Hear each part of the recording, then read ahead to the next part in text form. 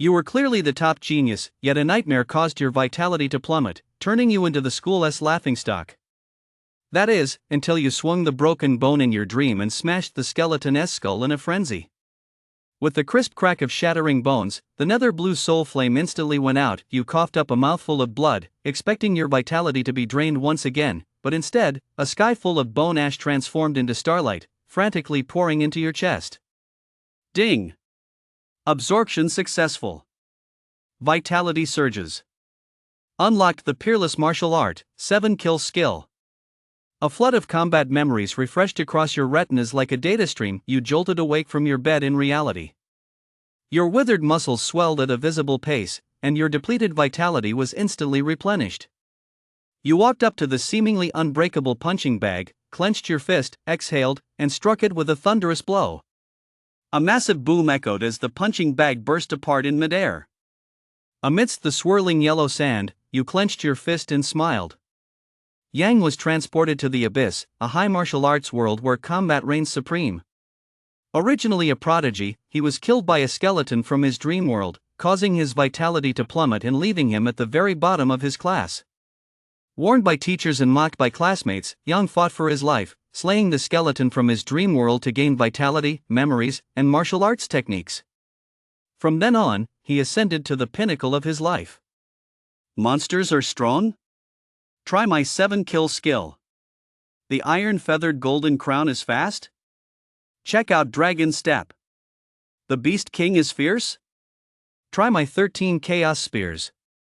Looking back, Yang had already reached the pinnacle of the world. Here we go again. Yang opened his bloodshot eyes and looked helplessly at the terrifying scene before him. Gloomy, oppressive, terrifying, despairing, and filled with resentment. Ever since a month ago, whenever he fell asleep, he would end up here. It was like a dream. But it felt incredibly real. Yang! What time is it, and you're still sleeping in? Look at your report card this time. Vitality 0.532, it's dropped by half. What are you doing? From being number 1 in the entire school, a genius with the title of apprentice rank, to now being dead last. In just one short month. What on earth are you doing? With grades like this, you still want to get into Wuda and become a warrior. You don't even qualify to take the college entrance exam now. The harsh, furious voice rang in his ears, snapping him back to reality. Yang looked up dazedly and saw 2 massive bowling balls right in front of him, trembling with each of his homeroom teacher's angry roars. Peering through the gap between the bowling balls, he caught sight of his homeroom teacher's furious face. Her eyes were now filled with anger, heartbreak, regret, and frustration at seeing such potential go to waste. Yang hung his head in shame. She looked at this once brilliant student, his eyes sunken, his face pale, his expression haggard and filled with shame. You sigh. Her angry rebuke turned into a sigh. Her tone softened. It's fine for a young man to have a crush on a girl, but you need to know your limits. How could you have depleted half your vitality in just 1 month? If you keep this up, what will become of you in the future? Teacher, I didn't have a crush on her, I was just having nightmares, Yang hurriedly explained. The homeroom teacher quickly cut him off. Enough. Don't try to fool me with that nonsense about dreaming of ghosts. There are only 100 days left until the college entrance exams. I want you to be that vibrant, determined student you used to be. I'm giving you 7 days off. Go home and rest up properly. In 7 days next Monday there's an important test. I want you to get back to your previous form, get back to the top and ace that test. This is crucial for you, it's about your future. I hope you don't miss this opportunity. The homeroom teacher said solemnly, looking at Yang with high expectations. Yang clenched his teeth and nodded firmly. All right, Lu Ban. Your health comes first. Stop daydreaming about girls. Did you dream about skeletons again?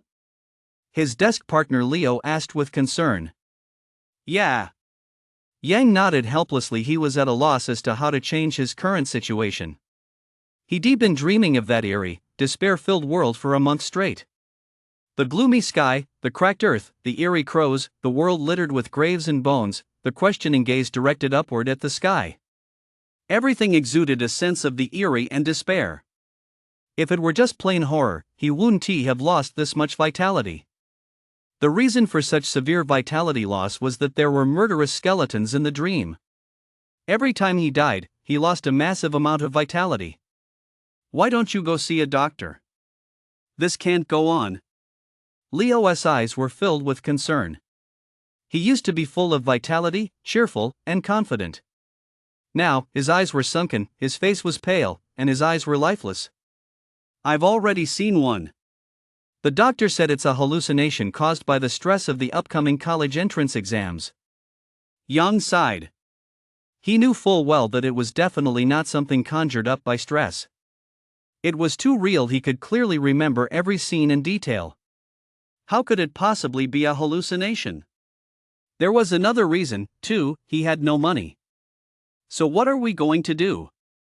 Are we going to the internet cafe for an all-nighter again tonight? Leo asked.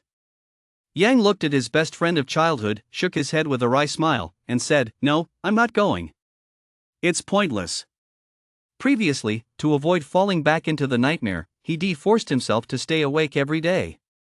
Even when he did sleep, it was only for a brief nap, and he'd have Leo wake him up. This was to ensure he wouldn't be killed by the skeletons in the nightmare and waste his vitality for nothing. But after a month of trying this, it didn't seem to be working. His vitality was still dropping as it should, and he was on the verge of a mental breakdown. If this continued, he'd be worn down to death. He had to make a change. All right then, I'll head home early to rest.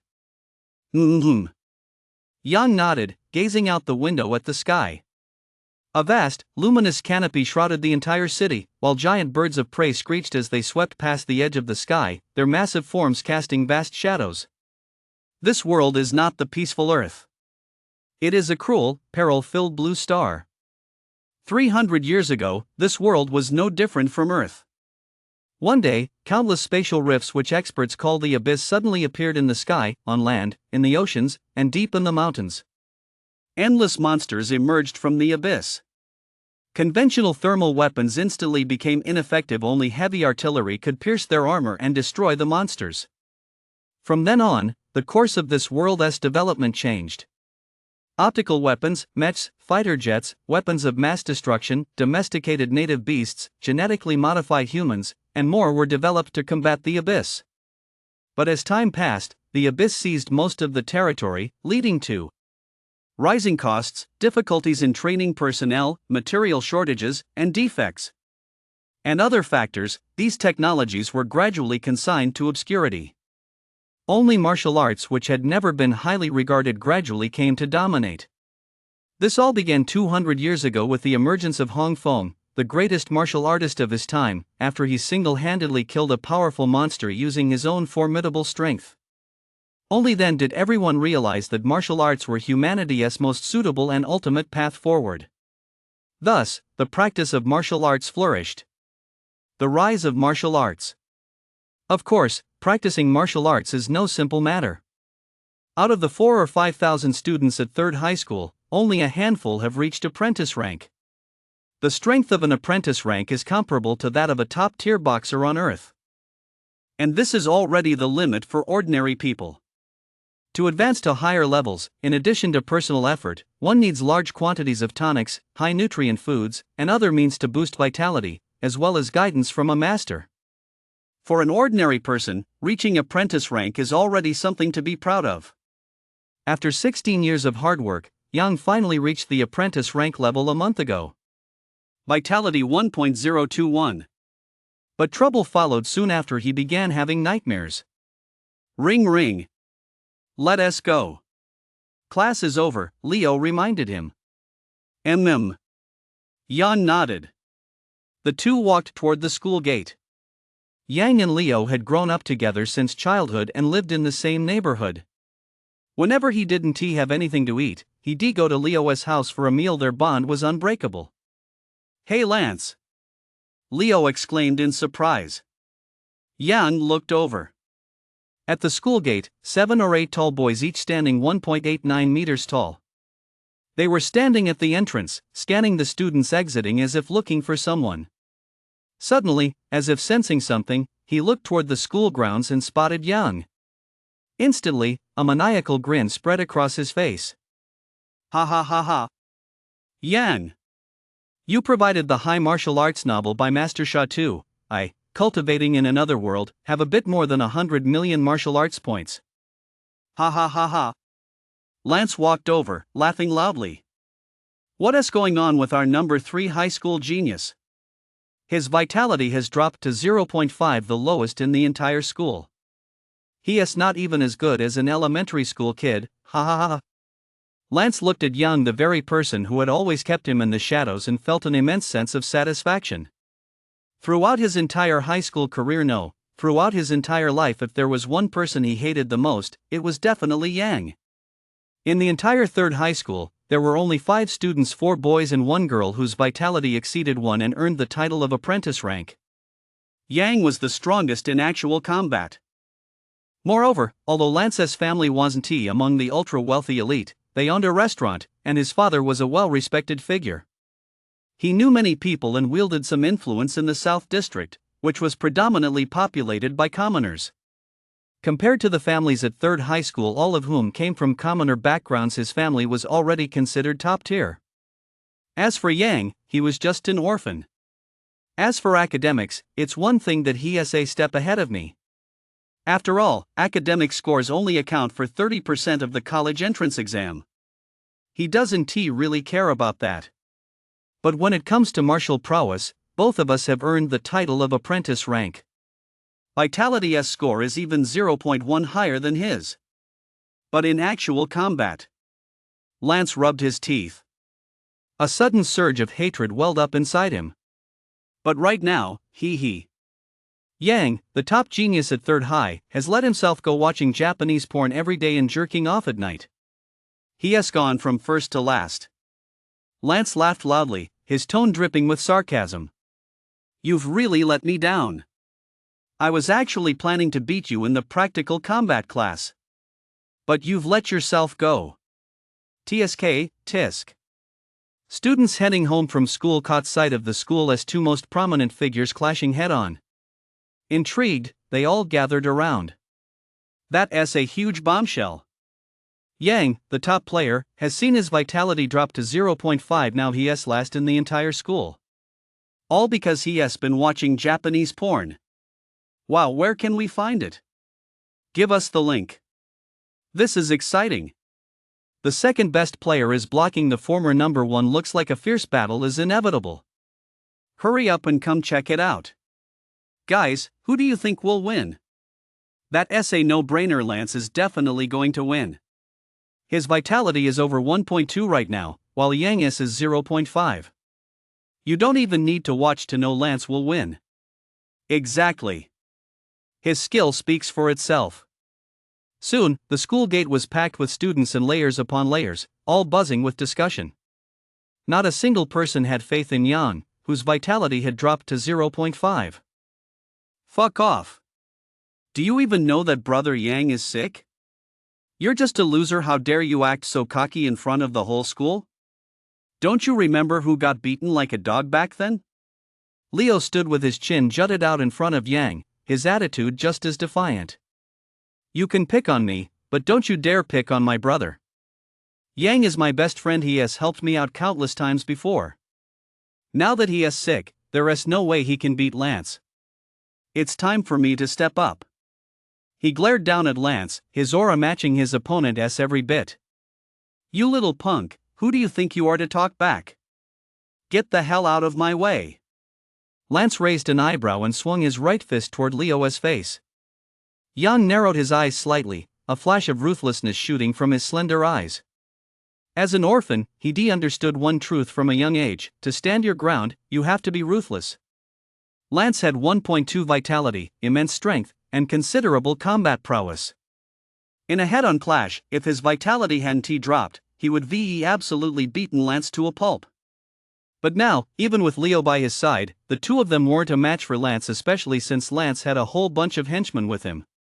Going head-to-head would definitely leave them battered and bruised. So, he had to pull out a ruthless move. Yang ignored Lance's punch aimed at Leo. As Lance lunged forward to throw his punch, Yang sidestepped to Leo's side, timed his move perfectly, locked onto his target, and kicked out. Low kick. E. Lance instantly clamped his legs together, clutched his groin with both hands, his eyes wide and his mouth gaping. Apart from that initial cry, all that followed were gasps of shock. His body slowly slumped to the ground. The pain made his eyes roll back, and his whole body shook uncontrollably. The underlings behind him were all stunned. They stood frozen in place, unsure of what to do. They stared blankly at their boss, who lay motionless on the ground, then at Yang, once the top fighter at 3rd Middle School. They all swallowed hard. One strike had completely taken out their boss. Though it was a bit underhanded. But that single blow was enough to scare them into inaction. After all, his reputation spoke for itself. They all screamed inwardly, "Boss, do we fight or not? Give the order already." War is a matter of deception. As an apprentice rank, you actually had absolutely no sense of self-defense during combat? You've really disappointed me, Yang said coldly. With that, he grabbed Leo and ran off. He couldn't wait for him to react, otherwise, he'd be in for a serious beating. The students around them were all stunned. They had expected a fierce battle, or perhaps a thrilling showdown where the second-ranked fighter, Lance, would beat up the former number 1. But they never expected. So that's how it goes. A low kick. The teacher never taught us that. No wonder he was the top fighter at 3rd Middle School. That kick perfectly embodied speed, accuracy, and ferocity. I think it should be written into the textbooks so everyone can learn this move. A moment of silence for Lance. Hope he can still use his legs for the rest of his life. Ha. It took quite a while before Lance snapped out of his agony. He let out a heart-wrenching scream, "Chase him! Yang, I'm not done with you." Ha, that felt great. Let us see if he dares to act so cocky next time, Leo laughed heartily. Lance is petty and holds grudges. Be careful these next few days. Don't give him a chance. I'm skipping school for a few days, Yang warned. Don't worry. I'm sharp enough they won't be able to get to me. Good. The two walked home, chatting and laughing. Number 3 Middle School was located in a working-class neighborhood in the southern part of the city, where the housing complexes were all government-built low-income rental housing. The residents were all from the lower strata of society. Yang lived right here. He'd been living here for 16 years. We're here. I'm heading home first. I'll come find you to go to school next Monday, Leo said. He lived in Building 1, right by the entrance to the complex, while Yang lived in a dormitory-style building the government had built specifically for orphans. Until the age of 18, living in the dormitory building was free. Of course, after turning 18, they had to move out. Okay.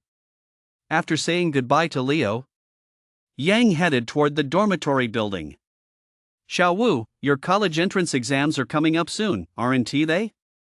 Qin asked. She was the manager of the dormitory building. Residents could always turn to her for help with any issues or if they were short on supplies. Yes, Qin. The exams are in a month. Yang replied respectfully. Then remember to look for a place to live after the exams, during summer break. You'll need to move out before the new school year starts. The Battle of South City a while back claimed quite a few lives.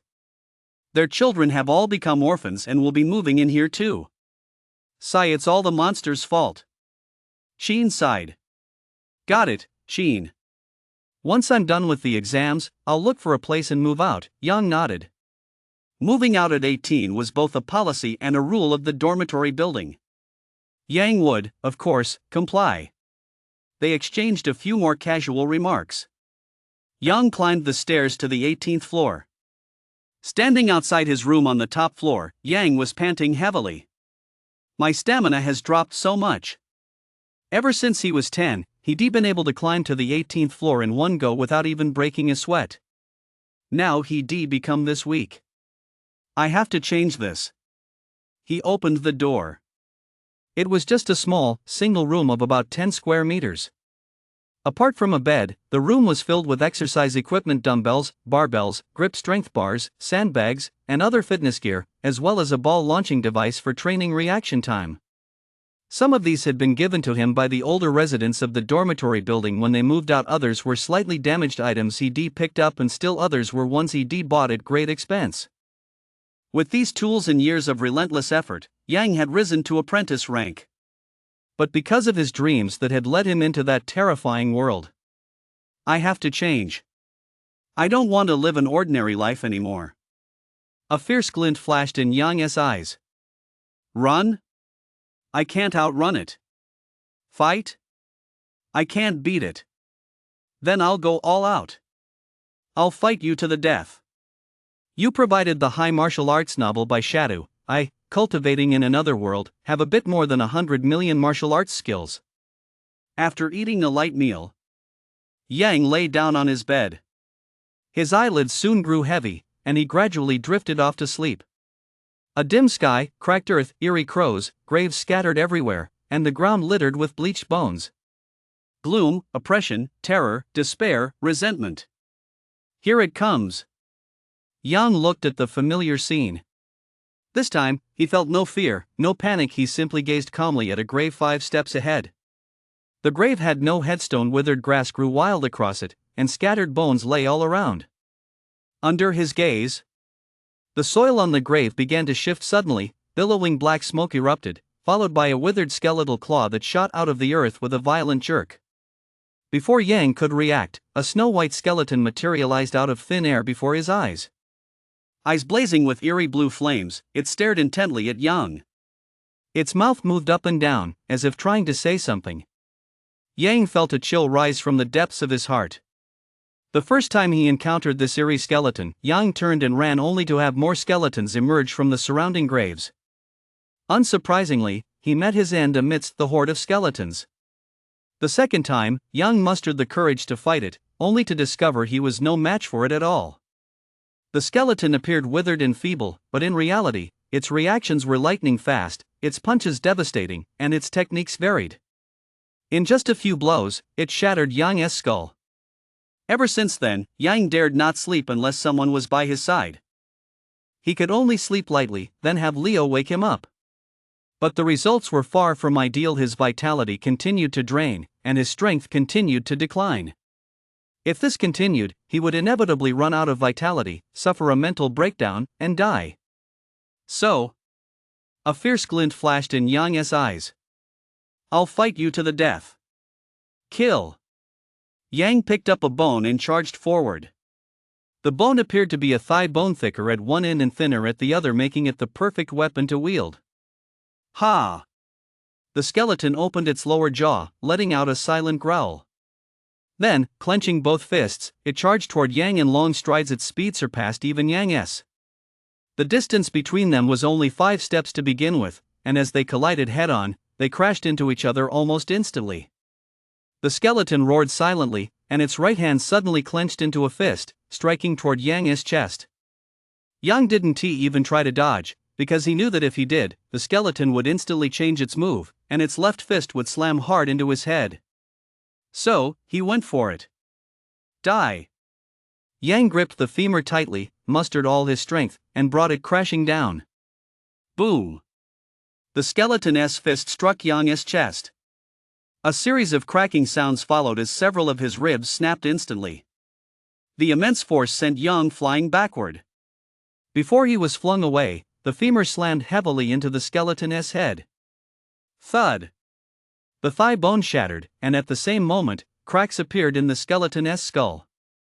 Yang crashed to the ground 3 or 4 meters away, coughing up blood in great gulps. The punch had penetrated deep enough to damage his internal organs. There was not a trace of fear in his eyes. Instead, they held a maniacal grin. Because he saw a glimmer of hope for victory. It works! It works! Roar! The skeleton ran its fingers over the crack in its skull, let out another silent roar as if enraged, and charged toward Yang in long strides. Yang struggled to his feet, clutching the broken femur tightly. A fierce, burning glint shone in his eyes. Come on, let us see if my will is stronger or your bones are tougher. Roar! The skeleton charged forward in great strides, but suddenly, it stepped on a skull, slipped, and lost its balance. It tumbled straight toward Yang. Yang's eyes lit up. What a stroke of luck! Then die! Yang gripped the broken thigh bone tightly with both hands, enduring the excruciating pain in his chest. He mustered every ounce of strength and brought the bone down hard on the skeleton's temple. This time, he struck with all his might. Because he knew that if this blow didn't kill the skeleton, he would be the one to die. So, he had to go all out. The skeleton's skull shattered, and the eerie blue soul fire in its eyes went out instantly. Its body crashed to the ground with a clatter, and its skeletal frame scattered into a pile of broken bones. It's dead. Ugh. Yang coughed up a large mouthful of blood and burst into laughter, but the moment he let out a single laugh, it tugged at the wound in his chest, causing him to wince in pain. He coughed up another large mouthful of blood. He examined his injuries. My chest is caved in, all my ribs are broken, and one rib has even pierced my lung. The injuries are extremely severe. I won't live much longer. I'll have to lose another chunk of vitality. Yang concluded. There was no sorrow on his face, only delight. It was the joy of having slain a formidable foe. So what if he was strong? I still took him down. If technique and strength don't work, I'll just go for the kill. He. Cough cough ugh. Yang vomited another large mouthful of fresh blood. His eyelids grew heavy, and he knew he was about to die again. There was not a trace of fear on his face, only a smile as he gazed up at the gray sky. Why wasn't the sky blue? Why was the earth cracked? Why were there graves and skeletons everywhere? Where is this? Why have I entered this dream? Yang didn't know the answers. He coughed up more and more blood, and his eyelids grew heavier and heavier. Suddenly, out of the corner of his eye, he caught a sight that startled him. The scattered white bones rapidly collapsed, and a massive amount of bone dust rained down. Just like a pile of sand, once it lost its support, it collapsed quickly. In just a few seconds, they had completely crumbled away. Only a pile of bone dust remained on the ground. What is going on? A thought flashed through Yang's mind as his consciousness grew heavier and heavier. Suddenly, he saw the bone dust transform into tiny specks of light, flying toward him and burrowing straight into Yang's chest. His heavy eyelids lifted slightly, before Yang had time to wonder why the bone powder had turned into white specks of light, or why the specks were burrowing into his chest. He felt a warm current spreading through his chest. The warm current seemed to have a miraculous effect. With a series of cracking sounds, his broken sternum and ribs healed on their own. At the same time, more of the warm current flowed into his internal organs and every bone in his body. Suddenly, Yang's eyes widened in shock. He saw a flood of memory fragments that weren't his own, playing out in his mind like a movie. Get up and practice your forms. The rooster's already crowing, and you're still fucking asleep. Yes, coach. The 7 kill skill has 7 forms in total, focused on killing and following the way of the tyrant. Are you so weak that you plan to be a snack for monsters? Shout it out loud. Kill. Kill. Kill. Bull, you've passed the trial. Congratulations on officially becoming a member of the Yuewu army. I hope you go out of the city to slay monsters and protect the safety of Jishan City. A passionate roar. Kill. An endless tide of monsters surged toward them. Bull, push forward. Yes. Brothers, follow me. Great wind. Kill. One by one, figures gripped their spears tightly and strode boldly into the darkness. Vaguely visible in the gloom were massive monsters, a dark, boundless horde. Big Bull, Big Bull.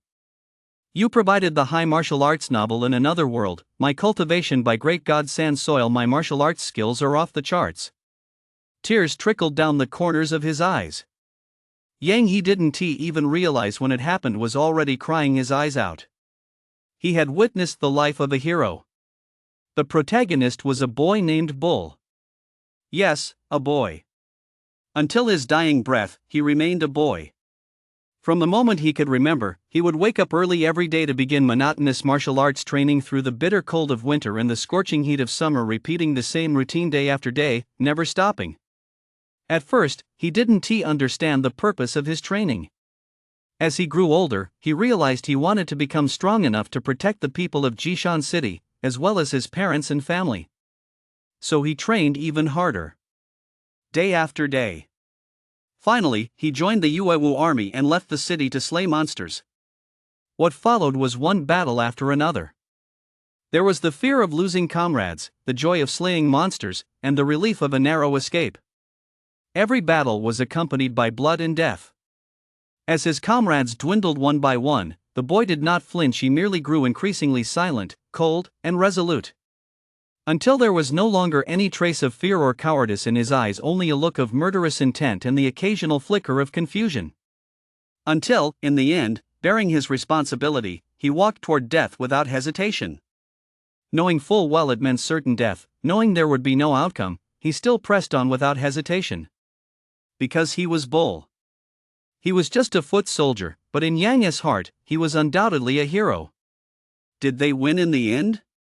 A sudden longing welled up in Yang's heart, a longing to tell him the story of victory. But as he looked at the gloomy sky before him, the cracked earth, the graves scattered everywhere, and the bleached bones, clearly, Yang stared blankly at the sky as tears slowly trickled from the corners of his eyes, falling onto the parched earth and slowly seeping into the soil. What are monsters? In Bull's memories, from birth to death, he had done only one thing: fought monsters. What were those monsters? Yang suddenly thought of the abyss on Blue Star, and the monsters that had escaped from it. Could they be the same species? Yang couldn't be sure, because the monsters he had seen in Bull's memories were all dark and blurry. Their hidden forms seemed to have become synonymous with death and fear. Just like the monsters on Blue Star, they all bring death and destruction, Yang muttered. His emotions remained unsettled for a long time. He lay on the ground, staring blankly at the sky, just like those skulls and the rotting crows perched in the trees. He didn't know how much time had passed. As his emotions gradually subsided, Yang was finally able to think clearly again. Ha! I'm not dead yet. Yang suddenly realized that after the skeleton had died, its bones had turned into specks of light that had seeped into his body. Then a warm current surged through him, and it seemed as though the wound on his chest. Yang hurriedly checked it. What he saw gave him quite a shock. His caved-in chest had completely healed, and his broken ribs had all fused back together, as if he'd never been injured at all. But he clearly remembered that he'd nearly died just moments ago. The blood on the ground proved that his memory was accurate. Just then, he felt an intense pain in his lungs and couldn't help but cough. Instantly, he coughed up large clots of black blood. After coughing them up, he felt completely refreshed. Looking at the clots on the ground, Yang finally understood. It hadn't been a hallucination. The points of light created by the skeleton have completely healed my injuries. Doesn't that mean I don't have to waste vitality anymore? Yang was overjoyed. I've finally solved the vitality problem. At the same time, Yang felt better than ever before, even better than he had at his peak. He clenched his fist and could clearly feel his arm had become much stronger. It seems my strength has increased. Then he shook his head.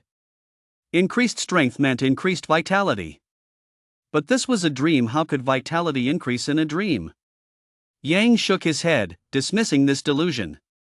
A new set of questions arose in his mind. What kind of world is this? Why am I able to enter it in my dreams? And why can I access Bull's memories? No matter how hard Yang racked his brain, he couldn't figure out what was going on. Perhaps once I've traveled the entire world, I'll find the answers. Yang thought to himself, then gathered his composure.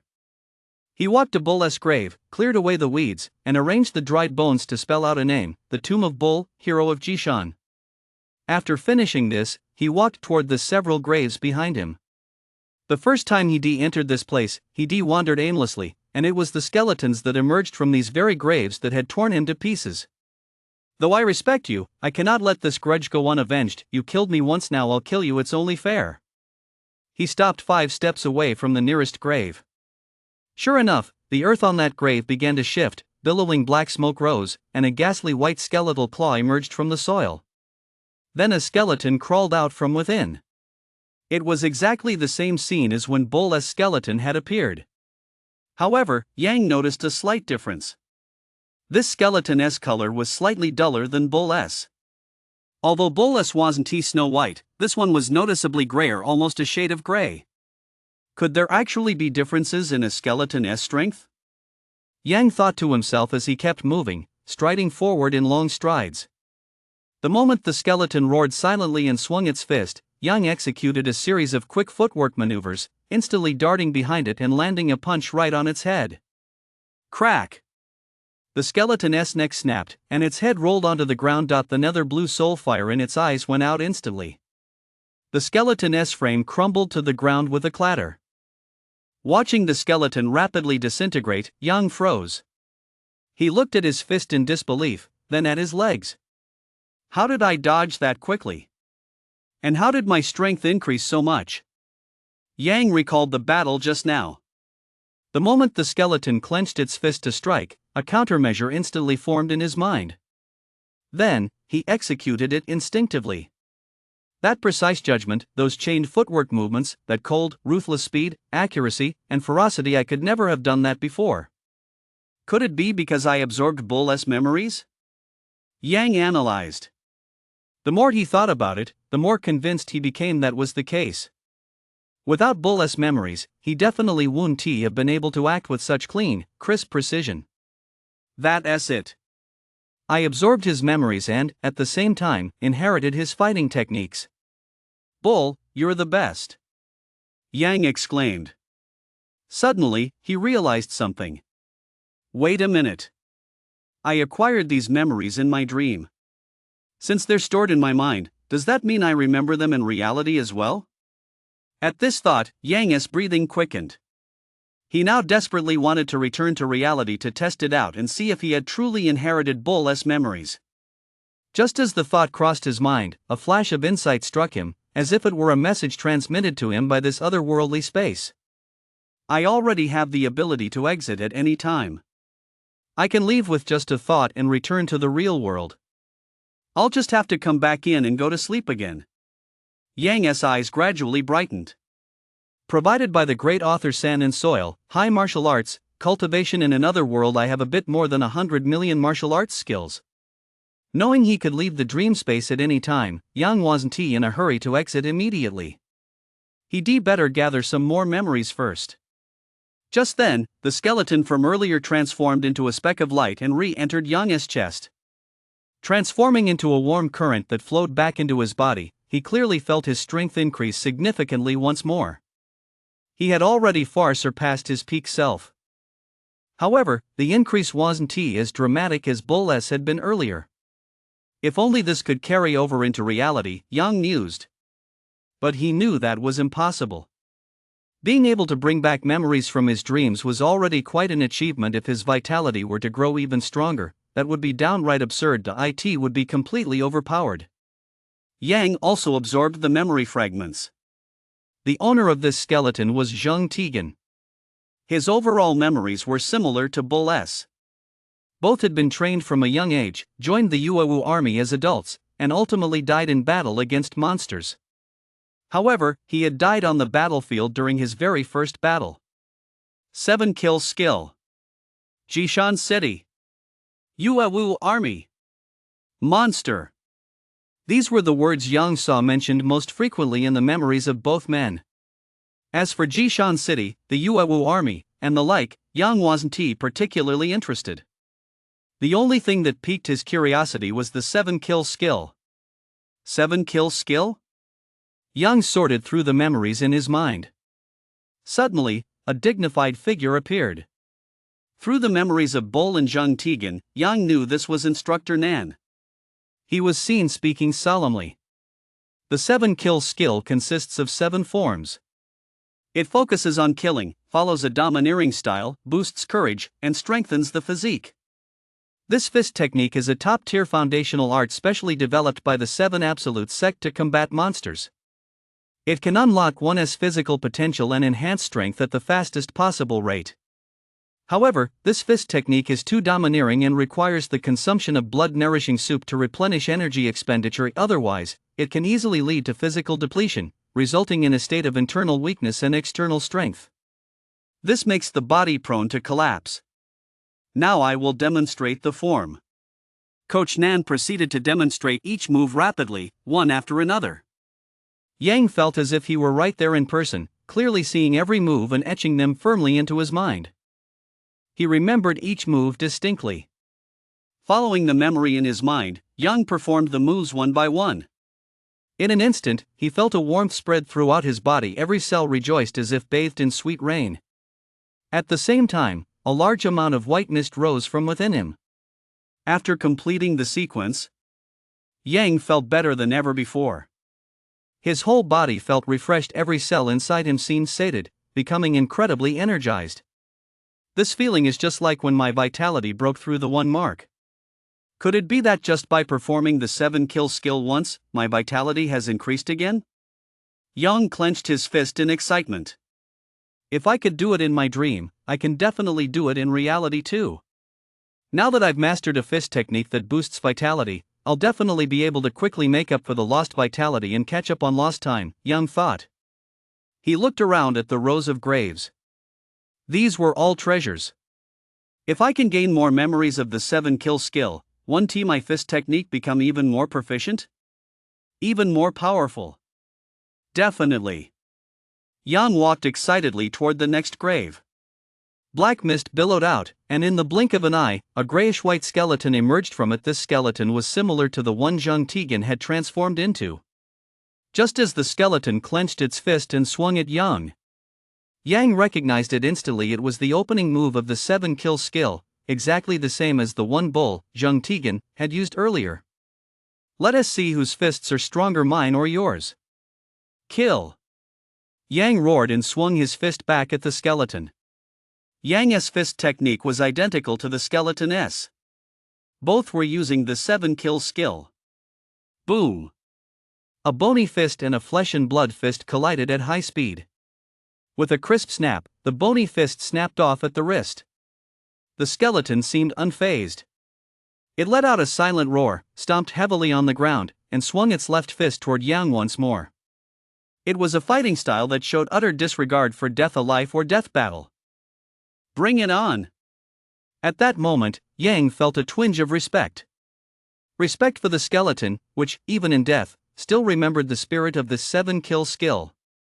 Its fists were ruthless. It was either you die or I die. He threw his left fist as well, meeting fist with fist. This time, Yang gave it his all. When facing an opponent, giving it your all is the greatest respect you can show. Crack! The instant the two fists collided, the skeletal fist shattered instantly. This time, Yang didn't give it a chance to strike back. He closed the distance, brought both fists together, and struck the skeleton directly at the temple. Boom! The skull shattered, and the nether blue soul fire dissipated. Then the skeletal frame scattered across the ground. The bones turned into specks of light that seeped into Yang's body, and another wave of warmth spread through him. Yang clearly felt his vitality grow even stronger. He had assimilated the memory fragments. This skeleton's surname in life was Xiao. Though the memory fragments didn't mention it, they did contain memories of the 7-kill skill. After integrating these memories of the 7-kill skill, Yang felt he had gained a deeper understanding of it. This is insane. Killing a single skeleton grants me the memories of an entire lifetime, allowing me to gain the experience of a lifetime in a mere moment. And it's not just one set of experience, but countless sets. It's as if I'm standing on the shoulders of countless people, rapidly leveling up. This is cheating, absolute cheating. But I like it. Keep hunting skeletons to gain martial arts memories. Yang looked at the graves ahead and strode purposefully toward them. After killing 3 more skeletons in a row, he noticed something. The mounds varied in size. The skeletons in the smaller mounds were a dull gray, while those in the larger mounds were a brighter white. Their bones were more tightly knit, and they were significantly stronger. Now, looking at the mound before him, which was clearly 2 or 3 times larger than Boles, he hesitated. This grave is huge. The skeleton inside must be no ordinary foe. Should I fight it? Yang thought for a moment, then decided to give it a try. I just absorbed the memories and the light points formed from the bones of 3 skeletons. It's the perfect opportunity to test just how powerful my 7-kill skill really is. Thinking this, Yang took a few steps forward without further hesitation. Just like the previous grave, black mist billowed from the large mound, and a skeleton emerged from within. Yang raised an eyebrow. The skeleton's bones were pure snow white, even brighter than Boles. Sure enough, the bigger the grave mound, the stronger the skeleton that appears. Let us see who is stronger, you or me. Yang charged forward in long strides. Like the skeletons before it, the snow-white skeleton let out a silent roar and charged toward him with equally powerful strides. By now, Yang understood exactly what the skeleton's roar meant. Most likely kill. Kill. Yang roared back, unleashing the first form of the 7-kill skill. Boom! Their fists collided. Yang's face contorted instantly. It felt as if he de-punched a steel plate, and his fist felt as though it had shattered. The pain was excruciating. Before he could throw another punch, the snow-white skeleton suddenly vanished from his sight.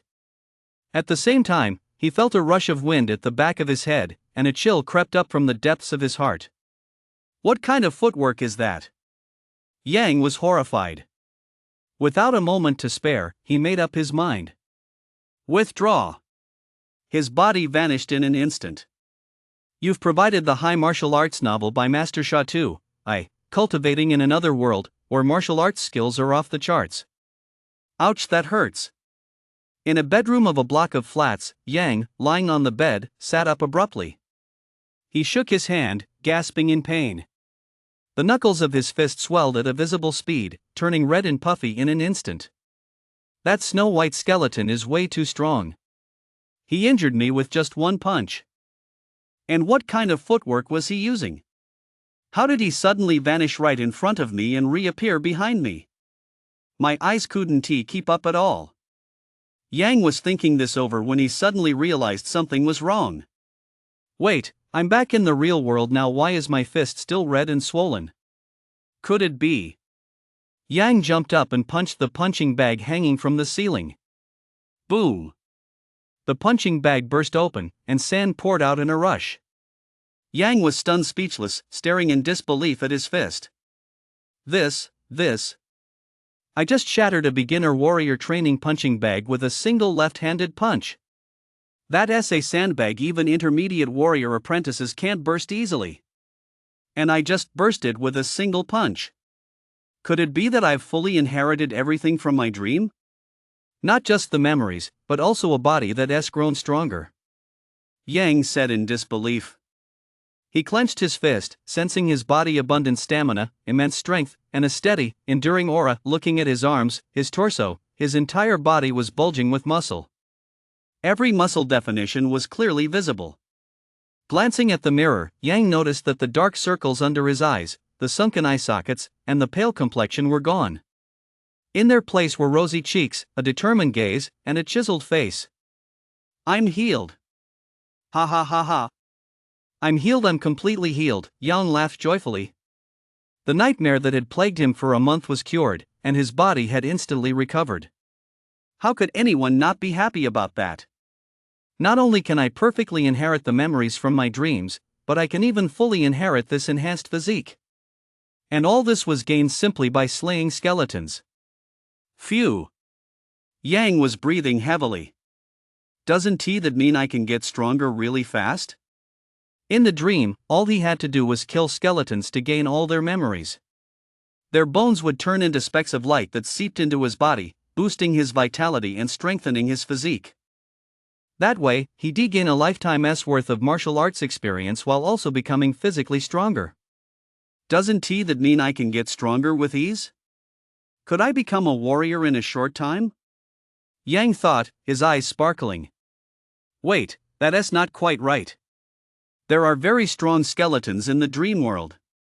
If I can't defeat them, I still won't gain anything. In fact, if I'm killed by one, I'll lose vitality.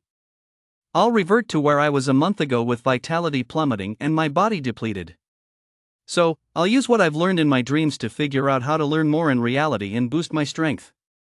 I'll go defeat the skeleton in my dreams. I'll use the feedback from the skeleton to enhance my memories and vitality. Then I'll get stronger again. And repeat the cycle. That's the right approach. If I don't grow stronger in reality, I'll eventually get stuck facing some powerful skeleton and never be able to advance any further. And the means by which I can grow stronger in reality is the 7-kill skill. The moment he thought of the 7-kill skill, everything about it flooded Yang's mind. Yang instinctively began to fight, just as he had in his dreams. As soon as he unleashed the fist technique, his blood boiled, his cells rejoiced, and steam rose from his body. He finished one full round. Yang's skin was flushed red, as if he'd just stepped out of a sauna. His entire body was drenched in sweat, which dripped steadily down the hems of his clothes. His muscles ached, and his legs felt weak. These were the signs of intense physical exertion. Just one round, and I've already exhausted my stamina. The 7-kill skill is truly no joke. It didn't feel this vivid in my dreams, but after performing it once in reality, I can truly appreciate the sheer power of the 7-kill skill. According to the coach, the 7-kill skill is a top-tier foundational boxing technique created by numerous martial saints, capable of boosting one's strength the fastest. So, I can rapidly improve my strength in reality, enter the dream world to kill the skeleton, and gain feedback. And so the cycle continues. Yang thought, his eyes shining. Just as he was thinking, his stomach suddenly growled, and an intense feeling of hunger washed over him. How much time has even passed? Am I already this hungry? Yang found it hard to believe. His empty stomach felt as though every cell was screaming with hunger. Every part of him was reminding him that he needed to replenish a massive amount of energy right now. This was because the energy within him had already been channeled into his body during the training session and transformed into his combat prowess. In other words, his vitality had increased. I've only done one round of boxing, and my vitality has already increased. What a treasure I've found. This is unbelievable. Yang was stunned. He hurried to the kitchen, boiled a large pot of noodles, and began eating them in big bites. After finishing the whole pot, his stomach was full to the brim. But his body was still ravenous. This made Yang realize a problem. There is not enough energy in this noodle dish, and it takes too long to convert into energy. If only I had some meat. Sigh. Yang glanced at the smartwatch on his wrist and opened his personal account. Balance, 3,623. Only 3,000. That's barely enough to rent a place.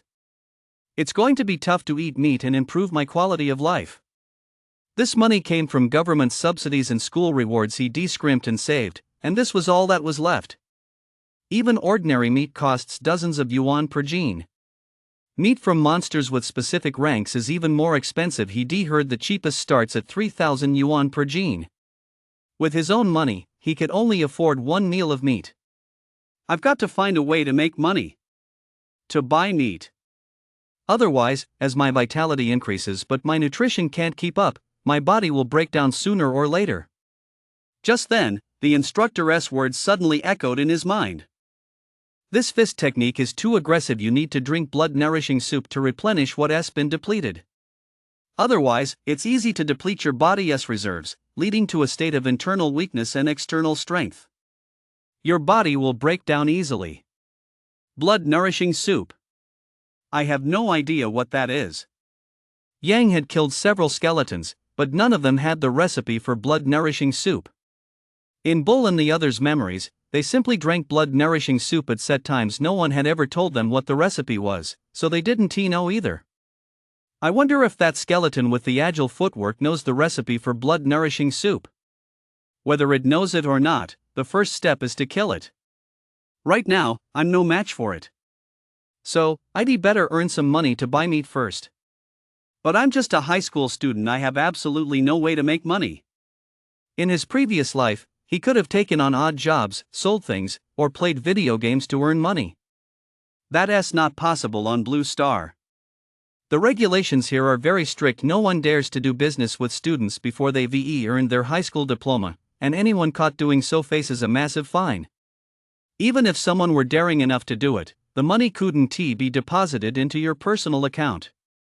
According to the rules, only large organizations like schools, the government, and martial arts schools can transfer money into your account in the form of bonuses.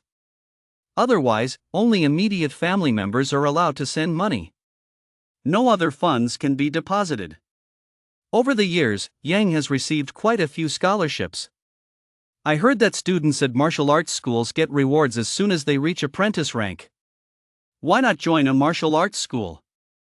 It'd be a good chance to test my current vitality and combat power. Yang looked out the window. Dawn was breaking. He stood up. Let us head to the East District. You've provided the high-level martial arts novel in a parallel world, My Cultivation Journey by Dashi Shatu, where the protagonist's martial arts skills are off the charts. The South and West districts are home to commoners. There are no martial arts schools there. Yang recalled that a few years ago, a martial arts school, the Huaying Martial Arts School, had opened in the South District. But because it couldn't attract students or turn a profit, it closed after only 2 years. Since then, no one has opened a martial arts school in the South District. Only the East and North districts have them. The East District is mostly home to the middle-class elite people who are either wealthy, hold some power, or come from warrior families.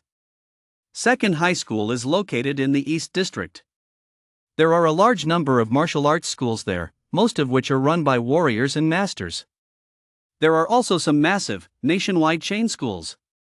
The Ji-Dao Martial Arts School. It was founded by Zhao Wuji, the world's third-ranked martial sovereign-level master.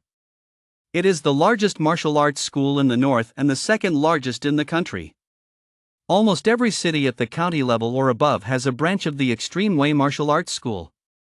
Each branch is also practically the largest martial arts school in its county or city, and the treatment of its students is naturally the best.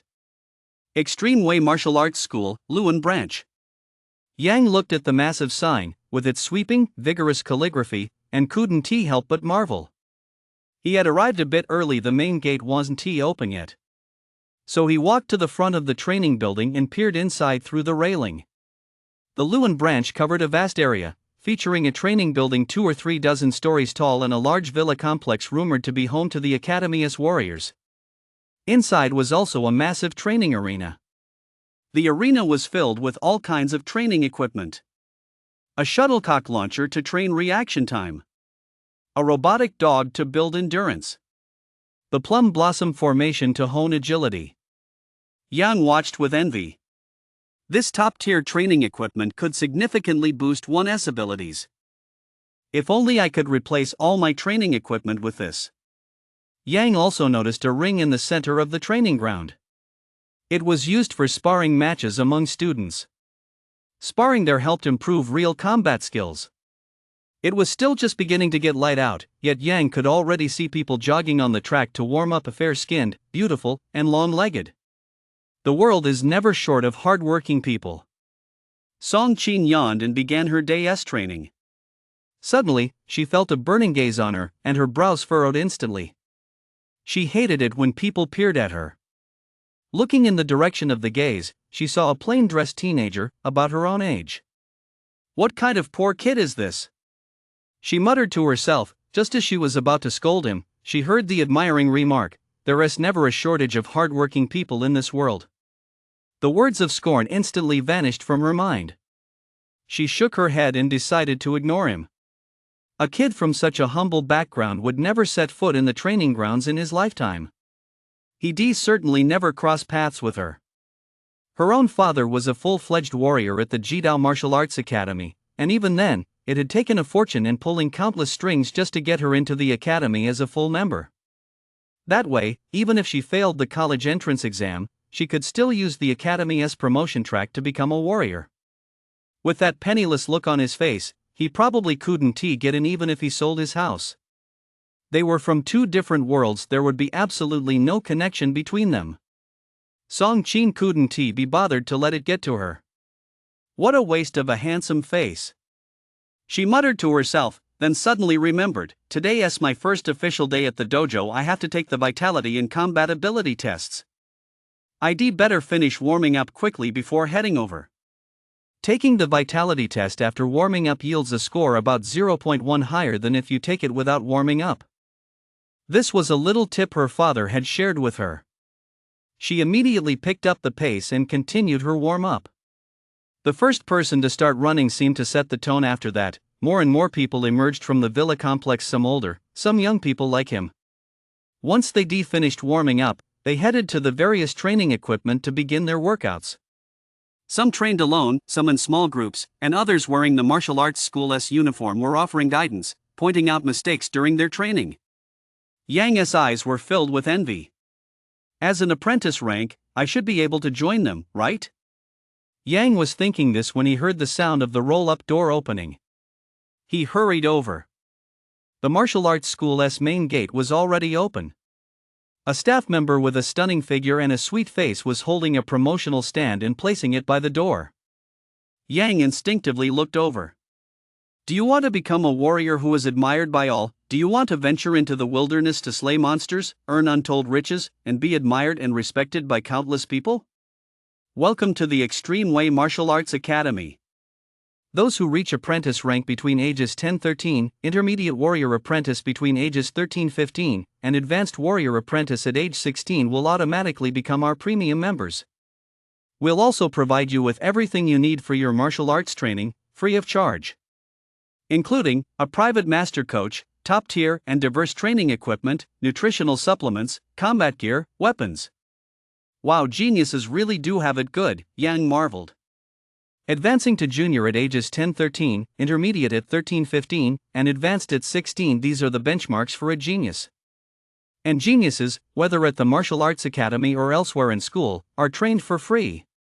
They don't have to spend a dime anywhere. Of course, in the entire Luan County, not even one such person emerges every 3 to 5 years. Yang is now 18 years old and holds the rank of apprentice. At number 3 high school, he is considered a prodigy, but here. He continued scrolling down. Want to become a member of our martial arts academy? Level 1 warrior level coach, 10,000 yuan for 10 lessons, group class, earns 10 points, accumulate 100 points to become a junior member of the martial arts hall. Benefits, unlimited use of equipment within the hall. Receive rewards upon rank promotion. Level 2 warrior level coach, 20,000 yuan. Level 3 warrior level coach, 30,000 yuan. Level 4. Level 1 is already 1,000 yuan per class? Yang clicked his tongue, then gave a wry smile.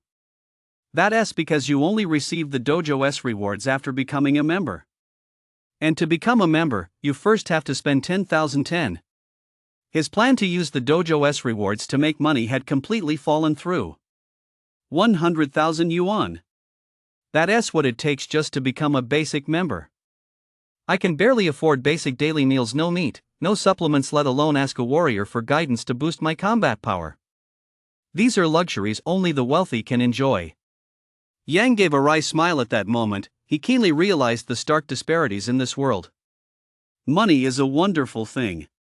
Too bad I don't have any. Thankfully, I have the world of my dreams. Yang made a self-deprecating remark, but in an instant, he was filled with fighting spirit. He held his head high as he walked through the martial arts school's entrance. The idea of becoming a member to earn rewards was gone. But he still had to take the vitality and combat power tests. The pretty female clerk, seeing someone come in, hurried over with a beaming smile. Young man, are you a senior in high school? You're here to sign up for the martial arts enhancement class, right? Which instructor are you interested in? It's college entrance exam season right now, so all our instructors are offering a 20% discount. A 20% discount? Even with a 20% discount, it still cost 8,000 yuan, and I only have a little over 3,000 yuan to my name. I need to save that for food and to rent an apartment after the exams. Yang scratched his head and smiled wryly. I'm here to test my vitality and combat power. To accurately assess students' abilities, martial arts schools are equipped with testing rooms. The test results are no different from those at school. At large, nationwide schools like Extreme Path Martial Arts, the testing equipment is even more precise, more so than the tests conducted at schools. Moreover, all martial arts schools' testing rooms are open to the public. The pretty female clerk looked surprised for a moment before taking a closer look at Yang. Earlier, she'd been too busy admiring his handsome face. His clothes were faded and worn, and with her trained eye, she could clearly see they were a bit too small, they even exposed his ankles. It was obvious they were old clothes that no longer fit him properly. This was a child from a poor family. No commission to be made here. She came to this conclusion, and the smile on her face immediately faded as she said with a faint smile. Test score, 100.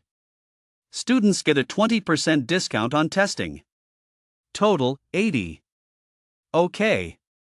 Yang paid and was led into the testing room by the pretty female clerk. You provide the high martial arts novel I, Cultivating in Another World by Dashi Shatu. My martial arts skills are a bit over 100 million. You know how to use the tester, right? The pretty female clerk opened the door and turned to ask. Yan nodded. Testing machines were all the same, he'd used them many times at school. Here you go, this is your disposable probe. Place it in the slot. Once you're done with the test, just close the door behind you when you leave. The pretty female clerk handed Yang a tightly sealed little box, then sashayed away, her voluptuous figure swaying. Okay. Yang took it. Inside was a blood-drawing needle. The needle was hollow. Once it pricked his finger, it would draw a few drops of blood, which would fall into the machine for testing. Yang walked over to the testing machine and turned it on. A finger-shaped groove slowly rose from the flat platform. A line of text immediately appeared on the machine's screen, accompanied by a voice prompt. Please insert the blood-drawing needle into the groove, tip down. Yang followed the instructions and placed the lancet into the finger-shaped groove. Please place your right index finger on the lancet to draw blood. He placed his finger as instructed. Suddenly, the needle extended and pricked the pad of his finger, drawing a few drops of blood. Yang felt only a brief sting and then nothing more. Blood collection complete. Please remove your finger.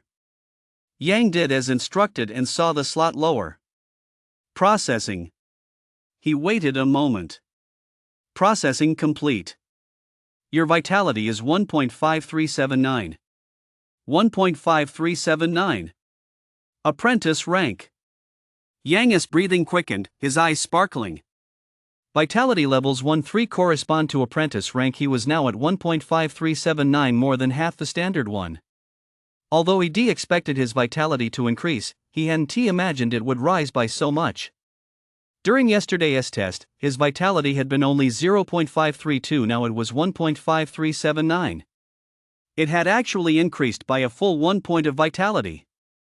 And this was merely the result of slaying 7 or 8 skeletons in his dream. Yet there were endless graves within that dream. At that moment, in Yang's heart, the graves in his dream had already become a treasure trove. A treasure trove that would help him grow rapidly. A surge of pride welled up within him, a conviction that he was destined to rise. To rise in the world as a commoner, no, as a pauper. No one wants to be ordinary. Everyone wants to stand at the center of the stage, in the spotlight. Just like those lyrics. That year at 18, at my alma mater's dance. Standing there like a foot soldier. Back then, with tears in my eyes, I swore to you all. You must see me. Please proceed to the combat testing area to check your combat power. The metallic beep from the scanner snapped Yang back from his inner turmoil. Yang took a deep breath to calm his racing heart. He walked over to the nearby combat testing area. Hanging in the center of the combat testing area was a punching bag covered with countless electronic force sensing points. Striking it would transmit the force applied, generating a baseline attack power value.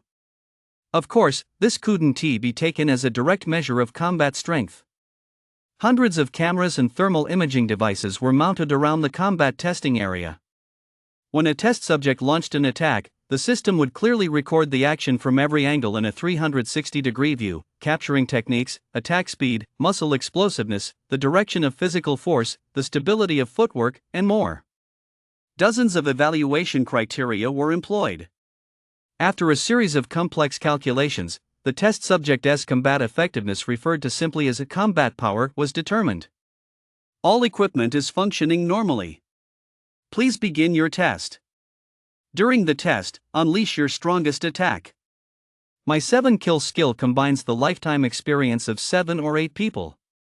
While my power generation technique isn't quite perfected, it far surpasses that of the average person. My punching power is certainly no slouch. This is the perfect opportunity to see just how high my combat power can go. Yang quickly warmed up, bringing all his bodily functions back to peak condition. Once a light sheen of sweat appeared on his skin, Yang knew he was ready. He strode forward. He let out a thunderous roar. At the same moment, he unleashed a punch. Kill! His feet clung to the ground like the gnarled roots of an ancient tree. He channeled his power in an instant through his waist, along his spine, and into his right arm, finally surging into his right fist. One could clearly see his right fist swell by a full size in an instant. Boom! The punching bag emitted a dull thud. The sensors have detected the attack. Images from all angles have been clearly recorded and are being immediately organized and analyzed. Calculating combat power. Yang looked at the screen with anticipation. Lines of numbers flashed rapidly across the screen, and the imagery of his power generation was being analyzed at high speed. After a moment, a number appeared. 337. Congratulations, your combat power is 337. You have reached the level of an intermediate warrior apprentice. 337. The level of an intermediate warrior apprentice. Yang was overjoyed. With apprentice rank vitality, I achieved the combat power of an intermediate warrior apprentice. The 7-kill skill is truly awesome. According to the officially released combat power standards, combat power is 80% of vitality multiplied by 100, meaning 1 point of vitality yields a combat power of 80. This is the standard combat power ratio. Reaching 80 is considered passing. Of course, in reality, even most people can only achieve 50 or 60. This is because ordinary people have limited mastery of the techniques and cannot unleash their full potential, resorting instead to brute force. Even if they know the techniques for generating power, very few can actually execute them. Only those who have undergone rigorous training and received guidance from masters can achieve the standard combat power value. This is one of the roles of martial arts schools. Those warrior masters personally point out deficiencies in power generation techniques and provide training until students reach or even exceed the standard combat power value. All of this requires extensive practice and the accumulation of time. And with my 1.5327 vitality, I'm generating 337 combat power, more than double the standard combat power. This is all thanks to the 7-kill skill and bull and the others. Generating more than double the combat power, does that make me a genius? Yang said with a smug grin. Of course, even with more than double the combat power, I still can't become a member of the Extreme Way Martial Arts Academy, nor can I get the bonus. I just hope the school will hand out a bigger bonus for next week's test. His focus on the bonus was, of course, because having money would allow him to buy high-nutrient meats, medicinal herbs, and other items to rapidly boost his strength. The 7-kill skill is demanding and places high physical demands on the body. If he doesn't replenish his nutrients, it will affect his health. There's still a month left until the college entrance exam. Last year, the cutoff for undergraduate admission was a vitality of 1.01 and a combat power of 80. Now I'm definitely good enough to get into an undergraduate program. But there's still a month left. I have to take it a step further and aim to get into Wuhan University or the military academy. If I could become a warrior before the college entrance exam. Yang's eyes lit up with his dream world. It was very possible. These words were overheard by Song Qin as she walked into the testing room. She snorted derisively, thinking to herself, a kid from a poor background who can't even see himself for what he is. Then, impatiently, she said, "Are you done with the test yet? If you're done, come out. I still need to take mine." "Oh, I'm done," Yang replied and was about to turn off the power. He ignored the long-legged girl's tone and attitude. The class divisions on Blue Star were even more pronounced than on Earth. Not only would the powerful and wealthy mock you, they could even kill you, and they'd get away with it. A little money would settle everything. This was precisely why Yang was determined to become a warrior. Only by becoming a warrior could he enter the ruling class. Alright, don't turn it off. I'll be using it in a minute, Song Qin said impatiently. You provided the high martial arts novel in another world. I cultivate by Deshinsha too. My martial arts skills are a bit over 100 million. He is pretty handsome, but it's a shame he comes from a poor family and will never become a warrior in his lifetime. Watching Yang walk away, Song Qin muttered to herself. Her face was full of regret. Because she knew just how difficult it was for a child from a poor family to rise to the rank of warrior. The literati are poor, the warriors are rich. It's not just an empty saying. For ordinary people, reaching apprentice rank is already a struggle that requires giving it their all. Putting a family's entire fortune on the line might give them a chance to advance to intermediate warrior apprentice. To reach advanced warrior apprentice, one must come from a wealthy family. Take her, for example. Her father was a full-fledged warrior at the Extreme Path Martial Arts Hall. Since childhood, she had unlimited access to all kinds of tonics. It took an unimaginable amount of money to raise her to the level of intermediate warrior apprentice. And to advance to warrior, who knows how much money and resources that would require. A poor child from a humble background has no chance of rising to the top without a major stroke of luck. Of course, geniuses are the exception. Looking at him, he doesn't seem like a genius either. I'll use your data to put my mind at ease. She wasn't considered a genius at second high school, not even a top student, and among warrior apprentices, she ranked somewhere in the middle. Her original intention in not letting Yang turn off the tester was to compare him to herself to put her mind at ease. After all, today was her first day officially joining the Jidao Martial Arts Academy, and it was also her first test. She walked up to the vitality test station. 1.5379. He. Just over 1. He has only just become an apprentice rank. With that kind of ability, at an ordinary school like 3rd or 4th high, he'd already be considered a genius, but in front of me, you're still just a little brother. Song Qin smiled happily. Then she took out a lancet, drew a drop of blood, and placed it on the tester. After a moment, a number popped up on the screen. 3.6392. Intermediate Warrior Apprentice. Just over 2 points short of advancing to Senior Warrior Apprentice. Song Qin raised her head proudly.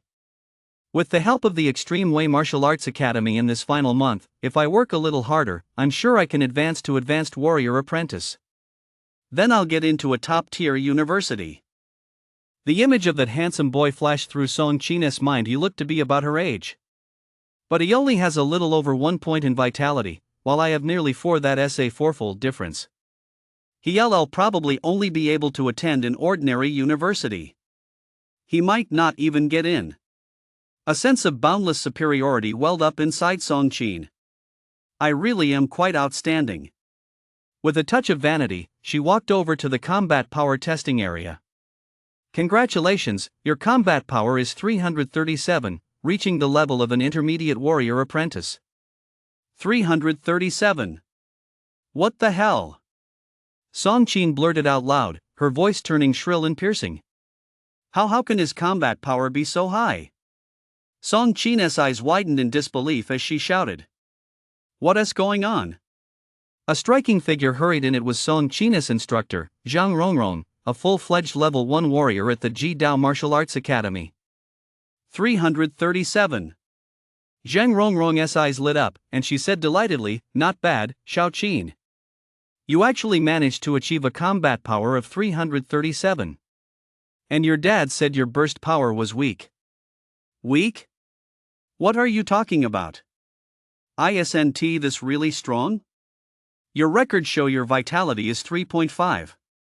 Achieving a combat power of 337 now far exceeds the normal standard. You're a prodigy, girl. Zhang Rongrong looked Song Qin up and down, growing fonder of her the more she looked. As an instructor at the Jidao Martial Arts Academy, the more outstanding her students were, the greater her rewards would be. Everyone loves outstanding students. Not bad, Xiaoqin. You're quite the little genius, aren't you? Ah no, that's not my combat power. Song Qin hurriedly waved her hands. Although she really wanted to claim the 337 combat power as her own, she knew she couldn't. After all, the official test was still ahead. You didn't test it yourself? Zheng Rongrang asked, puzzled.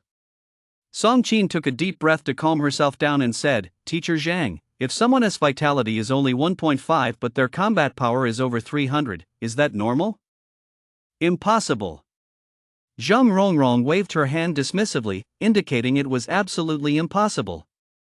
Seeing Song Qin's puzzled expression, she explained, according to the Martial Guild's published standard for a warrior apprentice's combat power, vitality 100 0.8. That means if vitality is 1, combat power is 80. That's the standard. And do you know that 80% of people don't even meet this standard? Only 20% can barely reach it. Of that 20%, another 20% can exceed it. Anyone who reaches 100 is a genius. Take you, for example, with a vitality of 3.5, achieving a combat power of over 300 is already very impressive. You can be classified as a genius and receive special training. As for what you mentioned, a vitality of 1.5 achieving a combat power of over 300. Zheng Rongrang shook her head. That's simply impossible. I've never seen anything like that in my entire life. Song Qin silently pointed at the combat power figure on the screen. A dazzling 337. You really didn't achieve that yourself? Zheng Rongrang exclaimed in amazement. Song Qin nodded emphatically. I just finished testing my vitality. I haven't tested my combat power yet. This was achieved by a very handsome young man, and his vitality really is only a little over 1.5. If you don't believe me, you can check the records. At that moment, only two words remained in Song Qin's mind, handsome and strong. As for his plain clothes, she had completely ignored them. So handsome. So strong. Really? Zheng Rongrang perked up, though a hint of doubt lingered in her voice. Really? You can check the records. Song Qin nodded emphatically once more. Zheng Rongrang immediately checked the records. The vitality meter showed only two entries, one at 1.5 and one at 3.6. Needless to say, the 3.6 was Song Qin's. She then opened the combat power tester's records. There was only one entry. 337. This. Play the replay. Yang's figure immediately appeared on the screen. She saw him throw what looked like an ordinary punch. Then, the numbers skyrocketed. To Song Qin, the punch looked unremarkable. She felt she hadn't even put as much effort into it as she had. But to Zheng Rongrang, she saw something different. His feet are like deep roots, steady as a mountain pine. Power emanates from the feet. The waist and hips move as one, drawing strength from the back, shoulders, and arms to ultimately deliver this punch. This punch may seem simple, but it mobilizes the power of his entire body. Even many warriors can't master this technique. Zheng Rongrang's eyes sparkled. Wait, even if he had complete mastery, it would be impossible to generate more than double his combat power. After all, vitality is right there. Could he be a strength-type warrior? Zheng Rongrang's breathing began to quicken. To avoid misjudging the situation, she analyzed the action frame by frame, only to discover it was just an ordinary punch. Aside from being able to mobilize the strength of his entire body, there was nothing else to it. That left only one possibility. He really is a strength-type warrior. Who is he? Zheng Rongrang asked urgently. If one of her students had the warrior talent, the benefits for her would be enormous. Not to mention the bonus, it would certainly be substantial. More importantly, with such an exceptional student backing her up, she would wield greater authority and gain access to more resources. In the future, she would go even further. Even aspiring to become a master wouldn't be out of the question. She absolutely had to recruit him into her school. Even if it was just for a single day. Breathing heavily, she gripped Song China's shoulders and asked, her eyes reddened. Who is he? You've provided the high martial arts novel by the great author Sha Tu. In another world, I cultivate my martial arts are a bit more than 100 million. In a world that was gloomy, oppressive, terrifying, and filled with despair. Two figures were engaged in a rapid exchange of blows. Yang was battling that snow-white skeleton. The snow-white skeleton's attacks were powerful and heavy. Every punch that landed felt like being struck by an iron hammer. Yang's arms had long since become red and swollen. Moreover, its movements were unpredictable. It always appeared where Yang least expected it. Over the past few days, Yang had fought it over 100 times. At first, he couldn't even block a single punch and was forced to retreat from the dream world in disarray. On several occasions, he was even killed by the snow-white skeleton, losing a significant amount of vitality. Fortunately, while the snow-white skeleton's movements seemed erratic, they followed a discernible pattern. After hundreds of matches, Yang had essentially mastered it. Moreover, through these battles, Yang's combat skills were rapidly improving. Previously, he had merely learned Bull and the others' boxing techniques and could apply them in combat, but he was by no means proficient. This was evident in his earlier battles. After these hundreds of matches, Yang had thoroughly internalized Bull and the others' boxing techniques. If before he had merely known them, now he had mastered them, fully integrated them, and could execute them effortlessly. Next, it LL freeze for a split second. That's my opening. Sure enough, after Yang awkwardly blocked another punch, the snow-white skeleton's body stiffened for a moment. Yang seized the opportunity, mustered all his strength, and aimed a punch at the snow-white skeleton's jaw. Boom! The snow-white skeleton lost its balance and staggered. Yang seized the moment to deliver another heavy kick to its leg. With that blow, it could no longer maintain its balance and crashed to the ground. Yang rushed forward, pinned it beneath him, and rained punches down on its skeletal head. After a dozen or so consecutive punches, the skull shattered, and the soul fire dissipated. It's finally dead. A smile tugged at the corner of Yang's mouth. Fighting a formidable skeleton quickly improves my reaction time and combat skills. After all, this is a life or death battle. Every high-level skeleton is my combat instructor. And a life or death combat instructor at that. It was not my intention to kill you. Yang bowed to the snow-white skeleton.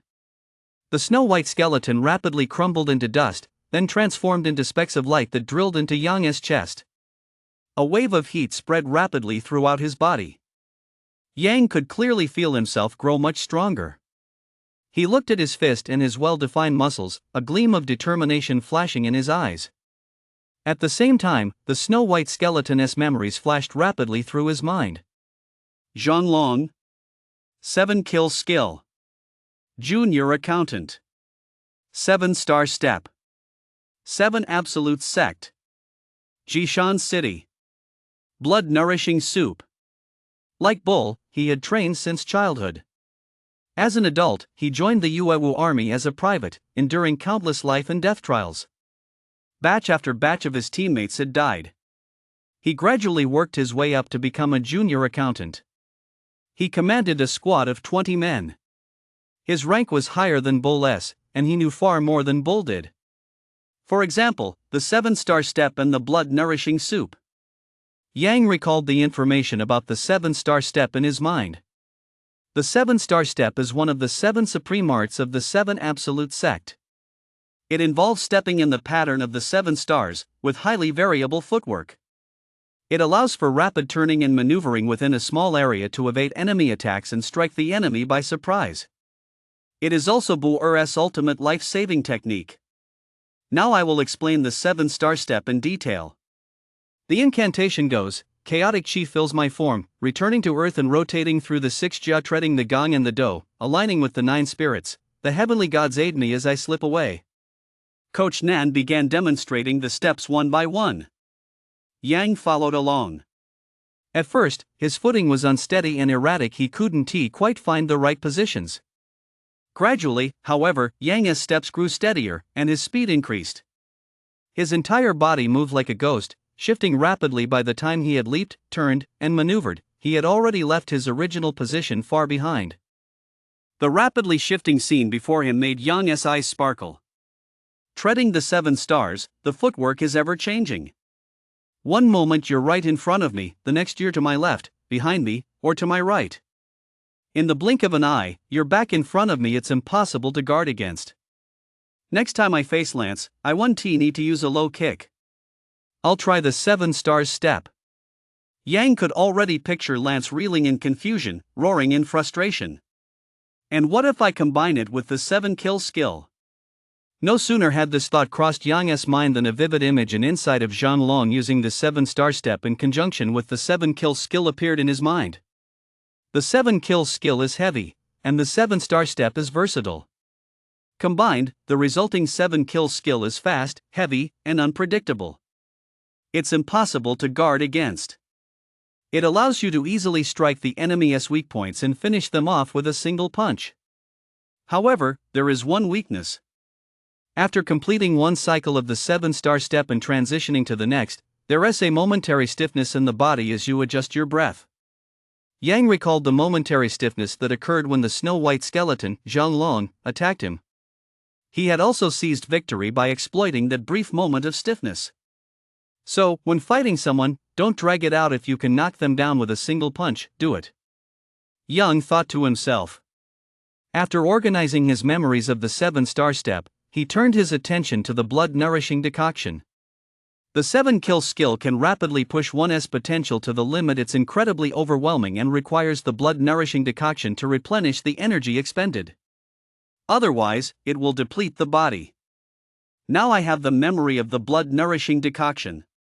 Yang paused to reflect for a moment, and the formula for the blood-nourishing decoction appeared in his mind. Blood-nourishing decoction formula: 6 grams of Angelica sinensis, 3 grams of raw Rehmannia glutinosa, 6 grams of Scrophularia root, 6 grams of donkey hide gelatin, 6 grams of Anna marina rhizome, 1.5 grams of safflower washed with wine, 1.5 grams of peach kernels ground into a paste. Usage: coarsely chop the ingredients for 1 dose. Add 400 milliliters of water and decoct until reduced to 320 milliliters.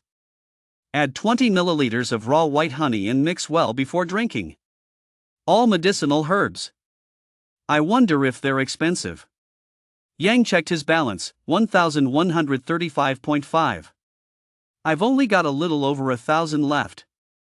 Ever since finishing his trial at the Extreme Way Martial Arts Hall that day, in order to boost his vitality, Yang had sold off his chicken, duck, fish, and other common meats as soon as he got home, which had cost him over 2,000. He glanced at the fridge. Only 1 chicken remained. I'll make some chicken soup later.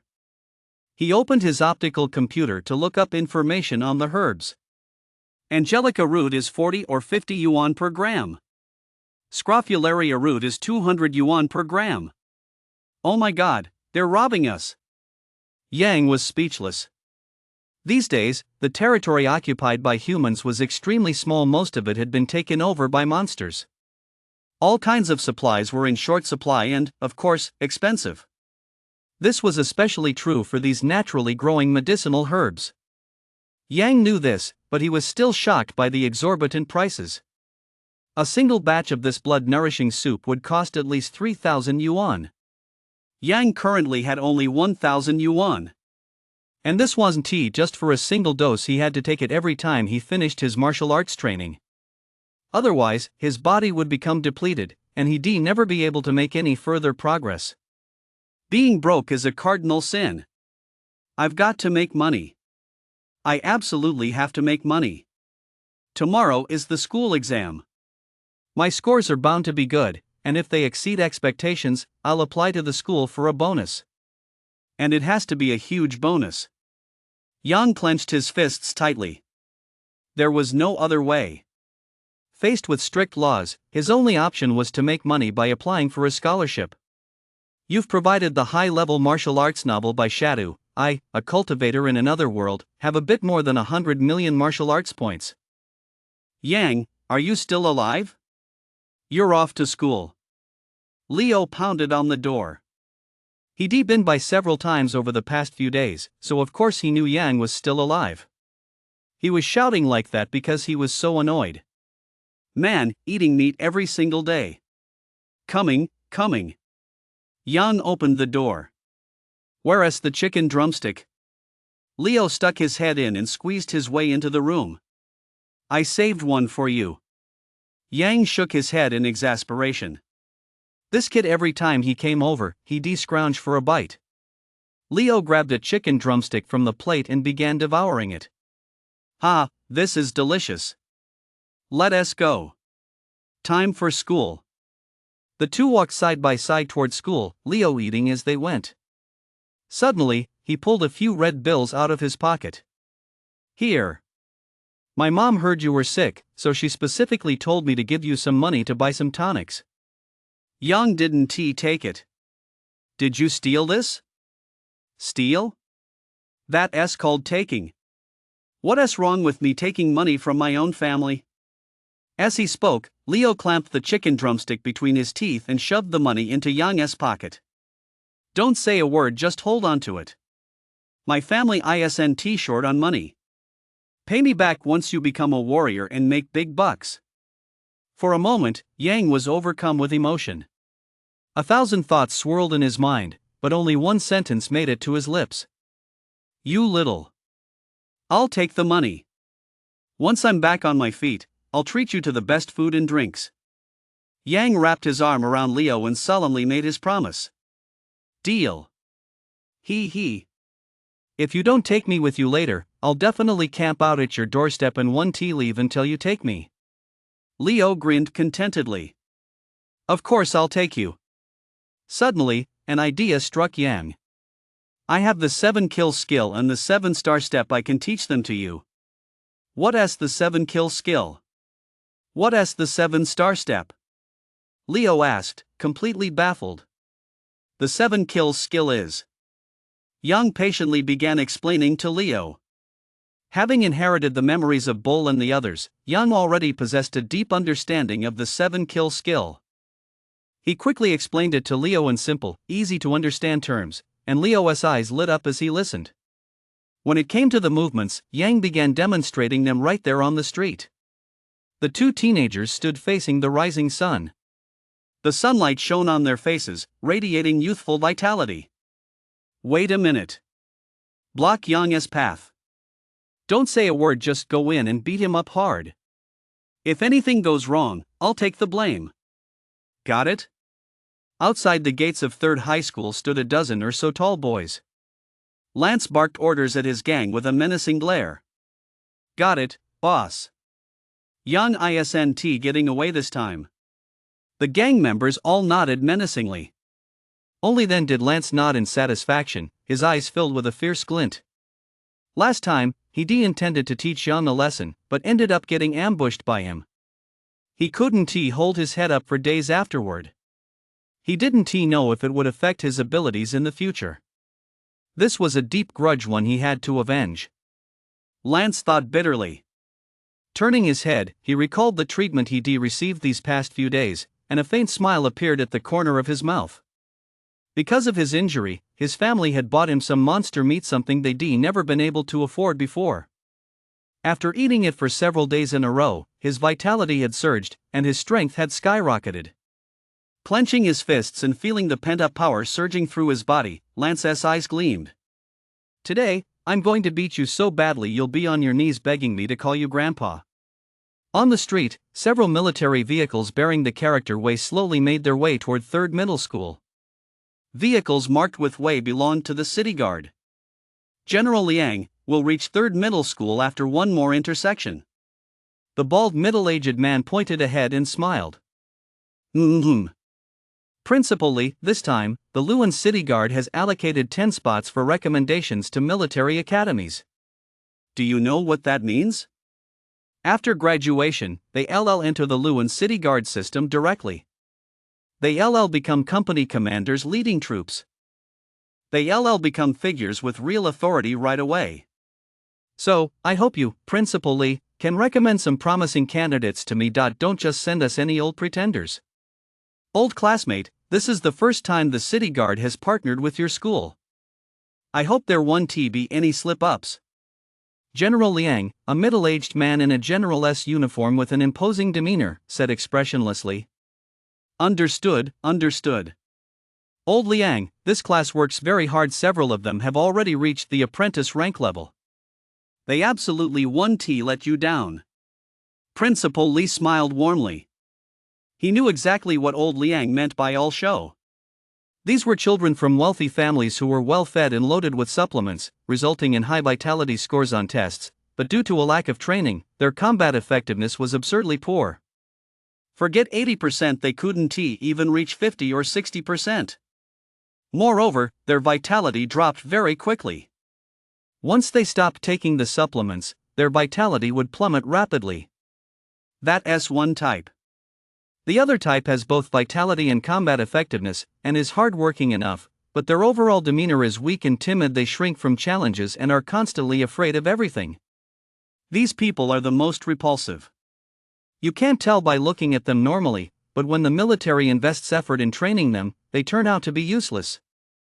Once recruited into the army, they even corrupt military discipline. Both of these types are referred to as all show and no substance. The military actually despises the latter type even more. Fortunately, most students at third high school come from commoner backgrounds, so there are almost no such all show, no substance types. This is also why the Luan City Guard is willing to come here to select reserve officers. Once selected, they are directly admitted to the local Jiangbei Military Academy in Jiangbei City for training. Upon graduation, they enter the City Guard system directly and become company commanders leading troops. They will also be given priority for future promotions. You could say this effectively gives the students a secure career path. It's such a shame. We had a top student who relied entirely on his own efforts. He ranked first in both academic and martial arts. His vitality had even reached the apprentice rank level. But just before the exams, he suddenly fell ill. His vitality dropped drastically. I don't know if he has recovered yet. Principal Li sighed. He was referring to Yang. Principal Li knew Yang's background. He was an orphan from a poor family. But he had never given up on himself. He had always studied diligently and consistently ranked first. He was also very polite, a truly fine young man. It was a pity he had suddenly fallen ill. Oh, let me take a look at his resume. Yang replied. He understood what the old principal was getting at. He was asking him to look out for this student. Admitted to third high school as the top-ranked student. First place in his freshman year. First place in his sophomore year. Yang flipped through Yang's resume, his serious expression softening. He is a good kid who is willing to work hard. He was consistently first in his class throughout his senior year, right up until the last test, when his vitality suddenly dropped. 0.5. Yang furrowed his brow slightly.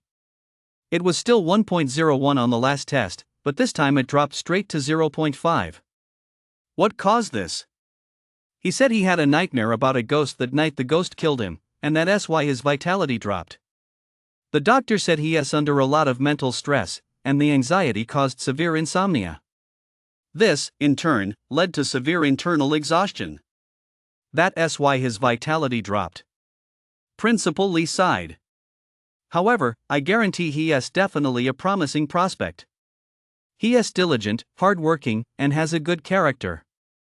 I ask General Liang to please give this serious consideration. Yang frowned, closed the resume on his optical computer, and said helplessly. Isn't this exactly what I meant by all show and no substance? If he can't handle the pressure of the college entrance exam, he certainly won't be able to handle the pressure in the military. General Liang, you're an alumnus of our school yourself. You can't just stand by and watch, Principal Li said anxiously. Enough. We won't consider this candidate. Let us just look at the test scores. Yang impatiently cut off Principal Li's words and turned his head toward the window. Suddenly, his brow furrowed even deeper as he saw a dozen or so students charging toward two others. It was clearly going to be a fight. Those are your students, aren't they? Principal Li looked over, and his face instantly darkened. You provided the high martial arts novel by Shatu. In this other world, I cultivate my martial arts are a bit more than 100 million. This bunch of brats, they really never give anyone a moment's peace. Since they were quite far away, he couldn't make out who was involved in the brawl. Stop the car. I'm going to teach them a lesson they'll never forget, Principal Li said, furious. Wait, what a quick reaction! General Liang suddenly stopped him, a look of astonishment flashing in his eyes. Yang, formerly number 1 at 3rd middle school. For some reason, his vitality suddenly plummeted, and he is now at the very bottom of the class. Zheng Rongrong recalled the information she managed to dig up, and quickened her pace. It had taken a great deal of effort and pulling many strings before she finally tracked down Yang's information that morning. When she rushed to Yang's home, she was told he'd gone to school. So, she hurried over here. A natural with raw power, why go to school? Become my student. Training at the martial arts hall is the true path. My first prodigy come into my fold at once. Just then, she heard a gasp of surprise ahead. Looking up, she gasped in surprise herself. What incredible reflexes! Yang, I've finally waited long enough for you. Lance's eyes shone with excitement and anticipation. His blood began to boil instantly. He'd been waiting for this day for a very long time. Today, he would finally avenge his great wrong. He'd already decided, in a moment, he would deliver 2 fierce kicks to Yang. Guys, charge in and take him down. Lance pointed and charged forward first. His henchmen behind him also charged forward, howling with excitement. The 7-star step feet treading the 7 stars, with ever-changing footwork. Yang was explaining the 7-star step to Leo, demonstrating it as he spoke. He moved around Leo like a ghostly apparition. Leo stood there like a dumb goose. One moment Yang was right in front of him, speaking, the next, he was gone. Then Yang's voice came from behind him, and by the time Leo turned around, Yang had reappeared right behind him. After a few rounds of this, Leo was completely disoriented. Wait a minute, how do you move your feet? You step on the 7 stars Tianxian, Tianshu. Just then, a loud shout came from ahead, Yang, I've finally caught up with you. Yang looked up, bewildered. Who is that? What do they want with me? When he realized it was Lance charging toward him with a group of people, Yang chuckled. Let us go. We'll climb over the wall to get into school. Leo grabbed Yang's hand and ran down the path. Lance had blocked his way several times over the past few days, so he'd gotten used to sneaking in over the wall. Today, he'd been so engrossed in Yang's story that he'd completely forgotten about Lance. Damn it! Yang had only just recovered if he got hurt again. Plus, today was test day. Where are we going? Yang grabbed Leo, puzzled. Lance only had apprentice rank vitality. His combat ability was pretty average. He'd been able to beat him to a pulp before, let alone now. As for his little henchmen, they were even worse. There's absolutely no need to be afraid, okay? What? Run. Just like last time when you dragged me, that's exactly how we're going to do it this time. Leo tugged at Yang anxiously, but Yang didn't budge. Leo was horrified. It felt like he was trying to pull a tree. No matter how hard he pulled, he couldn't move him. What's going on? How come you're so heavy all of a sudden? Leo asked in shock. This is a martial arts stance, Yang explained briefly. Never mind that. I'll demonstrate the 7-star step in a real fight. Watch closely. Ah. Leo hadn't even had time to react. Yang had already broken free from his grip and was walking toward Lance and the others. His face radiated composure and confidence. One man against more than a dozen. Leo was completely transfixed. That figure, not particularly imposing, suddenly seemed towering. A phrase suddenly popped into his head, though 1,000 men stand against me, I shall go forth. This instantly set Leo's blood racing. It was the kind of passion unique to youth. Brother, how could I let you face thousands of enemies alone? I'm coming too. Leo roared and charged forward. The next second, he froze in his tracks. Yang moved like a fish in water, effortlessly dodging Lance's attack. With a single step and a slight shift of his body, he easily evaded another person's kick. He tilted his head slightly, precisely dodging 2 punches. With a quick shift of his feet, he was already behind another opponent. Sue, watch closely, this is the 7-star step. When his right fist comes at me, I take a light step back, landing on the Tian Shu star position. See? I'm just outside the range of his punch. He can't hit me. 2 guys are kicking at me from the left and right, so I step to the Tian G star position. Hey, I'm slipping right past them. Bro, I'm right behind you now. Now I'm surrounded by 7 or 8 people, and they're all attacking me at once. At this point, we first step to the Yao Guang position, then move to the Tian Ji position, retreat to the Tian Xin position, and then to the Yu Hong position. See, I've dodged all their attacks perfectly. Oh. They're furious and have launched a coordinated attack on me. I'll first move to the Tian Quan position, then to the Tian Shu position. Yang kept his eyes and ears open in all directions, carefully observing Lance and the others' attacks as he moved his feet in a series of fluid steps, effortlessly dodging them. At the same time, he was earnestly explaining the moves to Leo. Leo watched, completely dumbfounded. In his eyes, Yang had truly become a fish swimming through the water, dodging the attacks of over a dozen people with ease and grace. He was also like a willow catkin. No matter how fierce the storm, he remained serene and at ease. More like a butterfly, dancing gracefully in the midst of a raging storm. It started. It started. Lance has cornered Yang. Everyone, come take a look. The feud between Lance and Yang was no secret. That perfect low kick was still the talk of the student body. Quite a few students have even gone out of their way to learn that move with impressive results. So when word spread that Lance had cornered Yang, everyone immediately rushed over in a frenzy. It was already a busy street with heavy foot traffic during school hours, so within moments, a massive crowd had gathered, forming layers upon layers of onlookers. When they saw Yang standing there, completely at ease and moving freely amidst the onslaught of over a dozen attackers, they were all stunned. What is this?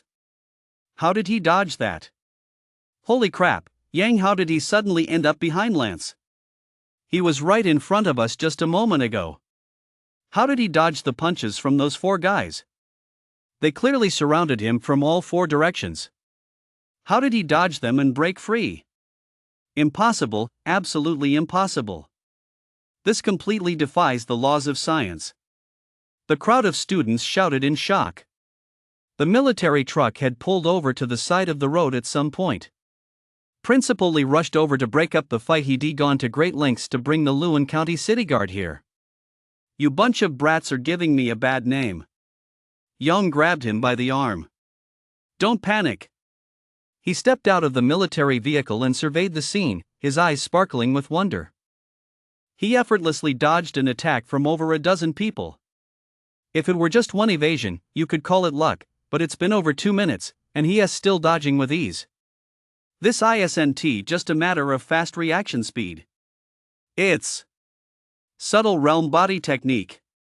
You provided the high martial arts novel by Grandmaster Sha Tu. I, a cultivator in another world, have a bit more than 100 million martial arts skills. Subtle realm body art. How old is he, anyway? Zhang Rongrong's eyes widened, and her breathing became rapid. As everyone knows, subtle realm body art involves rapid movement and evasion within a small area to dodge enemy attacks. Mastering it is extremely difficult. It requires not only extensive practice but also exceptionally quick reflexes. Only then can one master subtle realm body techniques. Many warrior-level experts cannot reach the subtle realm. Even she had only just advanced to the subtle realm. Yet this boy standing before her was just a high school senior, only 18 years old. Not only was he a strength-type prodigy, but he also possessed subtle realm body techniques. This is undoubtedly a genius, a top-tier genius, at that. There isn't a second person like him in the entire Lewin County. I absolutely must take him on as a student. Zhang Rongrong clenched her fists tightly. She seemed to already envision Yang shining brilliantly, revered by countless people. And she, too, would ride on Yang's coattails to become a chief instructor, rising rapidly through the ranks. What do you mean, subtle realm agility? Principal Lee asked in confusion. He hadn't followed the warrior path, so he wasn't very familiar with some of the terminology specific to warriors. But judging by the expression on his old classmate Young's face, he could guess what it meant. This was definitely no ordinary talent. Upon taking a closer look, a smile instantly spread across his face. For one reason above all else, he recognized that teenager. It was Yang. Back when they held school-wide assemblies, he had presented Yang with awards on several occasions. He had a very strong impression of Yang. That was also why he had gone out of his way to recommend Yang to his old classmate. Now that Yang was performing so brilliantly, it brought a smile to Principal Lee's face. "You've made me proud." Principal Lee looked at his old classmate Yang and saw that Yang's face was beaming with delight, his smile growing even broader. Just a moment ago, he looked utterly disgusted as if he never agree. Who was he putting on this act for now? This is the entry into subtlety realm of body movement. Add 18. Add this young man's name to this year's recommendation list. Our city guard will grant him direct admission. Yang pointed at Yang and declared solemnly. "I'm afraid that won't work, Principal Lee said with a teasing look, eyeing Yang with amusement. "Why? Isn't he a student at your school?" Yang frowned, looking at Principal Lee in confusion. "No, it's that some people in your city guard have already singled him out. They say they don't want him. They say he's all show," Principal Lee said with a chuckle. "Ha?" Yang's eyebrow shot up, his eyes widened, and a cold glint flashed in them. This sudden shift from calm to commanding presence startled Principal Lee. "Who is it? Who is trying to sabotage my city guard? Give me their name. No matter who it is, no matter what their background, I'll take them down." Such a promising prospect, and yet they specifically rejected him. "This is cutting off the future of my city guard." As he spoke, Yang's voice rose significantly, and his tone turned fierce. As a master-level expert, he knew all too well how rare it was for an 18-year-old to possess subtle realm agility. With proper training, such a person's future achievements would be limitless. By the time he reached Yang's age, advancing to the commander level wouldn't be impossible. At that point, the Luan City Guard would finally have a commander-level expert of its own. And now, someone had specifically rejected him. Damn it, isn't this effectively destroying the future of the Luan City Guard? The City Guard's standing within the entire military headquarters wasn't exactly great. Wasn't the reason precisely that they lacked a high-ranking expert to lead them? If they had a commander, then neither the field army nor the border defense forces would dare to look down on our City Guard. Principal Lee looked at him with a hint of amusement, pointed at Yang, and said with a grin, "Take a good look. See who he is." "Who is he?" Yang looked over in confusion. The more he looked, the more familiar he seemed. "I feel like I've seen him somewhere. Could it be?" He opened his optical computer. After clearly seeing the photo on the screen and glancing back at Yang, who was casually dodging attacks, he instantly matched the person in the photo. "It's him. Yang." Realizing that the person who had mastered the subtle realm of body movement was Yang was torn. From his earlier conversation with Principal Lee, he concluded that Yang wasn't particularly good at handling pressure, but now his talent was plain to see. An 18-year-old at the subtle realm of body movement. I absolutely must take him as my student. Zhang Rongrong clenched her fists and strode forward. Just then, the scene on the field changed again. After 3 minutes of non-stop attacks during which not even a single thread of their clothes had been touched, Lance and his group were all gasping for breath, staring at Yang in shock. "How are you so fast? Damn it, I can't even land a hit this isn't fair," Lance shouted between gasps. At that moment, he still hadn't realized the gravity of the situation. Yang froze for a moment, then said speechlessly, "What do you mean? Am I supposed to just stand there and let you hit me?"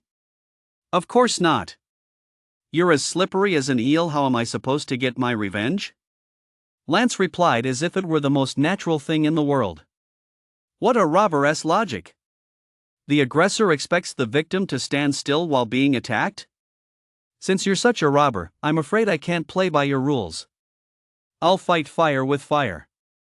Yang flashed a row of pearly white teeth, sending a shiver down Lance's spine.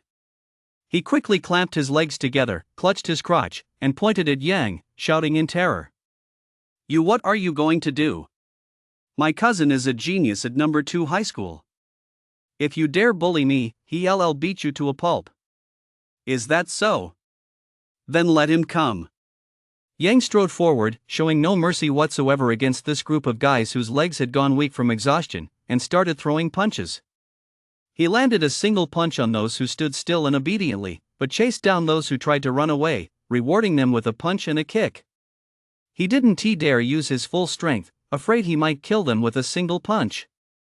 He used only 10% of his strength. Even so, Lance and the others were in unbearable pain, writhing on the ground and wailing incessantly. You've really let me down. You don't even know how to dodge. Yang shook his head, looking deeply disappointed. The onlookers had long since been left speechless. They'd been stunned when Lance and his crew failed to land a single hit on Yang time and time again. After all, Lance's little gang were all top fighters at 3rd high. Any one of them could take on a whole group of opponents.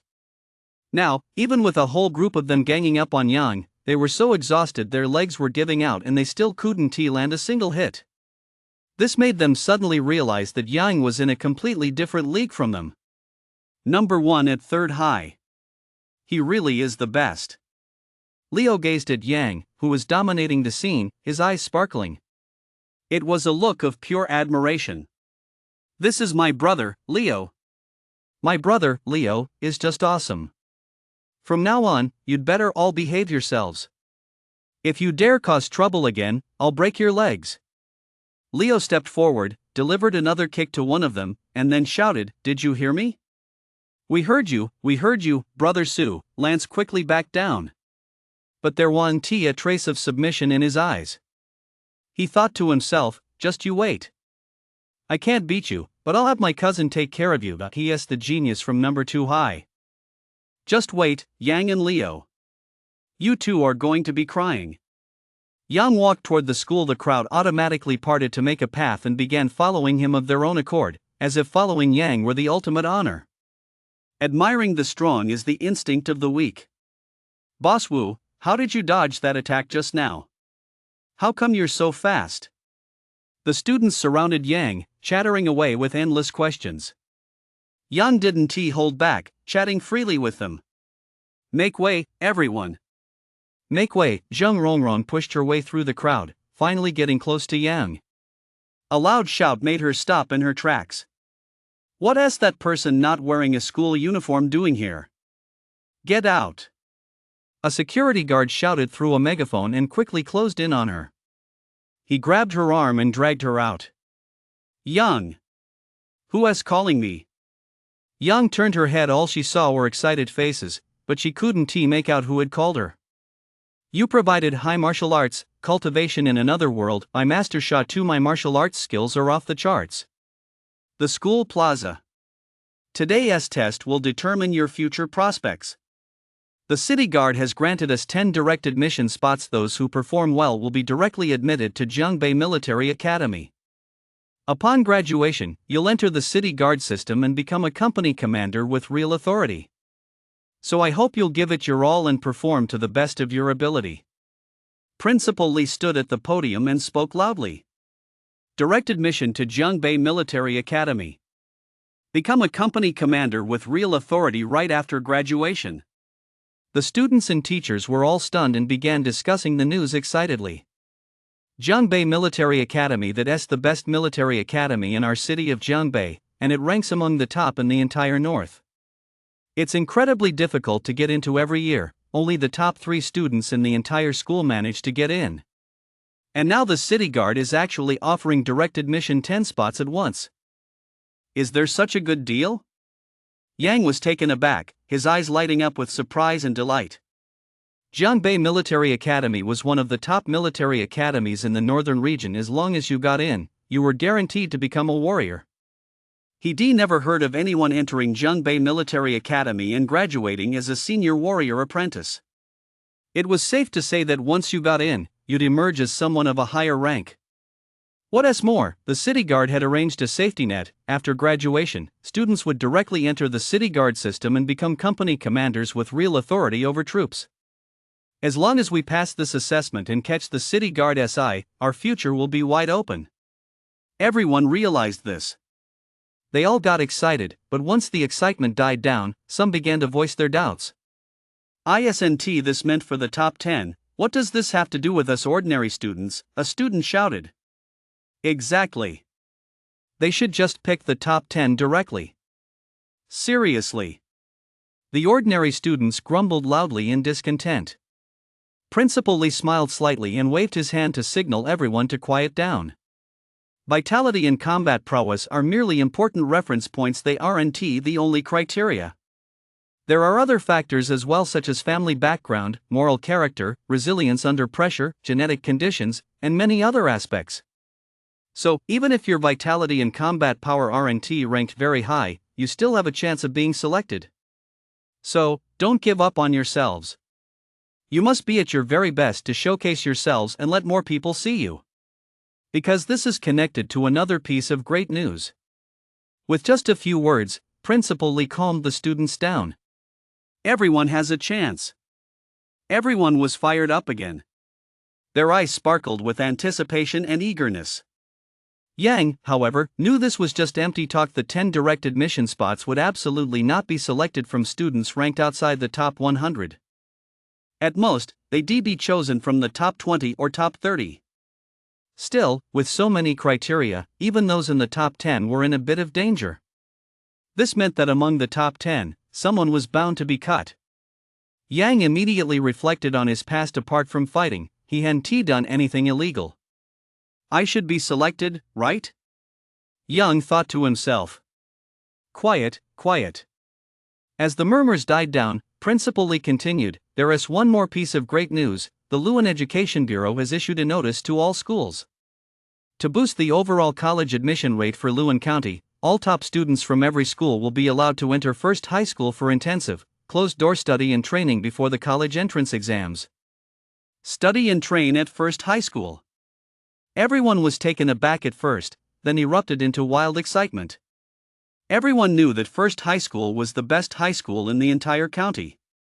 The students there were all the offspring of Luan's true elite families, with only about 100 students in the entire grade.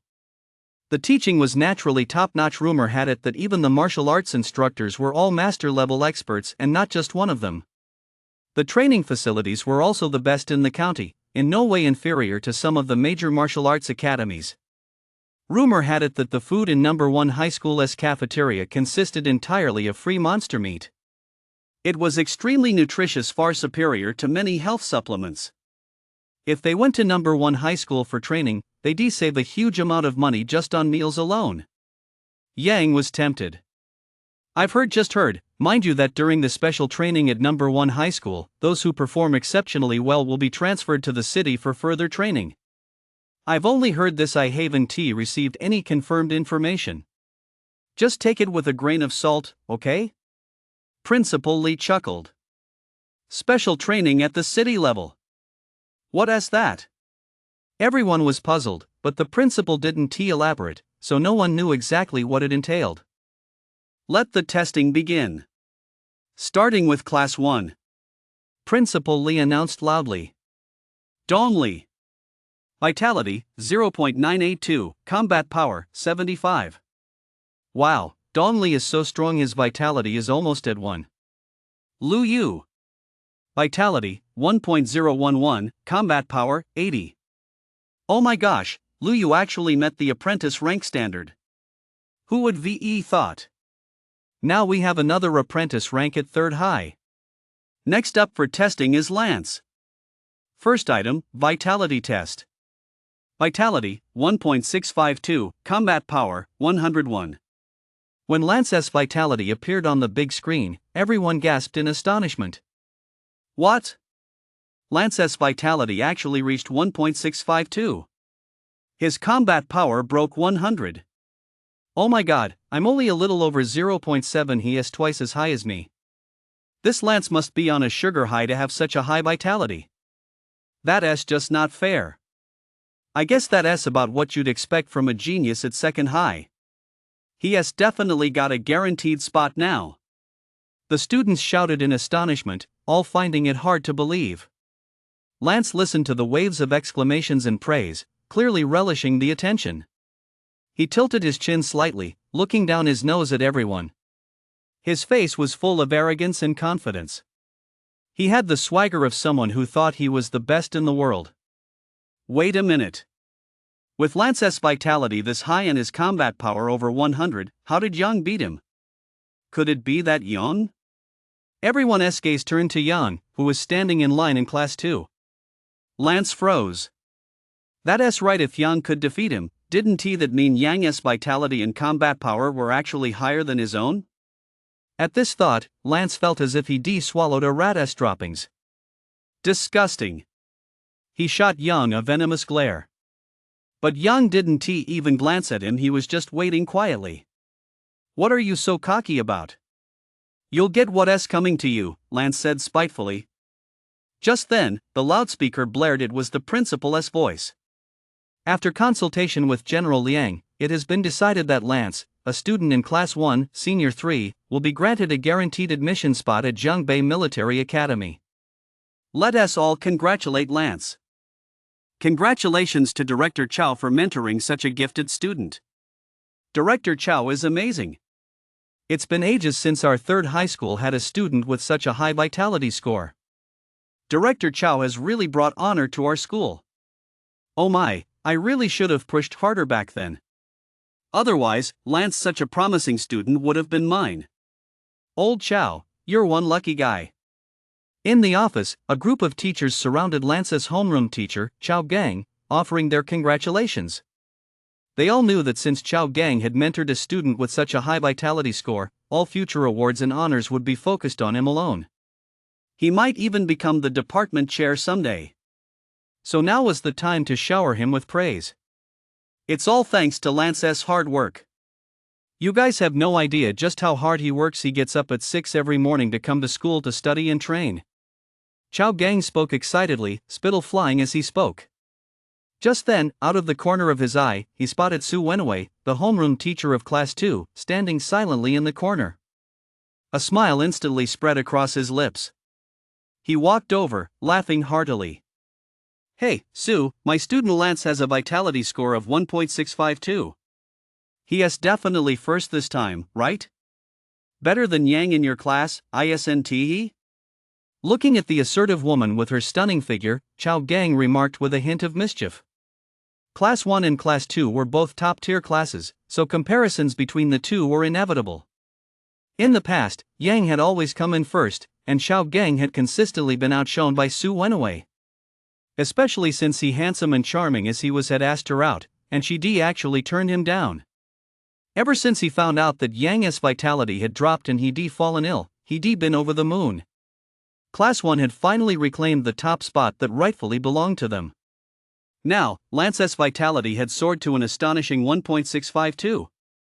He was definitely cut out for a top-tier university. How many years had it been since third high school had a student with such a high vitality score? You're first, you're first. Su Wenwei didn't even look up, just mumbled a casual reply. She cursed silently to herself, just look at that smug little face of yours. If my student Yang hadn't lost his vitality, would you dare act so arrogant? You're providing the high-level martial arts novel in another world, I cultivate by great God Sha Tu, my martial arts skills are off the charts. Teacher Su, I heard that Yang from your class is sick? His vitality dropped drastically? The homeroom teacher from another class asked curiously. Su Wenwei replied with a sigh of resignation. She prayed silently in her heart. It's been a week now, my Yang, are you better yet? I'm not even hoping you'll take first place anymore, I just want you to get your vitality back up to 1. A vitality of 1.652, that's already the absolute ceiling at third high. In the more than 200 years since third high school was founded, the best recorded score has been just over 1.7. With a vitality of 1.652, Lance is already a shoo-in for first place. Among the students at third high school, all of whom come from ordinary backgrounds, no one can compare to him. Yang certainly can't. Yang is an orphan, his family has no money and can't afford supplements. How could he possibly reach the 1.6 range in such a short time? What on earth has Lance been eating? Last week's test was only in the 1.3 range. He has shot up 0.3 in vitality in just 1 week. That doesn't add up. Is Yang sick? I don't think so. But I heard that on the way to school just now. Yang beat up Lance, one homeroom teacher said doubtfully. What? Yang beat up Lance? Are you sure you've got that right? With a vitality of 1.652 and a combat power of 99, how could Yang possibly beat him? Chao Gang glared angrily at the homeroom teacher who had just spoken. Just hearing the name Yang annoyed him. And now he was hearing that Yang had defeated his most prized student? How could that be possible? Maybe I heard wrong. The homeroom teacher hurriedly waved his hands. He couldn't afford to cross the head teacher of the honors class. Su Wenwei, on the other hand, lit up. Yang beat up Lance. That acid Yang has recovered. Old classmate, what do you think? A vitality of 1.6 something, combat power over 100, and an excellent level apprentice rank. He is already on par with those ordinary geniuses at second high school, isn't? In the principal's office, Principal Lee said with a smug grin. His tone was clearly meant to show off. Not bad. General Yong of the City Guard nodded indifferently, indicating his approval. He then opened the screen and reviewed Lance's performance during the combat power test frame by frame. Still all show. With a vitality of around 1.6, according to the Martial Guild's standards, his combat power should be 132, but he is only at 101. That's way off. Either he has been slacking off on his training, or he has been taking too many supplements lately, causing his vitality to be inflated. Still, his combat power has broken the 100 mark. That is already enough to qualify for direct admission. Ha, old classmate, that is more like it. Principal Lee picked up the microphone with a smile and announced, after discussing this with General Liang, we've decided to grant Lance, a student in Class 1 of Senior 3, a spot in the direct admission program for Jiangbei Military Academy. Let us all congratulate Lance. Direct admission to Jiangbei Military Academy. Hearing the principal's personal announcement, all the students looked on with envy. No need to take the college entrance exam, direct admission. That is so enviable. You bet. I wish I could get direct admission, too. After graduation, he'll start as a platoon leader. Lance is awesome. Lance's friends shouted loudly. Calm down, calm down. In front of so many people, we have to maintain the composure of a true master. Lance forced himself to suppress his inner excitement, putting on a calm and composed facade, though his twitching, contorted face gave him away. Pointing at everyone, he shouted. If I can get a direct admission, so can all of you. Keep it up, I'll be waiting for you all at Jiangbei Military Academy. Let us all follow Big Brother Gao and get direct admissions too. His henchmen promptly buttered him up. This was the last straw for Lance, and he burst out laughing. I'm getting direct admission to the military academy. Ha ha ha ha. You idiot, you've just made the direct admission list. There is still the political vetting and all that. What is there to be so happy about? Leo, standing behind Yang, said sarcastically. Our Yang will definitely make the direct admission list too. Right, brother Yang? Yang smiled faintly, of course. A week ago, during his test at the Extreme Way Martial Arts Hall, his vitality had already been in the 1.5 range. Now, a week later, after slaying that snow-white skeleton and acquiring its vitality and memories, his strength had definitely risen to a whole new level. As for exactly how much it had improved, even Yang didn't know. But it was definitely more than Leo's. He was now eager to find out what level his vitality and combat power had reached. Class 1 has finished testing. Next, Class 2, please come forward, line up, and step up one by one, a teacher called out. The students from Class 2 all stepped forward as instructed. What? Class 1 is already done? Only Lance's results were announced. There are several apprentice rank students in Class 1 with vitality over 1 and combat power over 80. How come they only announced Lance? Could it be that all those apprentice rank students passed? The students buzzed with speculation. The fact that only one student from the elite Class 1 had been announced made them all realize that the direct admission spots weren't that easy to come by. Dong Zifeng. Vitality. Yang. The testing proceeded quickly. Soon it was Yang's turn. All eyes turned to him. Yang had been the top student at the former number 3 high school, and he'd even beaten up Lance on his way to school. Now, Lance's vitality was over 1.6, and his combat power had broken 100. Everyone was curious to see what Yang's vitality and combat power would be. Yang, it's your turn to test your vitality. The supervising teacher handed him a blood drawing needle. Thank you, teacher, Yang said respectfully as he accepted it. A warm smile immediately spread across the teacher's face. Looking at your complexion, are you feeling better? The teacher recognized Yang. After all, as the school's long-standing top student, humble and polite to boot, it was hard not to know him. I'm feeling better, teacher, Yang replied with a smile. That's good. Do your best on the test. As long as your vitality score is over 1, I can't guarantee you'll be directly admitted to the City Guard, but you'll definitely be able to attend the special training program at First High School. Staying at First High until the college entrance exams will be a huge benefit to you. Don't miss this opportunity. Special training at First High School? I have inside information. Do your best on the test. The supervising teacher smiled and patted Yang on the shoulder. Okay. This was the second time today Yang had heard about the special training program at First High School. At the special training program at First High School, they served nutrient-rich monster meat. Staying there for 3 weeks would definitely boost his vitality and combat effectiveness significantly. Following his usual routine, Yang set down the blood drawing needle and collected a drop of blood. The machine began the test. After a moment, a line of numbers appeared on the screen. Your vitality is 2.9791. 2.9791. The teacher on duty jumped to his feet in shock. He stared blankly at the screen. He simply couldn't believe his eyes. Yang had tested at 2.9 vitality, the peak of the apprentice rank. Just 0.1 short of an intermediate warrior apprentice. His first thought was, is the machine broken? But then he realized the tester had just been serviced yesterday. How could it be broken? So, Yang had truly recorded a vitality at the peak of the apprentice rank. The peak of the apprentice rank. What did this mean? It meant he had broken Third High School's record and rewritten its history. The first student to reach nearly 3 in vitality.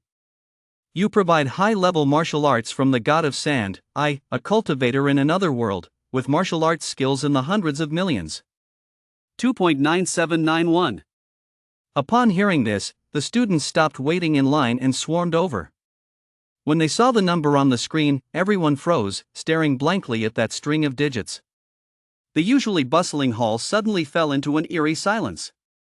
Lance stood there with his mouth agape, staring blankly like a complete fool, muttering to himself, impossible, impossible. When someone you're familiar with suddenly leaves you far behind, your first reaction is disbelief. You two were on par just a moment ago. How could you suddenly outperform me by several times over?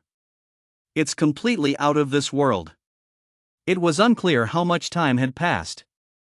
The room suddenly erupted into a buzz of commotion. Some shouted, impossible.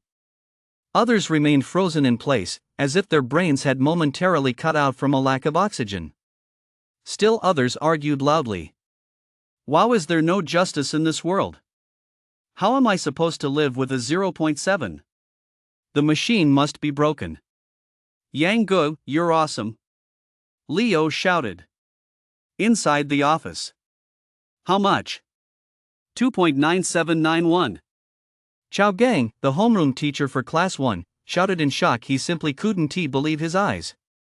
How could the vitality score suddenly jump to nearly 3? That's not scientific. Is the machine broken? It can't be broken, we had it serviced just yesterday. How could it break? Another teacher countered. Yeah, it was someone the vice principal arranged. There is absolutely no way it could be wrong, another homeroom teacher affirmed. But how could it possibly be 2.9?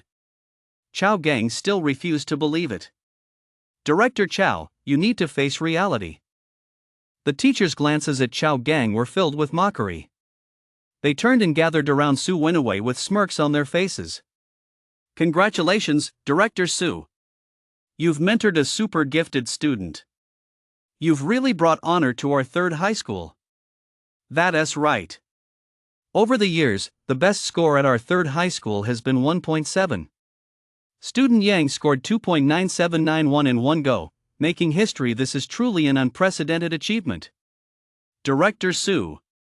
Hearing these all too familiar words, Chao Gang's expression shifted repeatedly. Before, he had been the star. Now, hearing these same words, he had become the butt of the joke. Faced with the teacher's flattery, Su Wenwei laughed heartily like a man. Teacher Chao, let me ask you, who is number one now? Ha ha ha ha. You. Chao Gang's face turned green with rage. He flung his hand aside and stormed out of the office in fury. The office erupted in the roaring laughter of the teachers. 2.9791. In the principal's office, Principal Li jumped to his feet in astonishment. Even General Yong of the City Guard, who had remained impassive and stern throughout, raised an eyebrow in surprise. Just 0.001 short of becoming an intermediate warrior apprentice. Principal Li was breathing heavily, his face flushed, overcome with excitement. He rushed to the screen. He looked at it over and over again. It was just a single line of numbers, yet he had looked at it dozens of times in a short span. It was no wonder he was so excited. He knew exactly what this vitality score represented. For a child from an ordinary family to reach a vitality score of 1 by the age of 18, they would need to exercise intensely every day and maintain a well-balanced diet. Even under such conditions, only a few out of every 100 children could achieve it. Scores above 1 belong to truly exceptional children. The ones called geniuses. And Yang had actually reached an astonishing 2.9791. That was incredibly close to the level of an intermediate warrior apprentice. In the nearly 300-year history of Third High, Yan was the first to achieve this. This truly rewrote Third High's history. In my lifetime, Third High has actually produced a true genius. Principal Li exclaimed excitedly. Yang is quite impressive. I've decided to add him to the list of students recommended for direct admission, Young said, feigning profundity. An orphan who, through his own efforts, has reached the subtle realm of the second tier in agility, with his vitality reaching an astonishing 2.9.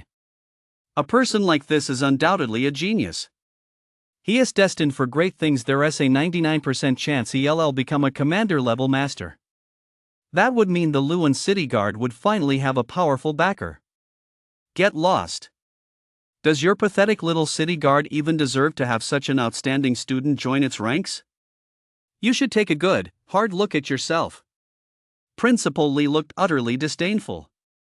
Where were you when I was begging you to put him on the early admission list? And now you want him again? You're dreaming.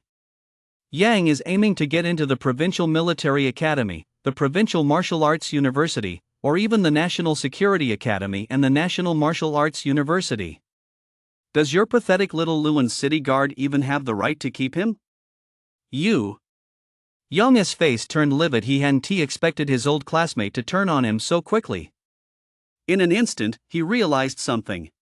How could an orphan, accustomed to loneliness, possibly crumble under the pressure of the college entrance exams? If he couldn't handle the pressure, there is no way he'd have ranked first year after year. That orphan who knows how many scornful glances he endured in his early years?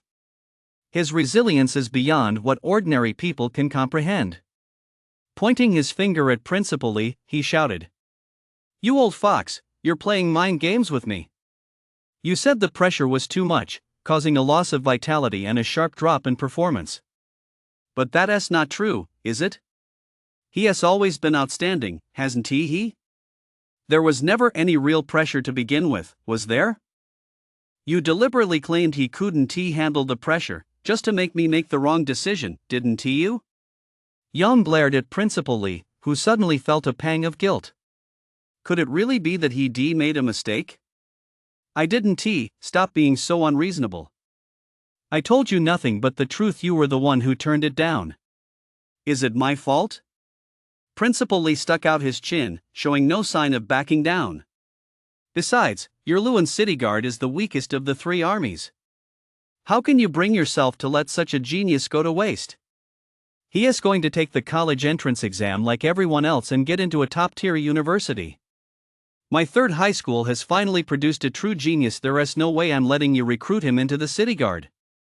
You. Yang was furious. His eyes darted about, and an idea formed. It's not up to you to decide this. Once Yang finishes his assessment, bring him here and let him decide for himself. Fine. I'll explain everything clearly to him. 2.9791. Not bad, just as expected. Yang nodded with satisfaction. He'd been eating meat every day for 7 days and practicing the 7-kill skill. Last night, he'd also slain a snow-white skeleton. The increase of over 1.4 in vitality was entirely as expected. Teacher, can I go take the combat power test now? Yang asked, looking at the dazed duty teacher. Sure. The duty teacher, who seemed not to have fully recovered from the shock, nodded blankly. Just then, the principal's voice rang out over the loudspeaker again. Yang from Class 2, after you finish your combat power test, come to the principal's office. General Liang and I have something to discuss with you. As the voice faded, the entire school fell into an eerie silence. Once again, everyone was stunned. What did the principal say? He and General Liang have something to discuss with Yang? A principal and a general are consulting with Yang? Am I hearing things? You provided the high martial arts novel by Master Sha Tu. I, cultivating in another world, have a bit more than 100 million martial arts points. Everyone stared at Yang with puzzled expressions. Those gazes were as if they were looking at a figure of great importance. Previously, they had viewed Yang as a genius among their peers. Though his vitality was high, it was still within their reach. Now, when the principal of Third High School and the Grand General of the City Guard stated they had matters to discuss with Yang, everything changed. Because, all of a sudden, in their minds, Yang had become someone on the same level as the principal and the general. Far above them. Their looks of astonishment instantly turned to admiration. Like fans seeing a superstar, or subordinates looking up to a superior in their own camp. Lance was dumbfounded. How could this happen? They're just notifying me that I'm on the list for direct admission. Why on earth would they need to consult with him? Just because his vitality is high? I won't accept this. Wah. Chao Gang, the homeroom teacher of Class 1, who was hiding in the restroom, suddenly whitened his eyes. The principal and the general want to consult with Yang? Consult? Such a friendly word? How is that possible? The principal has never even spoken to me in such a gentle tone. In the teacher's lounge, homeroom teacher Su Wenaway shot to her feet, her eyes sparkling with excitement. I'm going to find Yang. I'll bring him to the principal's office in a moment. With that, Su Wenaway ran out excitedly. She left the other homeroom teachers filled with envy. They all realized one thing: Yang was definitely going to be treated with special importance. His future prospects were bound to be bright. If they didn't build a relationship with him now, when would they?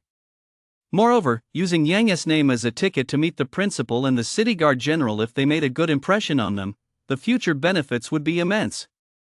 There was one more thing: by backing Yang, they'd be telling others they were on his side. If Yang rose to prominence, they'd reap countless overt and covert benefits. For example, if I tell others I'm Yang's teacher, wouldn't they look up to me? As he was thinking this, a teacher suddenly spoke up: I'm Yang's Chinese teacher. To prevent the principal and General Liang from tripping Yang up with their words, I've decided to go and keep an eye on things myself. With that, the Chinese teacher also hurried out of the classroom. I'm Yang's political science teacher. To prevent the principal and General Liang from setting political traps for him, I need to go and keep an eye on things.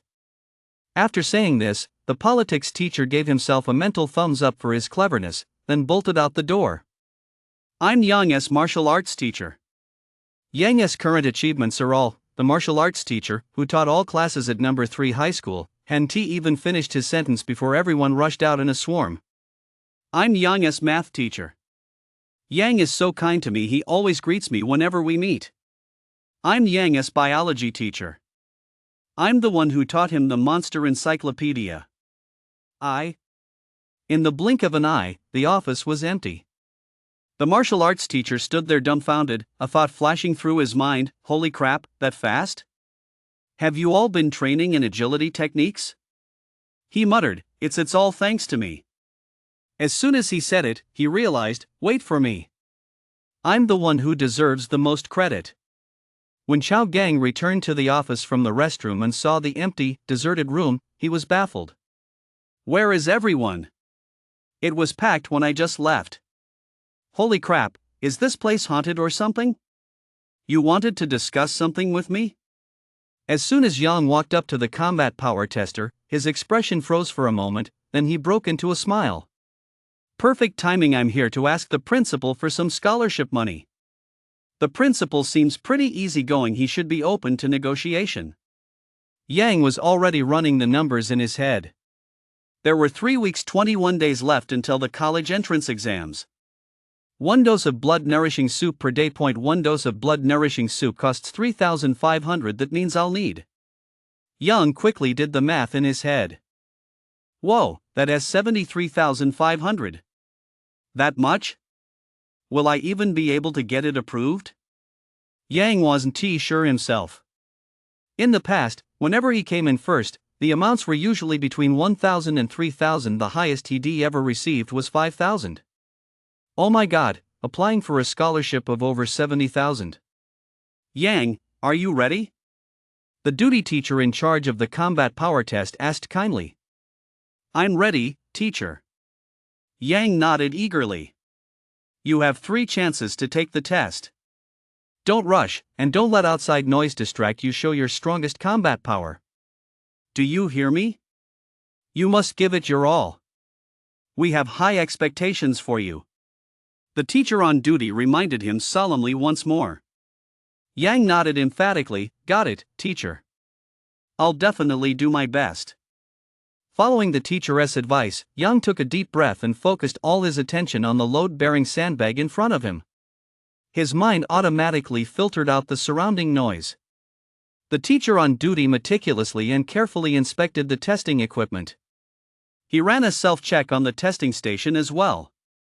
Only then did he solemnly announce, the testing equipment is functioning normally. Next tester Yang from class 2. During the inspection, Yang had been stretching to bring his body back to peak condition. Upon hearing the proctor's words, he roared, kill. He unleashed the 7-kill skill, rapidly channeling all his strength into his fist. In an instant, his fist swelled to twice its size and slammed heavily into the sandbag. Boom! A dull thud echoed, and various numbers and images began flashing rapidly across the testing device's screen as it performed a rapid analysis. The supervising teacher, the surrounding students, and homeroom teacher Su Wenlin, who had just run over, all held their breath, watching the screen with bated breath. As long as it's over 100, as long as it's over 100, Su Wenlin prayed silently. Combat power as long as it's over 100, as long as it's higher than Lance S, that means first place. If his vitality is higher than Lance S, and his combat power is higher too, then what else could it be but first place? As for the combat power standards set by the Martial Guild, those don't matter. That was what Su Wenlin was thinking deep down. 50, 50, 50. Lance's eyes widened as he cursed under his breath. Please don't be higher than me. As long as you're lower, I'll be able to thoroughly humiliate you, Yang. Please don't have a higher combat power than me. 50-50. Congratulations, your combat power is 714. You have reached the level of an advanced warrior apprentice. 714. Lance stammered out the number, his voice growing higher and higher, sharper and sharper, until finally he was practically screaming it just like a drake straining its throat. The sound was loud and shrill, quite grating on the ears. But no one was paying attention to Lance's unpleasant voice right now. Everyone was stunned by the number on the screen. 714. The teacher on duty's eyes lit up as he announced it loudly. The students watching were all left completely dumbfounded. My combat power is only 71, and Yang's is 714. Damn, that's more than a tenfold difference. Is this even fair? This is crazy, absolutely crazy. I'm at 101, and he's at 714. Is this what a gap looks like?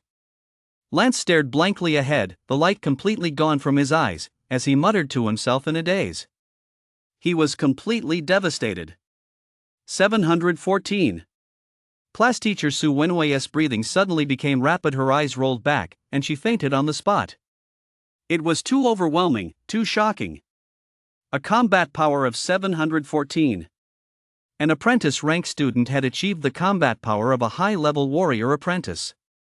The minimum combat power standard for an advanced warrior apprentice is 560, and the maximum is only 720. Yang scored 714. What does this mean? It means Yang is a genius among geniuses. You provided the high martial arts novel by Grandmaster Sha Tu.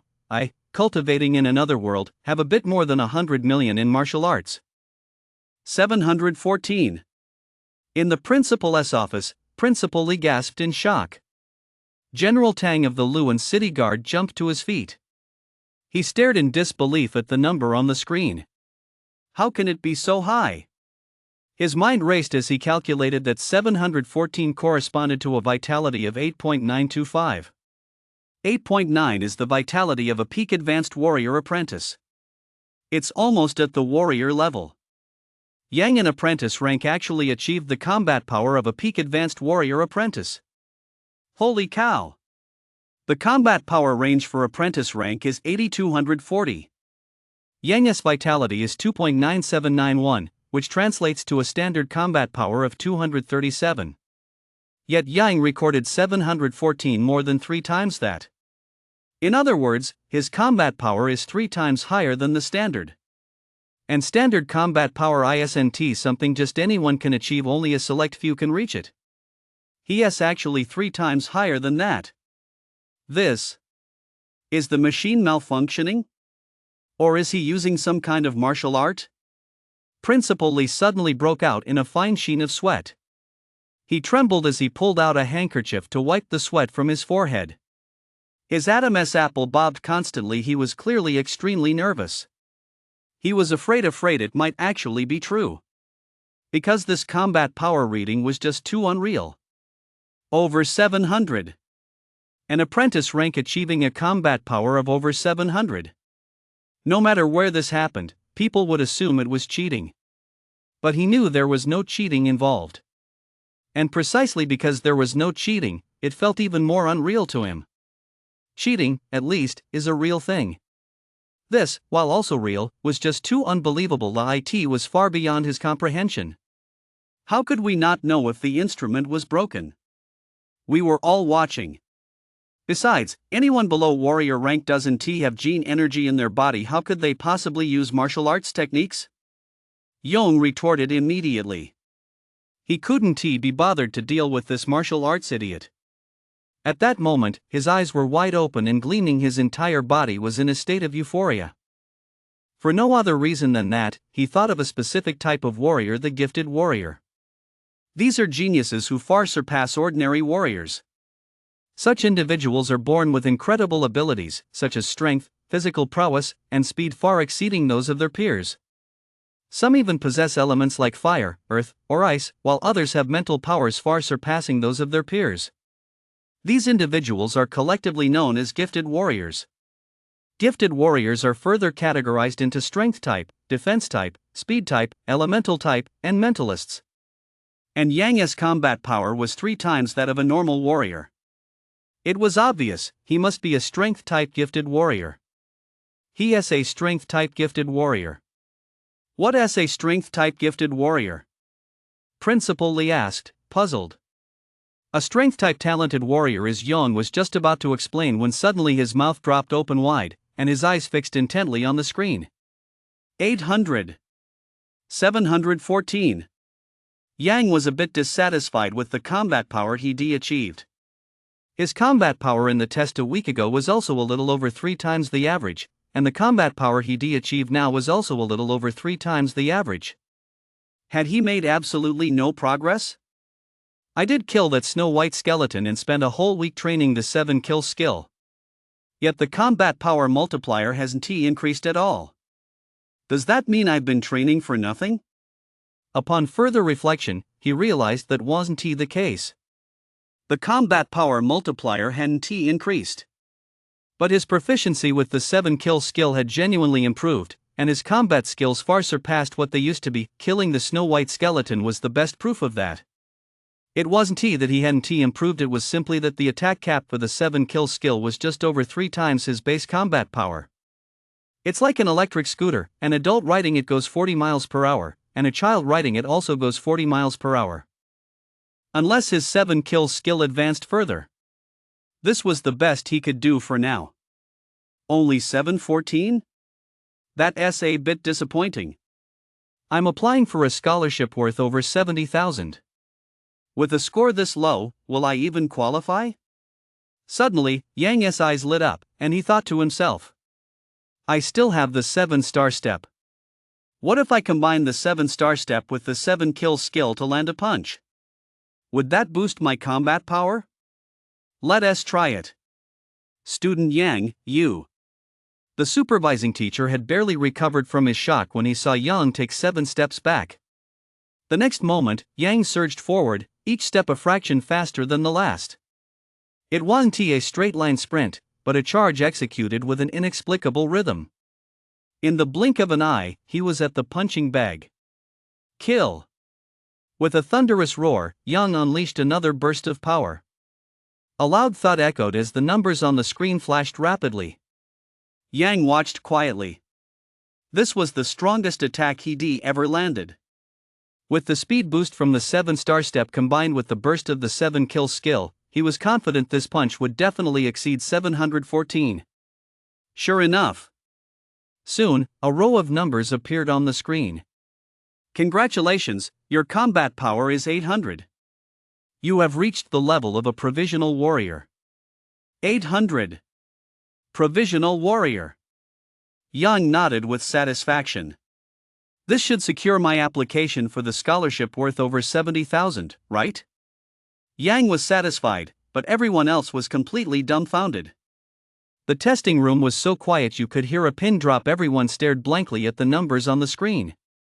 Their mouths hung open, their eyes wide as saucers, fixated on the figures.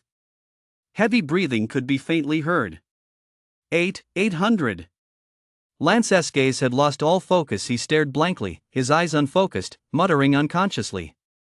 It was as if he'd gone mad. 800. Class advisor Su Wenaway felt her mind go completely blank. Her eyes rolled back, and her body went limp as she collapsed to the ground. Overwhelmed with joy. She knew her promotion to department chair was a done deal. In the future, she might even become vice principal or principal. We thought 714 was your limit, but who knew you could go even further? 800. 800. A future warrior. A future warrior. You're killing us. Our attack stats in the tens? Compared to Yang's, they're nothing. The students muttered in a daze, their eyes vacant and filled with disbelief. Yang. My brother, you're the man. Ha ha ha ha. Leo suddenly burst into wild laughter. He was genuinely happy for Yang, and at the same time, his heart swelled with pride. My brother, vitality nearly 3, combat power 800, a near warrior. From now on, no matter where I go, just mentioning Yang's heroic feat today will make me look good, right? This is my brother, after all. Inside his office, Chao Gang was completely frozen in shock. He muttered to himself, it's over, it's over. My position as department head, it's a lost cause now. Yang, report to the principal's office immediately. I need to discuss something with you. The voice of General Yong of the Luan City Guard came over the loudspeaker. Yes, sir, Yang replied loudly. That single response drew everyone's attention. His classmates all looked at Yang with a mix of envy, jealousy, and resentment. Their gazes seemed to say, "Why you? Why not me? Yang, do you remember me? I'm your martial arts teacher, Mr. Liu." The martial arts teacher rushed over, gripping Yang's hand tightly, his eyes sparkling and his face flushed with excitement. This sudden outburst completely bewildered Yang. "Of course I remember, Mr. Liu.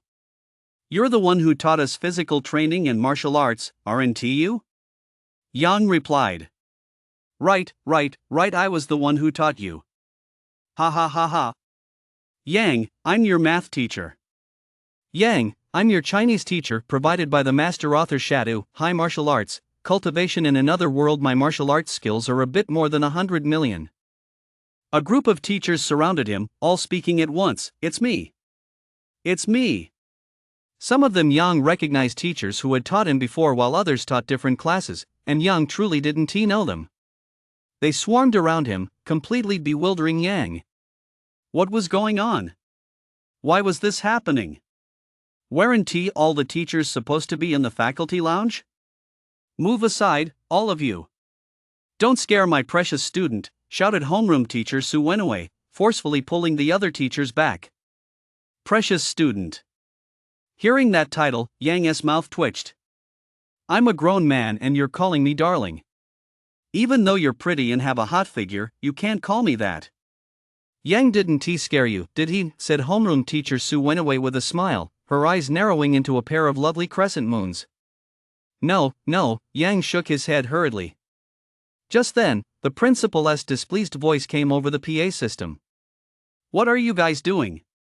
Why are you holding Yang back? Hurry up and bring him to my office. Coming. What's the rush? Su Wenwei shouted defiantly. Principal Li was momentarily speechless as he looked at the defiant Su Wenwei. A mere homeroom teacher is standing up to me. He muttered under his breath, but he knew Su Wenwei had the guts to back up her words. After all, her class had such an outstanding, gifted student. I'll just have to put up with it. Miss Su, bring your student, Yang, to my office. Come on, Yang, I'll take you to the principal's office. We can't let them pull the wool over our eyes. With that, homeroom teacher Su Wenwei took Yang by the arm and headed toward the principal's office. Don't be afraid, I'm here, I've got your back, Su Wenwei said firmly. Yang's heart skipped a beat, and he asked, Lu Ban, I want to apply for a scholarship of over 70,000. Do you think I have a chance? 70,000? Su Wenwei's voice changed. She looked at Yang in disbelief. You're a top-tier genius who changed the history of number 3 high school and you're only asking for a 70,000 scholarship? The minimum is 100,000, okay? Seeing the look on his homeroom teacher's face, Yang knew right away that it seemed he wouldn't be able to apply for it. This was it. He'd have to figure out another way to make money. If 70,000 is too much, 50,000 would be fine. 50,000 would still buy enough blood-nourishing soup to last a dozen days or so. Plus, with the special training at First High School where he'd get free monster meat to eat, it should be enough. Yang ran the numbers in his head. What do you mean too much? It's not enough. At least 100,000. Teacher, even if I have to lose face, I'll get you a 100,000 scholarship, Su Wenwei assured him, pounding her chest. Really? Yang exclaimed, delighted. If he had 100,000, he wouldn't have to worry about renting a place anymore. Of course it's true. When have I ever lied to you? At least 100,000. Come on, let us go ask the principal for the money. Good afternoon, principal. Good afternoon, general. As Yang walked into the principal's office, he saw the principal and the city guard general looking at him kindly, smiles on their faces. Our little genius is here. Quick, sit next to me, Principal Li invited with a twinkle in his eye. I wouldn't dare. Yang waved his hands repeatedly. When those in power show affection, it's a display of their magnanimity. If he actually accepted, they wouldn't have been pleased. They wouldn't have said anything then, but they definitely make life difficult for him later. Yang, who had been a low-level clerk in his previous life, knew this all too well. Principal Li and General Yang both nodded in satisfaction. Yang looked Yang up and down, growing fonder of him the more he looked. This young man is handsome, talented, and hard-working. He has a promising prospect. Teacher Su, you've taught a fine student. General Yang said with a smile. It's all thanks to Yang's hard work. Su Wenwei, who had been so defiant just moments ago, immediately lost her nerve upon seeing the principal and the city guard general, and began speaking with great caution. Looks like I can't count on her, Yang thought to himself. After the principal and General Yang praised Yang for a while longer, they got down to business. Yang, as you know, our city guard has spots reserved for direct admission to Jiangbei Military Academy. But we can't give one to you. Yang's lips curled into a smile as he carefully observed Yang's expression. There was an element of jest in his words, and he also wanted to gauge Yang's reaction. To see if he was worthy of the privileges offered by the city guard. Yang's brows furrowed slightly, then smoothed out, and he replied calmly with a smile. Thank you, General, for your consideration. It's just that I, Yang, am not fortunate enough to serve you. My vitality is nearly 3, and my combat power is 800. I've long since surpassed the undergraduate admission threshold. Besides, I still have 3 weeks left. As long as I can secure the funds and the blood-nourishing soup within those 3 weeks, my strength will definitely increase significantly. It's very likely I'll be promoted to senior warrior apprentice, and by then, I'm confident I can gain admission to the nation's top universities. He wouldn't even give the Jiangbei Military Academy a second glance.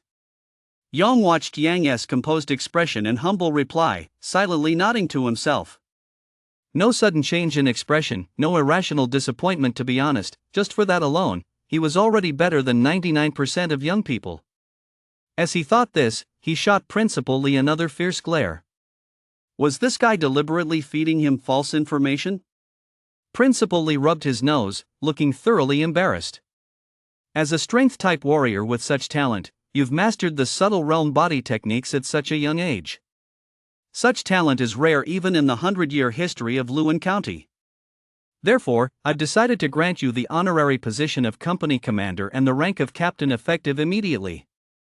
From now on, you'll receive the corresponding benefits. And as your strength improves, your rank and position will rise accordingly. What do you think? Are these good terms? Yang said with a smile, looking like a cunning old fox. That's amazing. Yang was instantly stunned.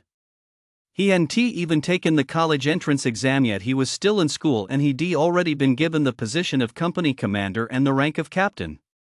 Just think, even those who get direct admission to military academies have to wait 4 years just to become a company commander. And he even had the rank of captain on top of that. Above captain are the bigwigs at the colonel level.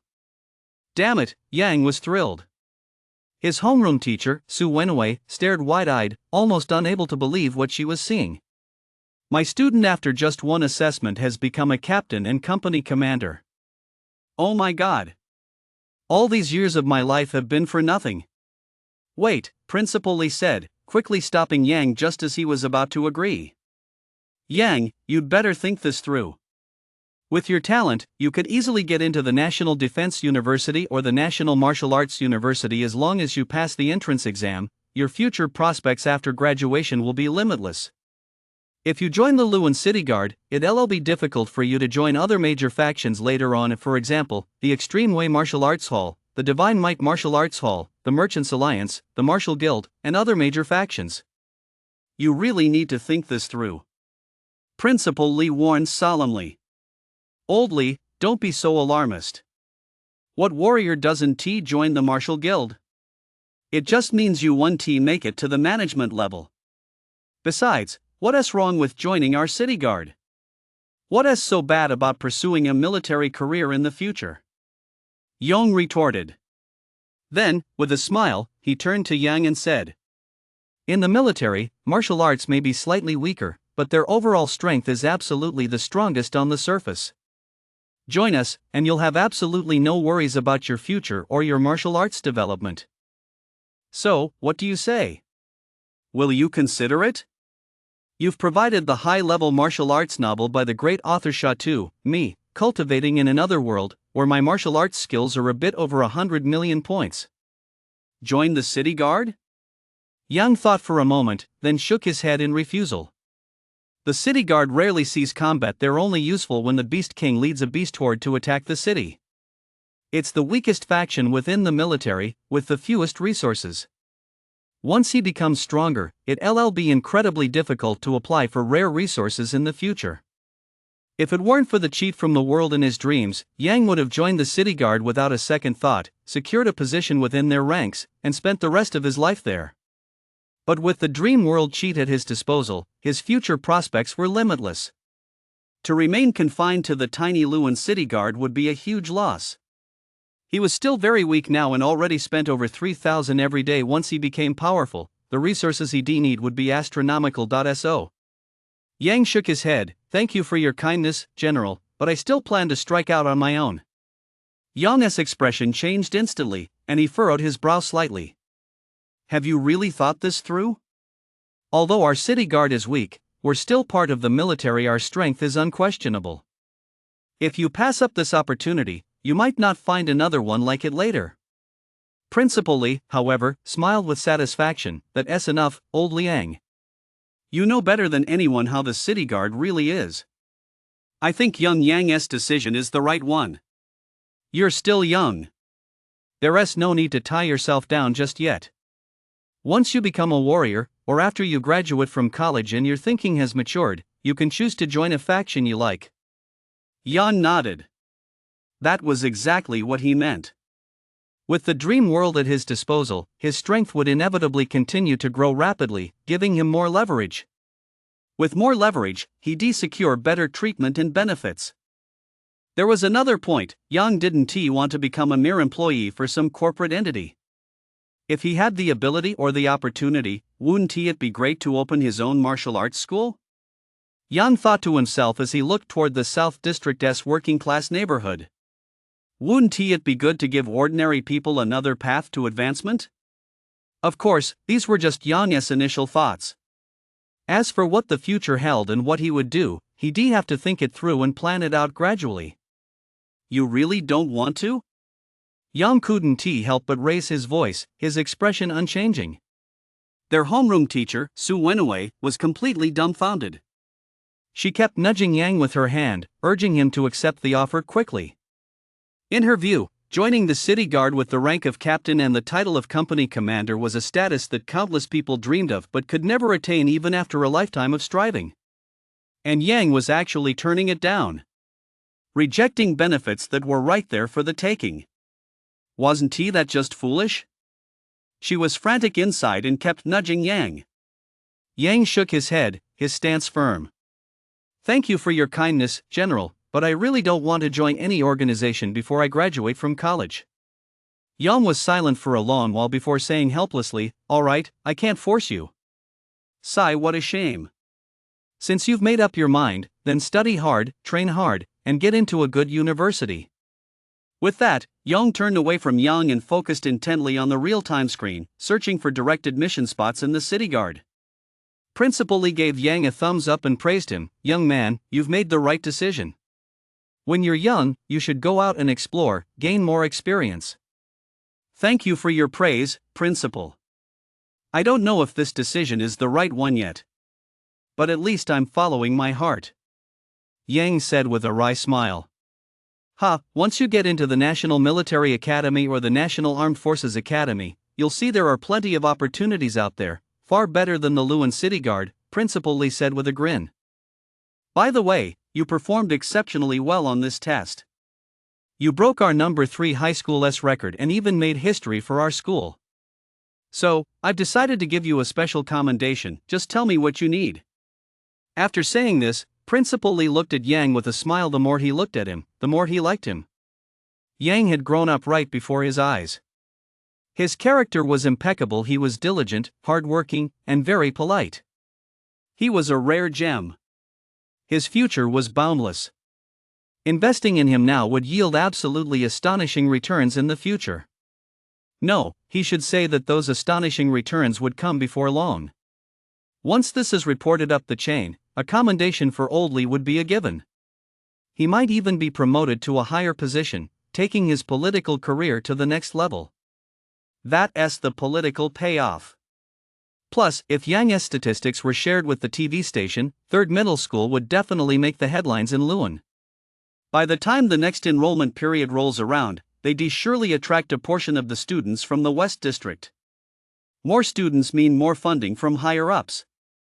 That, too, would boost his political achievements. You could say Yang had just done him a huge favor all at once. As soon as he heard there would be a reward, Yang's eyes lit up. He hurried over to nudge the homeroom teacher, Su Wenwei. He was too embarrassed to ask for a large sum directly. Someone had to make the first move.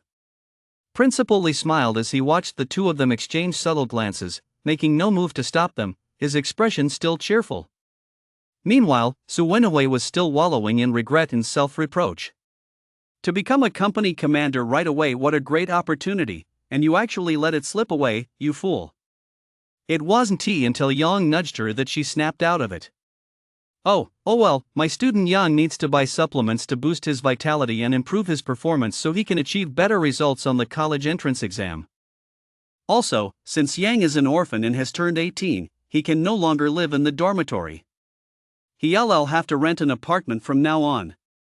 This time, he has been tested to have top-tier ability and has made an outstanding contribution to our third high school. So, I hope our school administration can provide a generous scholarship. Su Wenwei still felt her argument lacked weight, so she added, he'll be representing our third high school on the college entrance exam later on, so you can't be stingy, principal. Yang nodded obediently. Principal Lee looked at Su Wenwei, who was treading carefully and doing everything she could to tip the scales in Yang's favor, then at the well-behaved Yang, and immediately broke into a satisfied smile. He picked up his teacup and took a light sip. You're right. So, how much scholarship money are you asking for? 1 million. It has to be transferred to Yang's account today, said Su Wenwei, the homeroom teacher, hurriedly. Put. Principal Lee spit out a mouthful of tea and stared at Su Wenwei in shock. Are you trying to rob me? Do you even know what 1 million means? I don't care. If you don't give it to us, I'll drag Yang out of here and have him drop out. We're transferring to number 4 high school. I don't believe number 4 high school would turn down such an outstanding student and teacher, Su Wenwei threatened. Principal Lee was so furious his hands were trembling. He pointed at Su Wenwei, ready to unleash a tirade, but to his surprise, Su Wenwei wasn't the least bit intimidated. She just glared back at him. Deep down, she thought, it's all your fault, you old fool. If it weren't for you, Yang would been promoted to company commander by now. Young chuckled to himself from the sidelines, leisurely watching the spectacle unfold. Principal Lee took a deep breath and glared fiercely at Su Wenwei. He thought to himself, how on earth did they end up with such an idiot as a homeroom teacher? Judging by her attitude, there was a real chance she might take Yang and run off to number 4 high school. He pondered for a moment, his eyes darting about, and came up with a better plan. He said, Yang will be seconded to number 3 high school as a martial arts instructor. At the same time, we'll allocate him an apartment in Wenchuan Residential Complex, our school's teacher housing complex, which will belong to Yang permanently. However, Yang will not have the right to buy or sell it. Additionally, he'll receive a bonus of 100,000 yuan. Those are pretty good terms, aren't they? Brought to you by the master author Shadow, High Martial Arts, my cultivation in another world. My martial arts skills are a bit over 1 billion. A temporary assignment as a martial arts teacher at number 3 high school. An apartment. A 100,000 reward. Even though he can't buy or sell the apartment, he can live there for the rest of his life. Those are great terms. Yang was about to nod in excitement when Su Wenwei grabbed him. She said firmly, 100,000 is too little, it has to be at least 200,000. If you don't give it to me, I'll drop out and transfer to another school. You. Principal Lee was so angry his hands were shaking, but seeing her resolute stance, he gritted his teeth and said resentfully, 110,000. That's all I can offer. Fine. He. Su Wenhui agreed immediately, her mood shifting faster than the turning of a page. Yang and Principal Lee were left speechless. You. Transfer the money, do it right now. Su Wenhui didn't care how furious the principal was. She hurriedly urged him on. We have to go through the proper procedures. What's the rush? It'll be there by this afternoon, Principal Lee assured her. Thanks, Principal. Yang grinned sheepishly, giving his old homeroom teacher a thumbs up. Su Wenhui raised her eyebrows smugly. Come on, I'll take you to pick out a place. The housing for our teachers is really great. With that, she ignored Principal Lee and dragged Young toward the exit. Principal Lee smiled and nodded. What a polite, well-behaved kid. Once Yang and Su Wenhui had walked far enough away, Young grumbled, You old fox, that was your plan all along, wasn't it? You didn't let him join my city guard, but you lured him into your school instead. Ha ha. Principal Lee burst out laughing, offering no further explanation. The smile on his face told everyone just how pleased he was. Wenchuan Residential Complex. All the faculty and staff of 3rd High School lived here. Yang followed Su Wenhui inside. Inside the complex was a large plaza equipped with various exercise machines. Within the complex's perimeter fence was a spacious running track for training. The green belts were planted entirely with fruit trees, and residents could pick the fruit freely. Our complex consists entirely of high-rise apartments, and all the floor plans are identical. Teachers, the principal, and staff from our 3rd high school all live here. Each person is allocated one apartment. Not only can you live there yourself, but you can also bring your family to live with you. The units come fully equipped with water, electricity, and heating, and we don't have to pay for electricity, property management fees, or any other miscellaneous expenses. The school covers them. Su Wenhui explained excitedly. That's perfect. The apartment directly across from mine on the same floor is still vacant. You can move in there. They soon arrived at Building 9, where Su Wenhui lived.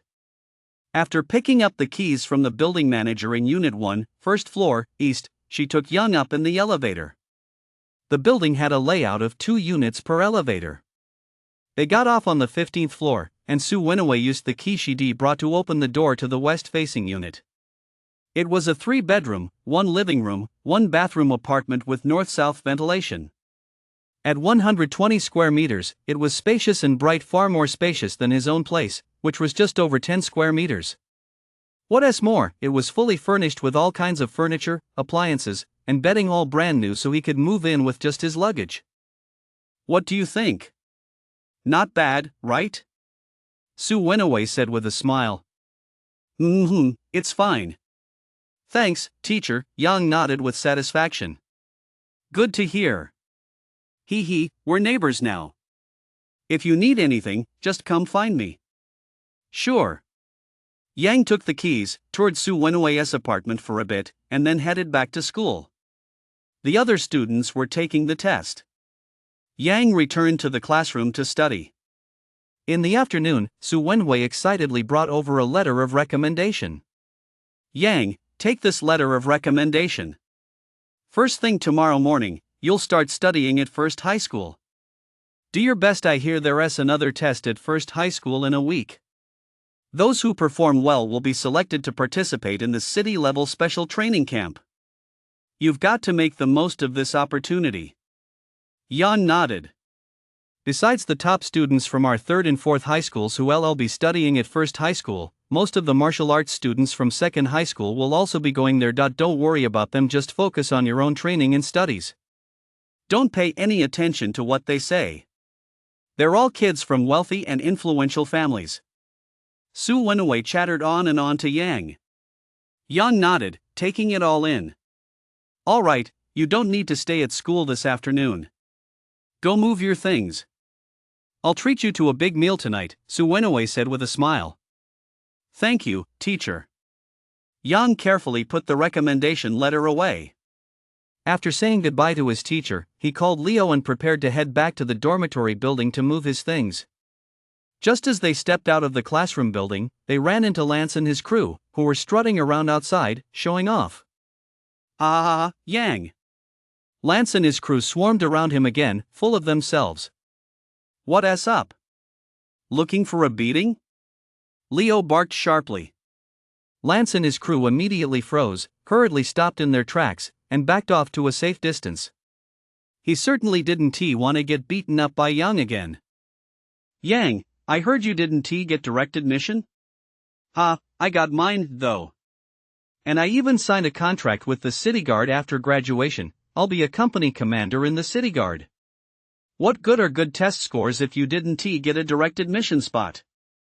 Haha, that's pretty pathetic. Lance teased.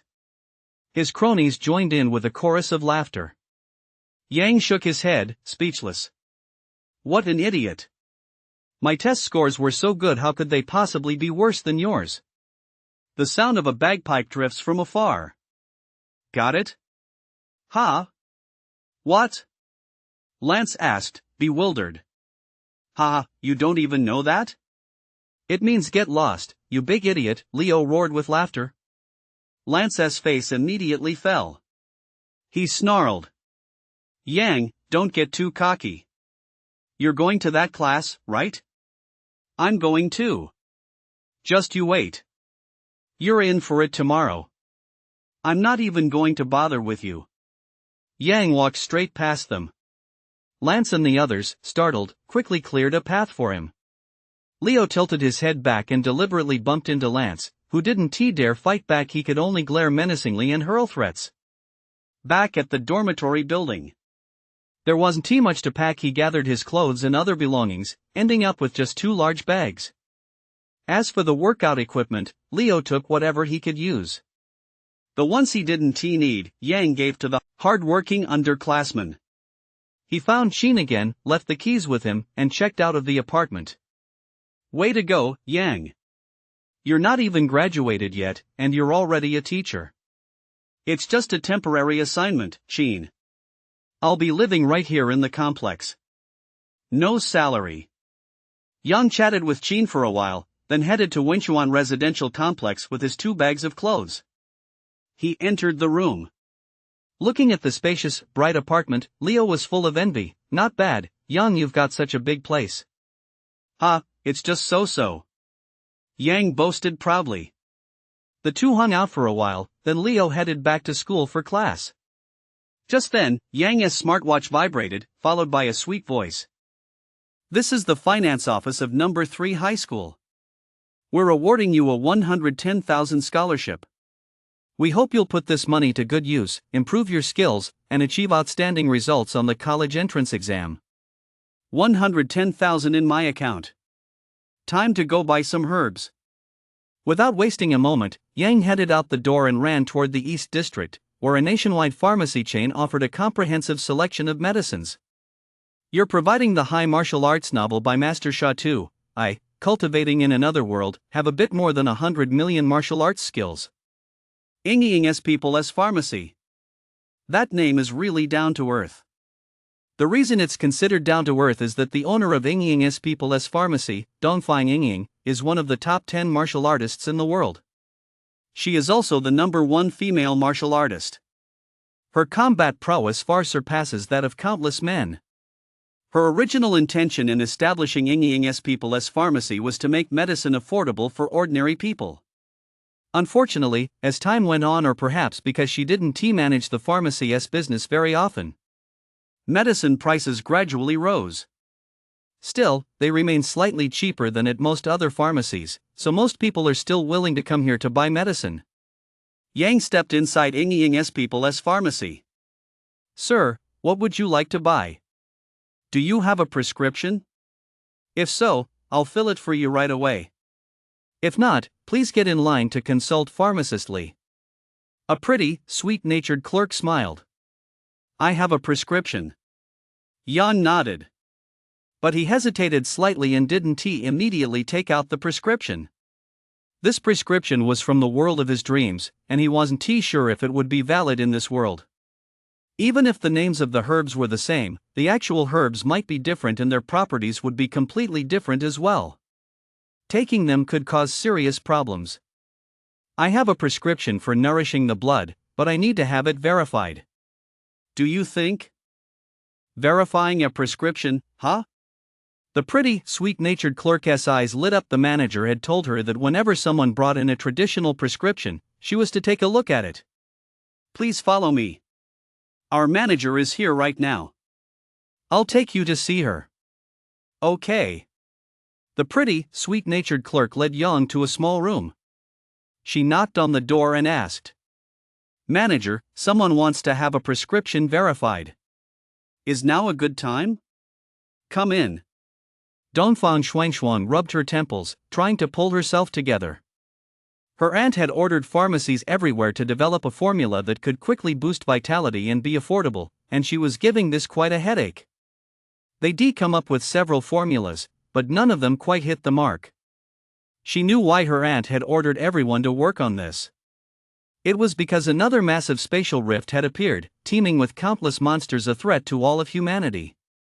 The goal of developing a formula to rapidly boost vitality was to enable the general public to acquire the ability to defend themselves more quickly.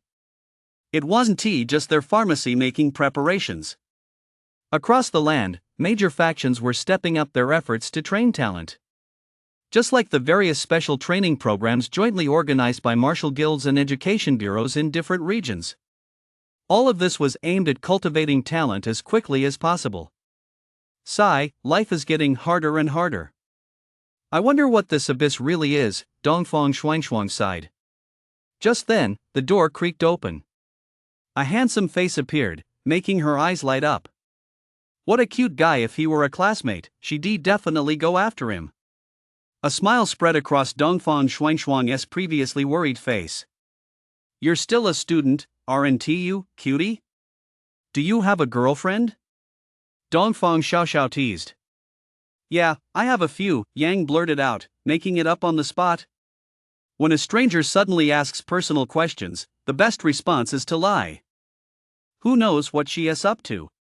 Besides, even though this older woman isn't bad looking, she must be getting on in years. Isn't she close to 30?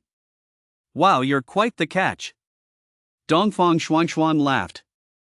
Yang gave an awkward chuckle. He didn't want to get into a back and forth with an older woman, even though counting his past life he was actually more than 10 years older than her. He took out the prescription he'd written earlier and said earnestly, "I have a formula here for nourishing the blood. Could you take a look and see if it's effective for that?" A formula for nourishing the blood? Dongfang Shuangshuang's eyes lit up, and she hurriedly took it. Angelica sinensis, raw Rehmannia glutinosa. The effects of these herbs flashed through Dongfang Shuangshuang's mind. At first, her eyes grew brighter and brighter. Wouldn't this quickly boost vitality? But as she read further, she furrowed her brow slightly. Scrofularia, donkey hide gelatin. Combined like this, a normal person's body wouldn't be able to handle it. They'd be spitting up bright red blood every day. This is a highly tonifying formula, meant for people with physical deficiencies. Young man, you're so young you don't look like someone with a physical deficiency at all. Dongfang Shuangshuang said, puzzled. Then she remembered Yang mentioning he had several girlfriends, and she was instantly speechless.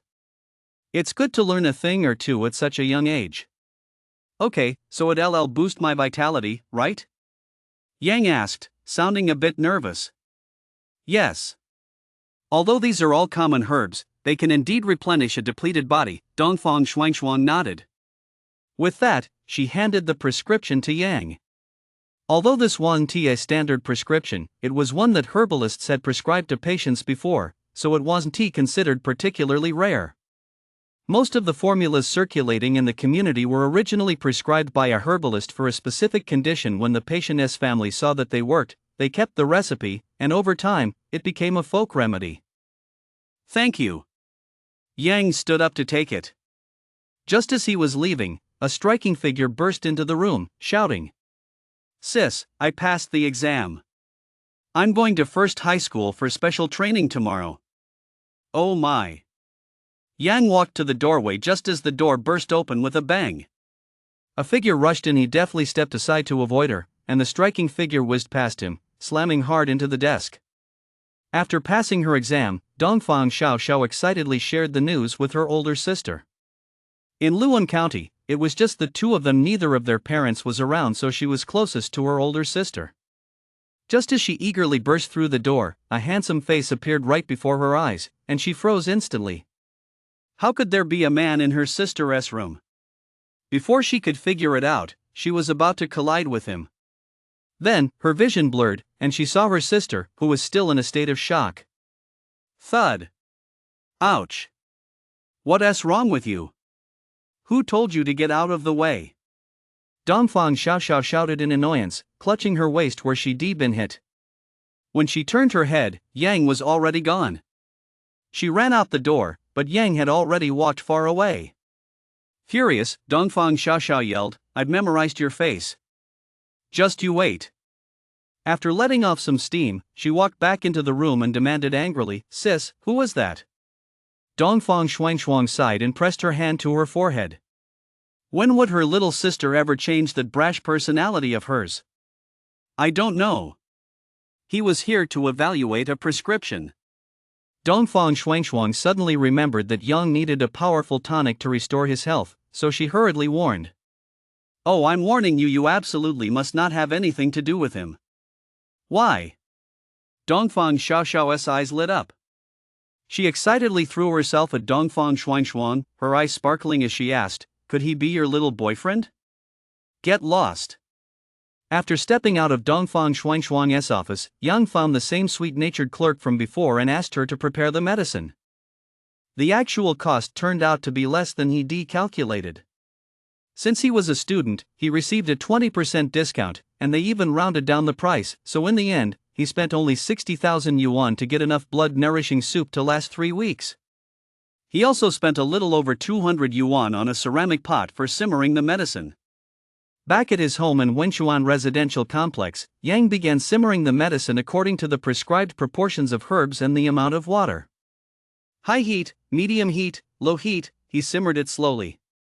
You provided the high martial arts novel. I, a cultivator in another world, possess a bit more than 100 million martial arts skills by Dashi Sha too.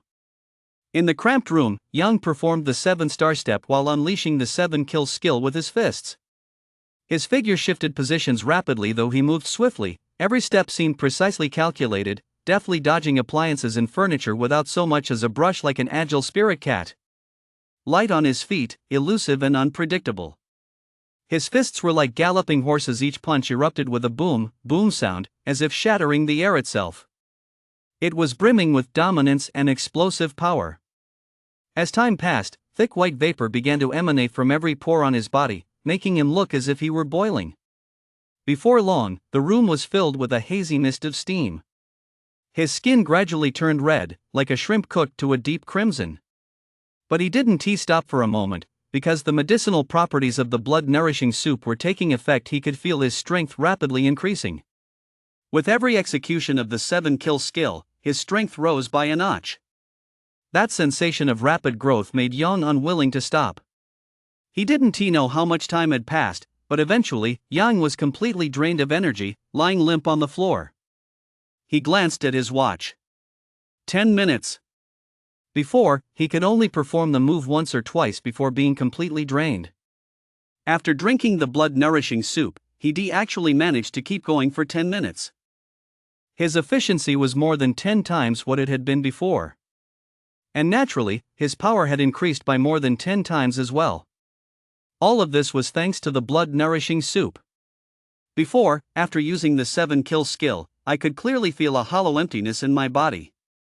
It was as if something was missing. After drinking the blood-nourishing decoction and using the skill again, I still felt tired, but that hollow feeling was gone.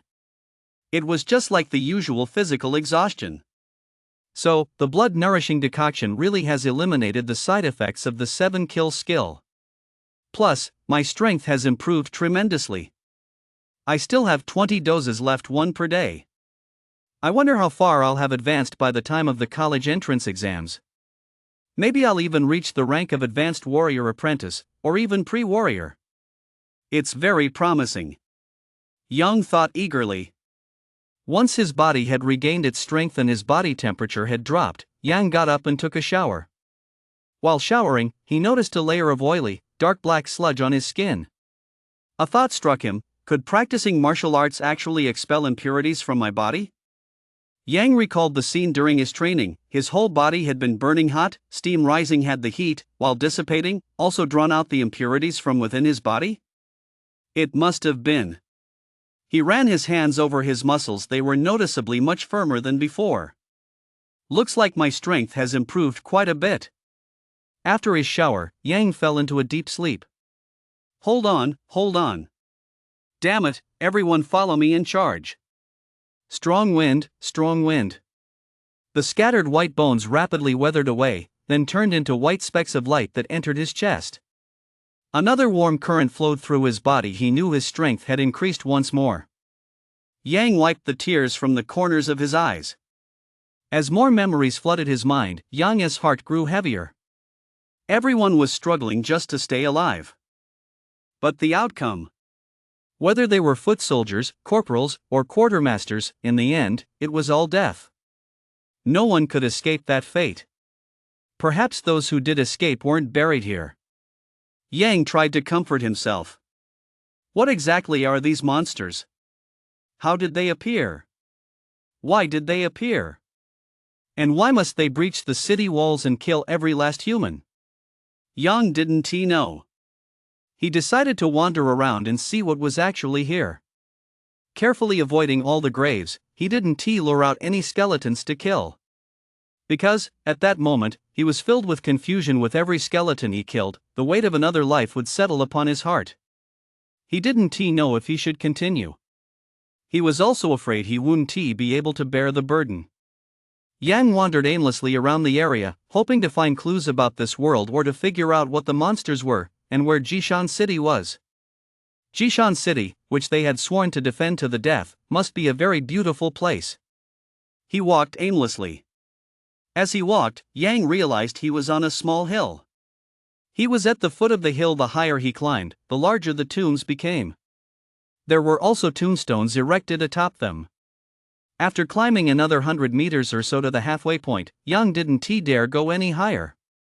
He felt a chill run down his spine, as if he were being watched by a primordial beast. In that instant, Yang felt as small as an ant. Yang stopped in his tracks immediately. He turned to leave, intending to head back down the mountain and explore elsewhere. The moment he turned, Yang froze in place. A massive, crumbling yet majestic city wall loomed before him. The wall was so high that it nearly matched the view he had from halfway up the mountain. At a glance, it appeared to be 200 or 300 meters tall. Looking left and right, it stretched all the way to the horizon, at least 7 or 8 li long. It was built entirely of massive stone blocks, each 10 meters long and several meters thick.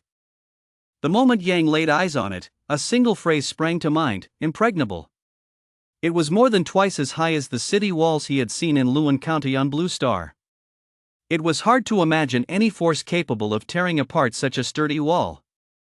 But the reality was that the wall was riddled with shocking gaps and holes.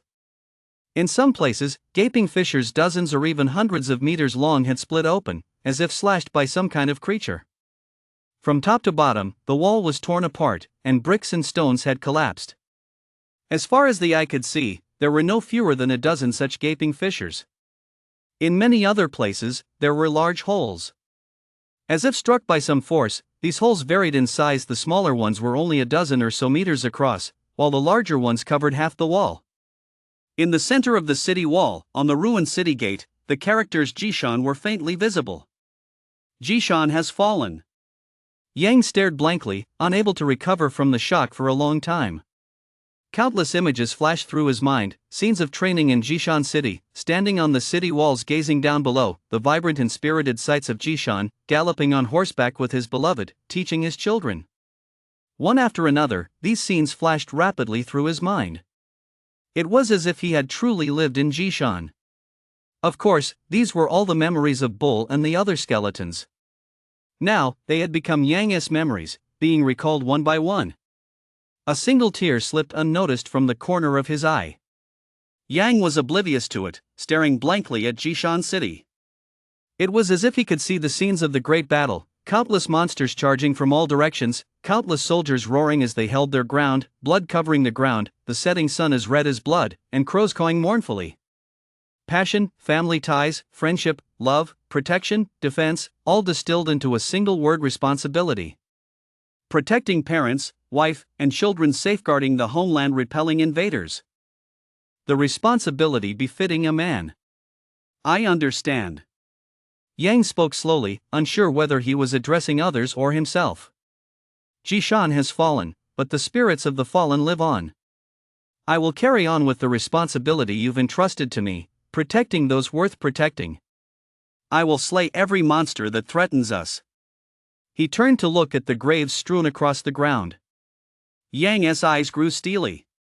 He spread his arms wide as if to embrace the entire world and declared resolutely, I will carry you. It seemed like a promise. Or perhaps it was a reminder to himself of the path he must take from now on. You've provided the high martial arts novel by great god Sansoil. In another world, I cultivate my martial arts are a bit more than 100 million. North District, at the entrance to First Middle School. 4 or 5 students were scanning the crowd around them with hostile expressions. The leader was a young man nearly 2 meters tall, with massive muscles and a thick chest of hair. He looked just like a huge black bear. This was Gao Ming, the prodigy from Second High School, the school's strongest fighter. Standing beside him was a man with a broad smile on his face, Lance. Cousin, Yang has shown combat power on par with a warrior. Do you think you can beat him? Lance spoke casually, but his words were meant to goad him. His cousin was skilled, but not the sharpest tool in the shed. Whenever he asked Gao Ming for help in a fight before, he always resorted to goading him, and it had worked like a charm. Sure enough. 800 combat power isn't bad, but what good is that? Tell me, my useless cousin, what was my combat power score when I took the test yesterday? Gao Ming said dismissively. Advanced Warrior Apprentice, Vitality 8.6, Combat Power at the Pre-Warrior level 840. And all 3 tests came out at 840, the strongest at number 2 high school, the henchman beside him said proudly. What's your vitality and combat power?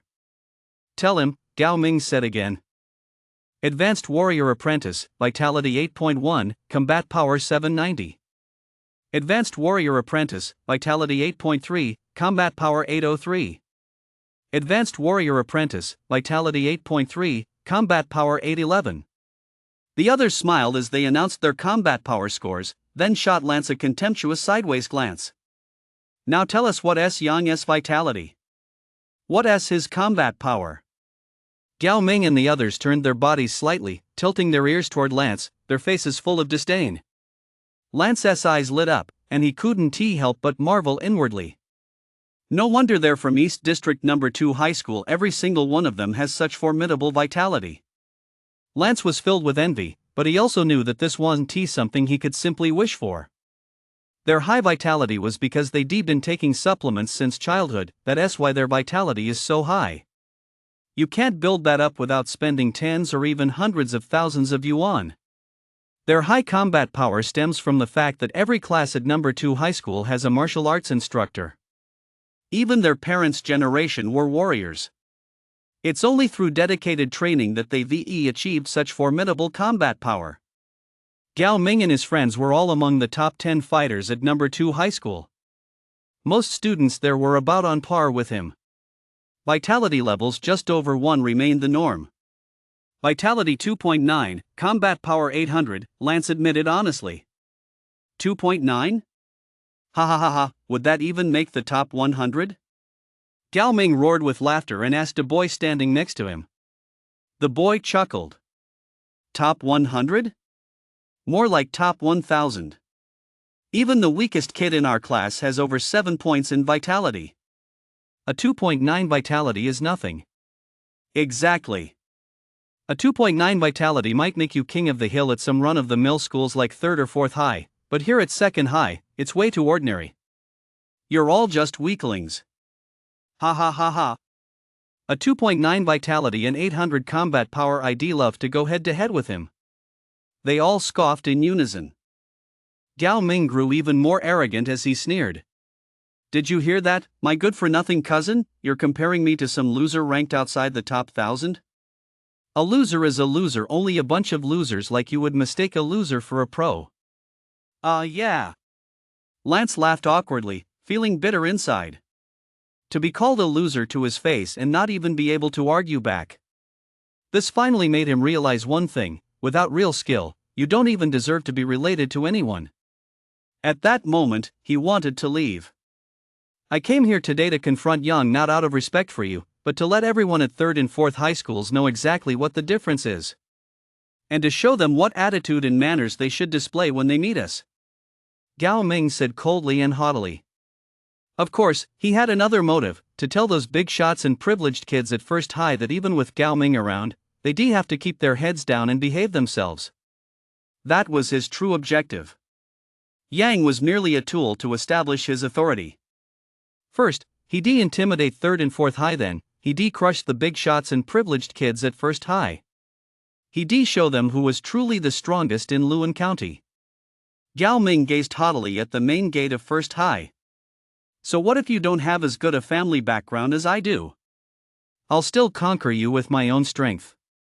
Just then, he spotted a luxury car pulled over to the side of the road. A well-built teenager stepped out, tall and slender, with a determined face and custom-tailored clothes. Just standing there, he drew everyone's attention. He is so handsome. He is so charismatic. Who is that? A group of female students from No. 2 high school gasped in surprise, all stopping in their tracks to watch. Gong Yan. Gao Ming raised an eyebrow. This guy was his biggest challenge. The top student at No. 1 high school, the most outstanding member of the Gong family's current generation. His father was the mayor, and most members of the Gong family held key positions in Luan County. Their family owned over a dozen major companies spanning every sector. It was safe to say the Gong family was the true local power broker and ruler of Luan County. Of course, his own Gao family wasn't half bad either. Gong Yan stepped out of the car and, sensing countless intense stares, furrowed his brow slightly. So many people. So many people coming to study at my first high school? How disgusting. A flash of disgust crossed Gong Yan's eyes, but he quickly regained his polite and refined demeanor. He nodded in the direction of the crowd. This was the way of conducting oneself that his family had taught him. When dealing with commoners, one must always present a magnanimous and refined demeanor, only then can one gain their support. When facing fellow rulers, however, one must adopt the most intimidating stance to keep them in line. Especially when facing provocateurs. Gong Yan followed that defiant gaze and immediately spotted Gao Ming, who stood out conspicuously in the crowd. After all, at 2 meters tall and with a build like a massive black bear, he was impossible to miss. Once he recognized Gao Ming, the corners of Gong Yan's mouth turned up slightly, and a derisive chuckle escaped his lips. The Gao family is really getting out of hand. Do they think that by cozying up to city officials, they can replace the Gong family's position in Luan County? They're really overestimating themselves. Gong Yan smiled as he walked toward Gao Ming. Just then, more than a dozen luxury cars suddenly sped up and pulled over to the side of the road. A dozen or so men and women got out and quickly ran to stand behind Gong Yan, flanking him. Gong Yan didn't even turn his head as he continued walking forward. Bus number 38. Yang sat on the soft leather seat, enjoying the air conditioning, and curiously looked around. This was his first time riding a bus. In the past, he'd mostly stayed in the South District, so he'd never needed to take the bus.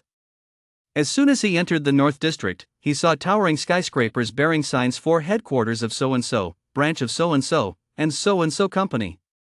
These buildings were almost exclusively owned by private enterprises. Ordinary people couldn't get in and weren't allowed to.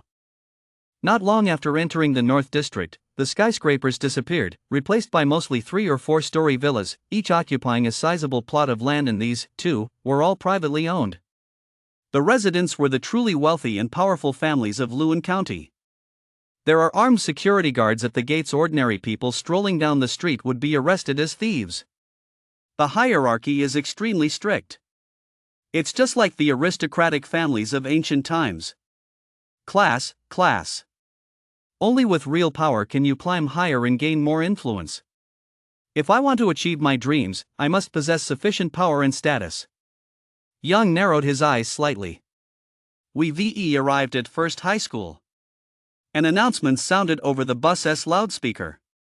You provided the high martial arts novel by Deshinsha too. In another world, I cultivate my martial arts are a bit more than 100 million. Yang got off the bus. The street was packed, with all kinds of luxury cars parked along the curb, all there to drop off students. As they passed one of these luxury cars, a beautiful woman exclaimed, "My daughter will be able to attend First High School too, what a blessing." After speaking, the beautiful woman's eyes darted around frantically, as if searching for something. "Little sister, First High School isn't like Second High School. This is where the young masters and princesses of Luan County's true local powerhouses go to school. We're not afraid, but let us try not to cause any trouble," Dongfang Shuangshuang cautioned. Although the Dongfang family was quite powerful, collateral branches like them, unloved by both father and mother, didn't have much clout. Especially for people like her and her sister, who had no one to rely on. "Got it, sis. I'm not a kid anymore. Besides, I've never caused any trouble at number 2 high school." Dongfang Xiaoxiao got out of the car. Then she spotted a familiar face. "You little brat, don't run!" Dongfang Xiaoxiao shouted as she gave chase. She spotted the guy who made her bump into the corner of the desk yesterday. What a small world. Today, I'm definitely going to show you what I'm made of. Xiao, don't cause trouble, Dongfang Shuangshuang hurriedly warned. "Got it, sis. Don't worry," Dongfang Xiao replied, picking up her pace even more. "You little brat, just you wait." Yang heard the voice getting closer and closer. Puzzled, he turned his head and saw the girl he nearly collided with yesterday charging toward him in a rage. "Huh? Are you calling me?" Yang wondered. Dongfang Xiao had already closed the distance. As she got closer, she suddenly leaped into the air, spread her arms wide, and lunged at Yang, flailing her limbs wildly as if she were trying to lock him in a hold. Yang blinked, wondering what this was all about. Just as they were about to collide, Yang shifted his stance and moved swiftly. Whoa, oops, boom. I finally caught you, you little brat. How dare you dodge me? Let us see where you can hide today." Dongfang Xiao jumped up excitedly and lunged toward Yang. She was about to land on top of Yang and grab him. Suddenly, everything went blurry, and Yang's figure vanished, replaced by a utility pole. Eek ouch, thud wah. Dongfang Xiao slammed her head into the utility pole. Wah, she burst into tears from the pain. Many people turned to look at her in surprise. Yang rubbed his head apologetically and said sheepishly, "Are you okay?" Wah. It's your fault for dodging me. My head hurts so much. Look, is it swollen? Dongfang Xiao sobbed. Let me see. Yang leaned in. Dongfang Xiao's expression changed instantly. She grabbed Yang by the collar and snarled, "You little brat, I finally caught you. Tell me, why did you dodge?" "Because we both gotten hurt twice now. I've never been hurt in my whole life." Spittle even splattered onto Yang's face. Yang. So spoiled and headstrong are all young ladies like this? Yang was really annoyed at having his collar grabbed out of the blue. No one had ever threatened him like this before. Even if she was just a little girl. Yang quickly grabbed her wrist, twisted it hard, and pinned her down. Before he could apply any more pressure, Dongfang Xiao started screaming. Ouch, a big man is bullying a little girl. Isn't anyone going to stop this? Speechless. Noticing people around them staring, Yang reluctantly let her go. It was your own fault. Don't make a scene for no reason. I have nothing to do with you, and I'm under no obligation to protect you, Yang warned. Seeing Yang's stern expression and icy gaze, Dongfang Xiaoxiao instantly felt wronged and burst into tears, her mouth twisted in a sob. No one has ever treated me like this my whole life. Why you're picking on me? Are you out of your mind? Yang was at a loss for words. He suddenly felt like he was in trouble. This woman was a huge headache. For Yang, who had never dealt with women like this before, Dongfang Xiaoxiao's sobbing was an absolute nightmare, a bigger headache than even Lance. If Lance picked a fight, he could just beat him up. But how was he supposed to handle a girl who was causing trouble by acting all vulnerable? Yang had no idea. Just then, a crowd gathered around them. What's wrong with you? You're a grown man picking on a little girl, does that make you look tough? Oh my, Xiaoxiao, don't cry. Some students from second high school who knew Dongfang Xiaoxiao comforted her while berating Yang.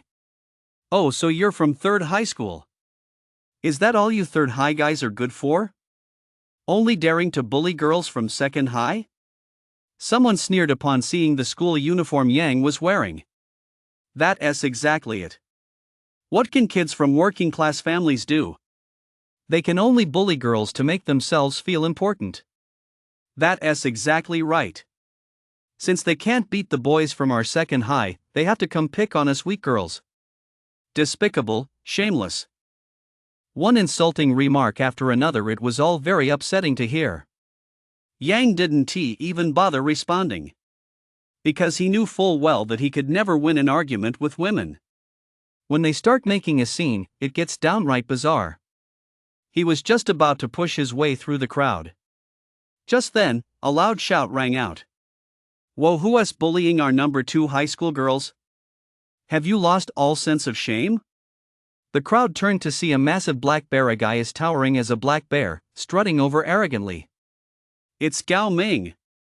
Oh my, it's brother Gao Ming. The top guy at number 2 high school. Brother Gao Ming, hurry over.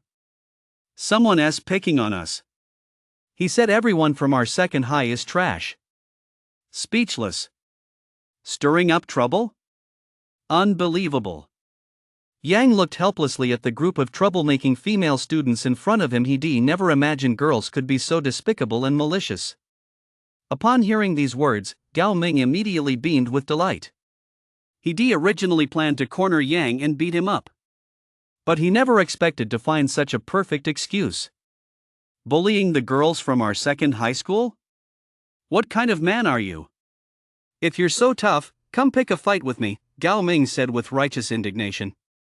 Wow, Gao Ming is so handsome. I feel like he has got a halo around him. Gao Ming makes me feel so safe. Whoever gets to be Gao Ming's girlfriend must be the happiest person alive. Standing up for us girls, that's so cool. Gao Ming, I love you. Listening to their declarations of love and feeling the adoring gazes of all the female students, Gao Ming's lips curled into a smile. He was floating on cloud 9. Outside the crowd, Gong Yan watched Gao Ming being idolized, praised, and showered with compliments and declarations of love. A glint flashed in his eyes. He never experienced this kind of treatment at First High. The students at First High were all children of major factions and prominent families, people who knew each other inside and out, and who always treated him with a mix of respect and fear. But there had never been any idolization, praise, compliments, or declarations of love. If it were me standing right in the middle of that crowd right now. So you're the one who bullied the girls from my school, number 2 high? Come on, let us settle this. The crowd automatically parted to make a path, and Lance walked up to Yang, looking down at him. Yang raised an eyebrow. He spotted Lance behind Gao Ming and instantly realized this was a fucking setup. Even without the Dongfang Xiaoxiao incident, they would have come after him anyway just to cause trouble. And the only way to resolve this trouble was to beat them into submission. Spare me your high and mighty excuses. If you want a fight, come on over. Yang gave a flick of his finger. You've provided the high martial arts novel I, Cultivating in Another World by the master author Sha Tu. My martial arts skills are a bit more than 100 million. The Luan Department of Education has issued a new regulation. Outstanding seniors from all schools will enter First High School to study and train. First High School has gladly agreed to open its doors. This mysterious place has finally opened its doors to us ordinary people. I'm sure many of you are eager to enter First High School and see for yourselves what this legendary, wealthiest high school is really like. Today, I'm fortunate enough to be among the invited guests. I'm here to give you all a sneak peek. News reporter Bing Bing reporting for you. In front of a news van, a young, beautiful, and poised female reporter was delivering her report in front of the camera. It's 7 a.m. right now, and as you can see, there are many parents at the entrance of First High School, driving their children to school. Every parent is dressed to the nines, and quite a few are engaged in lively conversation. Let us go ask them how they feel. Hello, ma'am. May I ask, what are your thoughts on your child attending First High School? Reporter Bing Bing held the microphone out to a plump young mother.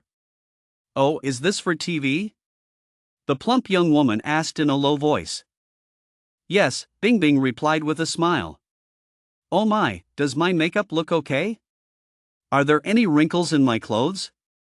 And my hair? Just then, a commotion erupted from the direction of the school gate. It looks like there's a scuffle. Follow me, let us go check it out. Bing Bing decisively put down the microphone and ran toward the commotion. Hey, don't go. Keep interviewing me, I'm going to be on TV. As Bing Bing ran over, she saw many parents and students gathered around to watch the spectacle. Among them were quite a few warrior-level experts there just to watch the show. What happened? Can someone tell me? Bing Bing was short and couldn't see clearly into the crowd. They say a boy from 3rd high school bullied a girl from 2nd high school. Right now, 2nd high's prodigy, Gao Ming, is leading his classmates to confront the boy from 3rd high and demand an explanation. Someone in the know explained. A boy from 3rd high bullied a girl from 2nd high.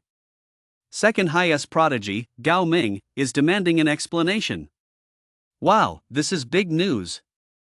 Bing Bing instantly realized this was a breaking news story. If it got out, it was sure to grab the public's attention. Everyone, make way. Make way.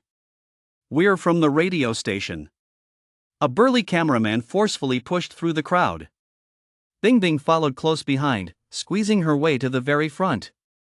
Spare me your high and mighty excuses. You want to fight? Come on then. Yang curled his finger, cracked his knuckles, and his gaze turned cold. What kind of skill is it to scheme against me? Let us settle this with our fists. Come on. Wow, so cocky he has got such a masculine vibe. Is this what they call the restlessness of youth? Does anyone know who he is? Bing Bing asked, her voice tinged with admiration. He is from 3rd high. I'm not sure exactly who he is, though. The man who had been explaining the situation from outside the crowd earlier had followed them over at some point. He is young, the top prodigy at 3rd high, said a student from 3rd high. At that moment, his brow was deeply furrowed. He was the 3rd best fighter at 3rd high, second only to Yang and Lance. But while he was formidable at 3rd high, here he was just ordinary. Very ordinary. It wasn't he just and Yang was in the same boat. As far as he knew, every top fighter at 2nd high possessed the vitality of a high-level warrior apprentice, and many had combat prowess on par with a quasi-warrior. Yang, on the other hand, only had a 2.9. If it came to a fight, he'd definitely be at a disadvantage. But what could he do? The top prodigy. Upon hearing that title, Bing Bing became even more excited. The top prodigy from 2nd high and the top prodigy from 3rd high were getting into a street brawl over a female classmate. That headline deserved a huge thumbs up. She already realized that today's news was going to be a massive sensation. Whoa, pretty cocky, aren't you? Picking on our 2nd high school girl, you think you're some big shot now? Gao Ming strode forward, his body creaking with every movement. His eyes gradually sharpened, yet a barely perceptible trace of scorn played at the corners of his mouth. Today is the day I'll establish my authority. Take a taste of Grandpa's fists, you little lapdog. Gao Ming was already tall and burly, and now, with his arms outstretched and striding forward, he looked like a black bear roaring as it charged, truly imposing. Wow, he is so handsome. Gao Ming is so manly. Whoever gets to be Gao Ming's girlfriend is so lucky. Gao Ming, beat the crap out of him. Show him the consequences of picking on us girls from number 2 high school. Go, Gao Ming. Gao Ming. The chorus of admiring voices made Gao Ming even more smug. It also further fueled the surging masculinity within him, his haughty demeanor soaring to the top of his head. No, he didn't bully me, you've all got the wrong idea. Seeing that a fight was about to break out, Dongfang Xiaoxiao hurriedly explained. Although her voice wasn't soft, it was still pitifully faint amid the screams of the many girls, completely drowned out until nothing could be heard. She tried to rush over to stop the fight, but was held back firmly by several classmates. In that moment, she felt so small. Did you hear that, you villain who bullies girls? Today, in the name of justice, I'm going to punish you. I've got 8.6 vitality and 840 combat power. Don't say I'm bullying you, because I represent justice. Gao Ming roared like a black bear that had spotted its prey and charged toward Yang. Amid his roar, he clenched his fist, and his muscles bulged instantly, looking as if cast from steel, instantly drawing screams from the female students. The warriors hidden in the crowd all nodded in unison. To possess such presence and physical prowess at just 18, he is already stronger than 99% of people. Not bad, praised the person standing next to Bing Bing. The prodigy from number 2 high school is really something. Bing Bing, with her professional instincts, instantly handed him the microphone. The man nodded. If I'm not mistaken, his physical prowess is close to 9, perhaps even exceeding it. He is already on par with the weakest quasi-warrior level fighters. Given time, he is bound to become a warrior. And he is only 18. Even the strongest person of his age in the entire history of Liuan County wouldn't have been any better. He truly lives up to the reputation of number 2 high school's prodigy. The person marveled. Oh, that is amazing. He can actually stand shoulder to shoulder with the strongest person in Luan. Bing Bing's eyes lit up as she committed these key points to memory. This was writing material. Very important. She continued to ask. So what about Yang, the genius from 3rd High who is going head to head with Gao Ming? 3rd High? The man snorted derisively. What talent does 3rd High have? As far as I know, even the student with the highest vitality in 3rd High's history has never gone beyond apprentice rank. Any random student from 2nd High could knock him out. Having 2nd High's top student face him? Honestly, that is just giving him face. And giving 2nd High face, too. Defeated in a single move. What? The man shouted in shock, and everyone gasped. Bing Bing hurriedly looked toward the center of the arena and saw Gao Ming, 2nd High's top fighter who had been so arrogant just moments ago, now staring blankly, his body swaying unsteadily. A moment later, he collapsed straight to the ground. And the only one still standing in the arena was Yang. What just happened? I just turned my head for a second. How did Gao Ming, the top student at 2nd High, collapse? And it looks like he fainted. She stared blankly at Yang, the only one still standing in the center of the arena, unable to process what had happened for a long time. Then Yang slowly spoke. Rating doesn't equal combat ability. And you, the idiot who set this trap to ambush me, you don't represent justice. Provided by the master author's Shadow's high martial arts novel, I, cultivating in another world, have a bit more than 1 billion in martial arts. The entire area fell into an eerie silence. The girls who had been screaming seemed as if someone had grabbed them by the throat. Their voices stopped abruptly. They stared blankly at the scene. Yang, with 2.9 vitality and 800 combat power, knocked out Gao Ming, who was 8.6 vitality and 840 combat power, with a single punch. Lance wondered if he was dreaming. This outcome was completely unexpected. How could a weaker fighter possibly defeat a stronger one with a single punch? That is not scientific. Everyone was thinking the same thing. The top-tier fighter they pinned their hopes on, the one expected to deliver a dazzling performance, had been knocked out with a single punch. Such a stark contrast left their minds completely blank. What? A single punch? Gong Yan's eyes widened. He just had a brief skirmish with Gao Ming. During that exchange, he Han Ti gained much of an advantage. He was stronger than Gao Ming, but only by a hair's breadth. Now, however, Yang had knocked him out with a single punch. Holy crap, what does that even mean? Song Qin, who had just gotten out of the car, happened to see Yang punch Gao Ming unconscious. She exclaimed in surprise, "Isn't this the Yang that Master was looking for? He is so strong." He knocked Gao Ming out with a single punch. Dongfang Xuanxuan saw it too. She was so astonished she couldn't close her mouth. Isn't this the boy who needed that nourishing blood soup to strengthen his body? Wasn't he supposed to be really weak? How can he be this strong? She seemed to have realized something. Could there be something fishy about that nourishing blood soup? Yang, however, remained calm. He possessed a lifetime's worth of combat experience gained from fighting alongside Bull, and the others dealing with Gao Ming, who relied solely on brute strength, was a piece of cake. Even though Gao Ming had high vitality and strong combat power. In terms of combat experience, Yan was light years ahead of him. Using the speed and versatility of the 7-star step, he darted into Gao Ming's blind spot and landed a heavy punch to his jaw with the 7-kill skill. Never mind that Gao Ming was merely a high-level warrior apprentice. Even a full-fledged warrior would be stunned by a hit like that. Do you guys stand for justice, too? Yang shot a cold glance at the group following Gao Ming, including Lance. He raised an eyebrow slightly, and a cold, murderous intent swept toward the group. Lance waved his hands frantically, his body retreating uncontrollably. No, I didn't mean that. I didn't mean that. Yang, what kind of skill is a sneak attack? Let me take you on. The man with Vitality 8.1 and Combat Power 790 said coldly. Wait, all of you. Yang is a bit of a weirdo, said the man with Vitality 8.3 and Combat Power 811. All right. Another man with Combat Power 803 also stepped forward.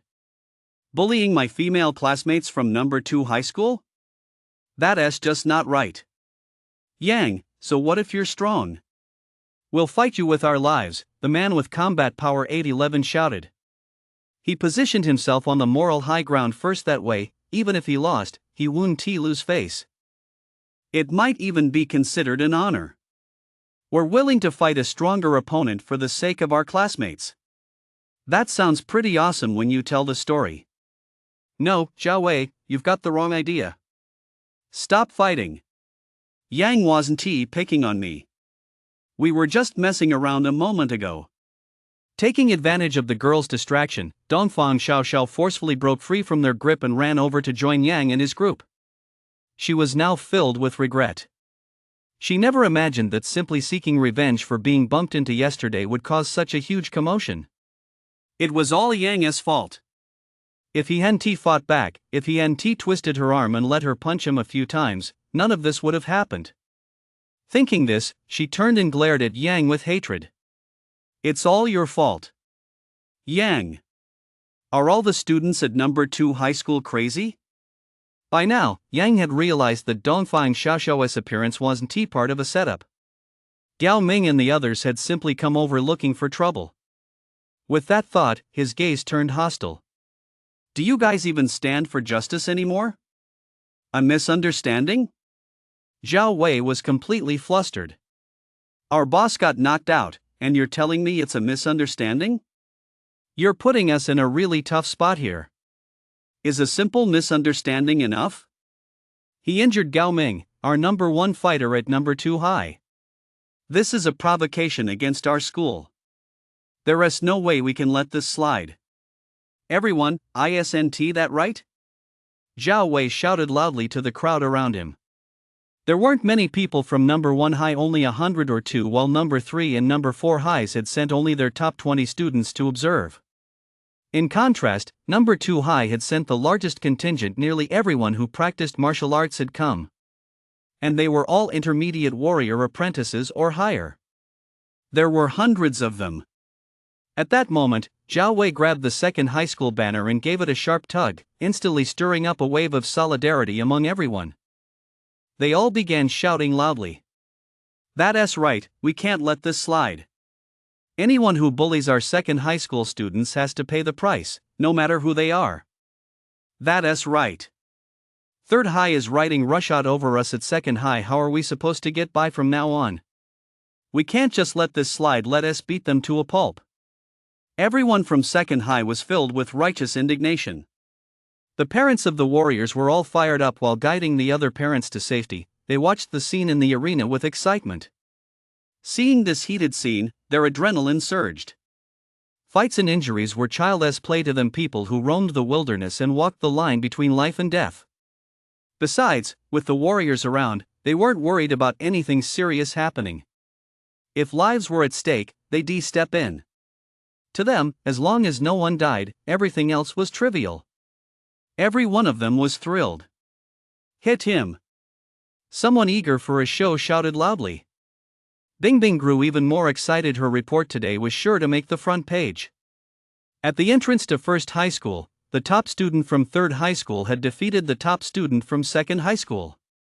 To defend their honor, the students from Second High School ganged up on the top student from Third High School. How wonderful! Little sis, be careful, Dongfang Shuangshuang called out loudly. It had been a long time since she'd witnessed such an explosive scene. She was thrilled. Ah, sis, I'm scared. Scared of what? You're going to be a man of the wilderness someday. What's there to be afraid of? You'll get used to it, Dongfang Shuangshuang said excitedly. Oh, Dongfang Xiaoxiao was very nervous. Don't hit me, I'm from number 2 high. All she got in response were vicious glares. Song Qin, who was still standing outside the crowd, hurriedly took off her school uniform, pretending nothing had happened. First High School. Principal's office. Principal Zhang, students from second and third high schools are about to fight at the school gate. Should we stop them? The head of security shouted over the walkie-talkie. Principal Zhang was organizing the list of incoming students. He was categorizing them into different tiers and assigning different resource allocations based on their rankings. These were all requirements from higher-ups. Upon hearing about the fight, his brow furrowed slightly. Second High School, Third High School. Second High School was attended by warriors, children of the social elite from the middle class. Each of them was formidable. Some were even as good as, if not better than, those at First High School. Third High School was full of children from ordinary families. Just look at their college entrance exam results over the years to see how weak they were. And there were only 10 students from Third High School. Wasn't this just bullying? Just as he was about to speak up to stop it, he suddenly noticed the profile of one student from Third High School. Yang, Vitality 2.9791, Combat Power 800, Suspected Strength Type Warrior Talent, Entry into Subtlety Level Agility. Yang from Third High School. Principal Zhang's eyes lit up, and he asked, "Is this a fair fight or bullying?" A fair fight. The top student from Second High School has already been knocked down. Should we intervene? Don't get involved. Deploy the drones to record the entire fight. That's one of their evaluation criteria. Also, tell Gong Yan to have the students from First High join in. Yes, Principal. Remember, you must ensure the students' safety at all costs. Yes, Principal. You provided the high martial arts novel Cultivating in Another World by the master author Sha Tu, where my martial arts skills are a bit over 100 million. Principal Zhang said that since things have escalated to this point, let us turn this into an entrance exam. Everyone currently enrolled at First High School must participate. That includes everyone from First High School, as well as the top students from Second, Third, and Fourth High Schools. For this entrance exam, there are no rules. The winner takes all. Your performance will be recorded, and those who excel will receive a higher rating. The security captain shouted through a megaphone. At the same time, squad after squad of security personnel emerged from the school, dispersing the crowd of parents to clear out a large open area. Meanwhile, a team of school nurses also came out to ensure everyone's safety. Very good. That's fair. Go for it, Baozi. If you do well, I'll make your favorite sweet and sour pork when you get home. Wang Dachui, don't embarrass me. I'm watching every move you make. The parents shouted, each finding a spot with a clear view to watch. They were all extremely excited, as if watching a grand performance. Drones took off one after another, forming a sphere in midair to capture 365-degree, unobstructed footage. It's a free-for-all right from the start. Yang was taken aback. Is it really this wild? I like it. The corners of his mouth turned up slightly, revealing his pearly white teeth. He shot a very hostile glare at Zhao Wei and the others. Zhao Wei's face turned pale. Quick, wake up boss Gao Ming. Does everyone have to participate? Song Qin was utterly speechless. She'd just taken off her school uniform, after all. Unbelievable. Gong Yan watched the crowd gradually descend into chaos, feeling utterly devastated inside. It's a full-on fistfight. Oh my god, I'm scared of getting hurt. He glanced at the students from First High School beside him and noticed they were all as pale as he was, their eyes filled with fear. They'd all been raised in the lap of luxury. They'd never seen a scene like this before. Students from 3rd and 4th high schools came from working-class backgrounds, while those from 2nd high school were from middle-class elite families, brimming with drive to climb even higher. The first high students, on the other hand, had all been raised like little darlings in the lap of luxury by their prominent families. Although they were full of vitality and had strong fighting ability, they'd never actually thrown a punch, especially not in a chaotic brawl with street thugs. They'd never even been taught how.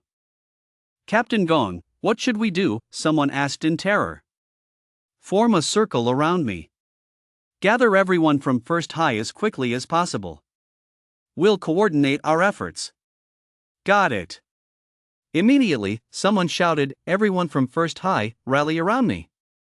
Hurry up and gather here. Let us join forces against them. Hearing the shout, Zhao Wei from 2nd High snapped to attention. 2nd High had the most students. If they united, what chance did First High or Young stand? They'd knock them all down. 2nd High, assemble. Zhao Wei bellowed at the top of his lungs. His voice, like a drake's, was shrill and high-pitched, carrying far and wide. Coming. Let us find Zhao Wei. Quite a few 2nd High students began gathering in Zhao Wei's direction. Gao Ming hadn't woken up yet. But there were also many who weren't part of Gao Ming's group, and they too were shouting for everyone to assemble. Before long, they had formed several small groups. Yang raised an eyebrow. We absolutely can't let them unite. Otherwise, if they gang up on me as a united force, I'll definitely be outmatched. So, quickly break up their groups. Bro Yang, what should we do? Just then, a few students from 3rd high school gathered around, their faces full of worry. You guys can try to help out and fight them. If you can't win, just go down. I'll go take them on. Yang said quickly. The students from 3rd and 4th high schools were weak. Their vitality was only a little over 1, and their combat power didn't even reach 100. They were nothing more than cannon fodder. It was only to be expected that they'd be knocked out right from the start. If he got tangled up with them, he'd definitely get beaten to a pulp. So, he had to stay alone, maintain his mobility, and take them down one by one. Ah, Brother Young, the few students from 3rd high school were on the verge of tears. I can't worry about you guys. Otherwise, I'll get beaten up too. With that, Yang strode toward the nearest group, Zhao Wei and his crew. First, Zhao Wei's group was the closest. Second, Gao Ming was sitting on the ground, recovering from his dizziness. He couldn't let Gao Ming fully recover. Gao Ming, as standing at number 2 high school, was quite high, as evidenced by the many girls who'd come to cheer him on when he first arrived. If he were to fully regain his senses, he might rally the entire student body of number 2 high school. After all, number 2 high school had hundreds of students. Once they formed a small group, Yang would have no choice but to take a beating. Sitting on the ground, Gao Ming felt his head buzzing, as if he were suffering from seasickness. The world was spinning around him. Slowly, the dizziness began to fade. Just then, he heard shouts coming from all directions. Looking around in confusion, he saw people running everywhere. Utter chaos. What is going on? Gao Ming was completely baffled. He'd been knocked unconscious just a moment ago and hadn't heard a single word from the loudspeaker. Suddenly, he remembered what had happened before he passed out. Yang had knocked him out. Yang! Damn it! I'm right here! Yang's voice rang out. Gao Ming jerked his head up and saw Yang's handsome face appear right before his eyes, followed by a massive fist hurtling toward him. Gao Ming's pupils dilated instantly. No! Boom! The right fist landed squarely on Gao Ming's chin. His eyes rolled back 3 times before he passed out again. After knocking Gao Yang unconscious once more, Zhao Wei and his group also spotted Yang approaching. With a roar, "Take him down!" Zhao Wei charged forward first, and his classmates, all with combat power over 800, also let out a roar as they rushed toward Yang. Yang smiled slightly, showing no fear, and charged straight at Zhao Wei and his group. As the fists came flying, Yang stepped into the Tianshu star formation, dodging Zhao Wei's punch. At the same time, he readied the 7-kill skill and struck Zhao Wei's chin, boom, hitting him squarely. Zhao Wei was instantly dazed and fell face first to the ground. The others' punches came flying at him as well. Yang repeated his tactic, stepping into the 7-star step to nimbly dodge their blows, then unleashed a flurry of punches of his own. He took out almost one opponent with every punch. In an instant, Zhao Wei's small gang was scattered. Yang charged toward another small group. By now, the designated area was in complete chaos. Some were classmates from the same school, but they harbored petty grudges against one another. They were seizing this opportunity to settle their scores. These were the ones fighting the fiercest. There were also clashes between different schools. Whenever students from number 2 high school ran into those from number 1 high school, a whole crowd would immediately swarm them for a beating. No one knew what grudge they held against each other, but they certainly fought with fierce intensity. Yang didn't hold back. He scanned the area, and whenever he spotted a large group, he charged straight at them and knocked people out. Security guards darted through the crowd. Anyone who was knocked out was carried away by them to be treated by the school nurse. Holy crap! That troublemaker from 3rd High is so badass. How many did he take down? Did you count? No idea. All I know is he took on 6 big gangs, each with over a dozen guys. Awesome! This guy is totally the king of the battlefield. Does anyone know his name? What are you planning? Once this kid finishes his college entrance exams, I'm going to recruit him into my squad and head out into the wilderness with him. If he keeps developing like this, he'll definitely become a top-tier master. Of course, I've got to act fast. His name is Yang, Dongfang Xuanshuang murmured.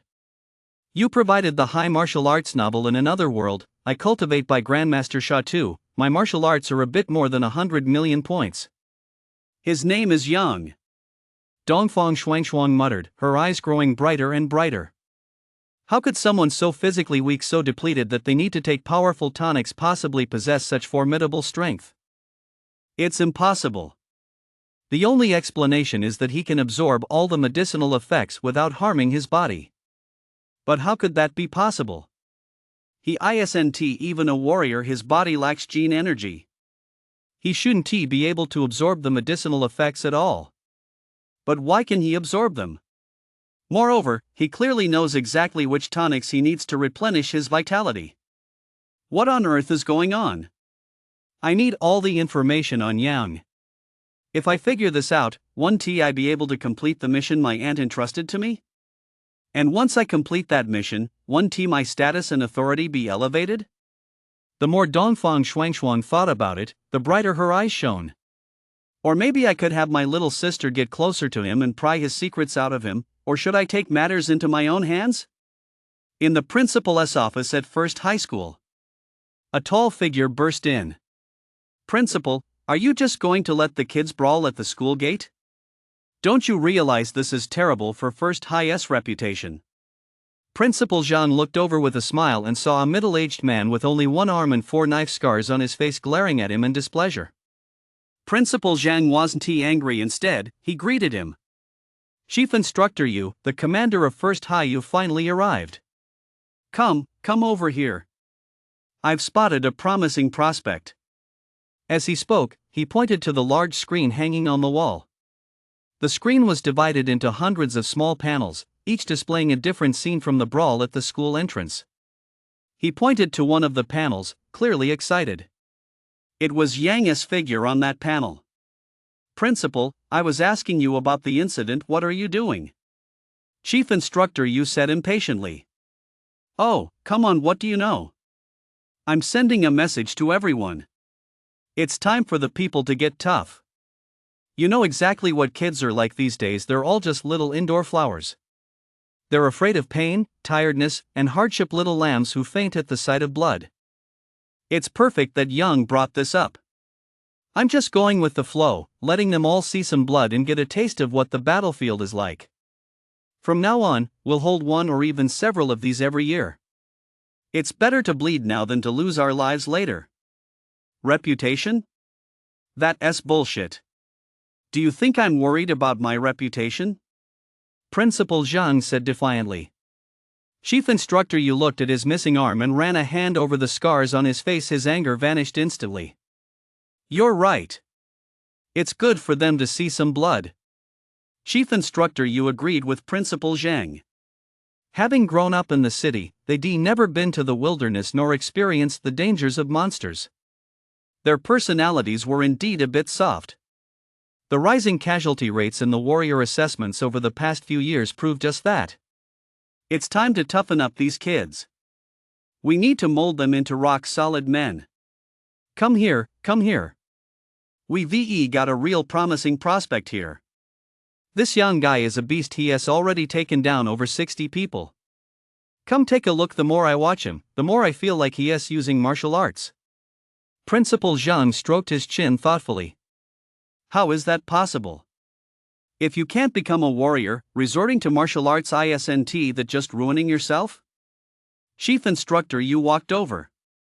As everyone knows, before becoming a warrior, all training revolves around developing the body. Only then can one absorb the free-floating energy in the universe.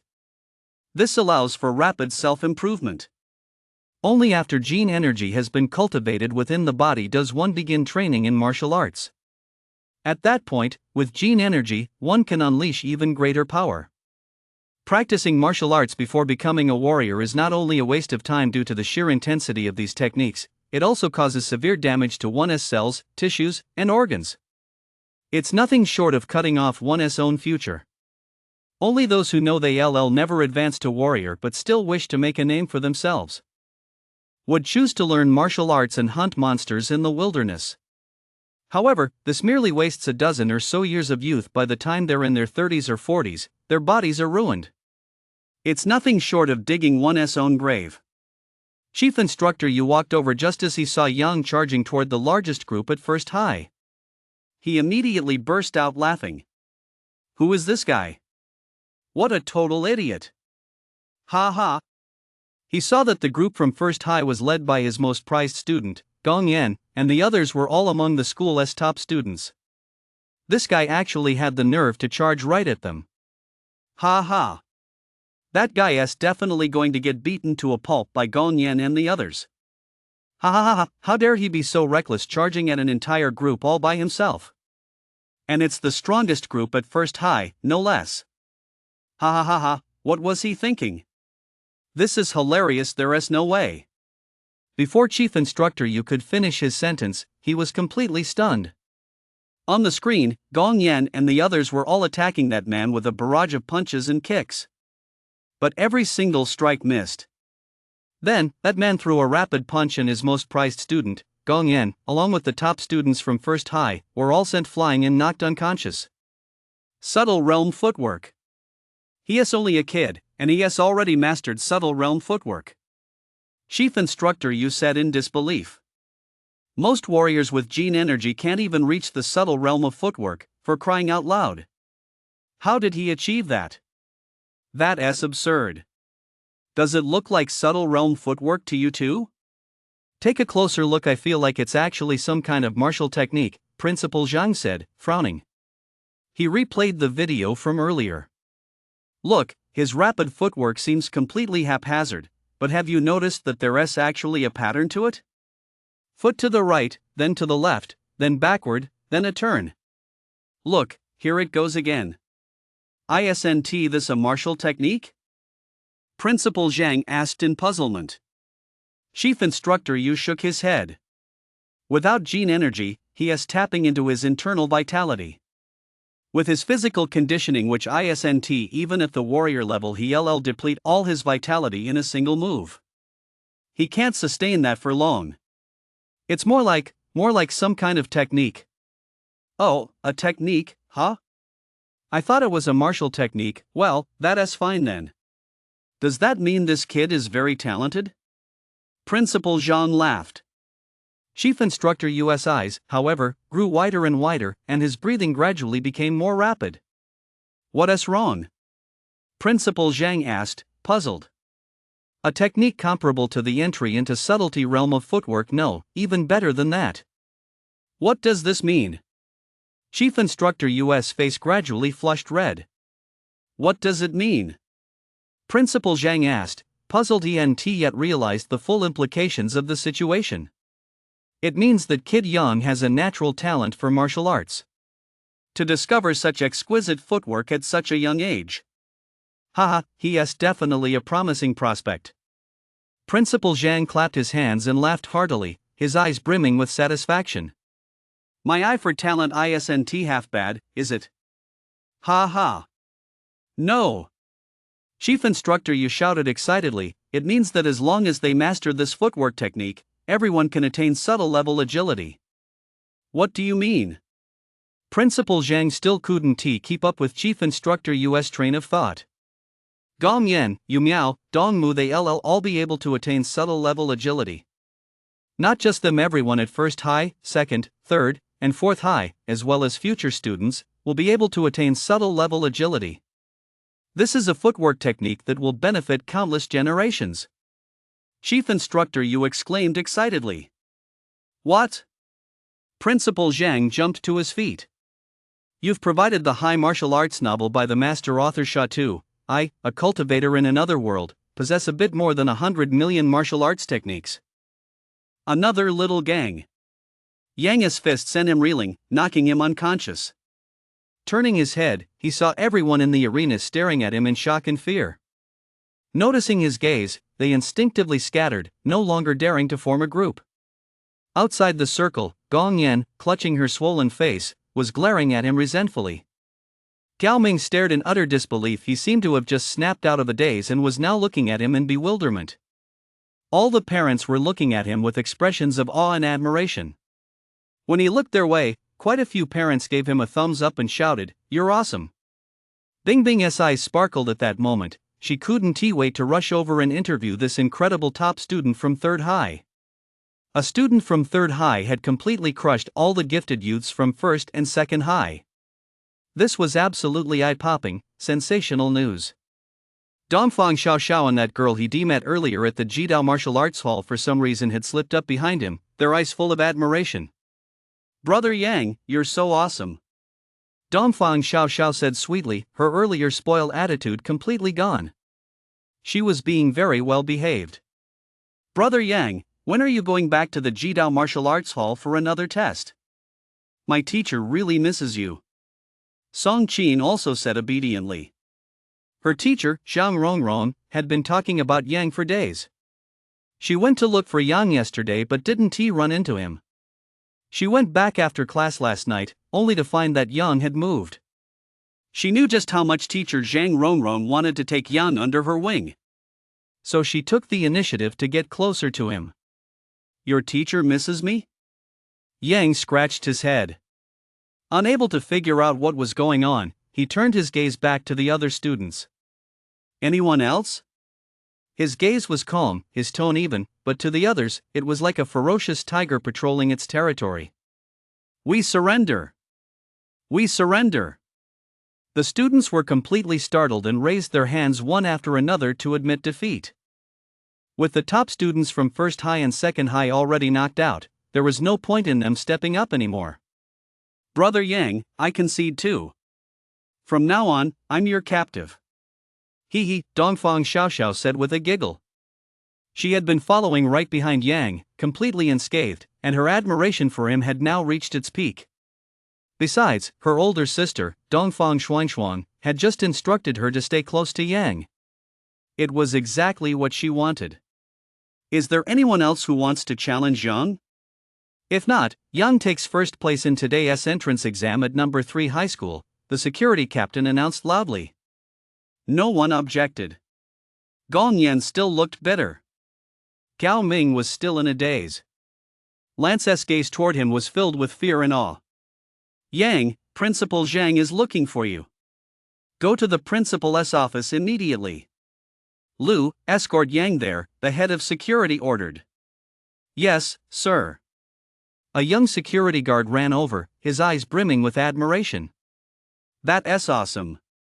Hee, Yang chuckled, then followed the security guard into the school grounds.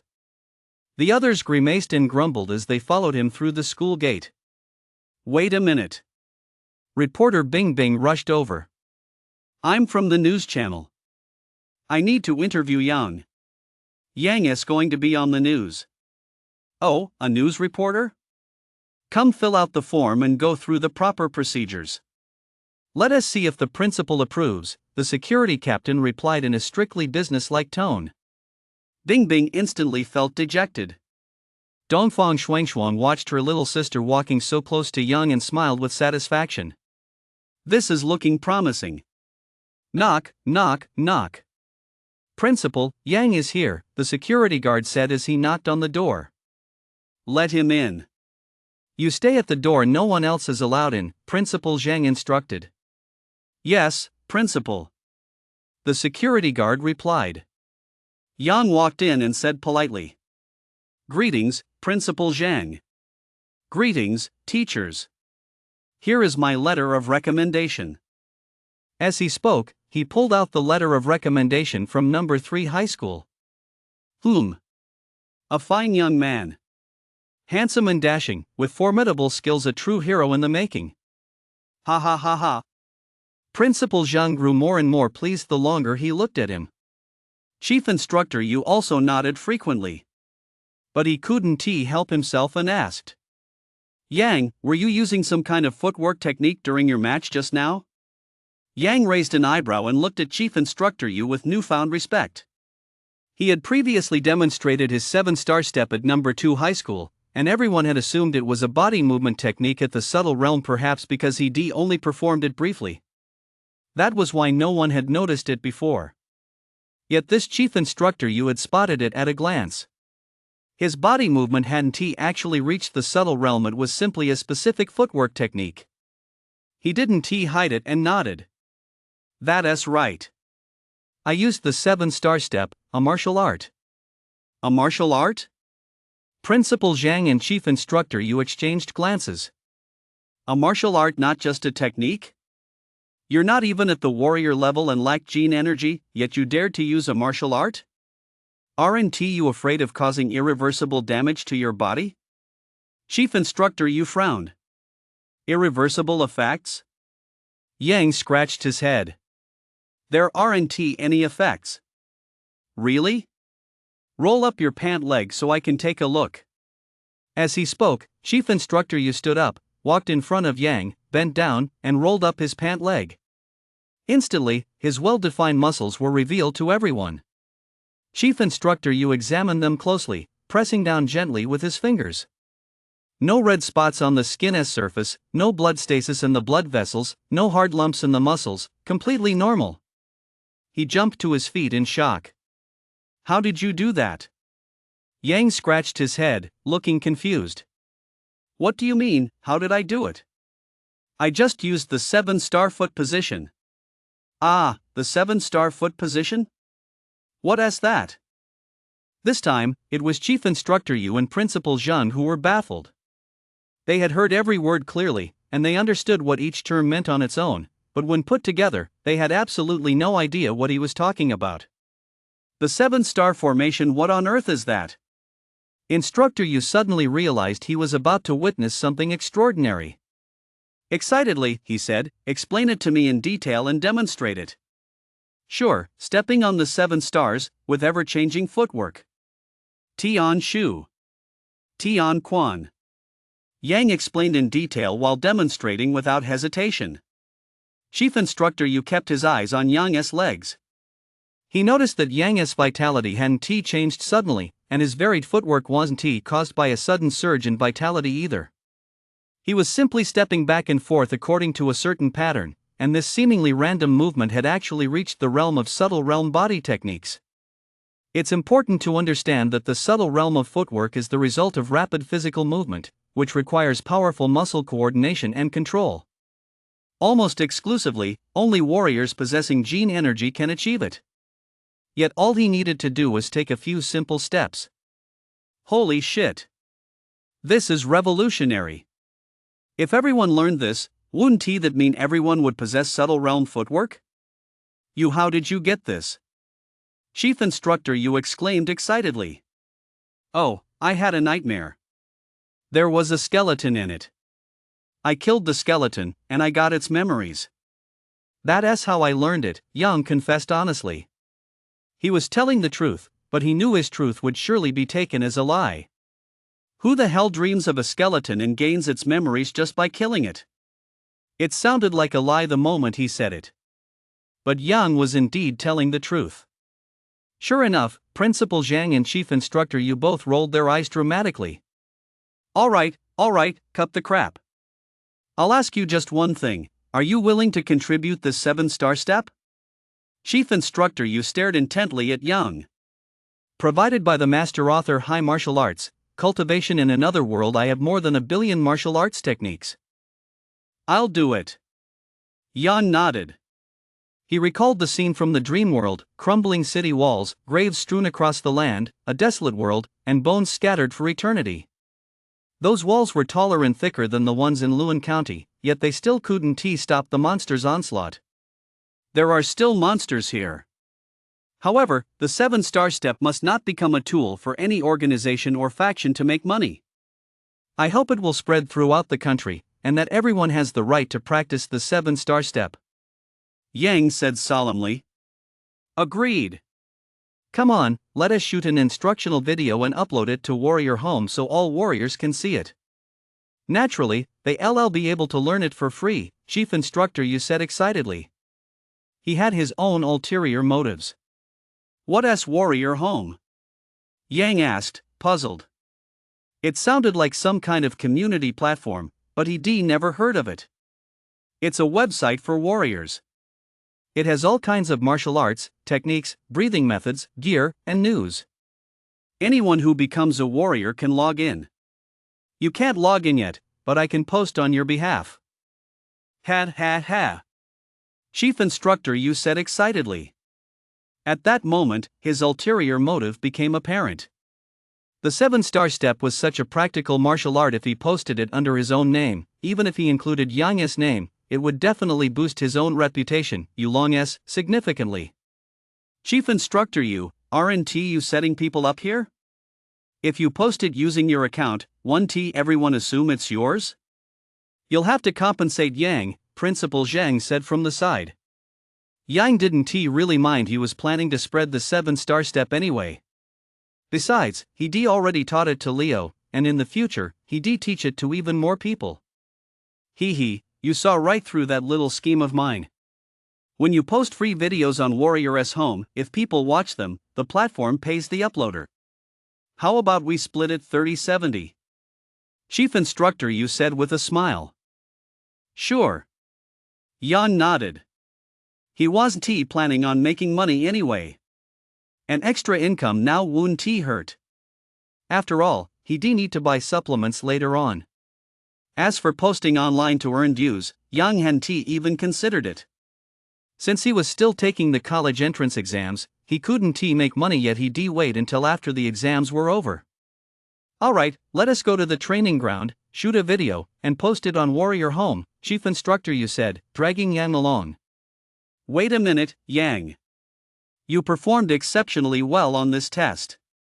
Not only are you a strength-type warrior, but you also know the 7-star step, so I'm classifying you as A+.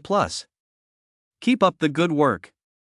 There is another test in a week that will determine whether you'll stay at first high school for special training or move on to municipal or provincial level training. Do your best and seize this opportunity. Principal Zhang said, "Oh, right, as for the 7-star step, it still counts as micro-realm agility. After all, very few people know about the 7-star step." "Yes, Principal," Yang replied. "Municipal and provincial level special training? There weren't this many special training programs before. Why have so many suddenly popped up this year?" Yang wondered to himself. He then followed Chief Instructor Yu to the training ground. First High School's training ground was enormous, with an incredibly comprehensive range of facilities. It was in no way inferior to the Ji Dao Martial Arts Hall. Chief Instructor Yu led him into a soundproof room. The room was filled with cameras, providing 360-degree coverage with no blind spots. Chief Instructor Yu turned on the equipment and said, "Yang, stand in the center and explain while demonstrating." Okay.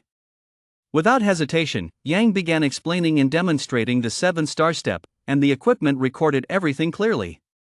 Chief Instructor Yu listened intently from the side, taking notes. Before long, Yang finished his demonstration. Chief Instructor Yu stared wide-eyed, completely awestruck. The 7-star step, it starts simply with just 7 steps, but can evolve into 14, 28, or even 60, infinite variations. It can actually change at will. My goodness, this is God-tier footwork. Even a warrior apprentice, by mastering just the most basic variations, can easily rival the footwork of someone at the subtle realm. If a warrior master commander level expert were to perform it, they could fully showcase its infinite variations.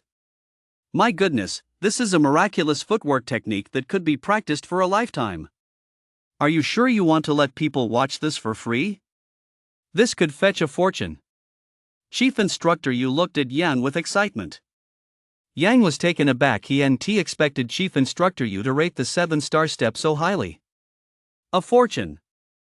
How much could it sell for? Yang's eyes lit up. Starting at 10 million. Chief Instructor Yu said solemnly. 10 million. Yang gasped, "It's worth that much." "If it's worth that much, why the hell would I give it away for free?"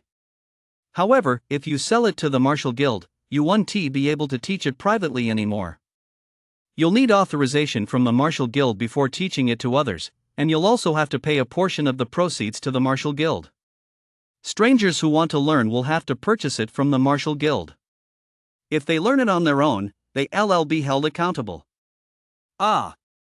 So if I sell it to the Martial Guild, I can't teach it privately anymore? Yang was speechless, but he understood this was to protect copyright. Protecting copyright would inevitably reduce the rate of dissemination. There's another option: you grant the Martial Guild a free license, and they set the price. As long as people learn it, you'll get 90% of the proceeds, Chief Instructor Yu explained further. One option is to sell the copyright outright and receive 10 million directly. The other is to grant a license. As long as people learn it, you'll get 90% of the proceeds. Another option was to release it directly to Warrior's home for free distribution. Anyone could learn it, and he'd earn a small amount from view counts. According to Chief Instructor Yu, 10,000 views earned only 1 fun. It was pitifully small. That would definitely be the least profitable option. Yang thought it over and made his decision. My goal is to let more people learn the 7-star step, giving them a better chance of survival in any future dangers that may arise. If it were controlled by the Martial Guild and turned into a money-making tool for them, that would defeat the whole purpose. So, I've decided to share it for free. Yang said solemnly. Should I share the 7-kill skill as well? The thought crossed Yang's mind briefly before he dismissed it. I'll wait until I've advanced to warrior and gained the ability to defend myself. It's one thing to casually gloss over a single martial art, but constantly releasing new ones while remaining weak, that just doesn't add up. Chief Instructor Yu's gaze toward Yang had changed. Unmoved by money, generously sharing it for free or something else. Chief Instructor Yu gave Yang a thumbs up and praised him. Then he shook his head, looking at him as if he were a fool. Young people just don't know the value of money.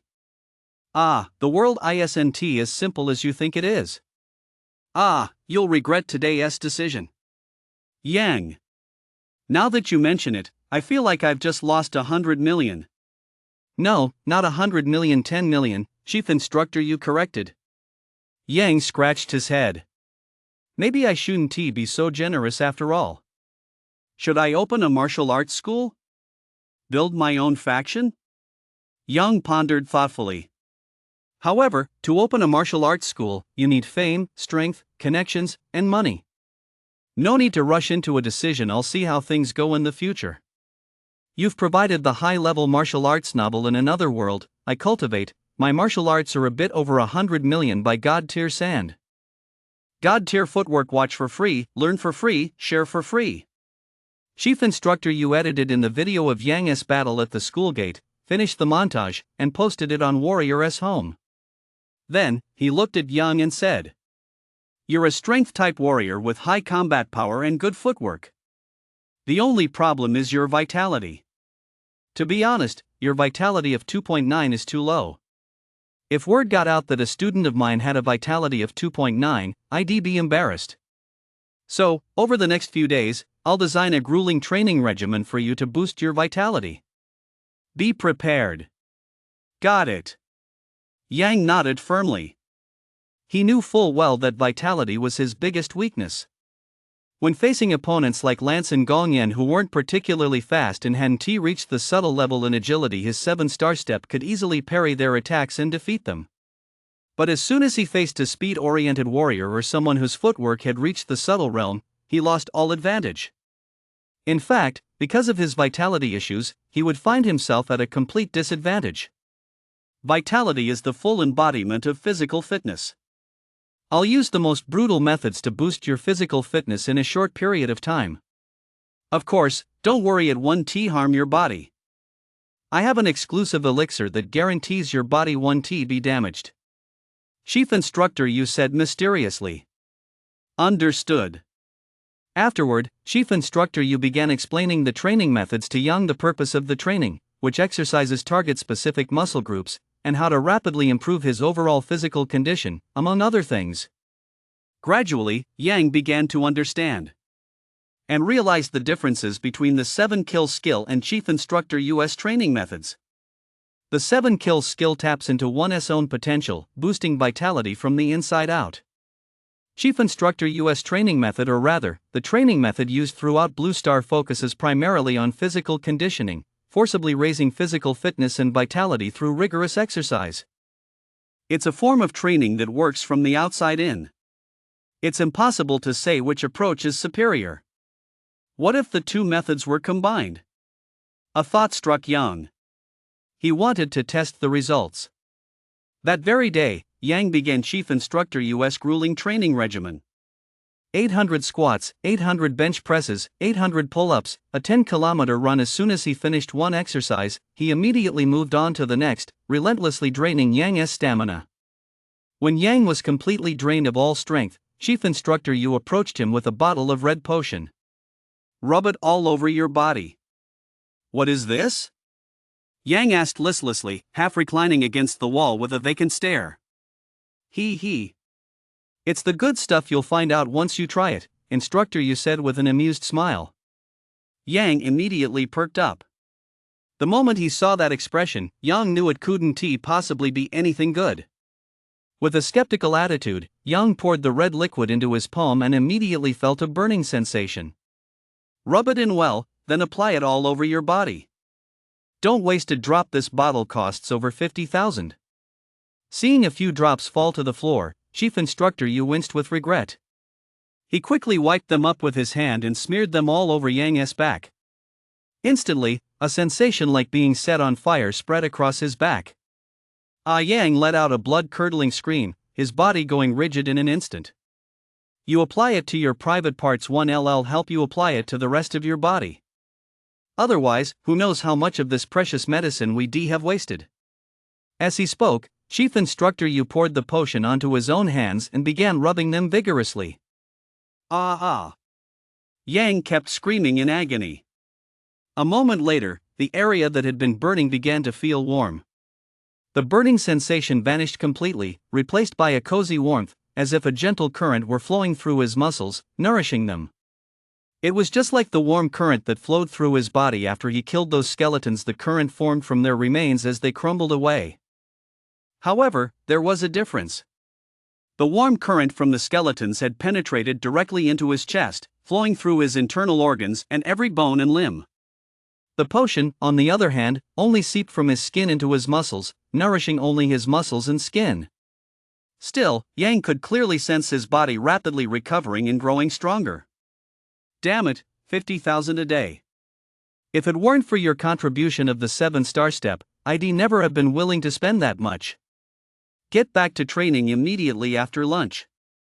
If you slack off even a little and disgrace my potion, I'll fucking break your legs, Chief Instructor, you said sternly.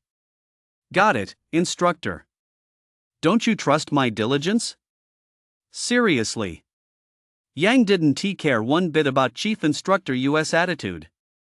After half a day of interaction, Yang had already figured out Chief Instructor Yu's character. During training, he was a drill sergeant, but when he saw a benefit, his eyes would light up, and he'd start scheming for his own gain, just like a greedy little man. But he wasn't a bad person. He genuinely had your best interests at heart. Once Instructor Yu had left, the pain in Yang's body had completely vanished, and a thought struck him. He activated the 7-kill skill. As soon as he did, he immediately sensed something different. A warm current surged through his muscles, exactly the same as the one he felt earlier. It's the residual potency of the medicine. Yang's eyes lit up. Practicing the 7-kill skill allows me to absorb the medicine's potency into my body faster, further enhancing my physical condition and increasing my vitality. This is unexpectedly good news.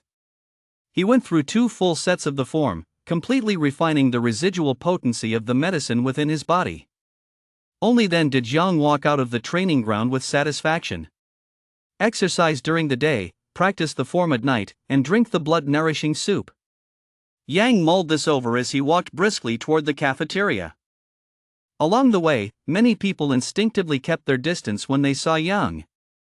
That's because quite a few of them had been beaten up by Yang earlier that morning. They were instinctively afraid whenever they saw him. Brother Yang. Brother Yang. A few calls rang out. Yang looked over and saw several students from 3rd high school, all promising prospects. Seeing Yang running toward them, they excitedly followed behind him. A smile spread across Yang's face. He didn't reject their friendly gestures. After all, they were all from the same school. How's training going? Yang asked. They immediately hung their heads in shame and smiled wryly. We can't keep up, Brother Yang. All we can do is train like crazy. Don't worry. As long as you're making progress compared to yesterday, that's enough. Yang reassured them. Their spirits lifted instantly, and the group continued toward the cafeteria, chatting and laughing. During their conversation, Yang learned that most of them trained together, while only top-tier prodigies like himself, Gong Yan, and Lance trained individually. The others attended group classes, which was why they complained about not being able to keep up. Yang brother. Brother Yang. 2 crisp, pleasant voices came from behind him. Yang turned to see Dongfang Xiaoxiao and Song Qin running happily toward him, flanking him on either side. Brother Yang, I know the most nutritious and best food combinations. I'll cook some for you later. Dongfang Xiaoxiao said sweetly. Brother Yang, I know which kind of monster meat tastes best, I'll hunt some for you too, Song Qin said sweetly in a high-pitched voice, not to be outdone. Though her voice wasn't quite as sweet as Dongfang Xiaoxiao's. Sure. Sounds good. He didn't mind the attention from these beauties after all. Who wouldn't want some eye candy around? Ha ha ha, Yang, in a few days, I'll beat you, Gao Ming said arrogantly as he led a large group of people rushing up behind them. You've provided the high martial arts novel in a different world, I cultivate by Shadow the Great. My martial arts are a bit over 1 billion points. Me too, Yang. It won't take long. I'll get back at you for that punch you landed on me. Gong Yan also led a large group of people to catch up. Seeing Yang and his group, they were all brimming with confidence. Yang was dumbfounded. Who gave you guys that confidence? With hundreds of you being chased and beaten by me, Big Brother Yang, and you still have the nerve to say you'll beat me? Dongfang Xiaoxiao, hands on her hips and head tilted back, looked down on Gong Yan and Lance with disdain. He he. Your big brother Yang has only learned the 7-star step, and now Gong Yan and I have started learning the 7-star step too. In just a few days, with our natural talent, our strength will definitely surpass Yang's. When that happens, Yang, just wait until you're crawling on the ground crying your eyes out. Gao Ming said arrogantly. He had every reason to be confident. His vitality was higher than Yang's, his combat power was higher than Yang's, he was only behind Yang in footwork. Now that he started learning the 7-star step as well, with his talent, he definitely master it in no time, and then he utterly crush Yang. He had to crush him. It was all Yang's fault that he become a laughingstock. Damn it, he been knocked down without even landing a single blow. And not just once, but twice in a row. Now he even felt like people were looking at him differently. This grudge had to be avenged. Gong Yan was thinking the same thing. However, his thoughts went a step further than Lance's. Both Gao Ming and Yang, who threatened his status as Luan's #1 genius, had to be knocked down by him. I am Luan's #1 genius, Gong Yan thought arrogantly. Oh, Yang realized. So they learned the 7-star step. It was the 7-star step that gave them their confidence. A great-grandson wants to challenge the founding master? I taught it to Chief Instructor Yu, and he taught it to you. Doesn't that make us a great-grandson and a founding master? Yang was speechless. Never mind how far they could master the 7-star step in just a few days, he, after all, had inherited the lifetime of memories of the Snow White skeleton, Zhang Long. He'd been practicing it his whole life. Even if his natural talent wasn't great, it wasn't something you guys could catch up to in just a few days. Besides, he'd be entering the dream world tonight, and when he did, he'd kill a few more Snow White skeletons. He. Fine, I'll wait for you. I'm just afraid you won't dare challenge me when the time comes. Yang thought to himself.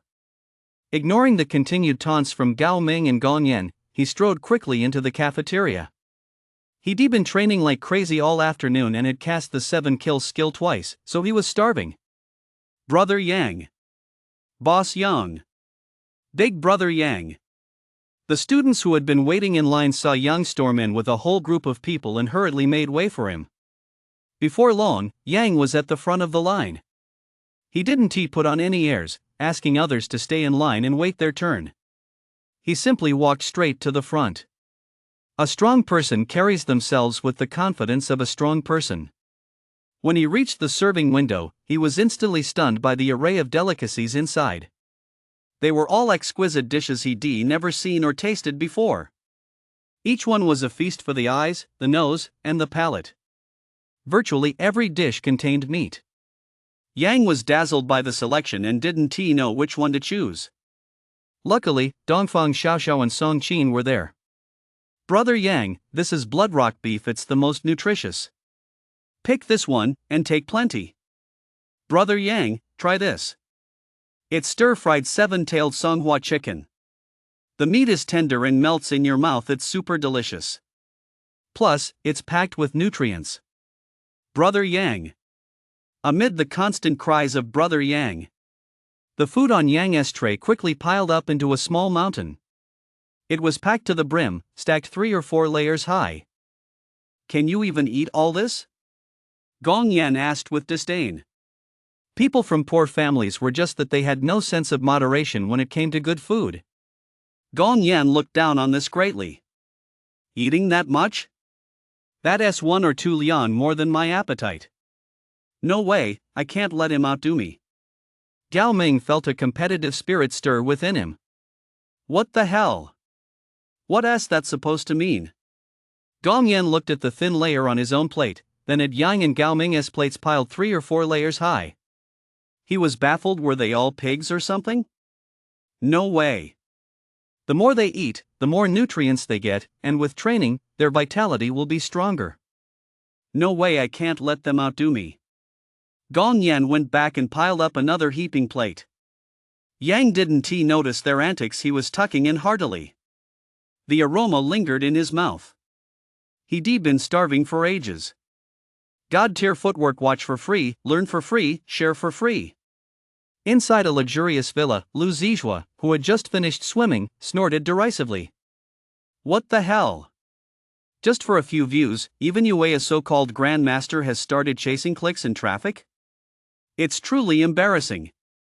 I'll see how you scam your views. Next, I'll expose you and thoroughly debunk this disgraceful nonsense of yours. Hatred flashed in Lu Zijue's eyes. He had a grudge against Yue, one that dated back to his very first hunting trip into the wilderness. You look down on me? Well, I'm not about to look down on you now either. Lu Zijue tapped to play the video.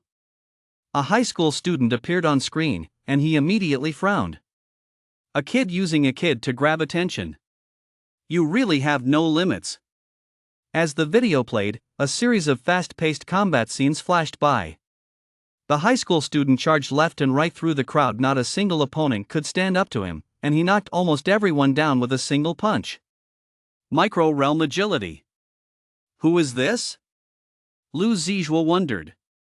The fight video ended quickly, followed by the kid's commentary. I'm Yang from 3rd high school. What I just used was the 7-star step. Once you master the 7-star step, you'll possess footwork equivalent to the entry into subtlety realm. The video wasn't too long, and he finished watching it quickly. The 7-star step, mastering it is equivalent to entry into subtlety realm footwork. He recalled Yang's footwork in his mind. He stood up and began moving quickly. After completing one full cycle, his eyes lit up. What an exquisite footwork technique! And it seems I can incorporate this into my own movement style. With that thought, he unleashed his subtle realm movement technique while integrating the 7-star step. He darted and weaved rapidly around the room, shifting his stance with lightning speed. After completing one lap, he stood rooted to the spot in shock. Holy crap, my speed has doubled, and my versatility, unpredictability, and agility have tripled. And I've only done it once. If I practice more, I can take my footwork to the perfect level. This is God-tier footwork. Master you, I was wrong. I shouldn't have resented you. You're truly magnanimous. Lu Zijue commented beneath the video, offering a sincere apology. It wasn't for any other reason, it was simply because he sought his own improvement and recognized the immense potential for future growth. And he hadn't paid a single penny for any of it. Old Master Yu had released it for free. Compared to Old Master Yu, his own resentment toward him over all those years and the underhanded schemes he'd been plotting against him made the difference between them crystal clear. He couldn't help but feel ashamed. Boss, check out Master Yu's latest video. He has revealed a god-tier footwork technique. And it's free. Alright, I'll watch it right now. Many, like Lu Zijue, opened the video for various reasons, only to be stunned by the footwork techniques inside. They were all warriors, and many were even masters, commanders, or martial sovereigns, figures who could judge quality at a glance. They were all instantly amazed and began recommending it to their friends, family, and students. Word spread like wildfire. In no time, Yang's 7-star footwork video went viral. You provided the high-level martial arts novel a cultivator in another world by Grandmaster Sha 2. My martial arts are a bit more than 100 million. Inside the cafeteria, piece after piece of monster meat, both familiar and unfamiliar, was shoveled into his mouth. Yang's appetite was thoroughly satisfied. These monsters were packed with nutrients, quickly replenishing the energy Yang had expended that morning. Just as he was enjoying his meal, a figure burst into the room.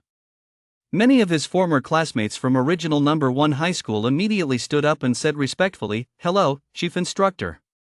Enjoy your meal, everyone." Chief Instructor Yu replied briefly and walked quickly in one direction. The cafeteria, which had been noisy moments ago, fell into an eerie silence at his arrival, with everyone's eyes fixed intently on him. No one knew what he was doing or what he intended to do. Just then, someone noticed that Chief Instructor Yu was heading toward Yang. Yang is in trouble. Look at Chief Instructor Yu's expression, he is so serious. Yang is in big trouble now. Messing with Chief Instructor Yu, who gave him the guts to do that? Everyone looked over with schadenfreude. Dongfang Xiaoxiao, Song Qin, and the other students from 3rd high school all grew worried. Yang, chief instructor Yu is walking toward you, look at that stern expression, did you do something to upset him? Dongfang Xiao asked in a hushed voice, her head bowed. No way. Yang looked up, puzzled.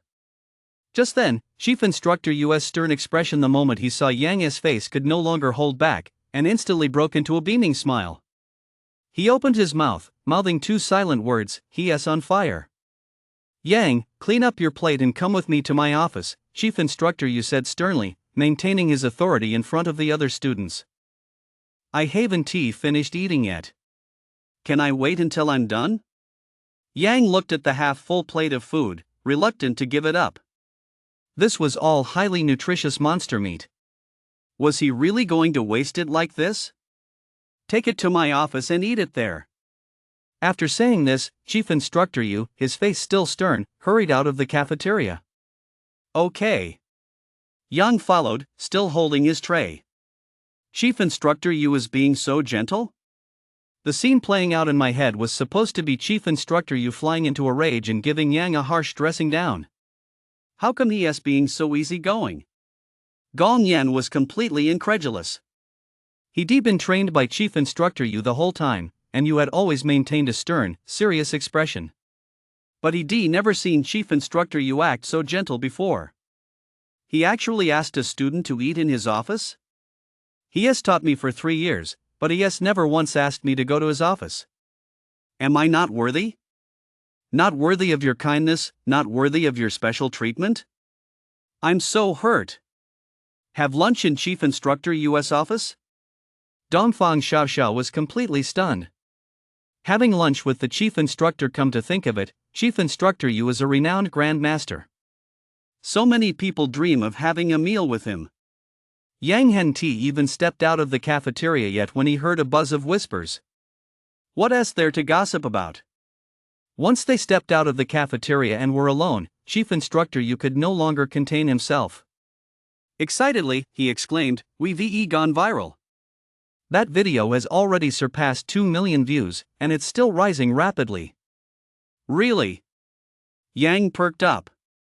The 7-star step going viral meant more people would learn it, and with more learners, he achieved his goals. First, to spread martial arts. Second, to make a name for himself. Upon arriving at Chief Instructor Yu's office, he turned on his optical computer.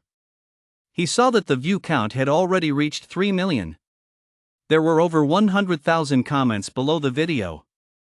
"Thank you, Master Yu, for letting us learn this god-tier footwork for free.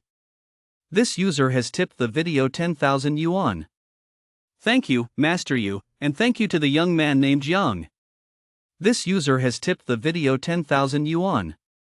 Master Yu, you are a role model for our generation. Your generosity is truly remarkable. This user has tipped the video 10,000 yuan. Master Yu has released the 7-star footwork for free.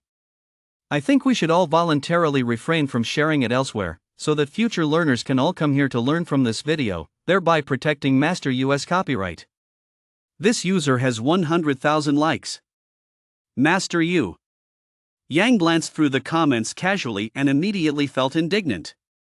What is going on? I'm the one who filmed the video, so why is everyone thanking you? That is not fair. Yang protested. He understood what many warriors were thinking. They probably just saw him as the person who shared the video. After all, no one would believe that a god-tier footwork technique originated from a little kid. That is why they reserved all the praise for Chief Instructor Yu. Don't sweat the small stuff. Look here. Chief Instructor Yu claimed not to care about the details, but the upturned corners of his mouth and the narrowed slits of his eyes spoke volumes about just how smug he was. He knew that with the 7-star step, his status in the warrior community was now secure. From now on, who wouldn't he address him as Old Yu when they saw him? Yang looked in the direction Chief Instructor Yu was pointing, and saw that the video had received 10,286,709 in tips. Over 10 million in tips. Yang exclaimed excitedly. That is right, over 10 million more than I made selling it to the Martial Guild, ha ha ha, Chief Instructor Yu laughed excitedly. Earlier, when Yang had suggested sharing it for free, he thought Yang was foolish for not just selling it outright. Now he finally understood Yang's foresight. It had only been half a day, and he'd already made this much money. Just imagine what the future held.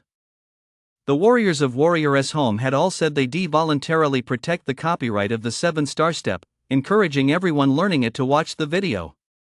A portion of that traffic translates to revenue. Once they've mastered it and it saves their lives in real combat, why wouldn't they tip?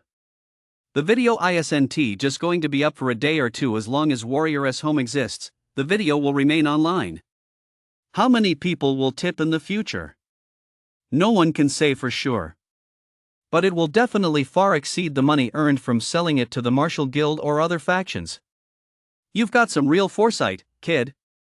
Chief Instructor Yu praised him. Not only did he gain a good reputation, but he also made money. All thanks to Yang's decision. Yang was equally excited. They split the profits 70-30. Yang would get over 7 million right away. What could he do with over 7 million? Well, at least he had money for medicine now. Plus, this was just half a day's earnings. It would keep coming in from now on. This would solve his financial problems for a long time to come. Yang calculated in his head. When can I withdraw my share? We agreed I get 7, you get 3. Yang stared intently into Chief Instructor Yu's eyes, afraid he might change his mind. If he changed his mind, there was nothing Yang could do about it. After all, Yang had sent the money using Instructor Yu's account. I'm worth hundreds of billions. Why would I care about your measly little sum? Instructor Yu gave Yang a hard tap on the head. Ouch. All right then. Just send it to me as a school scholarship, Yang said with satisfaction. Instructor Yu's eyes twinkled as he grinned, but a 30-70 split is a bit too low. I think a 40-60 split would be more appropriate. What? Have you no shame? You're worth hundreds of billions, and you're still eyeing my measly sum? Yang snapped. Just kidding, 30-70 it is. But the money I spend on you will be deducted from your earnings. Why should I? Because you've got the money. That's not fair. I'm still a student. The school wouldn't approve it anyway. I'm paying for this out of my own pocket. Yang argued his case forcefully. If anyone else had witnessed this scene, they would have been utterly stunned. A student actually daring to argue with the chief instructor. You provided the high martial arts novel A Cultivator in Another World by Dashi 2, in which my martial arts skills are a bit over 100 million. In the end, thanks to Yang's persistent arguments, one bottle of potion was traded for 2, one for the morning and one for the afternoon. However, half the cost of the potions would be deducted from Yang's earnings. At the same time, Chief Instructor Yu increased Yang's training load. It truly became devil-level training. He supervised it personally, pushing Yang to the absolute limit as long as he didn't die. And so, during the day, Yang endured Chief Instructor Yu's brutal training, and during breaks, he cultivated the 7-kill skill. At night, after returning to his single-occupancy dorm, Yang simmered a blood-nourishing broth. After drinking it, he cultivated the 7-kill skill until he was completely drained. Then he fell into a deep sleep and entered the world of dreams. It was still a dim, oppressive, and despair-inducing environment, but Yang's state of mind had undergone a tremendous change. He had already decided exactly what he would do in the future. He cautiously made his way to the foot of the mountain. He began clearing out the skeletons. The large graves were too dangerous to mess with, so he sought out graves roughly the size of the snow-white skeletons or even smaller and started clearing them out. Black mist rose, and skeletons appeared. Yang bowed, then swiftly advanced using the 7-star step, shattering a skeleton with a single punch. The white bones turned into white specks of light that entered Yang's chest. After acquiring the inherited memories, he moved on to the next grave. Step by step, Yang cleared out one grave after another. Most of the information was repetitive details about the 7-kill skill and the 7-star step. Over several consecutive days, Yang had no idea how many skeletons he'd killed or how many sets of skeletal memories he'd acquired. He estimated it was at least 100 or 2. That day, as he entered the dream realm once more, a skeleton materialized. Yang struck it with a single punch, producing a sonic boom as the skeleton before him was instantly shattered into pieces. the skull shattered into dust. It was blown to bits. Yang froze in place for a moment. He felt countless fragments of the 7-kill skill-less memories colliding, shattering, then fusing and recombining within his mind. After an indeterminate amount of time, a clear fist technique emerged in Yang's mind. I've broken through.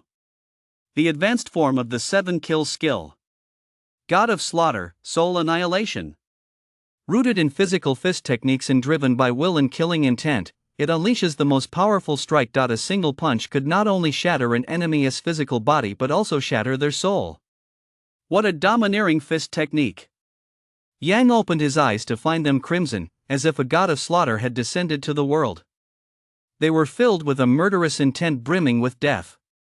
If someone with keen senses were present, they would clearly perceive rings of dark red gas swirling around Yang, all of it murderous intent. This killing intent included both that generated when he killed the skeleton and the killing intent inherent to the skeleton itself. Now, all of it had become Yang's own. Given time, the killing intent surrounding Yang would become as tangible as solid matter, perhaps even transforming from the intangible into the tangible. While attacking the body, the killing intent surrounding him also assaults the enemy's soul. Yang's eyes sparkled. He was amazed by this advanced form of the 7-kill skill. When any martial art is cultivated to its peak and fully mastered, it reaches a higher realm, unlocking its true killing move. Yang never imagined that the 7-kill skill-less ultimate technique could directly use one's own killing intent to attack the soul. This is practically a form of psychic attack, Yang marveled. There are psychic masters in this world. Some control objects with their minds, while others can kill silently using their mental power alone. I wonder if my soul-slaying, spirit-destroying fist is stronger than theirs. Of course, it depends on my killing intent. The stronger my killing intent, the stronger the attack. The weaker it is, the weaker the attack. But I've never actually seen blood. Yang fell deep in thought. Part of his killing intent came from what he had unconsciously condensed while slaying skeletons, and part came from the skeleton's own killing intent that he had absorbed. But skeletons weren't truly living beings, so the killing intent he could condense from them was very limited. He'd already killed 100 or 2, yet he'd only condensed a tiny bit. What would happen if he actually killed a living being? Once the college entrance exams are over, I'll definitely go wander through the wilderness to see if I can condense more killing intent. Yang made up his mind and stopped dwelling on it. His eyes turned toward a larger grave, one even bigger than the snow-white skeletons. The test is tomorrow. My strength has grown again. It's time to challenge stronger skeletons to make tomorrow's test even more impressive. Thinking this, Yang strode purposefully toward a massive tomb. He stepped inside the tomb. Black mist billowed upward, and then a skeleton appeared. This skeleton was also entirely snow-white, but the bones on its body had a jade-like quality. The snow-white hue revealed a subtle texture. It was clearly harder than ordinary snow-white bones. Yang immediately perked up. Just then, the semi-jade skeleton's form wavered as it charged toward Yang with blinding speed and eerie agility. It was the 7-star step. Once he had clearly assessed the semi-jade skeleton's speed and the frequency of its footwork changes, Yang smiled. Its 7-star step wasn't as advanced as his own. Over the past few days, Yang had killed 7 or 8 snow-white skeletons, acquiring 7 or 8 sets of 7-star step memories. All of these had been integrated into Yang, allowing his 7-star step to reach a level of complete mastery. He had long since grasped every variation of the 7-star step. Therefore, he could tell at a glance that this skeleton's 7-star step was inferior to his own. Since it's inferior, that makes things easy. Yang smiled as he charged toward the half-jade skeleton, also using the 7-star step. Both were executing the 7-star step. Their figures shifted so rapidly it was dizzying. Even though they had clearly made contact, the next second they were already moving apart again. After a moment, Yang smiled slightly. I've found your weakness. Just as the half-jade skeleton's movements faltered for an instant, Yang leaped forward and unleashed the 7-kill skill with all his might, striking the skeleton's skull with a heavy blow. There was a crisp bang. Yang felt as if he'd punched a rock. The impact stung his fist. It reminded Yang of the moment he first encountered Bull. This made Yang stay on high alert. Just then, the skeleton swung its fist at him, also using the 7-kill skill. Yang met the blow with his own fist. The two fists collided instantly with a boom, neither gaining the upper hand. But Yang was a split second faster, quickly circling around behind the half-jade skeleton. Fist of slaying gods and annihilating souls. Yang roared, his vitality boiling within him as his power erupted. At the same time, the killing intent swirling around him surged, all converging on his right fist. Kill. This was the most powerful punch Yang could currently unleash. Boom.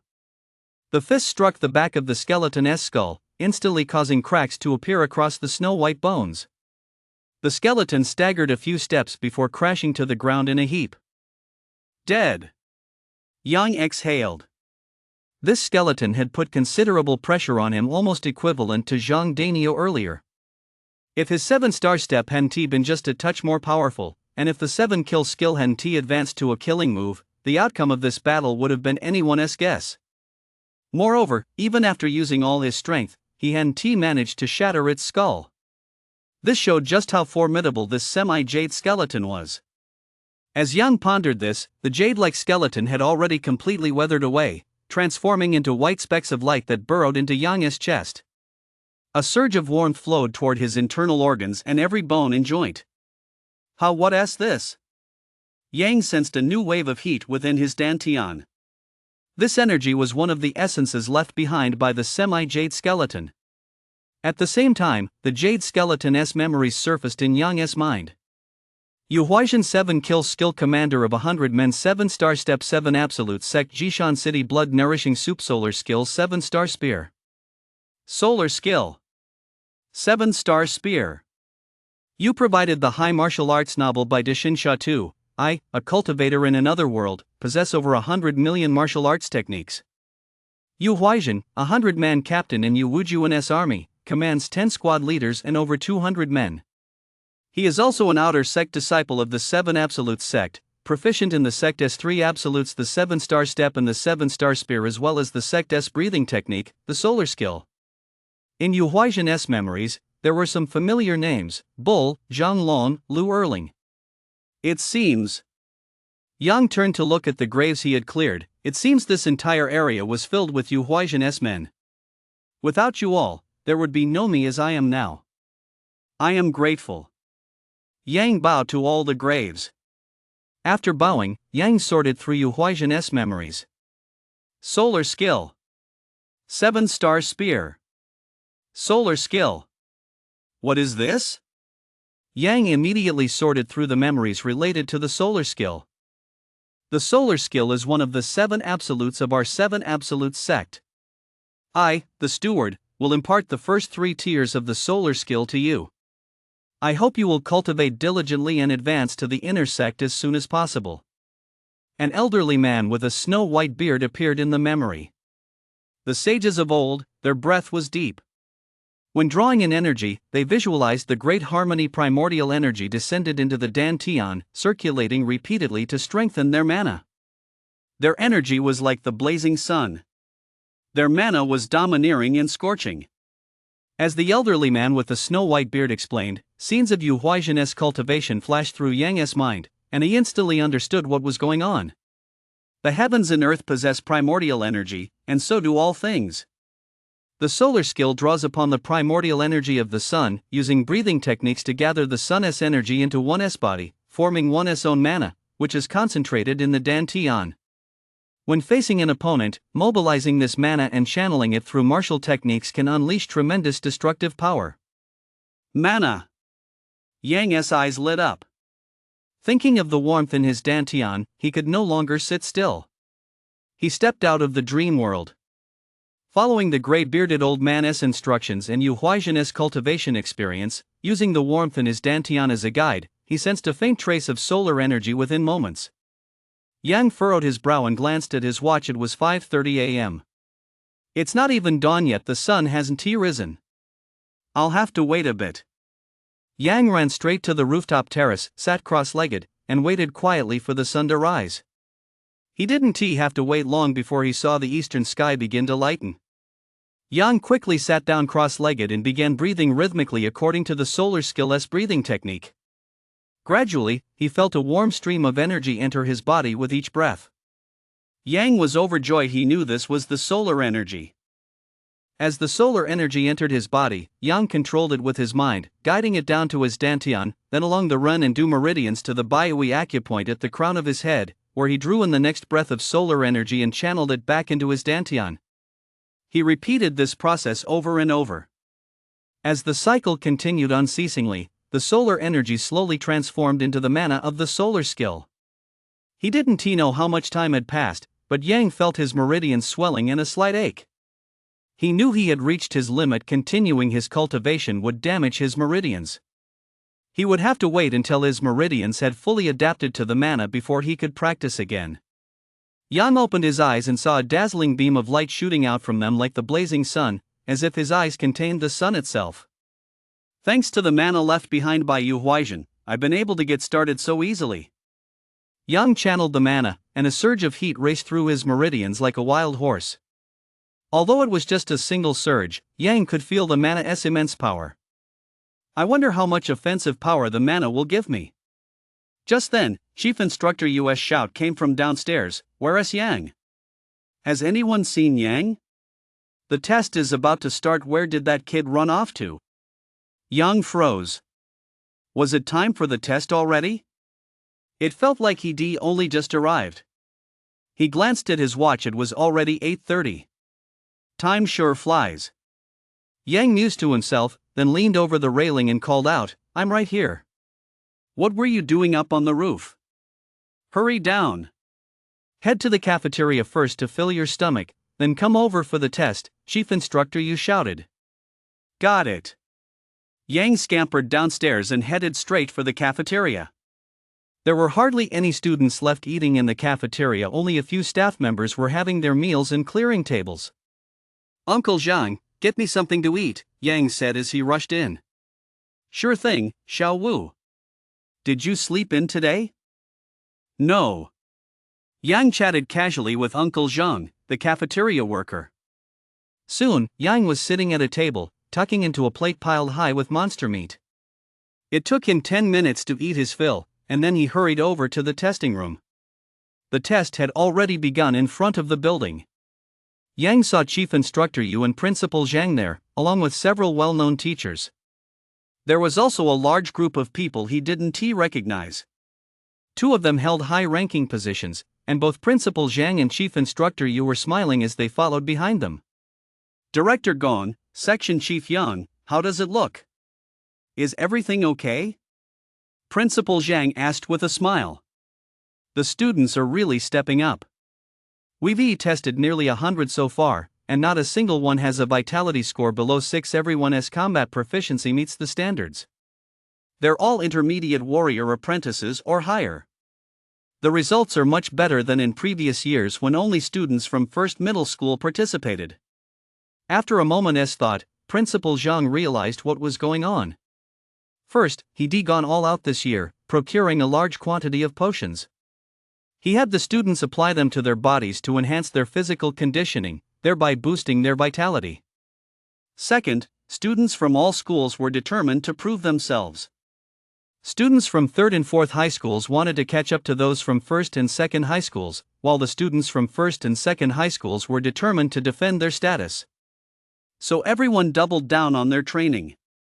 Of course, there was another important factor. The geniuses from 1st and 2nd high schools were all fired up.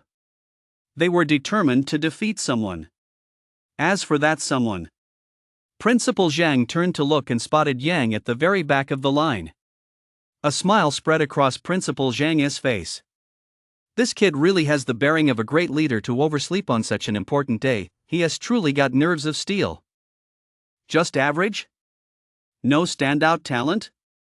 Director Gong asked with a frown. As he spoke, he looked toward Gong Yin in the crowd, who nodded solemnly.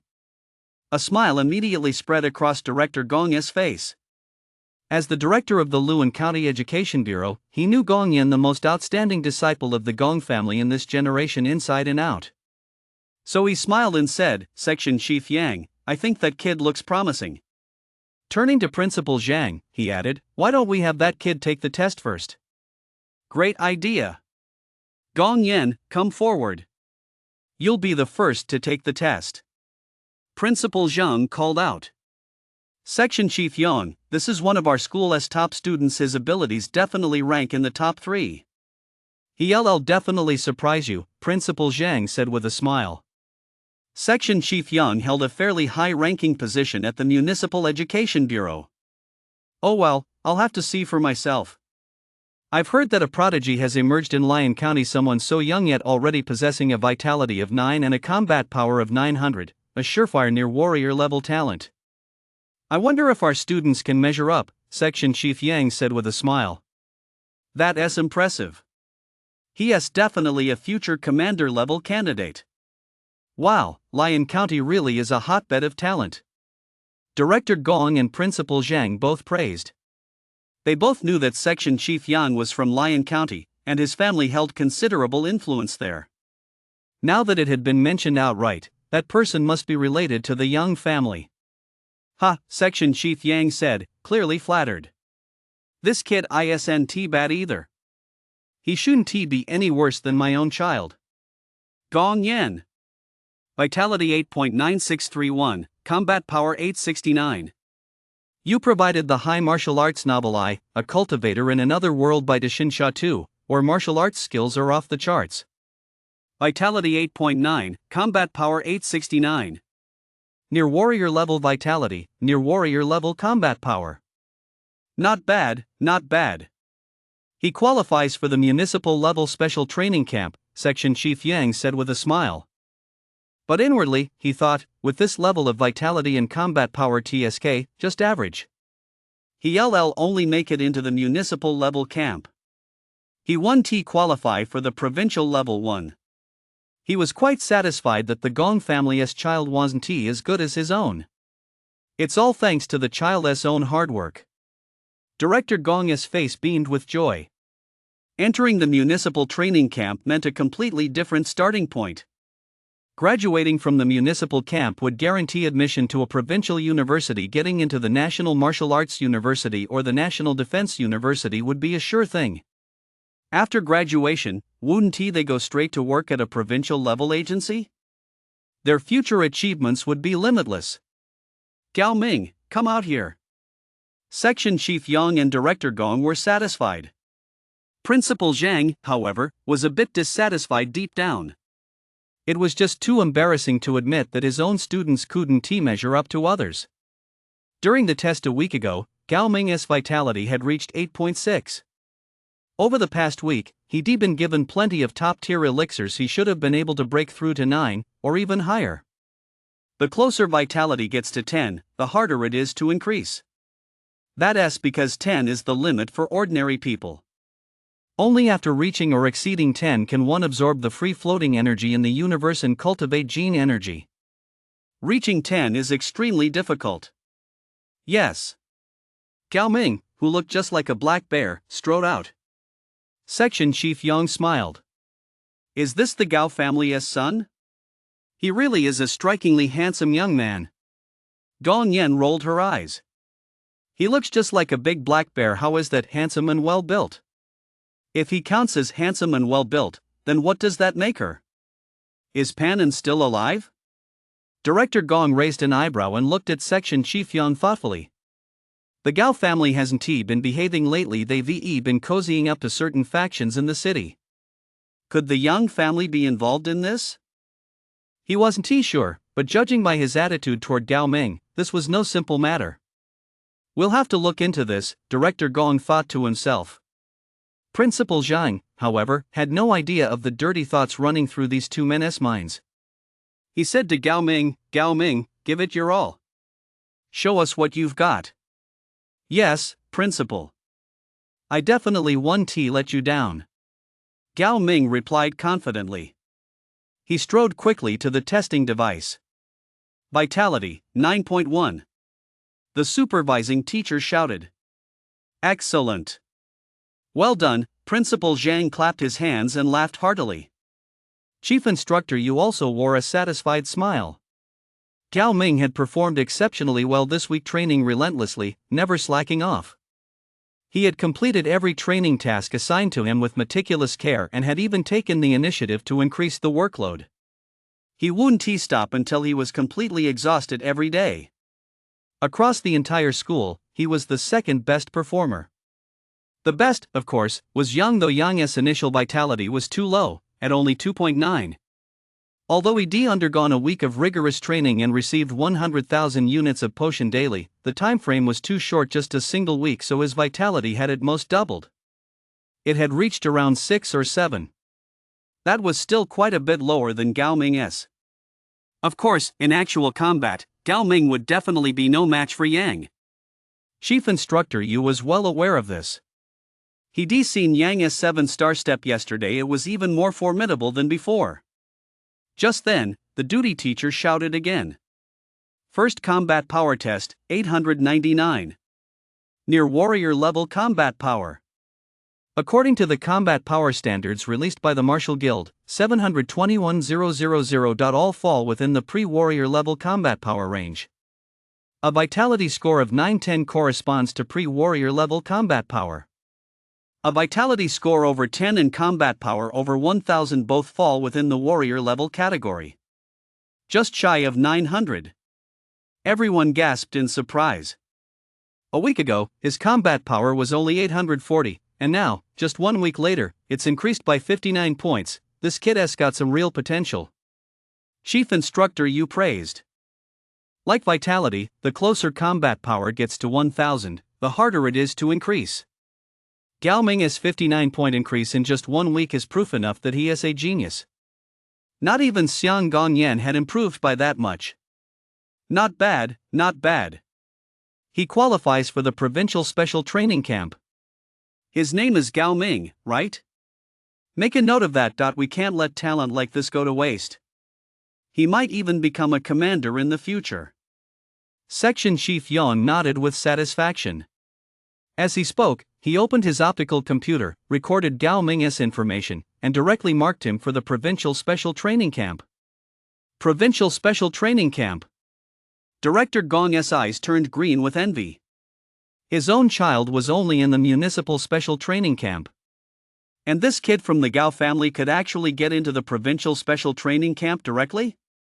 What the hell? May I ask what the Provincial Special Training Camp is? Principal Zhang asked hurriedly, seeing Director Gong's intense reaction.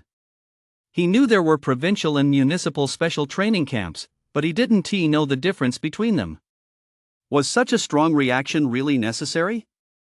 Municipal Special Training is a program organized jointly by the Municipal Education Bureau and the Martial Guild. The Provincial Special Training Camp is a program organized by the Provincial Education Bureau, the Martial Guild, and the military. Although both are training camps, the difference is huge. Director Gong said slowly. His eyes were vacant. Getting into a municipal training camp guarantees a good job in the future. But getting into a provincial training camp? That means the kid is a national-level talent being specially cultivated, for crying out loud. Even if they get into the National Martial Arts University or the National Security University, they'd be the cream of the crop. And the Gao family's child actually made it into the provincial-level training camp. Then in the future, the Gao family. Director Gong, whose eyes had been vacant, suddenly flashed a sharp gleam as he narrowed them slightly. A genius is only a genius if he is alive. A dead genius is nothing. He shot a hostile glance in that direction, then instantly returned to his previous, smiling demeanor. This scene was witnessed by Chief Instructor Yu, who looked pensive. He discreetly averted his gaze. You still have 2 more chances to test. Do you want to take the second test? The supervising instructor shouted excitedly. Gao Ming nodded emphatically and replied loudly. I have to take it. I haven't given it my all yet. All right, please proceed with the second test. We'll record your best score. Gao Ming nodded and took a deep breath. He took a few steps back, then executed the 7-star step, charging rapidly toward the test sandbag. As he neared it, his right leg shot out like a whirlwind. Boom! 921.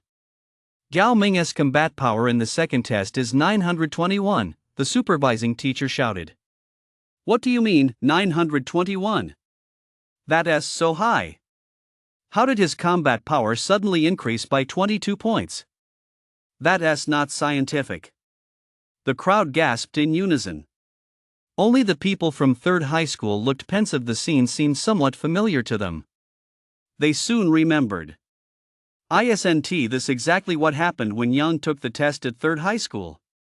But Yang's combat power increase was greater than Gao Ming's. He only gained 20 points, while Yang gained 40. Everyone was buzzing with discussion, each marveling at how impressive Gao Ming was. In particular, Section Chief Yang, Chief Instructor Yu, and Principal Zhang were all beaming with joy. In contrast, Gong Yan's face had gone ashen. How could this happen? Just a week ago, I was still a cut above him. How is it that after just 1 week, I'm so far behind him? We trained the same way. I didn't slack off either. Why is the gap so huge? Gao Ming shot Gong Yan a disdainful glance, then looked defiantly at Yang, who was standing at the back of the line. He raised his hand and signaled, "Instructor, Principal, could you let Yang take the test first?" You provided the high martial arts novel in a parallel world. My martial arts are a bit over 1 billion points by Deshin Sha too. Yang, do you dare to take the test first? Gao Ming continued to shout. His tone was brimming with confidence and arrogance, his eyes filled with defiance. Gong Yan, whom I considered a rival just a week ago, is now a washed-up loser. He holds absolutely no interest for me anymore. But you, Yang. Oof. It's time to wash away the humiliation from a week ago. I've now mastered several variations of the 7-star step, and my footwork is on par with that of the entry into subtlety realm. At the same time, I'm no longer inferior to you, Yang. But my vitality is higher than yours, and my combat power is higher than yours. Now that our footwork is on par. Well, today is the day I'll trample you underfoot once and for all. Not only will I crush you in vitality and combat power, but I'll also trample you underfoot in actual combat. Do you dare? Gao Ming tilted his head back, continuing his taunt. Do you dare? What a thing to say. Yang looked over toward Chief Instructor Yu and Principal Zhang. The two exchanged a glance, and Principal Zhang nodded. All right, Yang, you're up next, Chief Instructor Yu said with a smile. He had the highest hopes for Yang. Although his current vitality and combat power were a bit low, his future achievements would certainly be on par with Gao Ming's. In fact, thanks to Yang's steady temperament, he might even go further. Gao Ming certainly had talent, but he was far too flashy. That kind of personality would catch up with him sooner or later.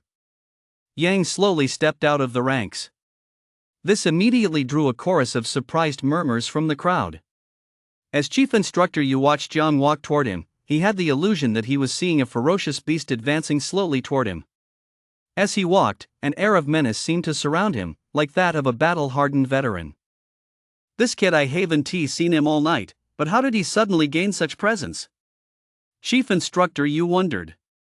Just yesterday afternoon, he'd been giving Yang a full body massage. He hadn't shown this kind of presence yesterday. Chief Instructor Yu whistled in amazement. Principal Zhang's eyes lit up. He wasn't a warrior, but he could sense the change in Yang. He was more confident, and his gait was more composed, as if nothing could stand in his way. Looking at the bulging muscles beneath his tank top, his eyes lit up even more. A week ago, he'd been scrawny. A week later, his muscle mass was already on par with Gao Ming's. Moreover, his muscle definition was more balanced than Gao Ming's. Gao Ming stood there like a big, clumsy bear. Yang, however, was like a true king of the forest. Well-proportioned, fluid, and bursting with explosive power. Nice work, kid. It's been a week, and you've really changed a lot. Principal Zhang praised. Director Gong instantly furrowed his brow. Who was this guy? But when he saw Yang walk out calmly and unhurriedly, he suddenly sensed a hint of threat. Not a threat to him personally, but to his nephew, Gong Yan. Who is he? Director Gong narrowed his eyes, his expression dark and unsettled. Section Chief Yang raised an eyebrow. What a handsome, dignified young man. As a section chief at the Municipal Education Bureau, he met plenty of young people, but very few could match Yang's poise.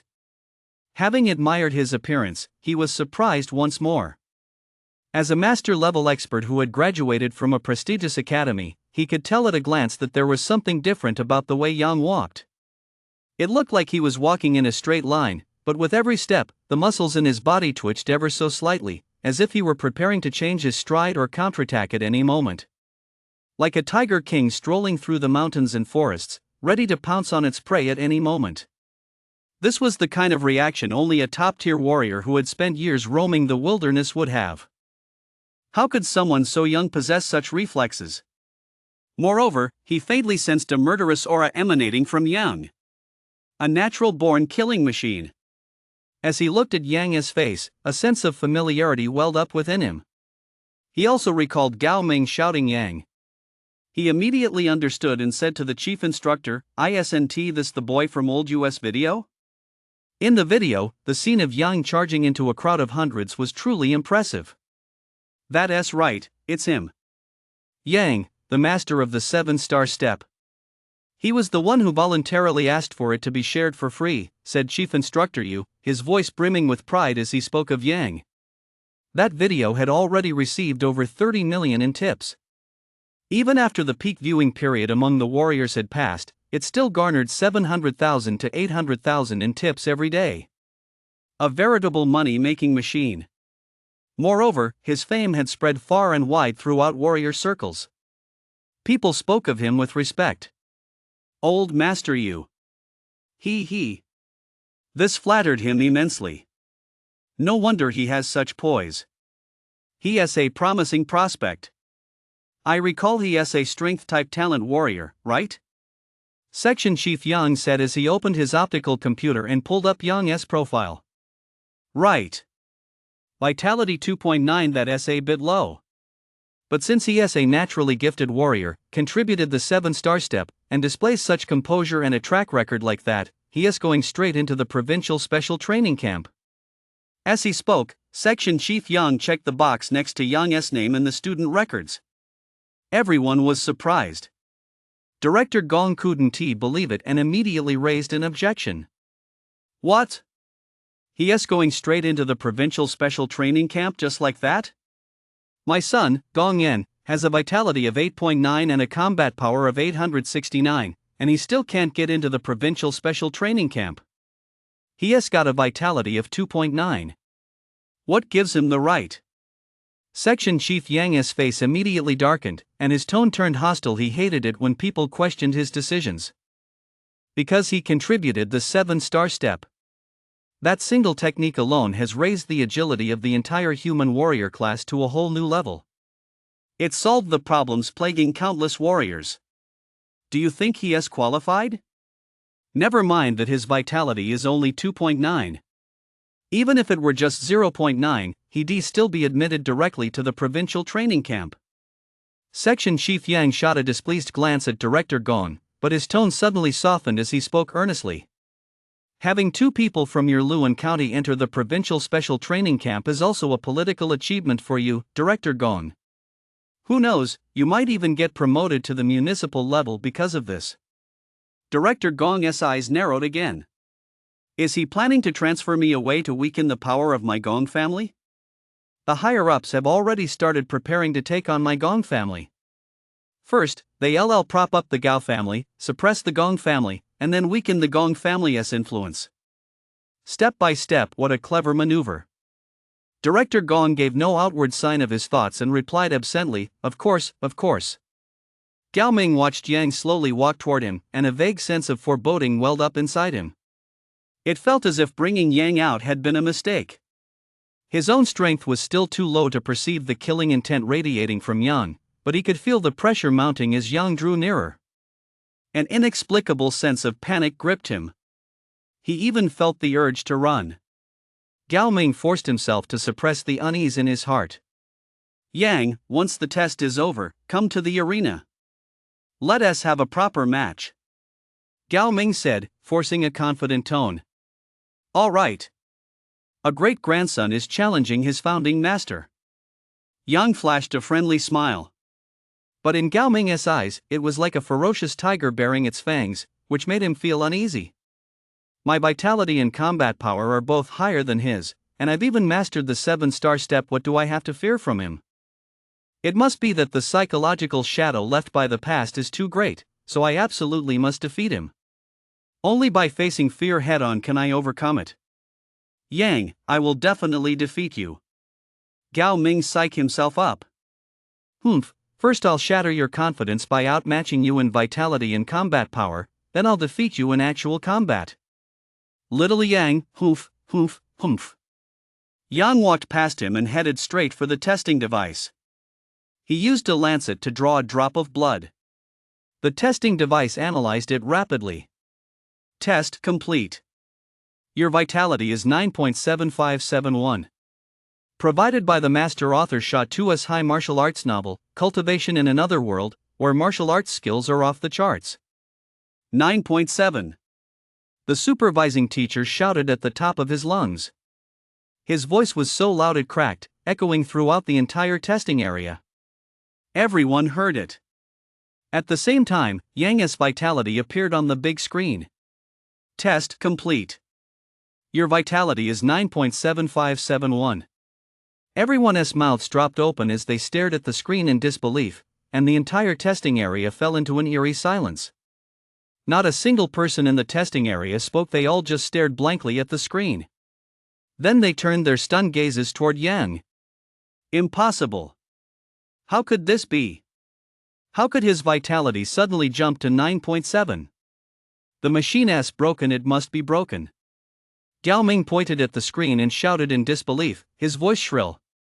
His reaction was exactly the same as his cousin Lance's.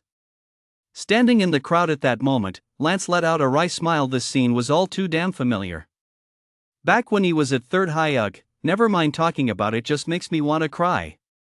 He looked at his cousin Gao Ming, his eyes filled with sympathy. So what if you're number 1 at 2nd High and beat out the top student from 1st High? Didn't he still breeze past you? At that moment, Lance felt incredibly calm inside. He was used to being crushed. You can't judge a monster like that by common sense. Cousin, I suggest you get used to it quickly. Lance muttered. 9.7. My sister was right. Brother Yang really can absorb the super tonic and turn it into his own vitality. How on earth does he do it? Dongfang Xiao murmured. When her sister, Dongfang Shuangshuang, had called earlier, she told her more than once to figure out the secret behind Yang's use of the super tonic, but she never taken it seriously. Today, seeing Yang's vitality so high, she finally believed her sister's theory. The secret to how Yang actually turns the super tonic into vitality. The super tonic is meant for the weak. For ordinary people, even warriors, taking it would cause nosebleeds and lead to serious illness. It's commonly known as overtonifying. But Yang? He managed to take the super tonic repeatedly without any issues and actually boosted his vitality. There must be a secret to this. Going from 2.9 to 9.7 in just 1 week. Even with the potions provided by Chief Instructor Yu and Monster Meat, it's impossible to see such a massive increase. You could tell just by looking at Chief Instructor Yu's astonished expression.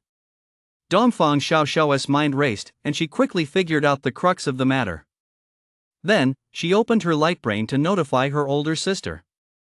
9.7571. How can it be so high? Instructor Yu muttered. This defies all logic. Although the potions are quite potent and he has been generous in giving them to Yang, they shouldn't have caused such a massive increase. According to his estimates, it would have doubled at most, reaching around 6. By the time of the college entrance exams, it might hit 8. But in just 1 short week, how did it jump to 9.7?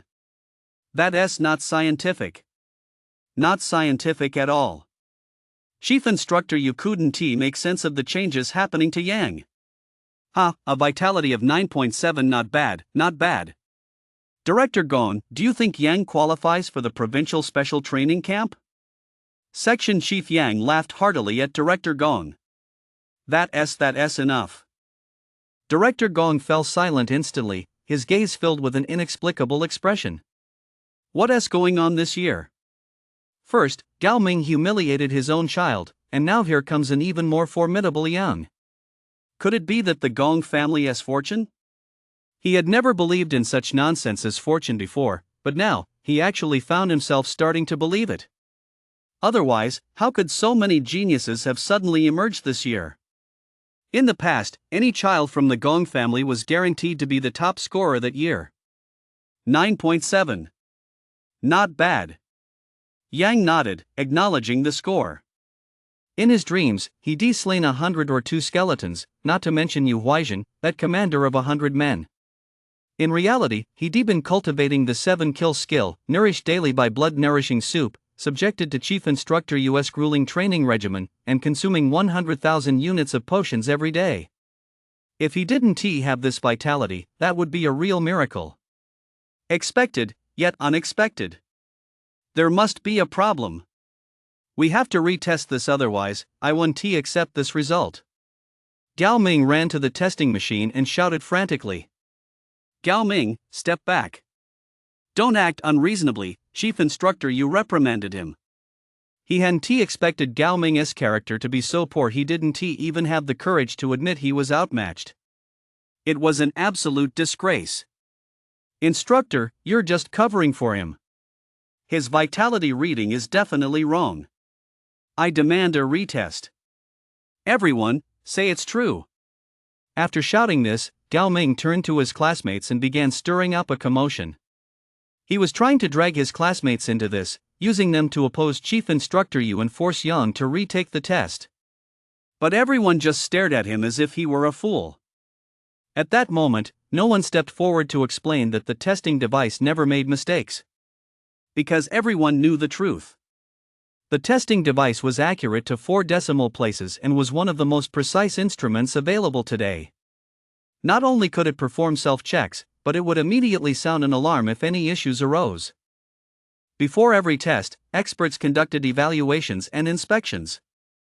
This was the most critical component of the entire educational system. It was impossible for it to make a mistake. If it had made a mistake, wouldn't that mean Gao Ming's previous test results were also wrong? Wouldn't that mean the other students' results were wrong too? If so, do we have to retest? After retesting, someone else will question the results and we'll have to retest all over again. Gao Ming, step aside. Principal Zhang and Chief Instructor Yu clearly looked impatient. Director Gong's face betrayed an expression of utter disgust. This guy is nothing but a brainless idiot. My son, Gong Yan, has actually been trampled underfoot by such an idiot. Principal, Chief Instructor. Gao Ming continued to make a scene. Yang, go take the combat power test, Chief Instructor Yu said, turning to Gao Ming. Even if you don't believe it's true, just test your vitality one more time. As he spoke, he gave another instructor a nod. Without waiting for Gao Ming to object, that warrior walked over, pulled him to the testing machine, and ran the test again. It was still the same vitality score. This time, he finally quieted down, though the sparkle in his eyes had vanished. How can it be this high? How did he manage to get his vitality up to 9.7 in just 1 week? Gao Ming muttered. Fearing he might not be able to handle the blow, Chief Instructor Yu stepped in to explain. You train for 8 hours a day, meticulously completing every training task I assign you, and you even go above and beyond on your own. You thought you were working hard enough. But Yang spends every waking hour training, except when he is eating or sleeping. Plus, he uses 100,000 yuan worth of supplements every day. You only have half a bottle. What? 100,000 yuan? How does he have that much money? Gao Ming exclaimed.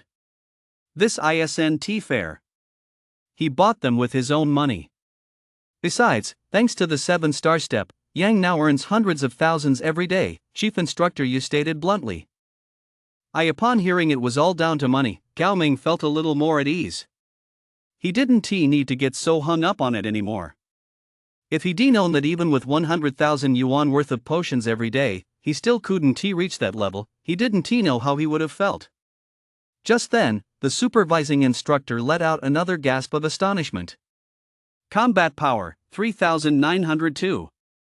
Level 3 Warrior Class Combat Power. From the high martial arts novel Cultivating in Another World with Divine Sand, where the protagonist's martial arts skills are off the charts. 3902. Level 3 Warrior Class Combat Power. The duty instructor jumped to his feet in excitement. What? Chief Instructor Yu, no longer concerned with maintaining his composure, rushed excitedly toward the standing test device. Level 3 Warrior Class Combat Power. 1000 is the threshold. 2000 marks Level 1 Warrior, 3000 marks Level 2 Warrior, and 4000 marks Level 3 Warrior, all of which are collectively referred to as Junior Warriors. Above that, rankings are no longer based on combat power, but on battle achievements. Your warrior rank is determined by the number of monsters you've slain. But for someone with a vitality of only 9.7 to achieve over 3,900 in combat power is just fucking insane. This isn't the apprentice rank back then. Achieving double or even several times the expected combat power was considered a sign of exceptional talent, but this is different. He is a prospective warrior with a vitality of 9.7. A prospective warrior achieving the combat power of a level 3 warrior. Insane, absolutely insane. According to the standards released by the Martial Guild, how much combat power should his 9.7 vitality produce?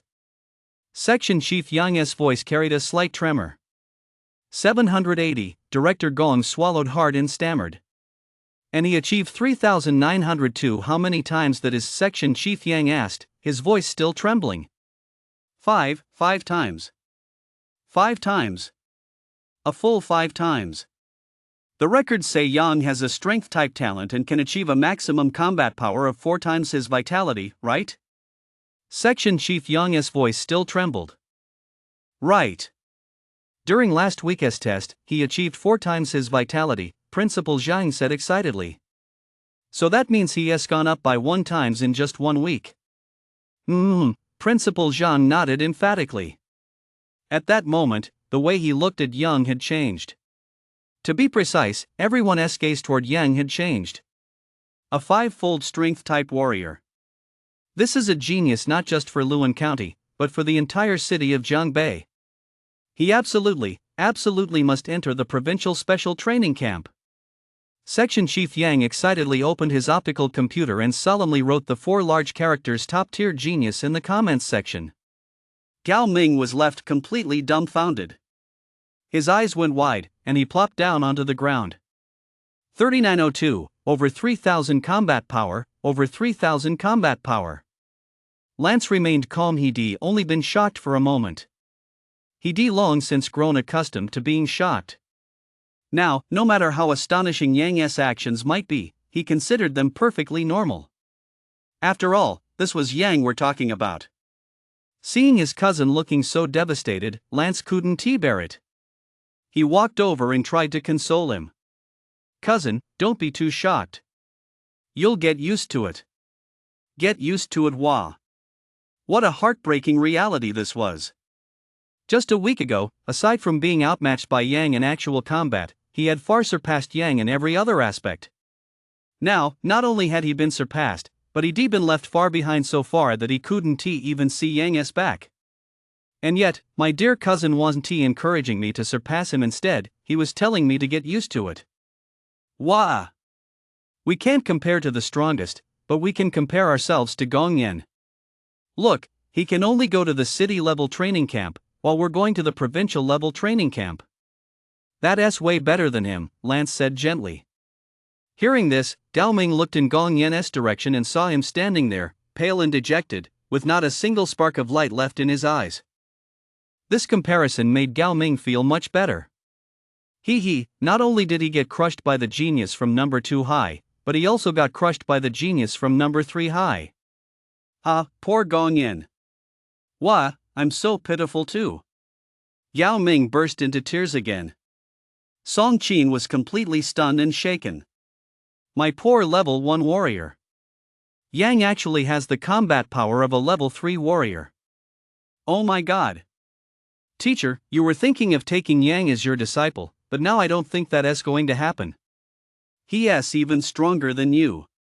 Yang is way too overpowered. It took my teacher 4 whole years of college to finally advance to level 1 warrior.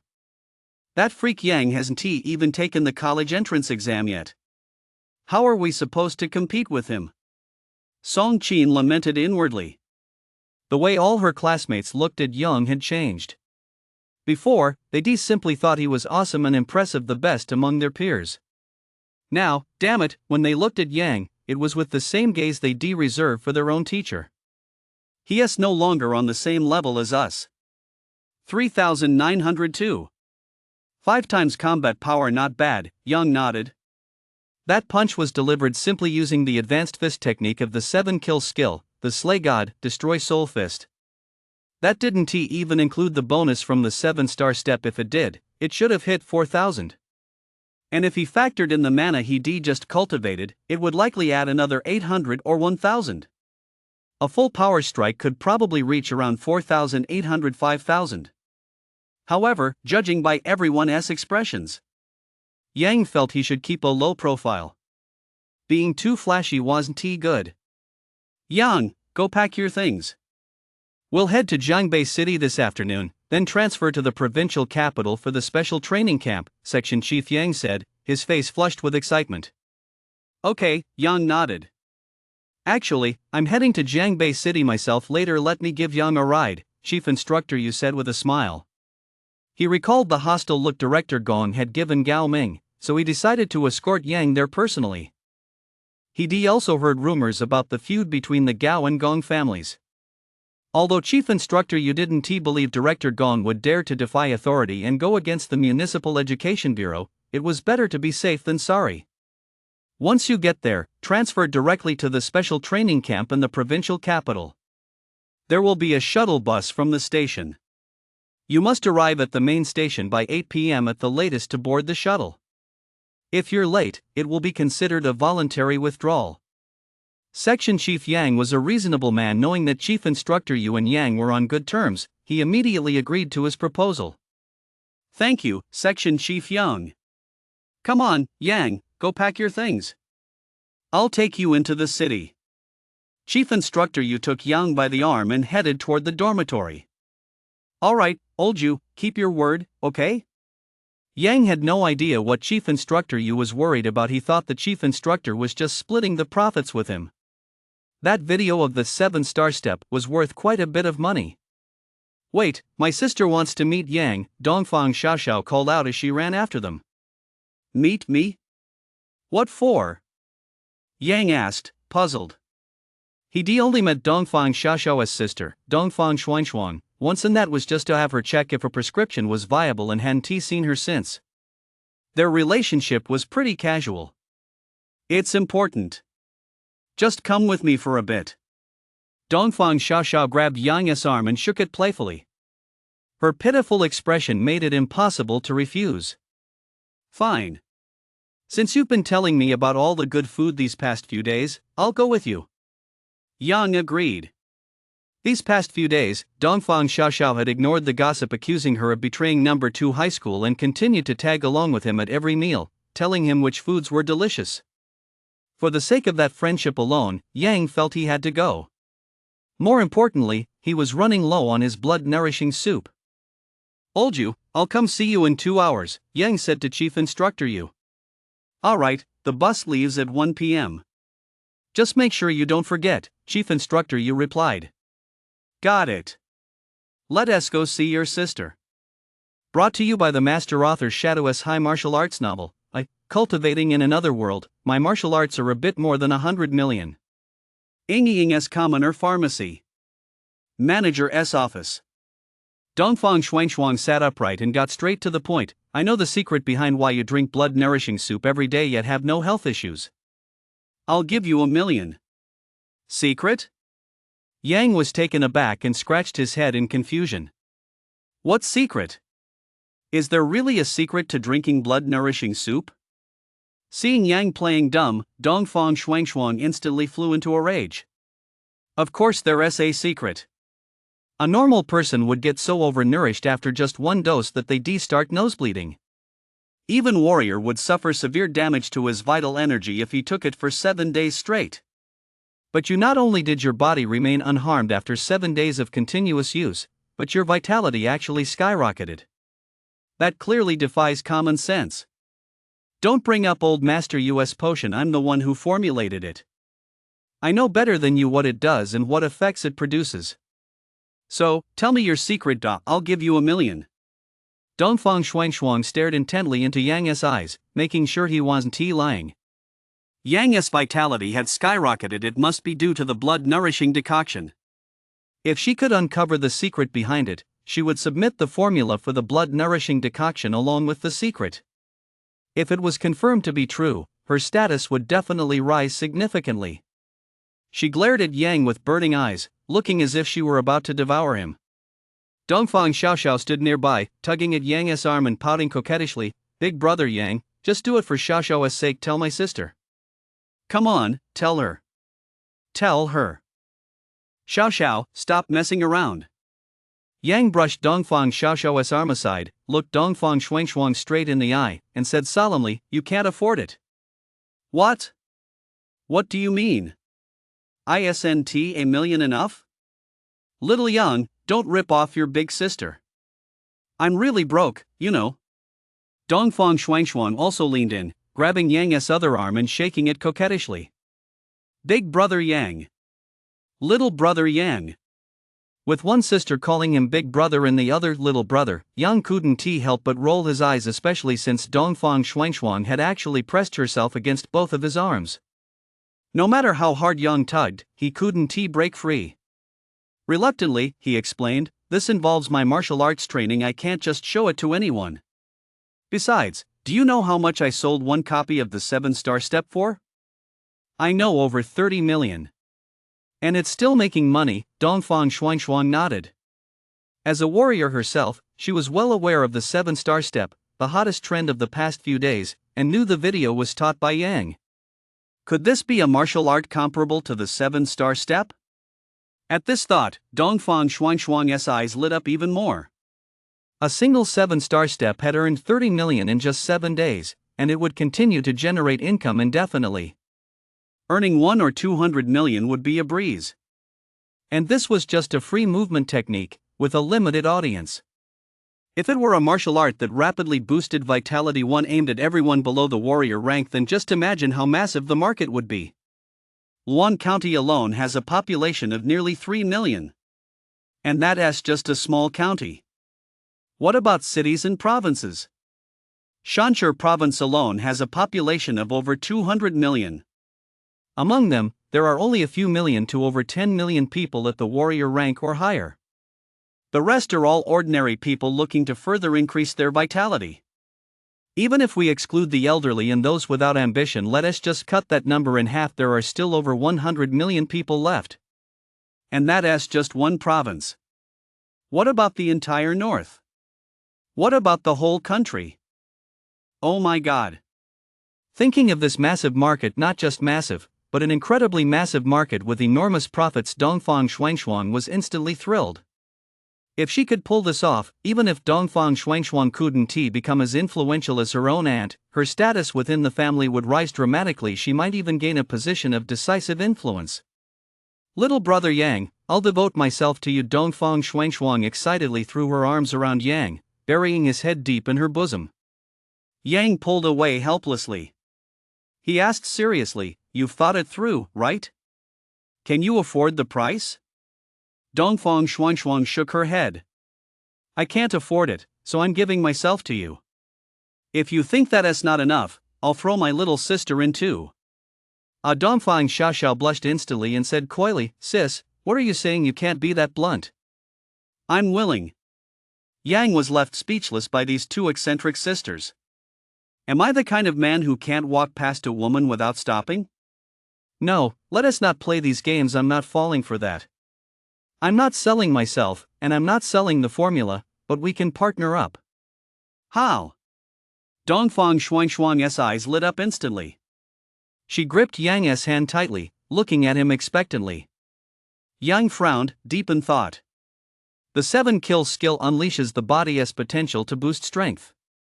The side effect is a depletion of vitality, which is why he needs to drink the blood-nourishing soup. To put it bluntly, his body was depleted. That's why drinking the blood-nourishing soup kept him safe.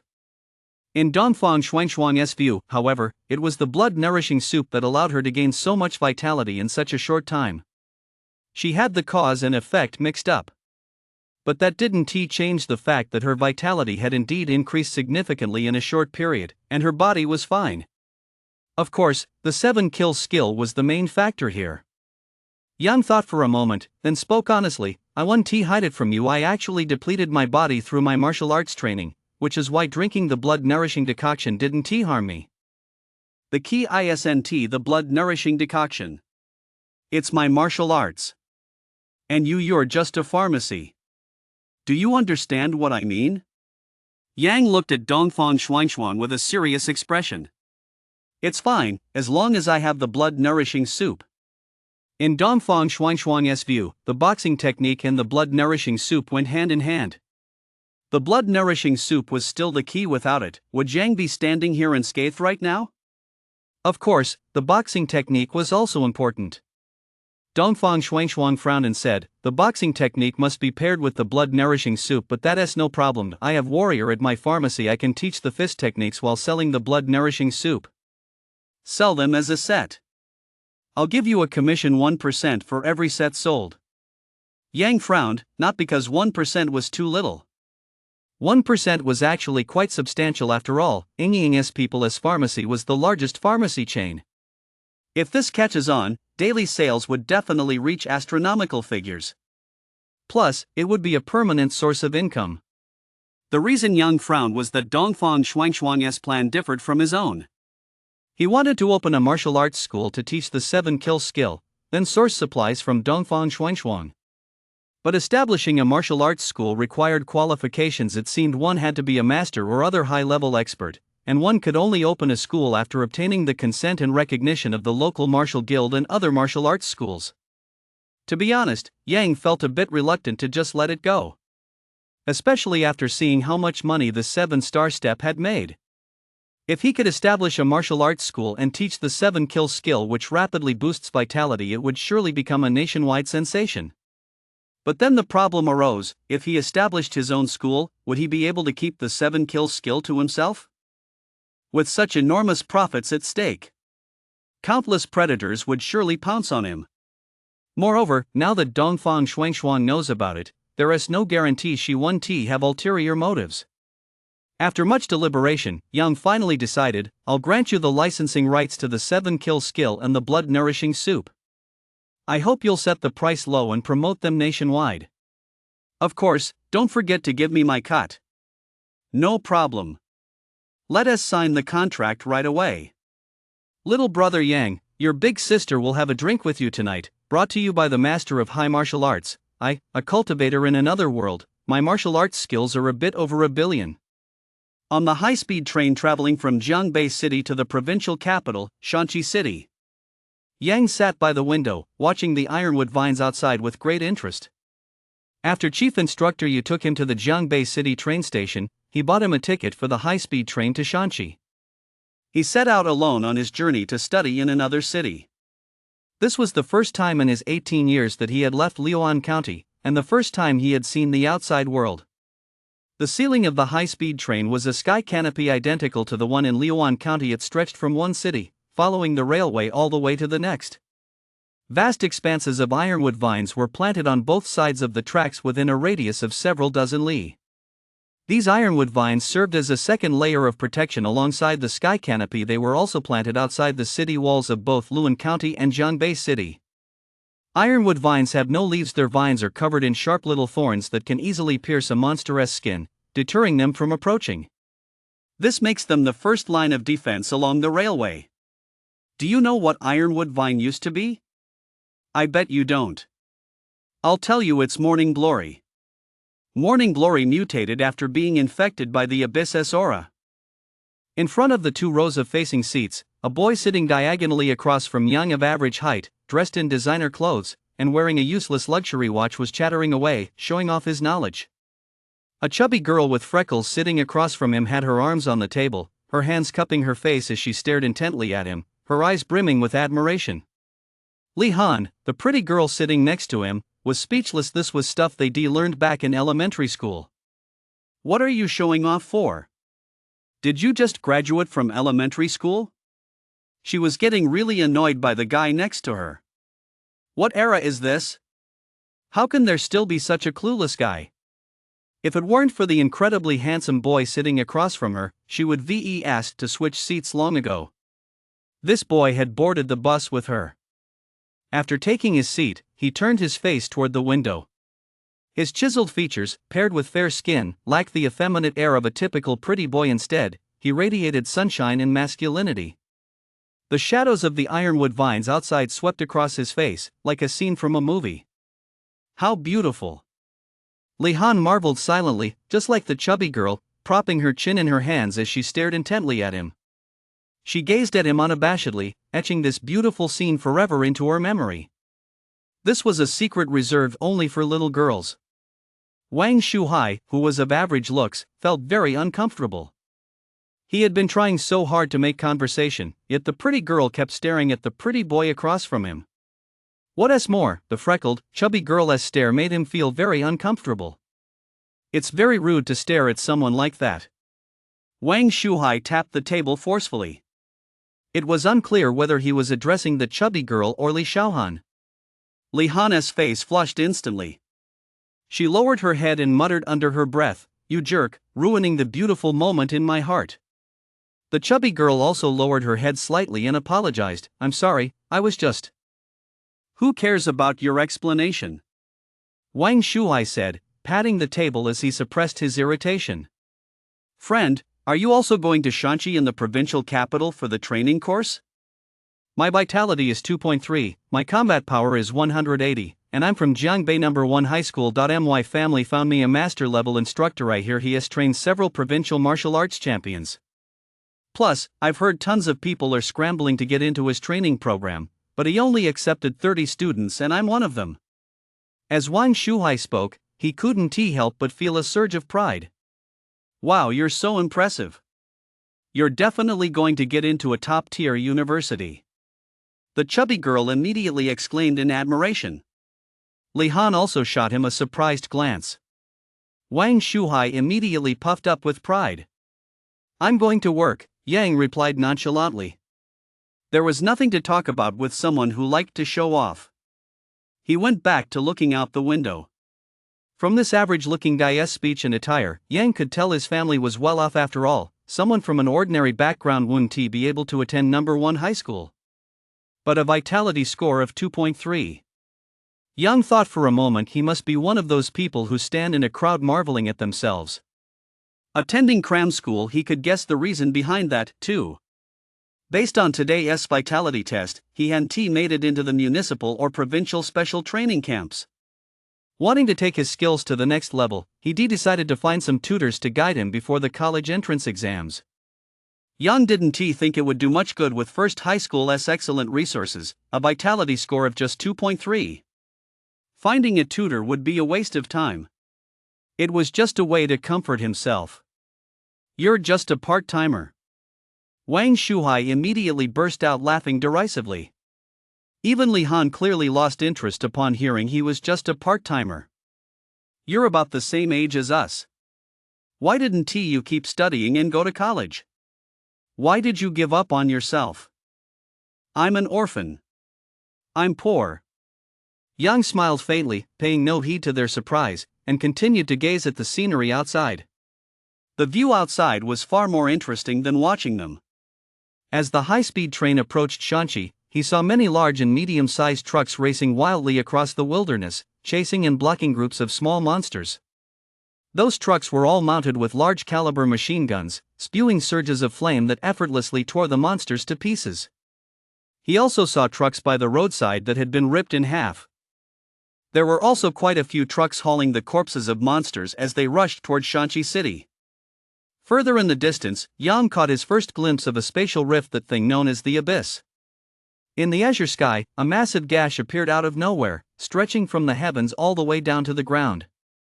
Monsters would occasionally emerge from it, while skilled fighters would charge into the rift. Yang looked it up on his light brain. This was Abyss number 9, located north of Shanxi City, and it had existed for many years. Initially a major threat, it had been cleared out several times. The fissure had essentially become a resource hub. It was classified as a low-risk abyss. Of course, that was relative to skilled fighters for people like them who had just been promoted to warrior. Going in meant certain death. Soon, the high-speed train announced its next stop. Arriving at Shanxi City, Yang followed the crowd off the high-speed train. Wang Shuhai was carrying 2 bags, with Li Xiaohan and the chubby girl standing beside him. When they saw Yang walk past, they immediately shot him a look of contempt. "Wait a minute, the training campus bus will be here soon. I'll have the driver give you a ride then," Wang Shuhai said, deliberately raising his voice. Yang shook his head. Just then, a dozen or so special buses bearing the insignia of the Provincial Special Training Camp slowly pulled up.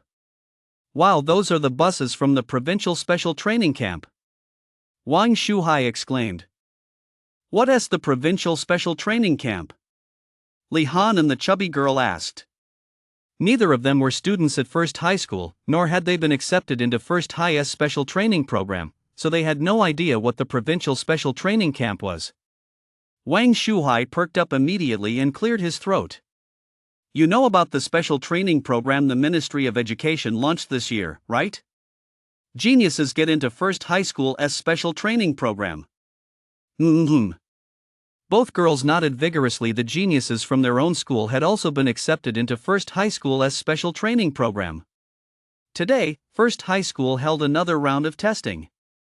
The cream of the crop gets into the municipal level training camp, and the truly exceptional ones make it into the provincial level training camp. Only 6 or 7 students from our school made it into the municipal level training camp. Only one made it to the provincial training camp. He is truly a top-tier genius. Plus, getting into the provincial training camp is equivalent to being accepted into the National Talent Development Program. You become a priority for cultivation, and in the future, you're guaranteed to be a top-tier figure. Just as Wang Shuhai was explaining, the chubby girl suddenly gasped in surprise. "Why is he walking toward the shuttle for the provincial training camp?" "You've provided the high martial arts novel by Shatu. In another world, I cultivate my martial arts are a bit more than 100 million. "What?" Wang Shuhai looked over and saw Yang striding calmly toward the special bus for the provincial training camp. He is just showing off. Just some lousy laborer. Just wait and see, he'll definitely get kicked out in a minute," Wang Shuhai said with schadenfreude. "You're right. Just a laborer." Li Han shook her head. The gap between a laborer and her own status was just too vast. She was going to college someday. By then, Yang had already reached the bus, exchanged a few words, shown his documents, and simply walked right on board. He got on. The chubby girl gasped in surprise once more. Wang Shuhai and Li Han looked over and sure enough, saw Yang walking calmly into the VIP car. Why wasn't he kicked out? He just got right in the car. Isn't that something only top-tier geniuses do? Wang Shuhai shouted in disbelief. Suddenly, it seemed to dawn on him, could it be? Li Han also seemed to realize something, and the two of them shouted in unison, "He is a genius from the Provincial Special Training Camp." "What do you mean, a genius from the Provincial Special Training Camp?" the chubby girl asked, still confused. "Oh, come on, that means a top-tier genius," Wang Shuhai explained, but when he saw the look on her face, he instantly started complaining. "Ugh, why am I even explaining this to you? A top-tier genius. I actually rode in the same car as a top-tier genius today." Immediately, he felt regret. "I actually made fun of a top-tier genius. Damn me." Wang Shuhai now wished he could slap himself. A top-tier genius at school, that was someone he could only look up to from afar. With his vitality level, he couldn't even come close. Today, he sat so close to a top-tier genius, yet he hadn't seized the opportunity. Wait, let us exchange contact info." Li Han ran to the front of the car and called out to Yang with a grin. "Please show your student ID." A security guard armed with a steel baton blocked Li Han's path. "I'm Li Han." Li Han presented his ID. The security guard scanned the student ID. "I'm sorry, you're not a member of the special training camp. Please leave." "I know the student in the car we're." "Please leave." The security guard's expression instantly changed, turning cold. "Ah. I. Leave." Li Han instantly felt wronged and walked back with her head down. Yang wasn't kicked out, but she was. So unfair. "So, did you get her contact info? Send it to me." Wang Shuhai asked excitedly. "Nope. You'll have to go get it yourself." "Oof." Li Han snatched her luggage and stormed off. "Buses will depart at 8 p.m. Yang, during this time, you're welcome to rest on the bus or walk around as you please," the security guard said with a smile. "Okay." Yang nodded. He stretched out on the seat and closed his eyes to rest. He recalled the security guard's words, a unified departure at night. But where were they headed? Why leave at night? Could it be night training? The Provincial Special Training Camp was organized by the Education Bureau in collaboration with the Martial Guild and the military, a joint effort by these three parties. It was said that the military took the lead. Given the military's style of operation, there was an 80% chance they'd start with a show of force. So, conserving energy was the smart thing to do. Yang took advantage of the sunlight to practice his solar skill for a while longer. Once his meridians began to ache and swell, he stopped. "My mana has increased a little more, not bad." A smile tugged at the corner of Yang's mouth, and he slowly drifted off to sleep. A dim, oppressive, and despair-inducing world. "Find a grave similar to Yu Huajian's, increase my mana as quickly as possible. Strengthen my power." Training on his own was still too slow. "If I kill a skeleton that possesses mana, it'll boost my mana rapidly. I'll master the first tier of solar skill sooner and become a ranked warrior." Yang thought to himself as he stepped into the dim world. He found one quickly. As Yang approached, black mist swirled, and a half-jade skeleton appeared. Yang engaged it using the 7-star step and defeated it within a few moves. This jade-like skeleton wasn't even as strong as Yu Huajian. Its combat ability was very poor. The bones scattered on the ground turned into white specks of light that entered his chest, transforming into a warm current flowing through his limbs and every part of his body. Yang felt his strength grow once more. "My vitality must have broken through 10, Yang estimated. At the same time, a wave of heat flowed into his dantian and fused with his own mana. Yang instantly felt his mana more than double in strength, exceeding even the amount within Yu Huajian's body. Not strong in combat, but he sure has plenty of mana. This development saved Yang months of arduous training. Yu Huizong Logistics blood-nourishing soup bone refining pill outer sect of the 7 absolute sect. So he was in charge of logistics. No wonder his combat skills are poor, he has got plenty of mana. Yang bowed to the skeleton and accessed Yu Huizong's memories. His memories were mostly filled with mundane tasks, calculations regarding various provisions, armor, weapons, and siege equipment. There wasn't much of value. There was only one thing: the bone refining pill. Yang searched through the memories for information on the bone refining pill. Bone refining pill, a pill for entry-grade warriors. It not only boosts vitality but also tempers the bones throughout the body, making them more resilient. Before becoming a ranked warrior, it boosts vitality and strengthens the physical body. After becoming a ranked warrior, it begins to temper the bones. In this way, the union of body and spirit reaches a higher realm. No wonder Yu Huajian, Yu Huazong, and the others all have bones that have partially turned jade-like. Yang jotted down the formula for the bone refining pill. It's a pity there's no refinement method. It seems I'll have to search for more semi-jade-like skeletons again, only then can I obtain the method for refining the bone refining pill. Yang thought to himself as he set out once more to search for larger tombs, not overlooking the small ones he encountered along the way. He killed them on the spot to gain more memories. The memories of the 7-kill skill were no longer of much use to Yang. But the 7-star step remained useful.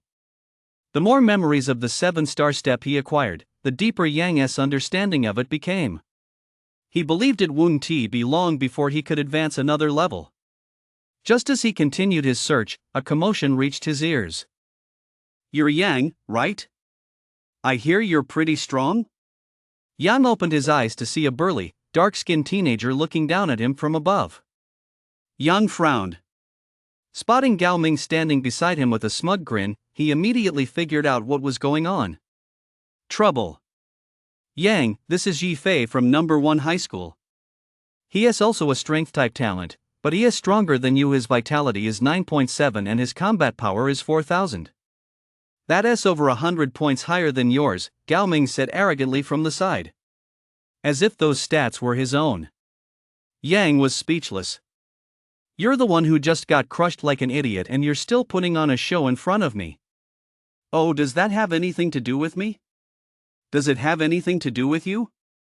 Yang picked at his ear, a look of disdain on his face. 4,000 combat power is strong? If I'd gone all out before, I could VE hit around 4,800 or 5,000. And now that I've just acquired Yu Huitsong's mana, that combat power is bound to go up even further. It's gotta be at least 5,500. Is 4,000 really that strong?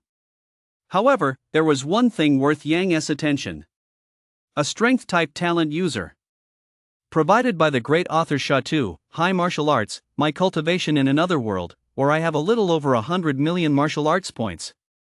Strictly speaking, he wasn't actually a strength-type warrior. The several-fold increase in combat power he unleashed was all thanks to the bonus from the 7-kill skill. This was the first time Yang had ever seen a strength-type talent user, and he sized Yi Fei up from head to toe. The teenager before him had dark, tan skin, and his entire body was bulging with muscles. Gao Ming was already quite tall, but Yi Fei towered over him by a full head, standing a full 2 meters tall. He was a veritable mountain of dark, tanned muscle. His muscular build made it clear that this guy possessed considerable strength.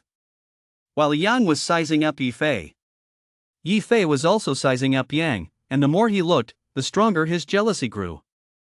Fair-skinned, like a pretty boy. And his looks. Holy shit, he is so damn handsome. When he thought about his own appearance, Yi Fei instantly felt jealous. He has the same talent as me, a strength-type warrior, and he is this handsome too. No way. A fierce glint flashed in Yi Fei's eyes as he asked again, looking down on Yang. I hear you're pretty cocky. Do you dare to go head-to-head with me? Go head-to-head, huh? You're not going to say you're too scared, are you? We heard you're a real show-off at school. Relying on your strength, you look down on everyone, don't you? Exactly. Someone who thinks it's too embarrassing to even ride the school bus with us, how could they not be a show-off? The group of teenagers behind Yi Fei said sarcastically. Gao Ming flashed a smug smile. He hadn't expected that just a few words from him would turn everyone against Yang. Everyone now harbored hostility toward him. He had deliberately praised Yang's strength and called him arrogant in front of this group of geniuses because he wanted to use them to take Yang down.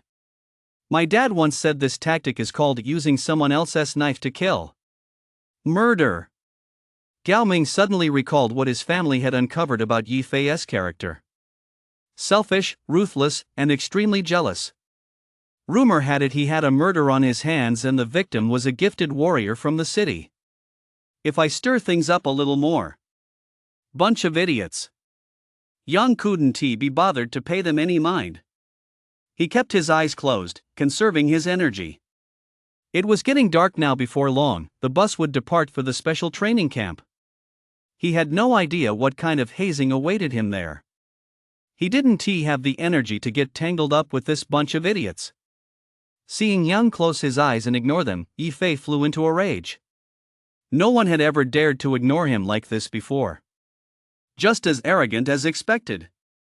Closing your eyes to avoid looking at us, are you looking down on us? Or are you scared? The teenagers standing nearby all spoke up in unison, their words stoking Yi Fei's anger even further.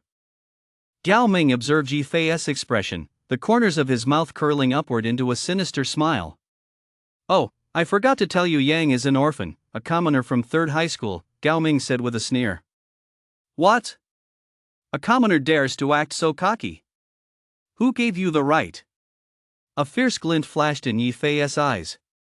As a member of the Yi family, the most powerful clan in Jiangbei City, he had always been the center of attention. Even some warrior masters had to put on a smile and address him as young Master Yi when they saw him. How dare he ignore me? And to think he is just a helpless orphan, a commoner. After all, as a member of the ruling class and as a member of the Yi family, the most powerful clan in Jiangbei City, killing a commoner would result in nothing more than a small fine. Besides, it's not like I've never killed anyone before. With that thought, a look of ruthlessness flashed in Yi Fei's eyes, and a savage grin twisted his lips. Jiangbei City only needs one genius like me. You're going to die. With that thought, Yi Fei clenched his fist and swung it toward Yang's head. Yang, who had been keeping his eyes closed, suddenly opened them wide, as if 2 rays of blazing sunlight were shooting out from his eyes. Yi Fei froze in shock in Yang's eyes. He saw the radiant sun itself.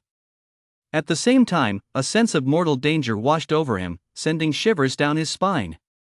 It seemed that if he landed that punch, it wouldn't be Yang who died, it would be himself. You want to die? Yang remained seated, his gaze icy as he stared at Yi Fei. Mana surged wildly within him, and the killing intent surrounding him spread instantly.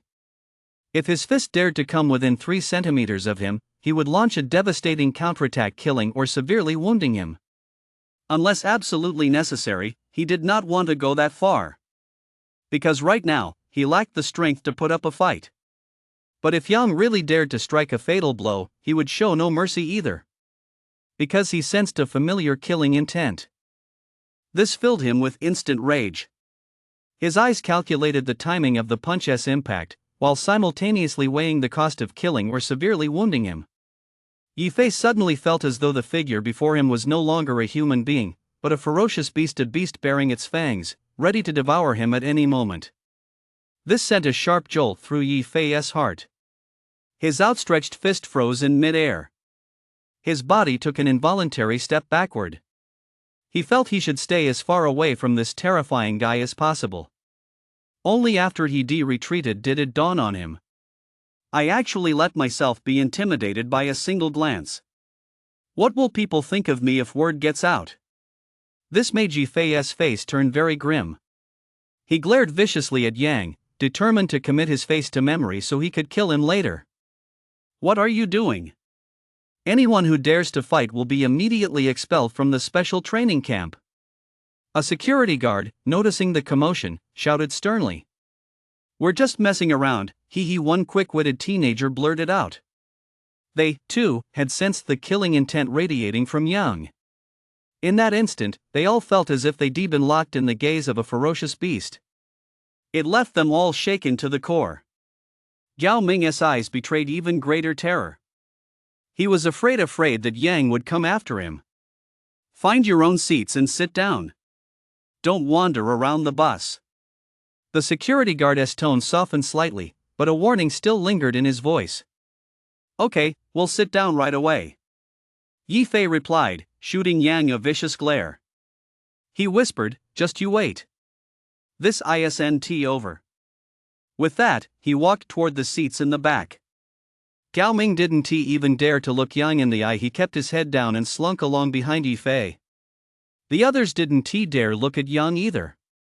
They all knew Yang was a strength-type warrior with formidable power. Even while following Yi Fei, they dared to make a show of defiance, but if left to face Yang alone, they certainly didn't have the guts. Besides, how had things turned out this way? They originally intended to teach the arrogant Yang a lesson, but how had it nearly turned into a life-or-death duel? Yang's face darkened. He knew Yi Fei would never let this go. He had to find a way to eliminate this threat. And then there was Gao Ming. That bastard had some truly malicious intentions. He had no grudge against Yi Fei. They never even met before. The fact that he showed such intense hostility toward me on our very first meeting was clearly Gao Ming's doing. That bastard. He is no match for me, yet he came up with such a vicious scheme. I definitely can't let him off the hook. Yang turned to look at Gao Ming, his eyes revealing no attempt to hide his murderous intent. Yao Ming shuddered inwardly at the sight and quickly lowered his head to avoid the glare. It's over, he's got a grudge against me now. Brother Fei, we can't just let this slide, Gao Ming whispered, leaning close to Yi Fei. I know.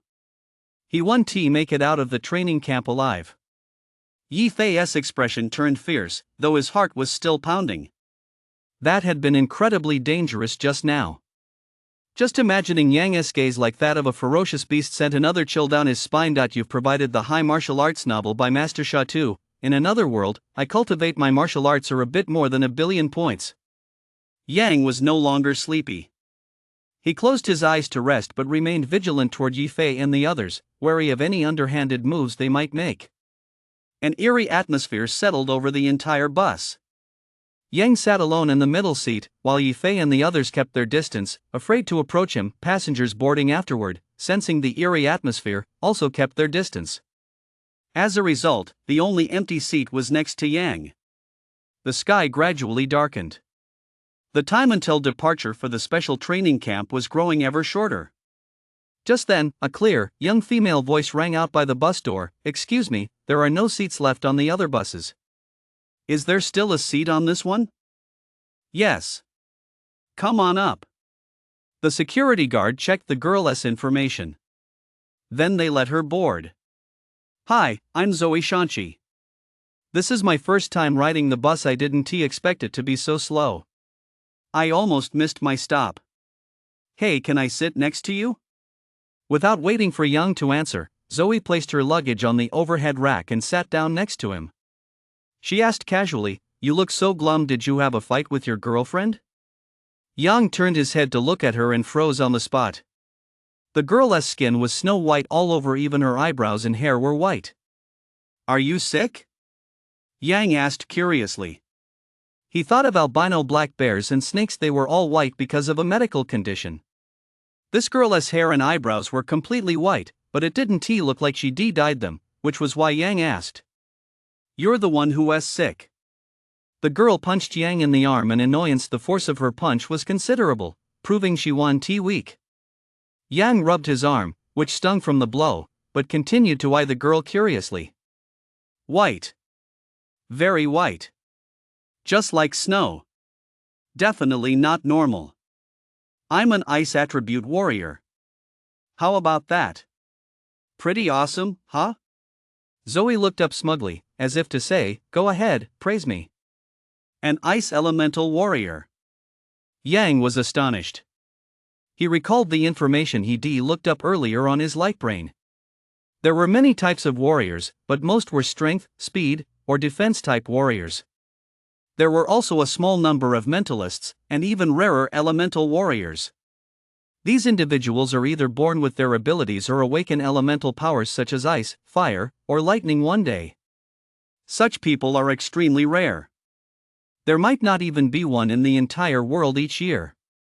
And once they reach their full potential, each of them becomes an incredibly powerful force, far surpassing warriors of the same level.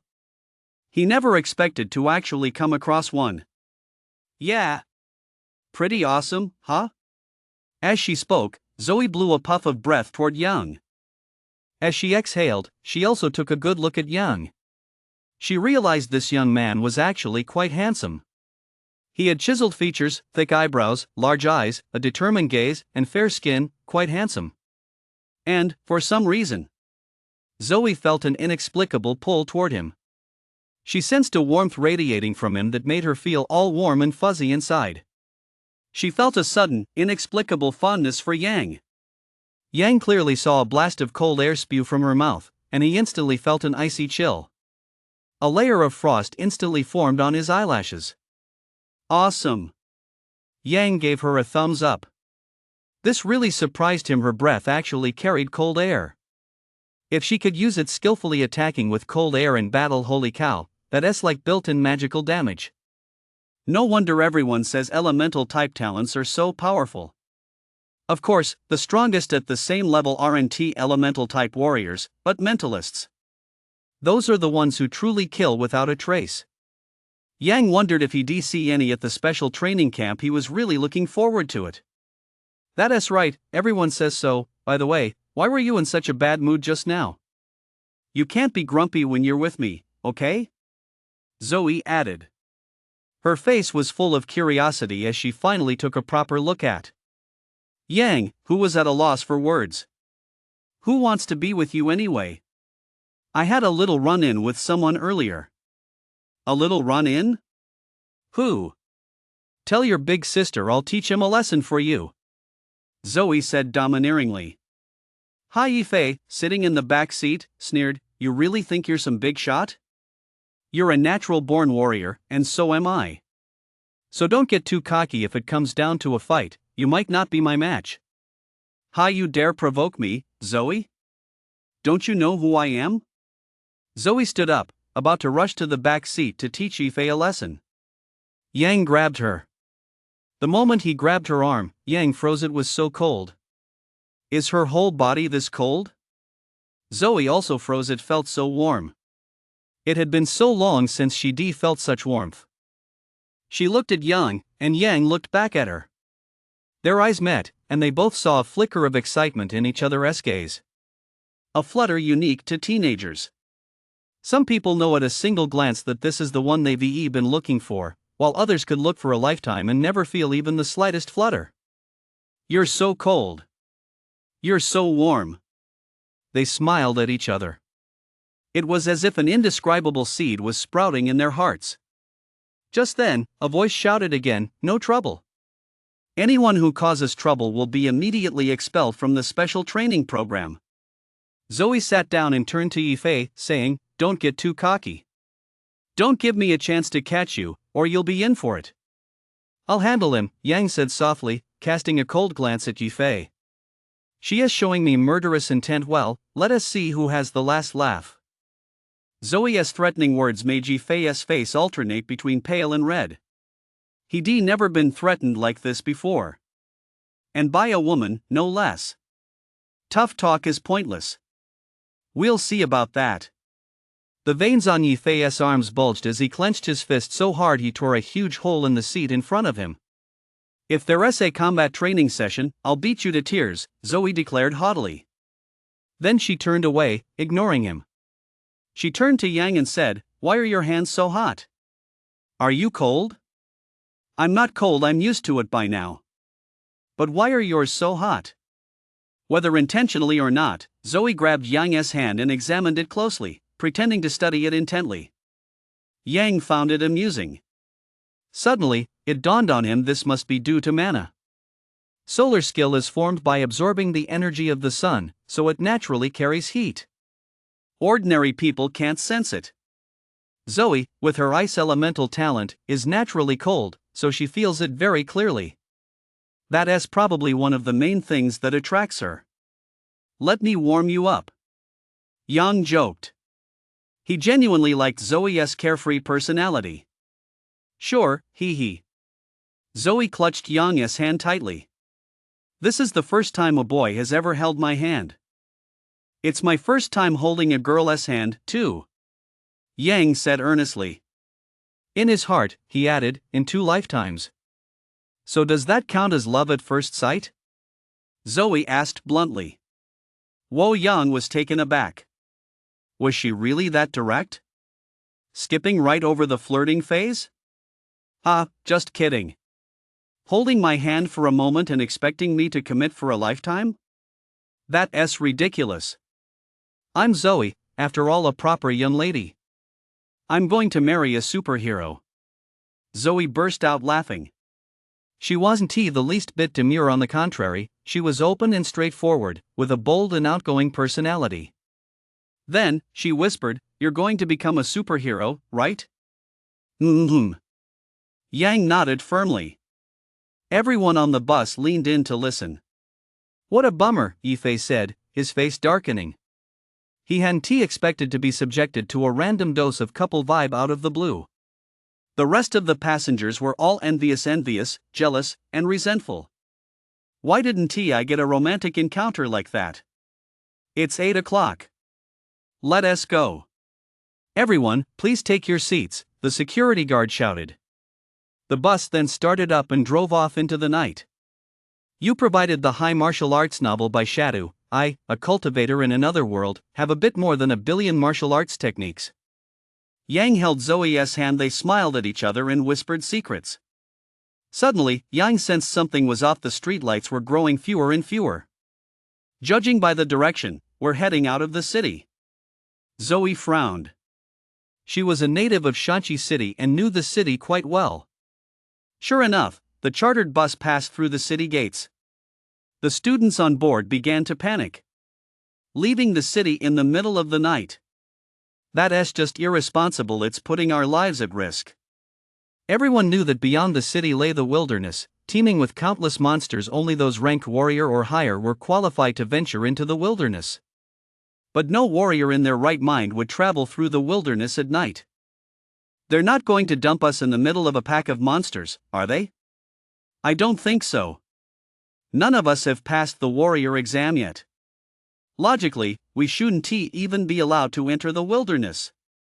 What the hell is going on here? As the bus drove into the darkness and the road became increasingly rough, the group grew even more panicked. Whispers and murmurs filled the air. Even Yang furrowed his brow. He had a vague sense of foreboding. The provincial special training camp was jointly established by 3 parties: the Ministry of Education, the Military District, and the Martial Guild. But they never mentioned anything about the specifics of the training. And given the Military District's hardline approach, it was highly likely they'd pull some kind of stunt. His earlier hunch about night training was probably about to come true. Still, heading out into the wilderness in the dead of night left Yang feeling uneasy. Although he studied monster species and their weaknesses in school and had seen monster specimens, that was all theoretical. He'd never seen the real thing. Nor had he ever fought one. Suddenly realizing he might encounter a monster, Yang felt a twinge of fear. "I'm scared." Zoe sensed the tension in Yang's grip and leaned in to whisper. "I've got to protect you. How could I be scared?" Yang smiled slightly and tightened his grip a bit. The muscles in his arm instantly bulged, showcasing his masculine strength. "Oh my, this is the first time a boy has said he'll protect me," Zoe giggled, covering her mouth, her eyes brimming with contentment. "I'll always protect you from now on." "Okay." He. After exchanging a few flirtatious remarks, Zoe turned serious. "How is your speed? What about your vitality and combat power? Tell me everything I need to know exactly where I stand. Let us figure out how we should work together later. My vitality should be around 10, and my combat power is roughly 5,500. As for speed, I've mastered the 7-star step, which is equivalent to perfect level agility." Yang didn't hold anything back and revealed his estimated stats in full. That morning, his actual vitality was 9.7, and his combat power was 3,902. He hadn't even been pushing himself to the limit yet. Later that afternoon, he'd gone to the dream world and acquired Yu Huizong's vitality and mana, causing his strength to surge significantly. He figured these numbers should be pretty close. "Wow, you're so strong. You're even stronger than me." Zoe was taken aback.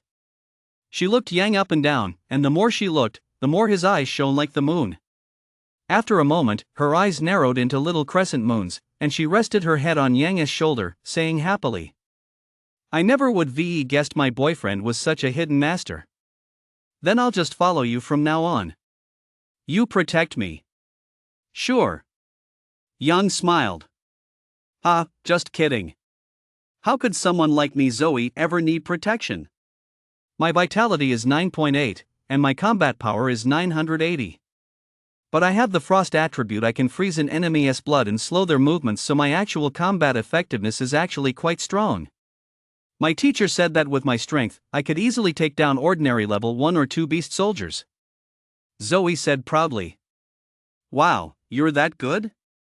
"Well, if we actually run into a monster later, I'll engage it head on, and you figure out a way to freeze its blood," Yang said seriously. Zoe nodded. She knew that even though her teacher had said she could kill ordinary level 1 and level 2 beast soldiers, if she actually encountered one, especially at night, the situation might be completely different. Just because she was capable of killing them didn't mean she actually could. She might even end up getting killed herself. In actual combat, There were many factors that influenced victory or defeat: fighting spirit, environment, mental fortitude, and so on. If any one of these factors was lacking, the tide of battle could easily turn. So, she'd better just stick close to Yang. Of course, I, Zoe, am no freeloader. In the wilderness, deep within a valley, stood a newly erected camp. Judging by the color of the soil on the ground, the camp had been set up no more than 2 days ago. At that moment, the camp was brightly lit. Soldiers stood on guard all around. On a hilltop, a group of people stood watching vehicles approaching from the distance. General Kong, they're all prodigies from various counties and cities. Although they all possess near warrior level strength, none of them have undergone actual combat training yet. Sending them into battle against monsters so hastily is bound to result in casualties. Isn't that a bit unwise? Mu Shuer said with concern. She had been temporarily reassigned from the City Defense Army to serve as deputy commander of the provincial special training camp. It wasn't just him, everyone in the camp had been seconded from various sources. For example, General Kong standing before them was the iron-blooded general of the 1st Field Army. Most of the soldiers in the camp had also been transferred from the 1st Army. In addition to them, the instructors responsible for training the students were all true masters seconded from major martial arts schools, martial guilds, and the military. Each one ranked among the top 100 at the provincial level. Since he was responsible not only for managing internal camp affairs but also for resource procurement and public relations, he asked with genuine concern. Masters are forged through combat. The weak have no right to enjoy such high-level resources and treatment. Kong Qingfeng said coldly. We have masters ranked in the top 100 at the provincial level providing personal guidance, and even experts who rank among the best nationwide. If I were to hand over a bunch of mediocrities and fools to them, it would be an insult to their abilities. As for casualties, Kong Qingfeng turned his head and said coldly to Mu Shuer, we have a 1 in 10 mortality quota. If anyone dies, just notify their families to come claim the body. If even a mere level 1 monster can kill them, then they don't deserve to be in my provincial special training camp. But people of this age with such formidable strength mostly come from families with prestige in their local areas. Before Mu Shuer could finish, Kong Qingfeng waved his hand to cut her off. Those high and mighty individuals who have been exploiting national resources should give something back to the country. If they start making a fuss over a single death, I don't mind let them replace their local leader. Whoever complains, tell them exactly what I said. Tell them I said it myself.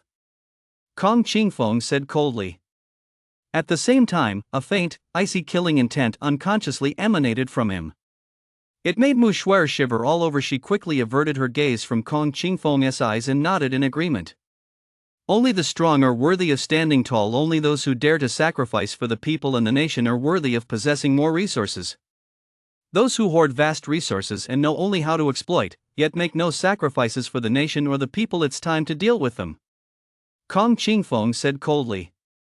Hearing this, Mu Shuer broke out in a cold sweat. Was he about to crack down on the local powerhouses? I don't know anything, Mu Shuer repeated silently to herself, her mind filled with terror.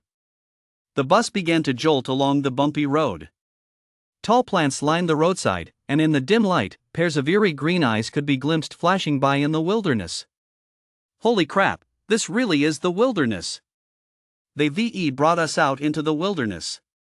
You provided the high martial arts novel by Master Sha Tu. In another world, I cultivate my martial arts are a bit more than 100 million.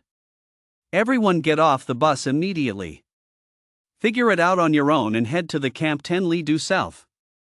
One bus after another came to a stop. Security personnel shouted loudly, herding the passengers off the buses. What? You want us to make our way 10 li to a camp in the wilderness in the middle of the night? Are you out of your minds? We're here for special training to boost our strength, not to go to our deaths. I'm not getting off. I want you to take us back. The teenagers all shouted in protest, resisting en masse, their eyes filled with fear. You have no choice. Anyone who doesn't get off will be punished for disobeying military orders. Get off immediately. The security guards fiercely grabbed the ones shouting the loudest, one by one. One of them tried to resist. The security guard raised his hand and delivered 2 slaps, causing the boy to spit blood and pass out. Then, the security guard dragged him off the bus as if he were a dead dog. With that example set, everyone was too terrified to even breathe, and they obediently got off the bus. We walked right into the lioness den, Young said, curling his lip. He knew that given the military style, this special training wouldn't be simple, and now it seemed he was right. Are you scared? Young whispered to Zoe. Zoe shook her head, her eyes sparkling with excitement. This is so much fun. It's the perfect chance to take out those who've been picking on you under the cover of night. As she spoke, a savage glint flashed in Zoe's eyes as she looked in Yifei's direction. She licked her lips, her expression brutal. Such a beautiful girl, yet she was giving off such a vicious glare. Yang shook his head. This girlfriend he stumbled upon wasn't someone to mess with. He looked over at Yifei as well and saw Yifei making a throat-slitting gesture. Yang narrowed his eyes. Damn it. It wasn't that Zoe was vicious, it was that she knew exactly how Yifei and his crew operated. Could the military have set up surveillance along the way? Yang asked warily. Don't worry about it. As long as we're sure we'll run into monsters, there'll definitely be a death quota. As long as we don't kill them in public, we'll be fine. There's no law in the wilderness. Zoe stated matter-of-factly. If killing someone in the city is no big deal, how much less so in the wilderness? There's no law in the wilderness. There's no law in the wilderness. Those words sent a chill down Yang's spine. What does no law mean? It means the wilderness follows the law of the jungle. The strong survive, the weak die. Got it, Yang nodded. The killing intent within him seemed to ignite in the darkness. Keep heading due south. There's a camp 10 li away. If you veer off course, get lost, or get eaten by monsters, it just means you're clueless and stupid. You'll have only yourselves to blame. No matter how you do it, whether you team up or go it alone, as long as you reach the camp before dawn, you'll pass. Also, let me explain the rewards. The top 10 to reach the camp first can choose whichever teacher they like. These teachers are all among the top 100 in the province, and some are even nationally renowned. With them personally teaching you, you should know what you stand to gain. Second, the top 10 will have the right to request supplies from the outside world. Third, never mind. Once you're in the special training camp, you'll find out. Now, let us get going. The lead security officer waved his hand, and a dozen or so buses all turned around, leaving only the students standing there in shock. Some of the smarter ones actually ran after the buses as they drove away. I'm not staying in this damn special training camp. Let us go, guys. Wait for me, let us go together. I'm out too. Within moments, more than 20 people had set off in pursuit of the departing buses. Shanxi province had 16 cities, and even the weakest of them had at least 7 or 8 students, just like Zhongbei City. In places like the provincial capital, Shanxi, with a total population of 20 to 30 million and plenty of wealthy, capable people, there were over 100. Other major cities also had dozens or even hundreds of geniuses. All told, there were roughly 500 or 600 of them. And they already lost several dozen before even setting out, nearly 1/10 of their number. That's right, they already suffered casualties. Yang had calculated that the distance from their current location to the city gates of Shanxi was at least 50 or 60 li. Such a long distance would be a massive test of their stamina. Not to mention the monsters lurking everywhere. It would be a miracle if they managed to make it to Shanxi. Yang shook his head in silent mourning for them, but before long, he saw those people running back at an even faster pace, screaming at the top of their lungs. Run! There's a herd of warthogs. Dozens of them. As they spoke, those people, paying no heed to the others still frozen in place, sprinted past them. Run! Quite a few people followed them, running forward. Warthogs. A level 1 beast soldier class monster. Thick-skinned and tough, with extremely strong defense. It has two upward curving tusks on its snout, making its attacks ferocious. It's one of the trickier level 1 monsters to deal with. Let us go. Conserve our energy and stay with the crowd. Yang made a quick decision. A level 1 beast soldier, logically speaking, with Yang's combat power of over 5,000, he could easily take it down. But in the pitch black darkness, visibility was poor, which put him at a disadvantage in combat. Besides, they were shouting about a herd of warthogs who knew how many there were. Better to err on the side of caution. Yang scanned the area but didn't see Yifei, Gao Ming, or the others he didn't know when they hidden themselves. I'll let you off for now. All right. The two followed the main group as they moved slowly, trying to stay in the center of the crowd to avoid the monster's attacks. Without the bus and without the aura emitted by its security personnel, the monsters, their eyes glowing a ghostly green, began to close in. It was safer in the crowd. After a moment, Yang realized something was wrong.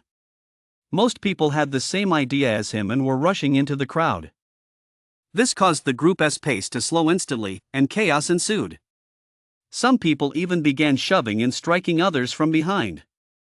Within minutes, Yang heard more than a dozen screams and angry shouts.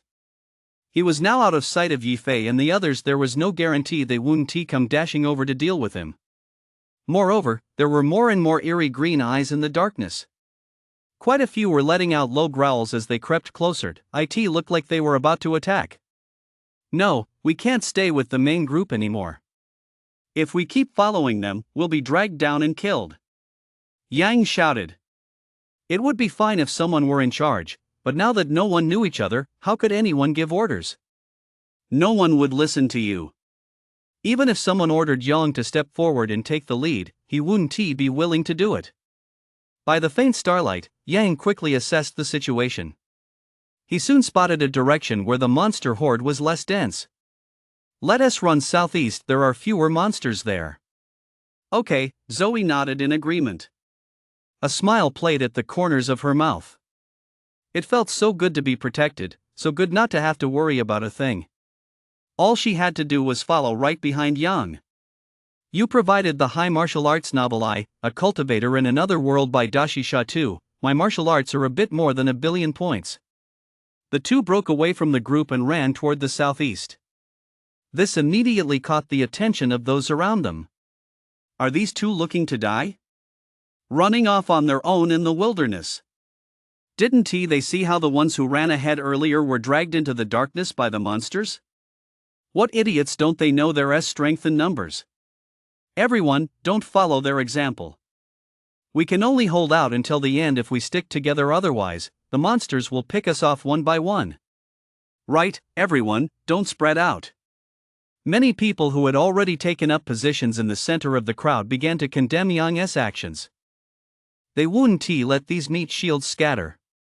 If they did, those of us in the middle would be left vulnerable to the monster's attacks. Bro Fei, it's Yang and that stinking woman who ran off. Gao Ming immediately spotted Yang and the woman.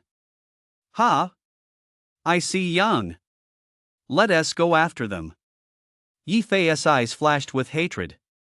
They just gotten off the bus and immediately lost track of Yang, but now that he spotted them, he absolutely couldn't let them get away. It was pitch black out here in the wilderness. Who would even know if he killed them? Just as they were about to break away from the group, they saw a pack of monsters closing in on Yang and the woman. Ha, great. Devour them both. That LL saved me the trouble, Yifei said excitedly. The rest of the group didn't rush out either. Instead, they stood on the outskirts of the crowd, excitedly watching the spectacle. Those in the center of the crowd also noticed Yang and Zoe being surrounded by the horde of monsters and immediately shouted. Did you all see that? A pack of monsters is closing in on them. It's over, those two are as good as dead. They really have it coming. That's what happens when you don't stick with the main group, holy shit. They're that strong. Damn, 1 punch per monster. Everyone's eyes widened as they shouted in disbelief. Yifei was stunned as well. Yang dragged Zoe toward the southwest. They had barely broken away from the group when 3 or 5 monsters from the southeast came charging toward them with low growls. They were shadow cats. At the same time, several black-spotted dogs from the east closed in from the flanks and rear. In an instant, the two were surrounded.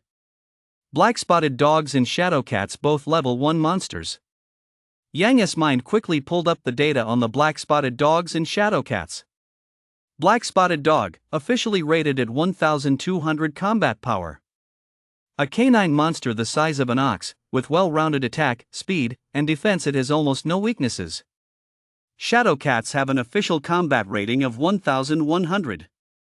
These feline monsters are fast but have poor attack power. However, their defense is extremely low, so a single hit is almost enough to take them down.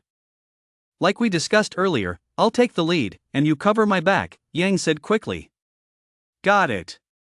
Just focus on taking down the shadow cats. I'll handle the black-spotted dogs, Zoe replied without further ado. Yang wasn't too sure how she'd done it, but he felt a chill on his back. He turned to see that Zoe's fists were covered in a layer of frost. It looked quite formidable. Be careful, Yang cautioned. You two don't get hurt. Zoe shifted to stand back to back with Yang. Yang took a deep breath, forcing himself to stay calm. After all, this was his first time truly facing monsters, and 3 of them, no less. His gaze instantly turned icy, a murderous aura surrounding him as his vitality surged. With eyes like a tigress, he stared down the spotted hound in the darkness. The spotted hound was massive. Even standing still, it was nearly as tall as an average person. Its eyes glowed a ghostly green in the darkness, and its gaping maw could swallow a human head whole. Its mouth full of sharp fangs created an overwhelming sense of psychological pressure. Yang braced himself, waiting quietly for the black-spotted dog to strike. Just then, right beside him in his blind spot, one of the black-spotted dogs let out a low growl and launched the first attack.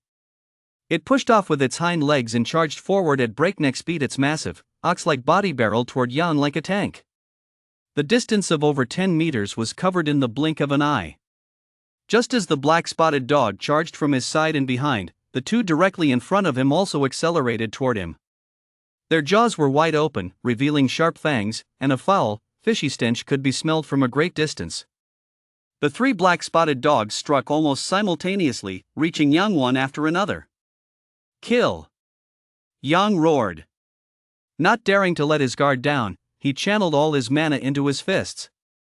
At the same time, he unleashed the god-slaying, soul-destroying fist, and the killing intent surrounding him instantly condensed into his fists.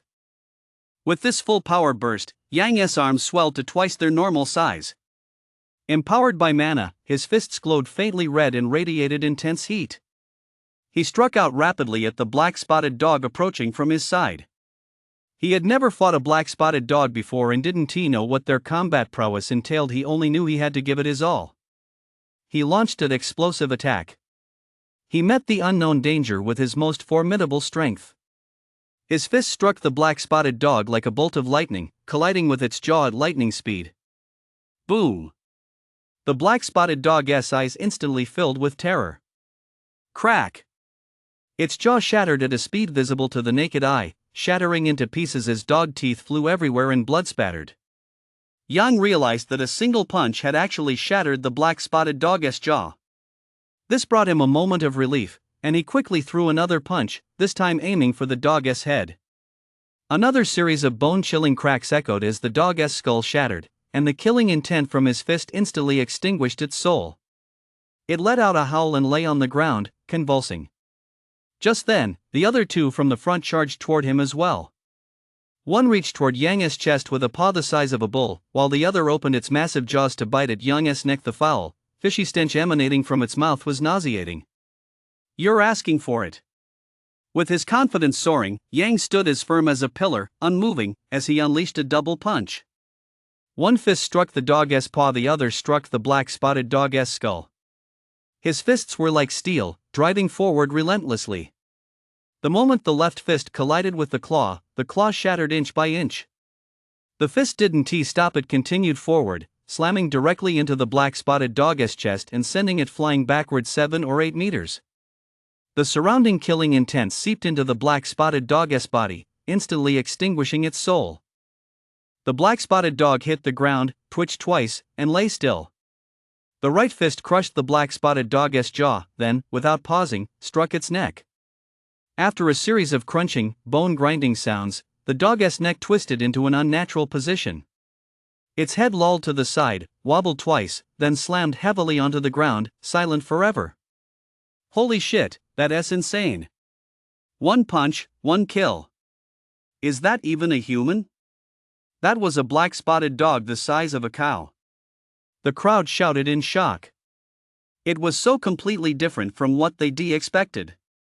Originally, they thought the two of them would be torn to shreds by the monster.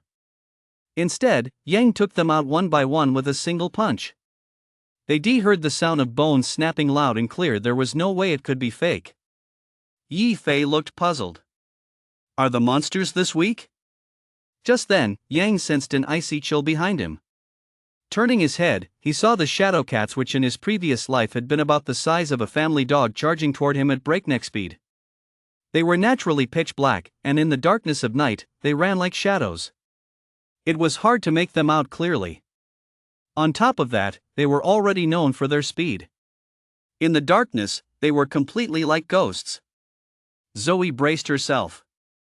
Seeing a black shadow charging toward her, she quickly swung her fist, only to discover that the shadow cat had merely fainted.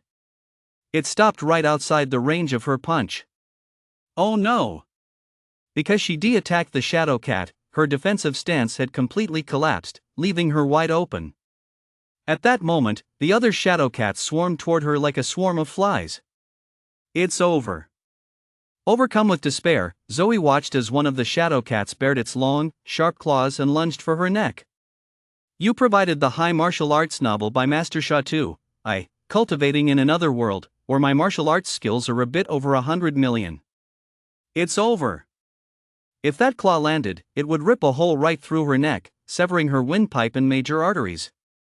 By then, she wouldn't even have a chance to survive. Zoe was instantly overcome with despair. Just then, she suddenly heard a furious shout, "Are you looking to die?" Her vision blurred for a moment, and a figure appeared before her. Then she saw the shadow cat that had just attacked her slam heavily onto the ground, half its head buried deep into its neck, dead as a doornail. So cool! Zoe looked at the figure that had suddenly appeared before her, her eyes sparkling with an inexplicable glow. A strange warmth welled up inside her. Is this what it feels like to be protected? Suddenly, she felt that the figure's back before her was so imposing, so reassuring, it truly made her heart flutter. If what she felt before was a vague emotion, a kind of fondness, then what she felt now was love, pure and simple. She felt she could entrust herself completely to him. It feels so good to be protected. Little hearts danced in Zoe's eyes. Be careful. I'll go take them out. Yang gave her a quick warning, then executed the 7-star step, his movements instantly becoming faster and more elusive. The shadow cats, which had been relying on their speed to move, dodge, and attack, now completely lost their speed advantage. Yang shattered them one by one with his fists. In the blink of an eye, the ground was littered with their corpses. Let us go. After killing the shadow cats, Yang didn't linger. He grabbed Zoe's hand and ran toward the camp. Although they were in the dark, he could use the stars in the sky to navigate. He remembered this clearly from his elementary school lessons. Black-spotted dogs and shadow cats are so weak. Everyone chimed in. At first, they'd been stunned when Yang took down a spotted dog with a single punch. The spotted dog's massive size had put immense psychological pressure on them. They felt they stood no chance against such colossal beasts. But in the blink of an eye, Yang had killed every single spotted dog, and he'd done it while outnumbered. The shadow cats that followed were even weaker. They felt Yang hadn't even exerted himself, dispatching them with a casual punch. This planted a thought in their minds: I could do that too. They were all the cream of the crop from various schools, counties, and cities. Why should Yang be able to do it, but not them? Yi Fei, in particular, was consumed by this thought. Yang is weaker than even me. If even he can easily kill black-spotted dogs and shadow cats, then I'm sure I can do it too. At the same time, as he watched the direction Yang had left, a flash of murderous intent crossed his eyes. A dark and windy night, perfect for murder. Follow me. Let us take Yang out. Yi Fei charged ahead. Gao Ming followed excitedly behind him.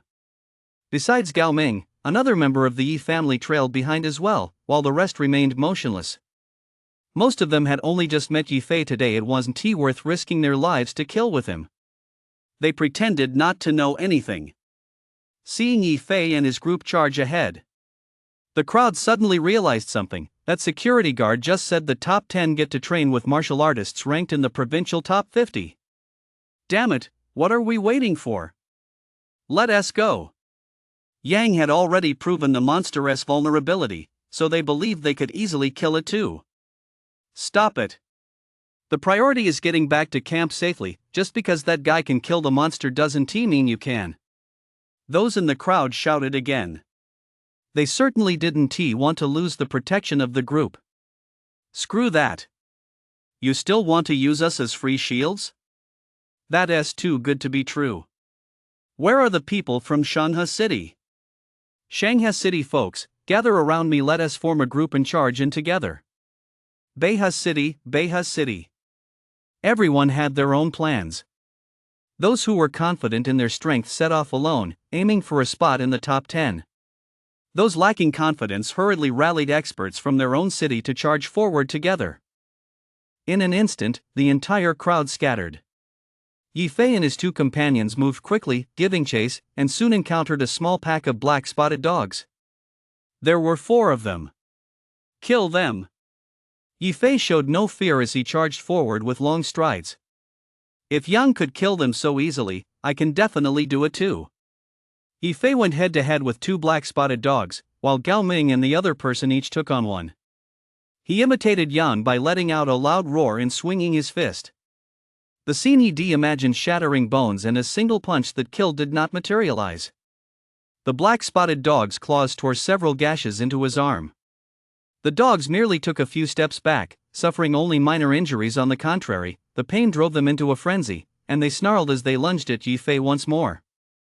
How could this happen? Yi Fei stared at his blood-soaked arm, frozen in shock. Why? How could this be? I'm clearly stronger than Yang. Yang could kill the black-spotted dog with a single punch. Why am I the one who got hurt? Could it be that Yang is much stronger than me? He couldn't figure it out. Just then, the black-spotted dog, driven mad by pain, lunged at him with a snarl, its jaws wide open, aiming for his neck. Just as it was about to bite him, Yi Fei finally snapped out of it and hurried to dodge, but he was a split second too slow. Its sharp teeth sank into his ear, tearing off half of it. Ah! Yi Fei let out a blood-curdling scream and went on a frenzied rampage, punching the black-spotted dog to death. By then, his body was already covered with over a dozen wounds, and he was missing half an ear. Gao Ming and the Yi family member couldn't hold their own against the dog in the blink of an eye. The black-spotted dog had clawed several deep gashes into their bodies, leaving them no choice but to scream, "Help!" The others who encountered the monsters faced the same fate. Only then did they realize that it wasn't that the monsters were weak, it was that the man was strong. Damn it, let us team up. After Yang dragged Zoe through the monsters' encirclement, their numbers thinned considerably, and they only occasionally encountered a small group of monsters. Yang quickly dispatched them with a flurry of punches. After killing those shadow cats and black-spotted dogs, Yang had a clear understanding of the situation. He was no longer holding back. After killing dozens of monsters in a row, Yang felt that the power of the soul-shattering fist had grown even stronger. This was mainly because with every monster he killed, the killing intent within him grew stronger. The stronger the killing intent, the greater the power of the soul-shattering fist. Once his killing intent condensed into a tangible form, Yang estimated that even if he missed an enemy, the killing intent alone would be enough to injure them. At the same time, he noticed there were only 3 types of monsters along the path: shadow cats, black-spotted dogs, and warthogs. This clearly defied the laws of the wilderness. How could there be only level 1 monsters within a 10-li radius? After giving it some thought, Yang realized these monsters must have been released by the military. The purpose was to test them or to weed out the truly talented. All of them possessed the vitality and combat prowess of quasi-warriors. Even a few of them teaming up could easily kill a monster. It was just that this kind of test was a bit cruel. Yang kept this in mind. Back at school, they were geniuses, the center of attention, and received all sorts of preferential treatment.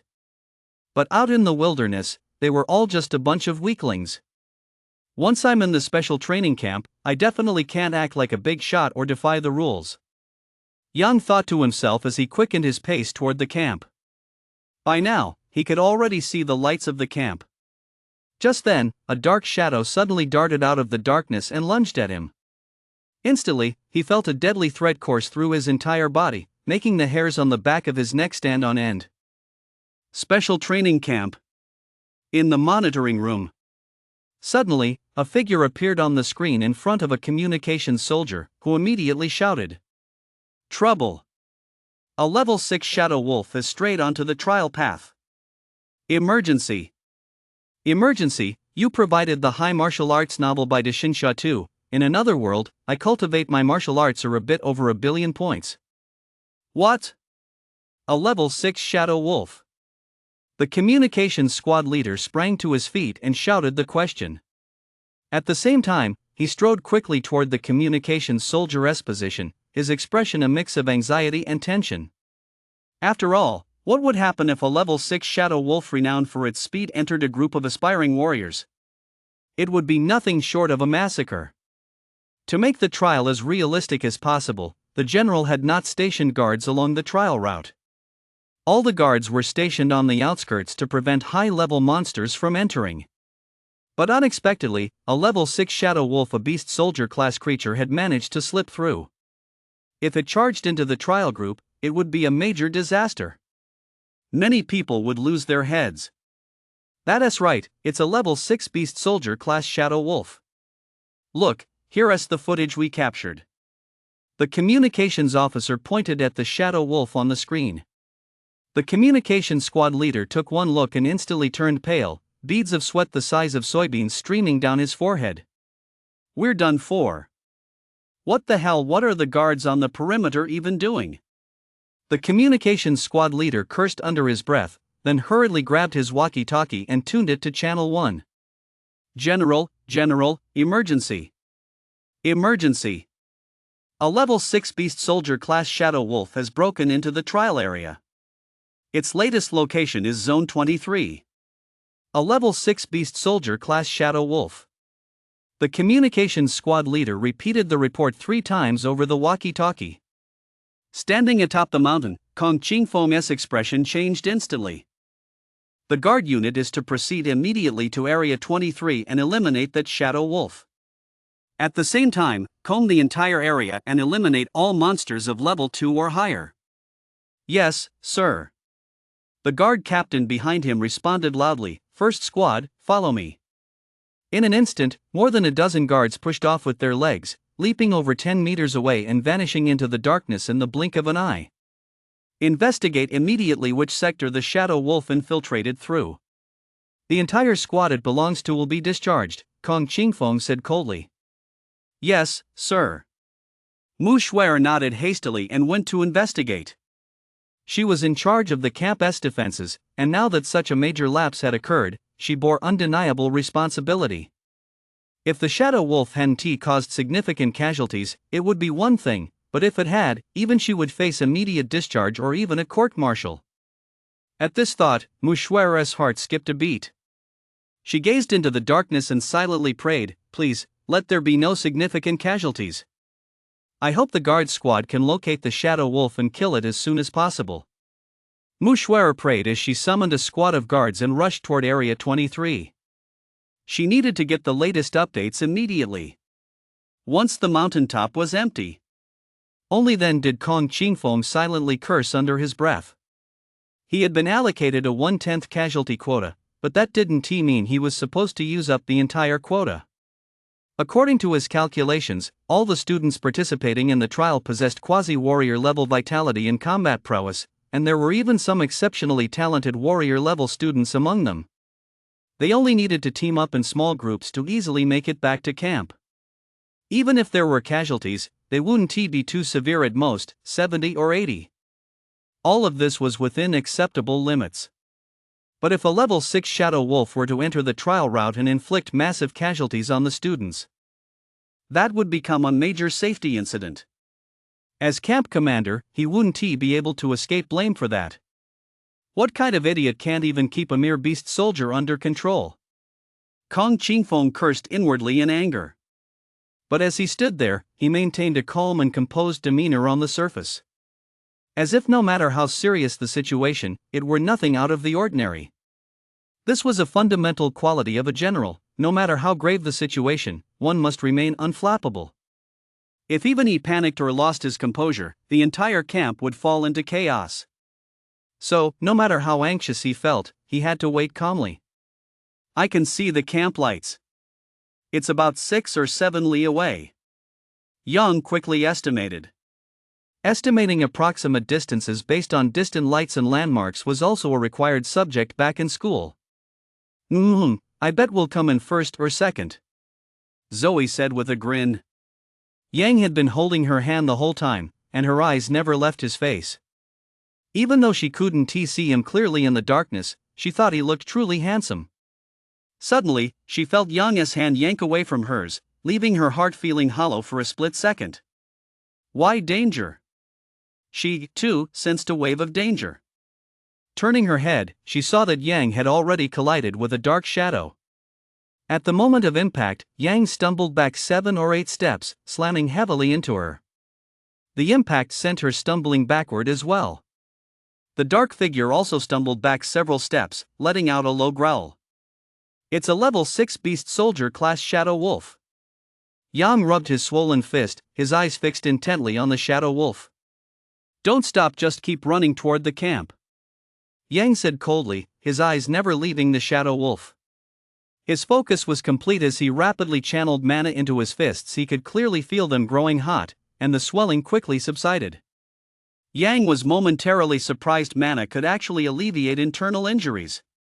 After a brief moment of surprise, he completely pushed those scattered thoughts out of his mind. Now he had to give his all against the shadow wolf. This was a level 6 beast soldier, after all. He rapidly channeled his mana while simultaneously focusing the killing intent within him onto his fists. He was going to fight to the death. Just like his first battle against Bull. Because he sensed a mortal threat from the shadow wolf. This threat forced him to prepare for a life or death struggle. Otherwise, he would surely be the one to die. Fortunately, though the shadow wolf was fast and its attacks were powerful, it wasn't yet at the point of overwhelming Yang. He could still keep up with its pace. Moreover, the shadow wolf's defense wasn't particularly strong. Earlier, in the heat of the moment, he landed a punch on it, inflicting significant damage.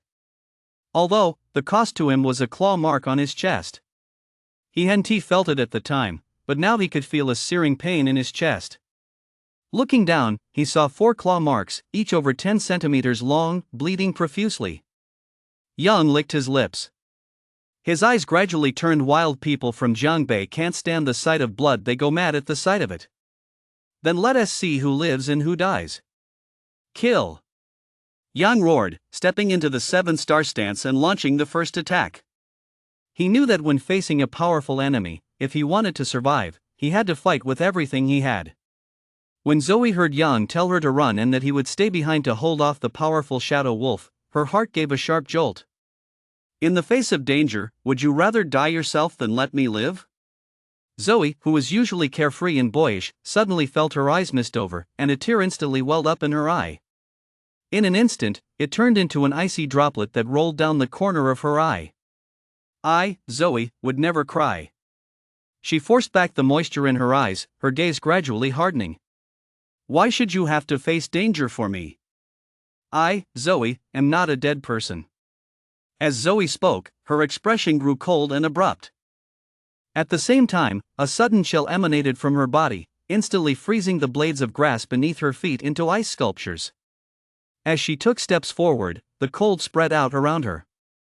One by one, the blades of grass were frozen solid in the blink of an eye. I want to be with you. She silently added in her heart, forever, forever, brought to you by the master author San Soil's high martial arts novel, Cultivating in Another World, have a bit more than 100 million martial arts skills. Awoo! The level 6 shadow wolf let out a low howl. It felt its dignity had been challenged by this puny human. In the past, whenever those weak humans encountered it, they would always flee at the first opportunity, just as it would when encountering a powerful human. That was the law of the wilderness. Now, this puny human actually dared to provoke it. Damn it! The shadow wolf snarled and pounced on Yang. It was incredibly fast, several times faster than a shadow cat, and its build was similar to that of a black-spotted dog. It was essentially a hybrid of a shadow cat and a black-spotted dog. Of course, as a level 6 creature, it was far more powerful than a mere combination of the two. As the fist came flying at it, a sly gleam flashed in its eyes. The instant the fist was about to strike, its body froze, instantly dodging Yang's attack. At the same time, it kicked backward and spun rapidly. Its thick wolf tail lashed out at Yang like a steel whip. Earlier, it had clashed with Yang once. Although it had scratched Yang, it had also taken a punch from him that stung deeply. That was why it resorted to this unexpected move, a sweeping attack with its wolf tail.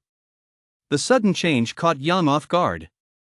The moment his fist missed its mark, he sensed something was wrong. Just as he braced himself with all his might against a sudden, violent counterattack from the shadow wolf, he never expected it to spin around and launch a sweeping attack with its tail. That wolf's tail was thicker than an arm and over a meter long. Yang didn't have time to react and was struck hard by the tail. With a crack, he clearly felt his sternum snap, and his entire body was sent flying backward. Mid-air, a mouthful of blood spurted directly from his mouth. Although he had fought skeletons countless times, this was his first time facing a beast. He hadn't expected at all that, aside from biting and clawing head-on, the beast would also spin around to attack with its tail. The moment he hit the ground, Yang landed on his feet and staggered a few steps. Before he could steady himself, he saw the shadow wolf already closing in on him. The instant he touched the ground, the wolf opened its massive jaws and lunged at Yang's neck. Its sharp, pointed teeth were clearly visible, and the foul stench from its mouth nearly made Yang dizzy. You think you can kill me? You're not even worthy. Kill. Soul-shattering fist. A fierce glint flashed in Yang's eyes. He stomped his foot heavily to halt his stumbling retreat, and all his strength, all his mana, and all his killing intent instantly surged into his right fist. He slammed it viciously toward the shadow wolf's eyes. At the same time, he raised his right arm to shield his throat. This way, the shadow wolf could at most bite through his arm, it wouldn't kill him. But Yang could severely wound it with a single punch. It was a life or death gamble, but Yang wasn't afraid. Just then, Yang sensed an intense chill suddenly appear behind him, and then he saw a figure dart out from the side and collide violently with the shadow wolf. It was Zoe. Watch out! The single thought "watch out" flashed through his mind just as he saw Zoe, her body radiating cold, deliver a heavy punch from the side straight into the shadow wolf's eye socket.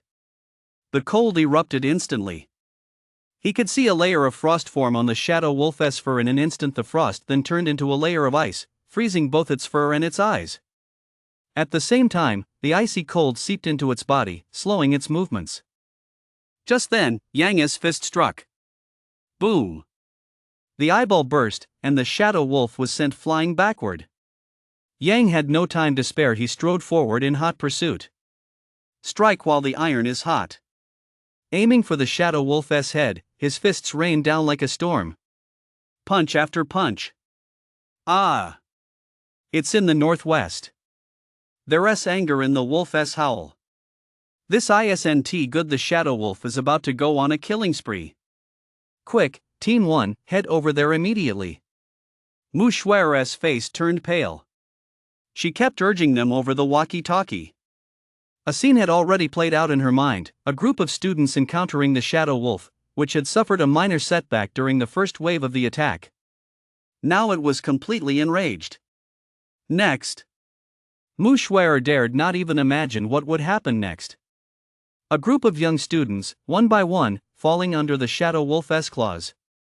It's all your fault, Kong Qingfeng. We'll see how you explain this to the higher-ups. Mu Shui was filled with regret. If only she had been a little more assertive back then, if only she had held her ground a little longer, none of this mess would have happened. With so many students dead, she'd definitely face a court-martial. Her future, damn it, what future was there left? Mu Xuer's mind was in turmoil, and she unconsciously quickened her pace. Soon, the voice of the Guard Squad 1 captain came over the walkie-talkie. The level 6 beast soldier class Shadow Wolf is dead. Hearing this, Mu Xuer breathed a sigh of relief. It had all happened in just a few minutes. She hoped the casualties wouldn't be too severe. She prayed silently. How many students died? Mu Xuer asked the question with a heavy heart. Please, don't let there be too many casualties. Otherwise, she wouldn't be able to account for it. 1. There was a noticeable pause over the walkie-talkie. 1. Just 1? Mu Xuer let out a deep sigh of relief. With only 1 death, it wouldn't be a big deal. She could easily cover it up. Just then, the voice of the first guard squad captain came through the walkie-talkie again. 1. Not a single one died. Holy crap, 2 students teamed up to kill a level 6 Shadow Wolf. That's incredible. Deputy Battalion Commander, go report this good news to the general. Ha ha ha, that's amazing. What? Mu Xuer, still running, stared in disbelief, her eyes wide and her mouth agape. Her mind was in complete chaos. 2 students killed a level 6 Shadow Wolf? How is that possible? A level 6 Shadow Wolf is equivalent to a level 6 warrior. Even a seasoned warrior who has been promoted for 3 or 4 years might not be able to kill a Shadow Wolf. How could 2 students possibly team up to kill a Shadow Wolf? That defies all logic. Say that again. How did the Shadow Wolf die? Mu Xuer asked once more. At that moment, she just wanted to confirm that Li Gang, the captain of the 1st Guard Squad, was telling the truth. Deputy Battalion Commander, it was indeed 2 students who killed it. Go report to the general. Not a single one of them died. A level 6 Shadow Wolf was killed by Yang and Zoe. Ha ha ha ha. Li Gang, the captain of the 1st Guard Squad, burst out laughing. The moment he heard the Shadow Wolf's howl, he didn't dare linger for a single moment and quickly rushed over with his men. When he arrived, he saw the 2 teenagers, a boy and a girl, watching him warily. Anxiously, he asked, "Where's the Shadow Wolf? Did you see any signs of it?" "You're too late. There it is. It's already dead." Yang pointed at the Shadow Wolf on the ground. What? Li Gang looked in the direction Yang was pointing, shining his flashlight there as well. Dark gray fur, white stripes on its legs, a thick, long tail. There was no doubt it was a Shadow Wolf. How did it die? Li Gang asked hurriedly, though he already had a vague hunch. There were only 2 students here. Could it be? Impossible. How could 2 students with only pre-warrior level strength possibly kill a level 6 Shadow Wolf? Even a level 6 warrior might not be able to defeat it. He quickly dismissed the thought from his mind. Of course we killed it, Yang said, exasperated. Is this guy's brain not working right? Or are his eyes playing tricks on him? You're providing the high martial arts novel A Cultivator in Another World by the great author Sha Tu, or my martial arts skills are a bit more than 1 billion points. What? You're sure you killed it? Li Gang couldn't help but raise his voice. The entire squad of guards also looked stunned. After a moment, they shook their heads and laughed, saying, "Kid, stop messing around. How could 2 kids like you possibly kill a level 6 Shadow Wolf? That's level 6, for crying out loud." Exactly. You two, tell us exactly what happened. You can't just claim credit for nothing. Stealing someone else's credit will land you in a court-martial. The squad members took turns scaring Yang with their remarks. Believe it or not, just don't waste my time. After saying that, Yang carefully hoisted Zoe onto his back. Right after they arrived, Zoe had gone all out, channeling all her frost energy until she was completely drained. Now, her face was pale, her expression dazed. She desperately needed to rest. Yang didn't have time to mess around with them. Besides, he didn't have much regard for them either. We came here to participate in special training to boost our abilities, but instead, you dumped us right in the wilderness and made us fight monsters. We even faced a life or death crisis. If it hadn't been for Zoe's power surge at that critical moment, he would have lost an arm. Anyone in his shoes would be furious. Of course, Yang still remembered his earlier warning not to be a troublemaker. Acting like a troublemaker in front of soldiers was asking for trouble. So he refrained from speaking too rudely. Just then, Mushwara's voice came through Li Gang's walkie-talkie. He replied briefly, then hurriedly asked, "Did you two really kill them?" "No," Yang snapped. "Ha, don't get mad, kid. I was just too shocked a moment ago." "By the way, what is your name?" Li Gang asked with a smile. "Yang, Zoe." After saying that, Yang paid them no mind and ran toward the camp with Zoe on his back. "Yang, Zoe." Li Gang smiled. True heroes come from the young. Seeing Yang carrying Zoe, he quickly asked, "Where are you going?" "Where?" "To compete for first and second place, of course." "Isn't that the rule you set?" Yang retorted irritably. "Why bother competing for first and second place? You've done such a great job, you're automatically first and second." Just then, Mu Shuer and the others hurried over. She smiled and said, "Captain Li, have the guys escort them into camp their first and second." After saying that, she turned to Yang and added, "As for which of you two gets first and which gets second, you two can decide that yourselves. What are you standing there for? Hurry up and take our heroes back to camp." Mu Shuer was in an unusually good mood right now. The level 6 Shadow Wolves had charged into the trial area, but not a single one was killed. Instead, they were all taken down by the trainees. This had more than made up for the losses. Otherwise, if the Shadow Wolves had started slaughtering people indiscriminately, she would have definitely faced a court-martial.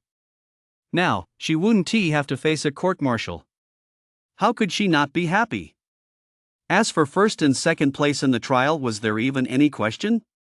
Killing a level 6 Shadow Wolf with near warrior level strength wasn't that guaranteed to be first and second? "Yes, Deputy Camp Commander," Li Gang replied with a smile. "Guys, take them back to camp." "Yes, Captain." With that, 4 team members stepped forward, took hold of Yang and Zoe, and ran swiftly back toward camp. They were all level 8 or 9 warriors, nearly at the master level. Their speed was something Yang himself could only dream of matching. The monsters along the way, sensing their aura, scattered in panic. "Are you sure they were the ones who killed it?" Mu Shuer asked. "Definitely." Captain Li Gang nodded. "The records show that Yang is a strength-type warrior with a 5x bonus, and Zoe is a frost-type warrior. Working together, they're capable of killing a level 6 Shadow Wolf. Look at its left eye, it's completely frozen solid. The right eye was blown out. Zoe must have frozen the Shadow Wolf first, restricting its movement. That's when Yang seized the opportunity to finish it off." Mu Shuer nodded. "Take the carcass back to show the general." "I'll send a message to the general right away." With that, Mu Shuer dialed Kong Qingfeng's number. On the highest peak of the camp, Kong Qingfeng frowned as he gazed into the darkness in the distance. He could now faintly hear the monsters' roars and the students' screams. "Please don't let too many people die." Kong Qingfeng appeared calm on the surface, but his hands were clenched tightly. His knuckles were faintly visible, turning white. Just then, his smart device displayed an incoming call from Mu Shuer. His heart gave a sudden jolt. "I hope she has good news." He prayed silently as his mind raced through the possibilities, quickly arriving at a positive conclusion. In such a short time, even if the Shadow Wolf is incredibly fast, it couldn't have killed that many people. It should be good news, it has to be good news. After a moment of inner struggle, Kong Qingfeng quickly regained his impassive expression and tapped to answer the call. "How is it going?" "Dead," Mu Shuer replied. Kong Qingfeng's heart lurched, and he asked in a grim tone, "How many died?" Only then did Mu Shuer realize she hadn't been clear enough. She hurriedly explained, "Not a single one died. The level 6 Shadow Wolf was killed by Warrior Yang, who has the strength type talent, and warrior Zoe, who has the frost type talent, working together. So that level 6 shadow wolf was killed before it even had a chance to wreak havoc. Not a single one of our students died at the hands of the shadow wolves. Mu Shui's words were like a refreshing spring, instantly calming Kong Qingfeng's anxious heart. Not a single one died. A smile tugged at the corners of his mouth. Good. Those two have rendered great service. You must reward them properly. Understood. I've already taken the liberty of declaring them first and second place. I didn't mean to consult you first. That's not enough, not nearly enough. What good are first and second place in a mere trial? I think we should give them some weapons and gear. After all, aren't they about to become warriors? Go back and ask them what they think. Kong Qingfeng said gently. Mu Shui was stunned. Was his tone really that gentle? Was this still the Ironwool general she knew? Yes. I'll find them as soon as I get back. Make sure to thoroughly investigate who was so careless as to let the shadow wolf in. I intend to discipline them. Yes, General. Yang Yu raced through the night. When a monster attacked, he simply leaped lightly, clearing more than 10 meters in a single bound. Then he sprinted at full speed, quickly leaving the monster far behind. His path was almost completely unobstructed. By now, he could already see the camp gates. There wasn't a single student ahead of him. He glanced behind him, it was pitch black, and there wasn't a soul there either. Haha, speed-type warrior YYDS. First place is mine. Yang Yu charged excitedly toward the camp entrance. Halt! State your name. The guard at the gate shouted. Yang Yu from Beha City First High School. Yang Yu shouted excitedly. Very good. Third place. Come forward to collect your badge and room key, the guard said with a smile. Yang Yu was baffled. Third? How could I be third? I'm so fast. I left everyone else in the dust. You provided the high martial arts novel by Master Sha Tu, Cultivating in Another World, where my martial arts skills are a bit over 100 million. There's no way I could be third. I'm the fastest speed-type warrior who could possibly be faster than me. This is just ridiculous, isn't it? Yang Yu stood at the camp gate, completely bewildered. Just then, excited shouts rang out from the darkness behind him. Ha, we're second and third, not bad, top 3. Yang Yu turned to look and saw 2 people running toward him at full speed. Suddenly, a monster burst out of the darkness, and they let out a mighty roar. Die! The monster, charging at breakneck speed, dropped dead on the spot. Yang Yu stood there, completely dumbfounded. Who are these guys? How did they just kill that monster? Damn it, is this the words become law ability from novels? Yang Yu thought in shock. Just then, the 2 men sprinted up to the camp gate. Seeing Yang Yu's wide-eyed expression, they couldn't help but feel smug. Don't be surprised, kid. We're both mentalists.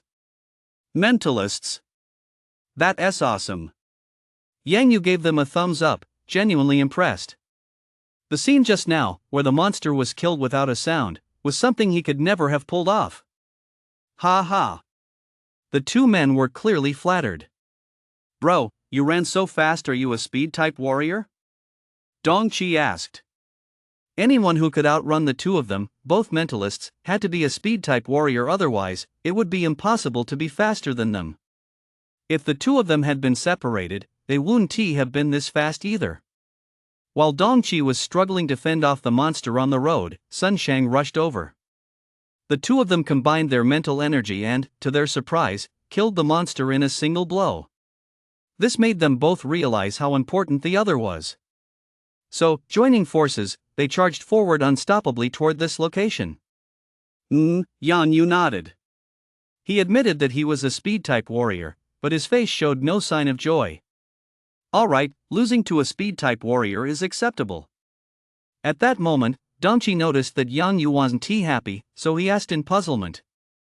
Bro, you came in first, why do you look so unhappy? Yeah, second and third place are over the moon, but you came in first and you're still unhappy, Sun Sheng added, equally puzzled. The two thought to themselves, is this guy that ambitious? He is not happy even though he came in first, and he is looking downright dejected. Man, if that is how he feels, how are we supposed to live with second and third place? Yang Yu gave a wry smile, pointed at the guard at the camp gate, and said, state your names. You'll find out once you do. Oh. Dong Qi and Sun Shang were completely baffled, but they still did as Yang Yu said and gave their names. Dong Qi from Shanxi City First High School. Sun Shang from Dongtan No. 1 High School. Correct. Dong Qi, 4th place. Sun Shang, 5th place. Come over here to collect your badges and keys, the guard at the camp gate said with a smile, beckoning the two. What? 4th? 5th? Aren't we supposed to be second and third? How did we end up 5th? There are only 3 people here, the two exclaimed in disbelief. Second and third are the top 3 spots. What the heck are 4th and 5th? Brother Yang Yu, what is going on here? Weren't you first? Dong Qi looked at Yang Yu with a puzzled expression by now. He was beginning to understand why Yang Yu looked so unhappy. Yang Yu rubbed his nose, shook his head with a wry smile, and said, I'm not. I don't know who is first or second either. Ah, then who is first and second? Where are they? Just then, a noise came from the darkness again. The 3 turned to look behind them and saw 2 more people rushing over. One of them was incredibly muscular. When the monster charged at him, he didn't even flinch. With a roar, he charged straight at it. The monster's sharp claws clawed at his body, yet they didn't even break the skin. It was as if he were wearing built-in armor. Holy crap! What is going on? Why isn't he afraid of the monster's attack? Could he be a defensive type warrior? He must be. The 3 were utterly amazed. This was the first time they'd ever seen a defensive type warrior. He was actually this strong, able to directly withstand the monster's attack. Another man let out a roar and seized the opportunity to land a punch on the monster's head, stunning it. He immediately charged forward and finished it off with a few more punches. Every punch landed with a satisfying thud, exuding a powerful, explosive beauty that made one's blood boil. They couldn't help but wish they were that badass themselves. Holy crap, this guy is a beast too. Looks like he is a strength-type warrior. Awesome. The 3 of them couldn't help but marvel. If it were them, they wouldn't be able to kill a monster of the same level with just their fists. Just then, another figure darted out of the darkness at lightning speed. Upon spotting the monster, he spun around and dodged it in a flash. Oh, another speed-type warrior. Ha, they're actually so much slower than me. Yang Yu burst out laughing. Seeing that even a speed-type warrior wasn't as fast as him instantly lifted his spirits. But the moment he realized he was in 3rd place, his mood soured again. As soon as the speed-type warrior appeared, he shouted, 4th place is mine, no one is taking it from me. Wang Zixuan saw 3 people standing at the camp entrance, with 2 others a few dozen meters ahead of him. He let out a shout and sprinted even faster, his already impressive speed surging once more. No way. Bro, you lead the charge up front, I'll follow you, the strength-type warrior shouted to the defense-type warrior. Got it. The defense-type warrior shielded his face with his hands to avoid injury, then charged forward like a raging bull. He slammed into the monster, sending it flying. The strength-type warrior followed close behind. You think you're going to steal my 4th place? No way. The speed-type warrior roared, accelerating even further. He quickly overtook the other 2 and reached the camp gate. Halt! State your name, Yang Yu shouted smugly, looking at the speed-type warrior who was slower than him. Wang Zixuan from Tai Lai No. 1 High School. You're 6th. Come on over and claim your badge and key. What the heck? How am I 6th? Aren't there just the 4 of you? Wang Zixuan asked, puzzled. As soon as he said that, Yang Yu gave a wry smile. I'm 3rd. Oh, you're 3rd. Who is 1st and 2nd? Wang Zishuan stopped and asked, puzzled. Yang Yu gave a wry smile. I don't know. I was the first to reach the gate, so I didn't TC first or second place. Don't look at us, we don't know either, Dong Qi and Sun Shang said, shaking their heads. Just then, the strength-type warrior and the defense-type warrior also sprinted over. They had heard the rankings announced earlier. We're 7th and 8th? Everyone nodded in unison. Not bad, we're in the top 10. Nice work, buddy. We worked well together. You bet. Let us keep teaming up in the future.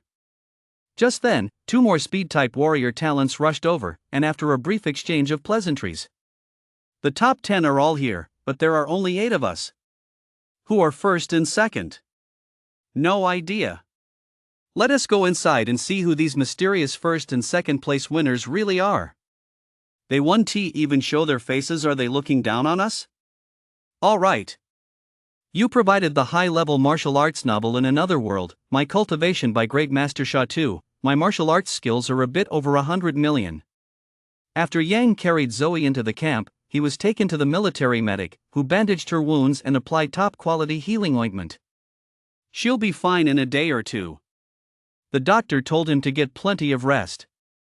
After examining Zoe, the doctor told Yang she was just suffering from mental exhaustion and would be fine after a good night's sleep.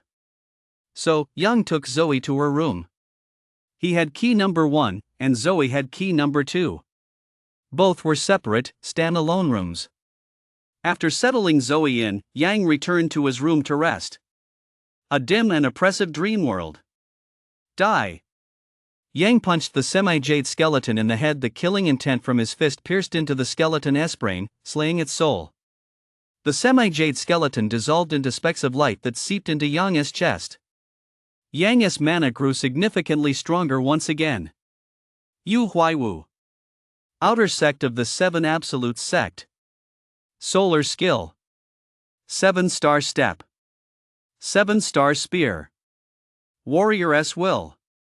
He hadn't found the recipe for the bone refining pill, but he had learned something new.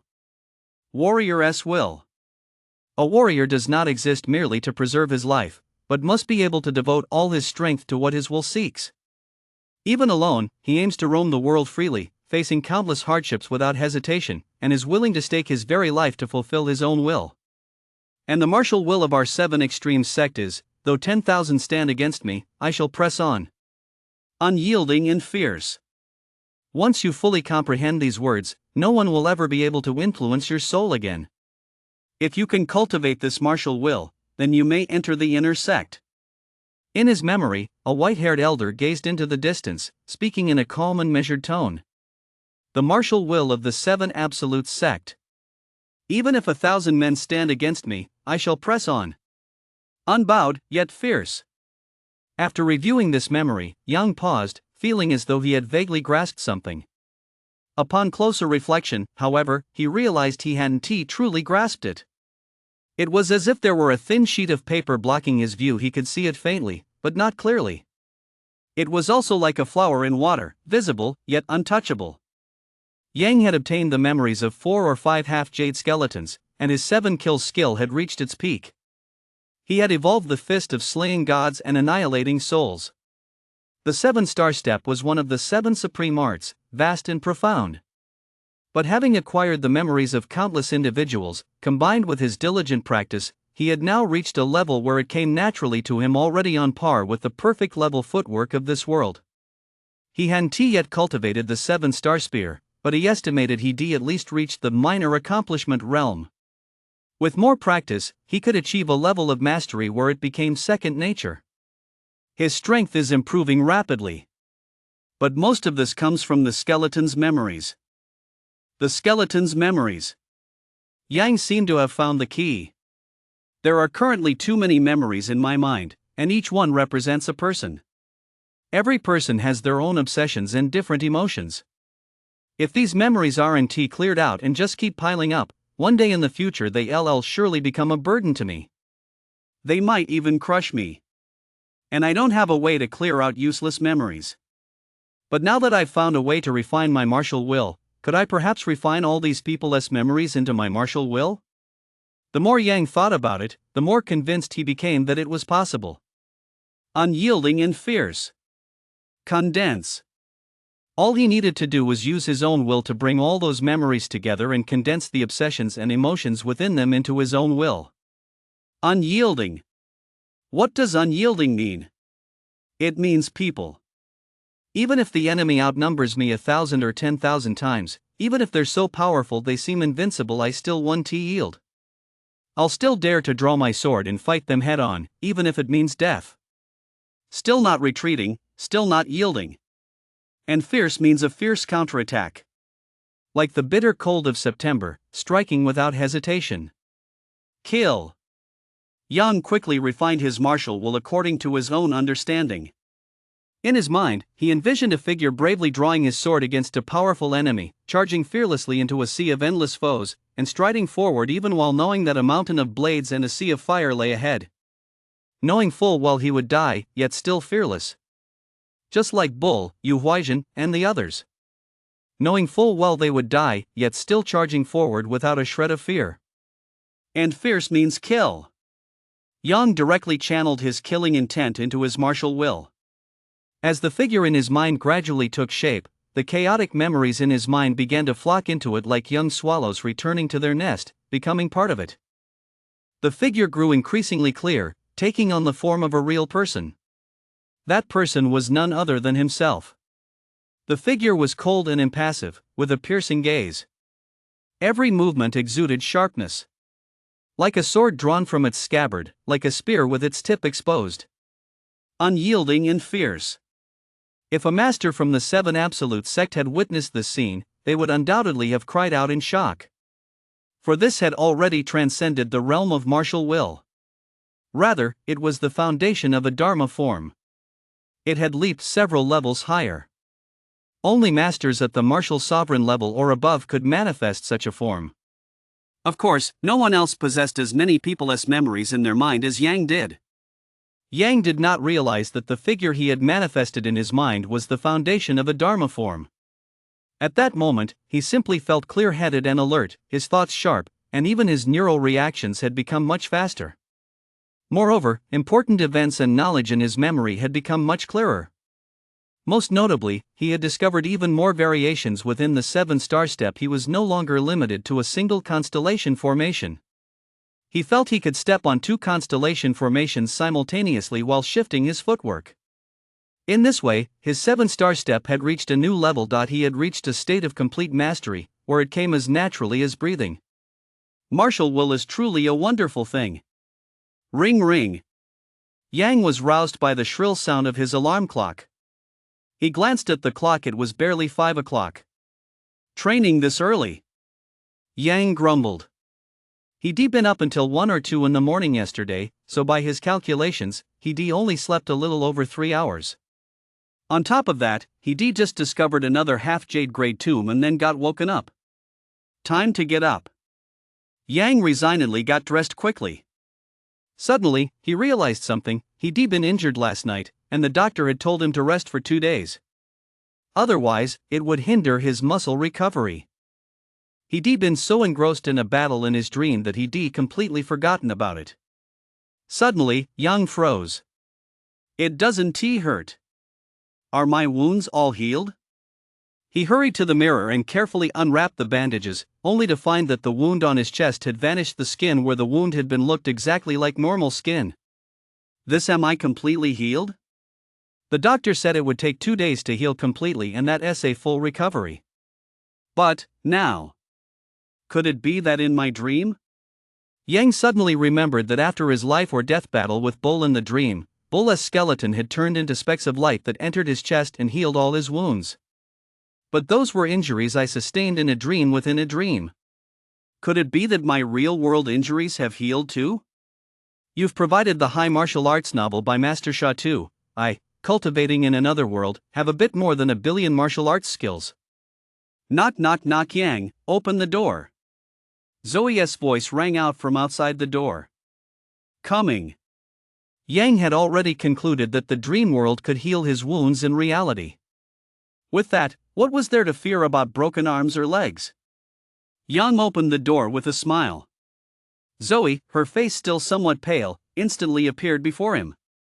She lazily threw herself at Yang, wrapping her arms around his neck, and said, "Why didn't you sleep with me last night?" Cold sweat instantly broke out on Yang's forehead.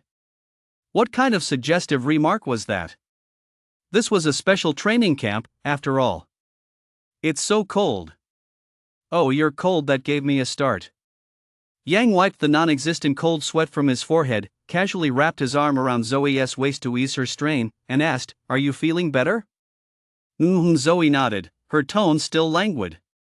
"Much better. But I'm still weak all over and don't feel like opening my eyes. Carry me on your back so we can go get something to eat." "Okay." Yang didn't hesitate, he carefully hoisted Zoe onto his back. "Take a little nap on my back. We'll eat in a bit." Yang set off toward the dining hall with Zoe on his back. By now, the dining hall was already filled with people. Some were yawning, others were wrapped in bandages from head to toe, clearly having just come from the military doctor. Still others were covered in mud and blood, obviously having just entered the camp. There weren't many who were uninjured. Wow, they all look so miserable. Yang Yu yawned, whistling in amazement. A few people were following him. It was Dong Chi and his group, all top 10 ranked warrior prodigies. By now, they had formed a small clique. They were the same age, of comparable strength, and all top-tier geniuses ranked in the top 10. They no longer even bothered to look at the others. They're way too weak. They're all just level 1 monsters, and yet they're all injured. Unbelievable. Dong Chi shook his head derisively. Just then, he spotted Yang, who was carrying Zoe on his back. "Whoa, look, there's another one being carried on someone's back." "What? Are our peers really this weak? Getting carried like that? Seriously. Training with people like that is an absolute disgrace." "You bet." Disappointment flashed in everyone's eyes. This was a provincial-level special training camp. And there was actually a weakling being carried? As they got closer, they realized something was off. The person being carried was a slender girl. It's a girl. Damn it, does it have to be like this? Flaunting their romance in public. This is killing me. Instantly, the group felt as if they swallowed a mouthful of shit, and their faces twisted with disgust. We're in the top 10, so outstanding, and we don't even have girlfriends, yet this guy actually has a girlfriend, and they're this close? It's just mind-blowing. Joining the provincial special training camp is exactly when we're supposed to be making rapid progress, yet these two are wasting time dating. I think they're doomed. You're right. Instead of training hard during such a precious opportunity, they're wasting it on romantic nonsense. People like that should have their training qualifications revoked. Exactly. What a couple of good-for-nothings. The group chattered away, completely oblivious to the strange glances from bystanders. It's rare to see people make jealousy sound so noble. Yang didn't hear their snide remarks and prepared 2 servings of high-nutrient meat dishes. "Over there, in that corner. I want you to feed me." Zoe lay lazily across Yang's back, cooing playfully. "Sure." Yang agreed. Holding 2 plates of food, he walked over to the corner. Zoe was 1.7 meters tall and weighed about 110 g. She was surprisingly light. He set Zoe down on a chair, and she immediately opened her little mouth. "First, give me a sip of that ginseng, abalone, and bird's nest congee." "Sure. You little glutton, you're quite the connoisseur." Yang smiled as he scooped a spoonful of fish soup made from some kind of fish he didn't recognize and fed it to Zoe. From that brief exchange alone, Yang knew Zoe's family background must be anything but ordinary. Come to think of it, he was probably the only one in the entire provincial special training camp who came from a poor family. Images from TV dramas flashed through his mind, stories of wealthy heiresses and poor young men. In the future, he'd likely face no end of difficulties from her family. But Yang wasn't afraid. With the dream world and his rapidly growing strength, what the hell did he have to fear? Status and prestige were within his grasp. Just like now, a young man from a poor family had taken first place in the provincial training camp and was receiving all sorts of preferential treatment. After Dongchi finished getting his meal, he scanned the area for the two conjoined twins he'd seen earlier and happened to catch Zoe coaxing Yang to eat. He froze on the spot. Lu Daniu. Images of Zoe beating him up at school instantly flashed through his mind. It wasn't just him, almost every boy had been beaten up by Zoe at some point. Although Lu Daniu came from a good family, was an ice attribute warrior with natural talent, and was beautiful, she had an explosive temper. Anyone who so much as annoyed her was guaranteed a thorough beating. At school, she acted like a gang leader, a domineering, high and mighty figure who always had her way. And now she was acting like a little girl, flirting with a guy. Holy crap! This stark contrast left Dongchi completely flustered right where he stood. What do you mean, Lu Daniu? The others were confused. Following Dongchi's gaze, they instantly spotted the couple who just made them jealous. Now they were publicly showing off their affection again. They all started to roll their eyes. Wow, do they have to be so in your face? We're surrounded by classmates. These two jerks are ruining my motivation to train. Seriously, can't we even eat in peace? Someone angrily slammed their tray down on the table, their face full of frustration. Zoe heard someone call her by her nickname and turned to see Dongchi staring at her blankly. As soon as Dongchi saw Zoe looking his way, he quickly turned his head away. Let us get out of here fast. We can't mess with that Lu Daniu. What Lu Daniu? Oh, you mean that girl being carried on someone's back? Or that guy? Is that guy's name Lu Daniu? No, the girl. Let us go, don't let her see us. Dongchi, come here. Let me introduce you to your brother-in-law. Zoe didn't care in the least and shouted loudly. Seeing that Dongchi was pretending not to recognize her, Zoe slapped the table and raised her voice again. Dongchi, if you dare not come over, I'll expose you for peeping on that girl. Coming, big sis, coming. Dongchi quickly shouted to drown out Zoe's words, running over with a grin. Big sis, big brother-in-law, hee, my name is Dongchi. Dongchi grinned sheepishly as Yang Yu, Sun Shang, and the others followed him over. Although they were reluctant to sit at the same table as a bunch of thugs, seeing how meek and submissive Dongchi was, they realized that Lu Daniu must be quite influential and there was no harm in getting to know her. Fortunately, the table was big enough for all of them to sit down. My name is Yang. My name is Yang Yu. Sun Shang. After introducing themselves to one another, the group realized that the two men didn't come across as the typical thugs, and since they were all young people of the same age, they quickly let go of their reservations and started chatting. Yang, not being very talkative, just listened to Dongchi and Yang Yu talk while feeding Zoe. Zoe also picked up a piece of red spare rib and fed it to Yang. Whoa, this tastes really nice. Plus, it's packed with energy. It's even better than the food at first high. Seeing the two continue to show off their affection, everyone rolled their eyes in unison. I knew I shouldn't have sat over here. Typical troublemakers. This is really undermining my determination to train. Just then, Yang Yu suddenly said, have you guys heard? They say the first and second place finishers were promoted to those spots on a special exemption after killing a level 6 shadow wolf. That's just sickening, it's obviously a lie. Exactly. Not even graduates from top universities can necessarily kill a level 6 shadow wolf. Is there anyone here who has actually killed one? Everyone nodded. Yang and Zoe exchanged a glance, a strange look appearing in both their eyes. Hearing others discuss them right in front of them for the first time, it was a rather peculiar feeling.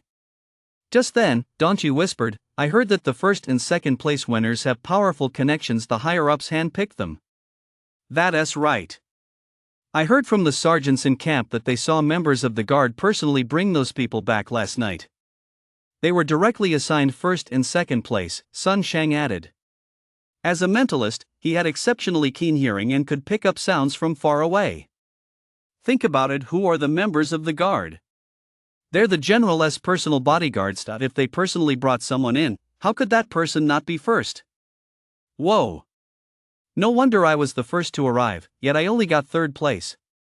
So that's why. Should keep it down. You're not supposed to talk about this. Sigh, it's all because we don't have powerful connections. Everyone sighed in frustration, wishing they had a well-connected father. Just then, a guard walked into the dining hall and headed straight for Yang's table. Dongqi and the others were all startled. Nobody say a word. Let us pretend we didn't say anything just now, okay? Dongqi warned. Everyone nodded repeatedly and went back to eating. The guard walked straight up to Yang's table and said, "The general heard that you've woken up and specifically asked me to invite the two of you over. He wants to meet the genius who killed the level 6 shadow wolf in person." The genius who killed a level 6 shadow wolf. You too. It's true. Dongqi and the others stared at Yang and Zoe in shock. They were stunned that someone had actually killed a level 6 shadow wolf, and even more shocked that the one who did it was the good-for-nothing who, in their eyes, only knew how to date. "Oh my god, you're providing the high martial arts novel I, a cultivator in another world by the master author Sha Tu, where my martial arts skills are a bit over 1,000,000,000 points. They really killed a level 6 shadow wolf." Yang Yu, still in disbelief, shouted in shock. He even spit out the food in his mouth. His eyes widened as he stared at the couple who were practically dripping with romance. In their eyes, Yang and Zoe were just a couple of good-for-nothings with no ambitions, who only knew how to date. Their future looked bleak. But now, holy shit, not only do they have love, but they've got the skills too. Who the hell can stand that? As the guard walked over, he drew the attention of everyone in the cafeteria. Upon hearing that someone had actually killed a level 6 shadow wolf, they all froze in their tracks. Especially those wrapped head to toe in bandages. Damn it, a level 1 monster nearly killed me, and they actually killed a level 6 shadow wolf. Is the gap between people really that big? I'm one of the top-tier geniuses in the city, after all. Many people less confidence took a serious hit. They had to fight for their lives against level 1 monsters and endure countless hardships just to make it into the camp. And here, two people had actually appeared who killed a level 6 shadow wolf. Level 1, level 6, that's a full 5 levels apart. Who knows how many times stronger that makes them? What's the matter? Don't you believe in my skills? Zoe tilted her head back haughtily. Yang, carry me. Sure. Yang didn't care about the stairs and carefully hoisted Zoe onto his back. The guard watched with a smile, making no move to stop them. No dating allowed? There was no such rule here. Since you're both in the top 10, you don't need to participate in the regular training. Wait in the cafeteria. In a little while, when the expert we invited arrives, they'll come get you. The guard said with a laugh. Yes, sir. Yang Yu, Dongqi, and the others nodded, looking dejected. Let us go. The guard led the way out of the cafeteria, with Yang following behind, carrying Zoe on his back. Everyone watched the strange pair walk away. Dongqi's expression was puzzled as he muttered, "The boss is truly the boss. She actually killed a level 6 shadow wolf. Damn it, I thought those two were just a couple of punks." Turns out I'm the punk here, Yang Yu said, dejected. When they get back, I'm going to apologize properly.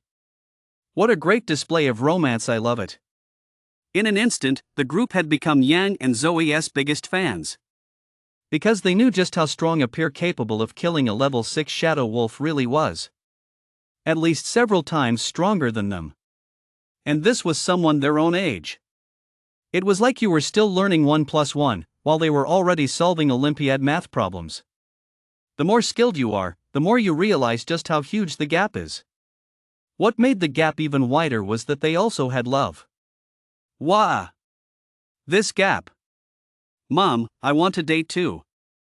Yang carried the listless Zoe on his back as he walked into the largest tent halfway up the mountain. Everything here was makeshift, so most of the structures were tents, with only a handful of brick and stone buildings. The moment he stepped into the tent, Yang's heart skipped a beat. He felt more than a dozen terrifying auras lock onto him, as if the people inside weren't humans but terrifying monsters. A powerful aura of intimidation crashed down on him like a tidal wave. In an instant, Yang felt as though he were a tiny boat adrift in raging seas. A flicker of fear, dread, and the urge to flee welled up within him. The foot he had stepped inside froze in place, and he even considered pulling it back. Just then, he suddenly recalled the words of the white-bearded old man from his dream. "Though 10,000 stand against me, I shall press on." Unyielding and fierce. Unyielding. Fierce. Yang raised an eyebrow and narrowed his eyes. The figure formed in his mind by his martial will suddenly stood upright, and a fierce, ferocious, and unyielding aura burst forth from Yang's body. It instantly charged into the waves of mental pressure. With furrowed brows and clenched teeth, he took a heavy step forward, stepping fully into the tent. Whoa, nice guy. What incredible willpower. He actually broke through our mental pressure. Someone exclaimed in surprise. Mental pressure was the aura they had cultivated over years of slaying monsters and holding high positions. It exerted pressure on others through their gaze and movements. A single glance from them was enough to terrify ordinary warriors into collapsing to the ground. Yet Yang had not only withstood their pressure but remained standing and even taken a step forward. This was truly remarkable. Although they hadn't unleashed their full pressure, there were so many of them. Not bad, he has a promising prospect. I'll take this kid under my wing. Someone clapped his hands excitedly. Yang looked over and saw a middle-aged man with a domineering gaze and a murderous aura. He had a crew cut, with every strand of hair standing on end, and his muscles bulged explosively. Sitting there, he resembled a god of war. "General Kong, that's not fair. You invited us here, yet you're the first to snatch someone up? I want to train this kid." A man with similarly short hair, wearing a silvery white combat uniform and exuding immense dominance, retorted discontentedly. "Ha, who wouldn't want a promising student like this? Luo Koan, your martial arts school already has plenty of talented students, let me have this one." Kong Qingfeng shot back, continuing the dispute. As they argued, another voice chimed in. "I thought I'd just be teaching a bunch of mediocre students this time, but I never expected to come across such a top-tier talent. Give this kid to me." Yang looked over to see an elderly man in his 50s with graying hair, speaking softly. Upon meeting Yang's gaze, he returned a smile that seemed particularly warm and friendly. "Molo, you're a mentalist, why are you butting in?" "There are 3 mentalists among this group of kids, that's more than enough for you to teach," Kong Qingfeng said indignantly. "Even a single mentalist has the right to get involved," Luo Koan retorted, equally displeased. "Ha, who wouldn't want a promising student?" Molo shot back at both of them, echoing Kong Qingfeng's own words. Kong Qingfeng was instantly at a loss for words. Just then, a slightly weak voice rang out.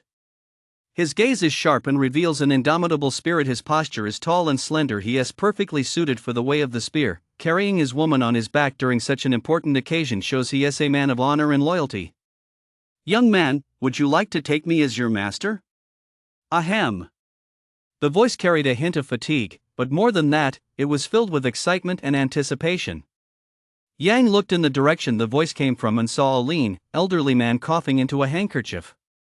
He was gaunt, haggard, and pale, with a layer of ice-blue frost even on his cheeks. It looked as if it were inlaid on his face, trembling with each cough. As if he were gravely ill. Yang didn't know who he was and remained silent. But when their eyes met, Yang could see the anticipation and hope in the old man's gaze. It was as if he would be deeply disappointed if Yang didn't ask him to be his master. This made Yang scratch his head. He didn't know anyone here. Zoe, hearing her name mentioned, stuck out her tongue and shyly slid off Yang, hiding behind him while sticking her tongue out. Why be so serious? But the moment his words left his mouth, all the martial arts masters froze in their tracks, including General Kong Qingfeng. "I wish to become your disciple." 1. Think this through carefully. Becoming a disciple is different from simply being a student. Kong Qingfeng frowned and warned, becoming a disciple means inheriting your legacy. Among Blue Star warriors, it was extremely rare for someone to formally become a disciple. Even renowned figures rarely took on apprentices, and when they did, it was usually someone from their own family or someone they knew inside and out. This was because, once a master-disciple relationship was established, the responsibilities were immense, and the sacrifices were immense as well. A disciple could inherit everything from their master. This included martial arts legacy, as well as all resources, connections, and influence. You provide the high-level martial arts novel by Deshin Shatu, Cultivation in Another World, where the protagonist has a bit over 100 million martial arts techniques. All the bigwigs looked at one with shock and confusion. Yang may be talented, but surely not talented enough to warrant taking him as a disciple? Taking on a disciple not only requires imparting all one's martial arts knowledge to him for free, but also providing sufficient resources for his cultivation. If the master were to die accidentally, this disciple would have the right to inherit all of his assets. That kind of situation would come at too high a cost for them. All the bigwigs stared at Win in bewilderment, unable to fathom why he would even mention taking on a disciple. When I look at him, I see a younger version of myself, someone willing to risk everything for a cause. I don't want him to follow in my footsteps. Wen gazed at Yang, his eyes filled with nostalgia and satisfaction. These words sent a jolt through Yang's heart. I don't want him to follow in my footsteps. Those words carried great weight. He truly intended to take him under his wing. This time, Yang took a close look at the lean, elderly man whose face was marked with ice-blue frost patterns. Upon closer inspection, Yang noticed something different. He seemed to be suffering from an illness, yet his gaze remained bright, still radiating hope for the future. This was a man with a beautiful vision for life and living. 20 years ago, I was wounded by an ice clam and poisoned by its frigid venom. My life has been a living hell ever since, a mere existence, day by day. I know my days are numbered, and I do not wish to take my skills to the grave with me. Therefore, I hope you will all allow me to take this child under my wing. As he spoke, Wen began coughing violently once more. The frost patterns on his face turned an even deeper, eerie shade of blue. Since one has spoken so plainly, we will naturally step aside. Luo Kuan, who held a high position, spoke on behalf of everyone. Kong Qingfeng fell silent for a moment, sighed, and pointed at Yang, saying, "Hurry up and pay your respects to your master." "Huh?" Yang scratched his head. He still hadn't quite figured out what was going on. After he walked in under such pressure, everyone's attitude had completely changed. One after another, they were all eager to teach him. Even the old man who'd been poisoned by the frost venom wanted to take him on as a disciple. But after the old man finished speaking, everyone's expressions suddenly turned grave, as if the matter were extremely serious.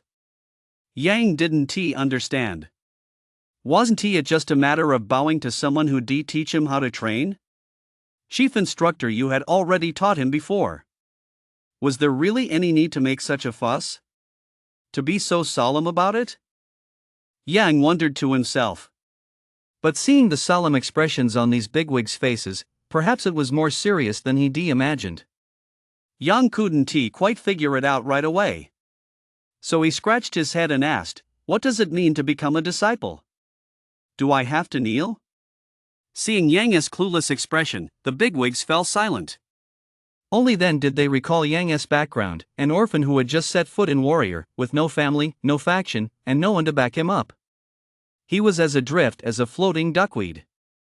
Zoe had been stunned for a while.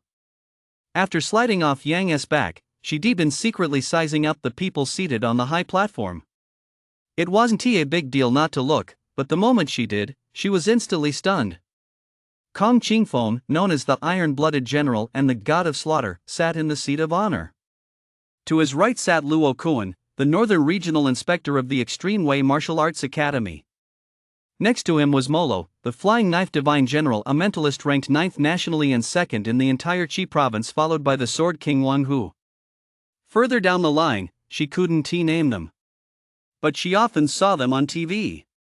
And since they were sitting on equal footing with these top-tier figures, the others couldn't be anything but exceptional. "Do you know who he is?" Kong Qingfeng looked at Yang and pointed to the elderly man named Wan, whose face was etched with frost patterns. Yang shook his head.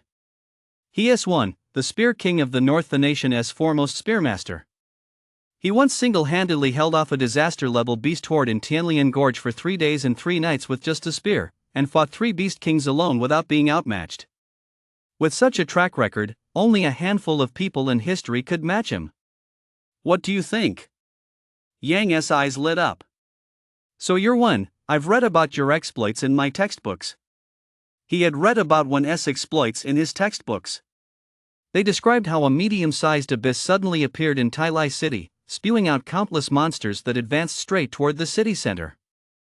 It was one who, single-handedly and armed with only a gun, held back the monster horde in Tianlian Gorge for 3 days and 3 nights. He bought Tai City enough time to prepare, which is why they were able to win that war. Hearing Yang say he'd read about one's exploits, the bigwigs all smiled. Since you know about it, that makes things easier. Now, one wants to take you on as a disciple. Are you willing? Kong Qingfeng asked with a smile. Yes, yes. Yang nodded repeatedly. Then go ahead and pay your respects. Kong Qingfeng instructed. Hello, Master, Yang said, clasping his hands in a bow. The expressions of the elders shifted slightly. Yang was completely baffled. Just then, Zoe behind him realized what was happening. Seeing that Yang was performing the standard student's bow to a teacher, she immediately forgot all else. She kicked Yang squarely in the back of the knee and whispered, "Kneel and pay your respects." Feeling the impact on his knee and hearing Zoe's prompt, Yang finally caught on. He dropped to his knees with a thud and shouted, "Please, Wen, take me as your disciple." He still didn't know what this kneeling signified, but Zoe's eyes lit up with little stars. Very well. I, Wen, in the final moments of my life, am still able to take on such a promising student. Not bad at all. I'm glad I came. Wen laughed heartily. By now, his coughing had stopped, the frost patterns on his face had shrunk considerably, and a rosy glow had even appeared. He was practically beaming. Congratulations, Wen. Your wish has come true. Congratulations, Wen. The bigwigs offered their congratulations, their eyes filled with emotion. Taking on a disciple. The cost was enormous. Who knew how the Wen family would react? Get up. Stand by my side. Wen paid no heed to any of this, beaming as he beckoned Yang over. Yes, Master. Yang stood up with a smile. He walked toward Wen. Zoe followed closely behind Yang, walking toward Wen's side. The bigwigs frowned. Zoe, you have a very high aptitude for ice. Why not come study under me? A female bigwig sitting in the corner spoke up. Kong Qingfeng introduced her. This is Zhou Shuling, known as the Storm Queen. Among the elemental warriors of Shanxi, she is second to none. Even among elemental warriors nationwide, she is among the very best. Zoe, you have a natural talent for ice. I suggest you study under her. Kong Qingfeng advised. The other leaders all nodded in agreement. Zoe shook her head. I'm in the top 10. According to the rules, I have the right to choose my own teacher, so I want to follow Yang and choose one as my teacher. You won't have trouble teaching me, will you? What are you talking about? Spearmanship combined with ice affinity is still very powerful, Wen said with a smile. I'm sorry, everyone both first and second place have joined my school. The elders were speechless, but they couldn't say much in response. Go get the others. Kong Qingfeng instructed the guard. Before long, Dong Qi and the others walked in excitedly. We have 2 mentalists, 3 speed-type warriors, 2 strength-type warriors, and 1 defense-type warrior here. Take your pick. Kong Qingfeng pointed at the students in the arena. Who wants to learn the sword? Mentalists, come to me. Who wants to learn the sword? Strength-type warriors, come learn boxing with me. The bigwigs spoke up one after another, and before long, the 8 students were divided among them. All right, head to the armory and pick out your weapons. From now on, you'll be training under your respective instructors. Yes, sir. The group walked out of the tent. Just then, they saw those who hadn't made the top 10 being scolded by the drill sergeant as they lined up, preparing for training. You've provided the high martial arts novel by Shadow. I, a cultivator in another world, have a bit more than 100 million martial arts techniques. Why don't they have to participate in training? Someone immediately recognized that Yang and his group were classmates from the provincial special training camp, just like them. Seeing them strolling around leisurely without having to participate in training, some people instantly grew dissatisfied. Yi Fei and the others, standing in the ranks with bandages wrapped around their ears, spotted Yang at a glance. Hatred immediately flashed in his eyes. Last night, Yang had really screwed him over. A monster had torn off half his ear and left more than a dozen scratches on his body. He thought that once he arrived at the camp, he'd receive special treatment, comfort, and some rest. Instead, after sleeping for less than an hour, he'd been dragged out of bed for training. He hadn't even had breakfast yet. Now, looking at Yang, he was actually chatting and laughing with others, strolling leisurely down the street. What the hell? The more he looked at Yang, the angrier he got. He shouted, "Instructor! Why don't they have to train?" Exactly. We've been through a life or death ordeal all night, and we've barely slept a moment before being dragged out for training, while they don't have to train at all. We think it's unfair. Unfair. We demand equal treatment. No special treatment. A lot of people started to grumble. The drill sergeant looked at Yi Fei, who had started the commotion, and said coldly, "Because they're in the top 10, and you're not. Let me emphasize this again, weaklings have no right to bargain. If you want privileges, then perform well and show us the skills that'll make us take notice. Instead of whining here." Everyone, shut up. Damn it. Yi Fei cursed angrily. It's all Yang's fault. If he hadn't suddenly charged out, causing me to underestimate the monster and suffer a major setback, I could made it into the top 10. It's all his fault. Yi Fei glared at Yang with hatred. Yang smiled contemptuously. I didn't run into him last night. If I had, I would killed him then and there. I wonder if there will be any outdoor trials later on.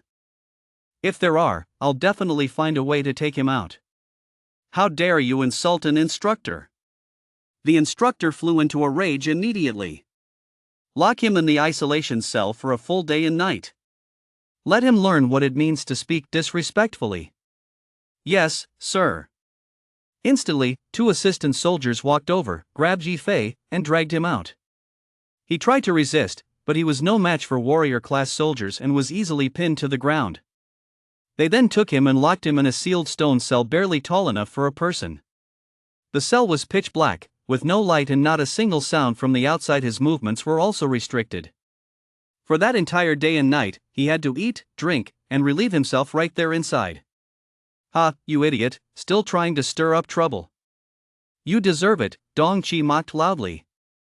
Sun Shang and the others also mocked him openly, showing off. Who told you to be so weak? You didn't make it into the top 10. Whose fault is that? You've only yourselves to blame. Here is some good news for you. We've been taken under the wing of masters ranked in the top 10 at the provincial level. They're personally coaching us. How about that? Jealous, aren't you? My teacher is the Storm Queen, you know. Oh, and I've also become a disciple of Luo Kuan, the Chief Inspector of the Northern Region for the Extreme Way Martial Arts Academy. The Chief Inspector of the Northern Region. Ha ha. I wonder if you've ever heard of the Flying Divine General. And there is the Spear King of the North, the very same Spear King of the North featured in the textbooks. As Yi Fei, who was being dragged along, heard this, the resentment in his heart grew even stronger. It was all Yang's fault. It was all his fault. He misjudged the monster's strength, and that's what had led to this situation. Damn it, Yang, just you wait. The moment he was locked in the small dark room, Yi Fei glared in Yang's direction with a look of hatred. The group soon arrived at the military supply depot. At the entrance, a tall, strikingly beautiful woman was smiling warmly at them. The woman wore the rank of major pinned to her chest, causing Yang and the others to immediately stop their joking around. Yang recognized her at a glance as the female commander from last night who held considerable power. Good afternoon, Commander. We're here to pick up our weapons and equipment, Yang announced loudly on behalf of the group. After all, he was the leader. Mu Shuer smiled and nodded. I know. Congratulations, Yang. I can't believe you've been taken on as a personal disciple by Wen, the Gun King of the North. You have a bright future ahead of you. Mu Shuer's smiling, offhand remark struck Dong Qi, Sun Shang, and the others like a thunderclap, leaving them reeling in disbelief. What? Boss Yang, you've been taken on as a personal disciple by the Northern Spear King? Like, you actually became his disciple? Dong Qi grabbed Yang's arm and demanded loudly, his eyes filled with disbelief. In Dong Qi's eyes, Yang could read a single sentence, please tell me this isn't true. Yang smiled faintly, there was no reason to hide it. At that moment, he still didn't know what it meant to become the Northern Spear King's disciple. Yeah, I even kowtowed to him. Really? Dong Qi shook Yang's shoulders vigorously, the disbelief in his eyes rapidly shifting. Why would I lie to you? Didn't you guys become disciples too? Yang said helplessly. Was such a huge reaction really necessary? He wondered to himself. That wasn't us taking a master on at all. We're just learning the craft, they're guiding us for a while. You, on the other hand, actually took a master on. How can that be the same? Dong Qi wore an expression that said, you're so blessed, yet you don't even realize it. It made Yang scratch his head. What's the difference? Isn't he just guiding me in my studies for a while? Unlike Dong Qi and the others, Yang was an orphan. Aside from his studies and training, he knew very little about the warriors and was completely unaware of all these nuances. Dong Qi and the others, however, came from prominent local clans. They understood perfectly well the difference between becoming a disciple through formal initiation and simply learning a craft under a master. Now that they learned Yang had become the Northern Spear King's disciple, it would be a lie to say they weren't envious. By becoming the Northern Spear King's apprentice, you've gained the legal right to inherit his legacy. Fearing Yang might not grasp the full implications, he added, that legacy includes martial arts traditions, access to resources, and even the right to inherit his estate. Moreover, as he teaches you, he'll use all his influence to help you. For example, if you need a good weapon, your master will get one for you. If you're stuck without a future, your master will sort it out for you. If you run out of money, your master will help you out. If you get into a conflict with someone or make an enemy, your master will smooth things over for you. Holy shit! Do you know how many years it's been since anyone in the warrior community took on a disciple? Damn it, and today you've actually been taken on as a disciple by the Northern Gun King. Dong Qi was spitting all over the place as he shook Yang's shoulders vigorously. The Gun King of the North, that's a top-tier figure straight out of the textbooks. He's renowned nationwide. He thought he'd finally aligned himself with Yang, but never expected the other guy to soar to such heights. He'd become a phoenix. Meanwhile, he'd merely become the leader of a flock of chickens. What a gap! The others weren't much better off. They grabbed Yang and shook him vigorously, some even taking the opportunity to land a couple of punches on him. Their eyes were filled with envy and excitement. Lu Qin watched Yang being congratulated in this unique way and lifted his chin proudly. Yang has become the Northern Gun King's disciple. That should reduce the resistance we face together, right? It's so heavy! Yang exclaimed in surprise. Provided by the great author San and Soil, High Martial Arts, Cultivation in Another World, where I possess a bit more than 100 million martial arts techniques. A solemn expression crossed Yang's face. He hadn't expected that simply becoming a disciple would yield so much. He had inherited his master's legacy and the right to his resources. This was equivalent to becoming his master's direct descendant. No, it was even more than what a direct descendant would receive. His master's words flashed through his mind, I don't want him to follow in my footsteps. It meant that his master intended to pave the way for his future, at the very least, to spare him countless detours. At that moment, Yang's heart trembled. He hadn't expected that after meeting him just once, his master had decided to take him on as a disciple. He decided to become his patron and pave the way for him. This was a tremendous favor. Yang turned his head toward the camp tents halfway up the mountain, his expression complex. He asked himself honestly, if the roles were reversed, he would absolutely never take someone on as a disciple after just one meeting, let alone grant them the right to inherit his legacy. It was a gamble. But it was also a sign of boundless trust in him. Such a debt of gratitude left Yang with a mix of emotions. Aside from a hint of secret delight, he felt mostly a sense of gravity. He wasn't the type to act all high and mighty just because he'd gotten a good deal. He was the kind of person who, when given something, would repay it twofold. But now, the gift his master had bestowed was too heavy a burden. And his master was suffering from the ice poison. How can I help my master? Suddenly, he thought of the solar skill he had been cultivating. Perhaps it can help my master.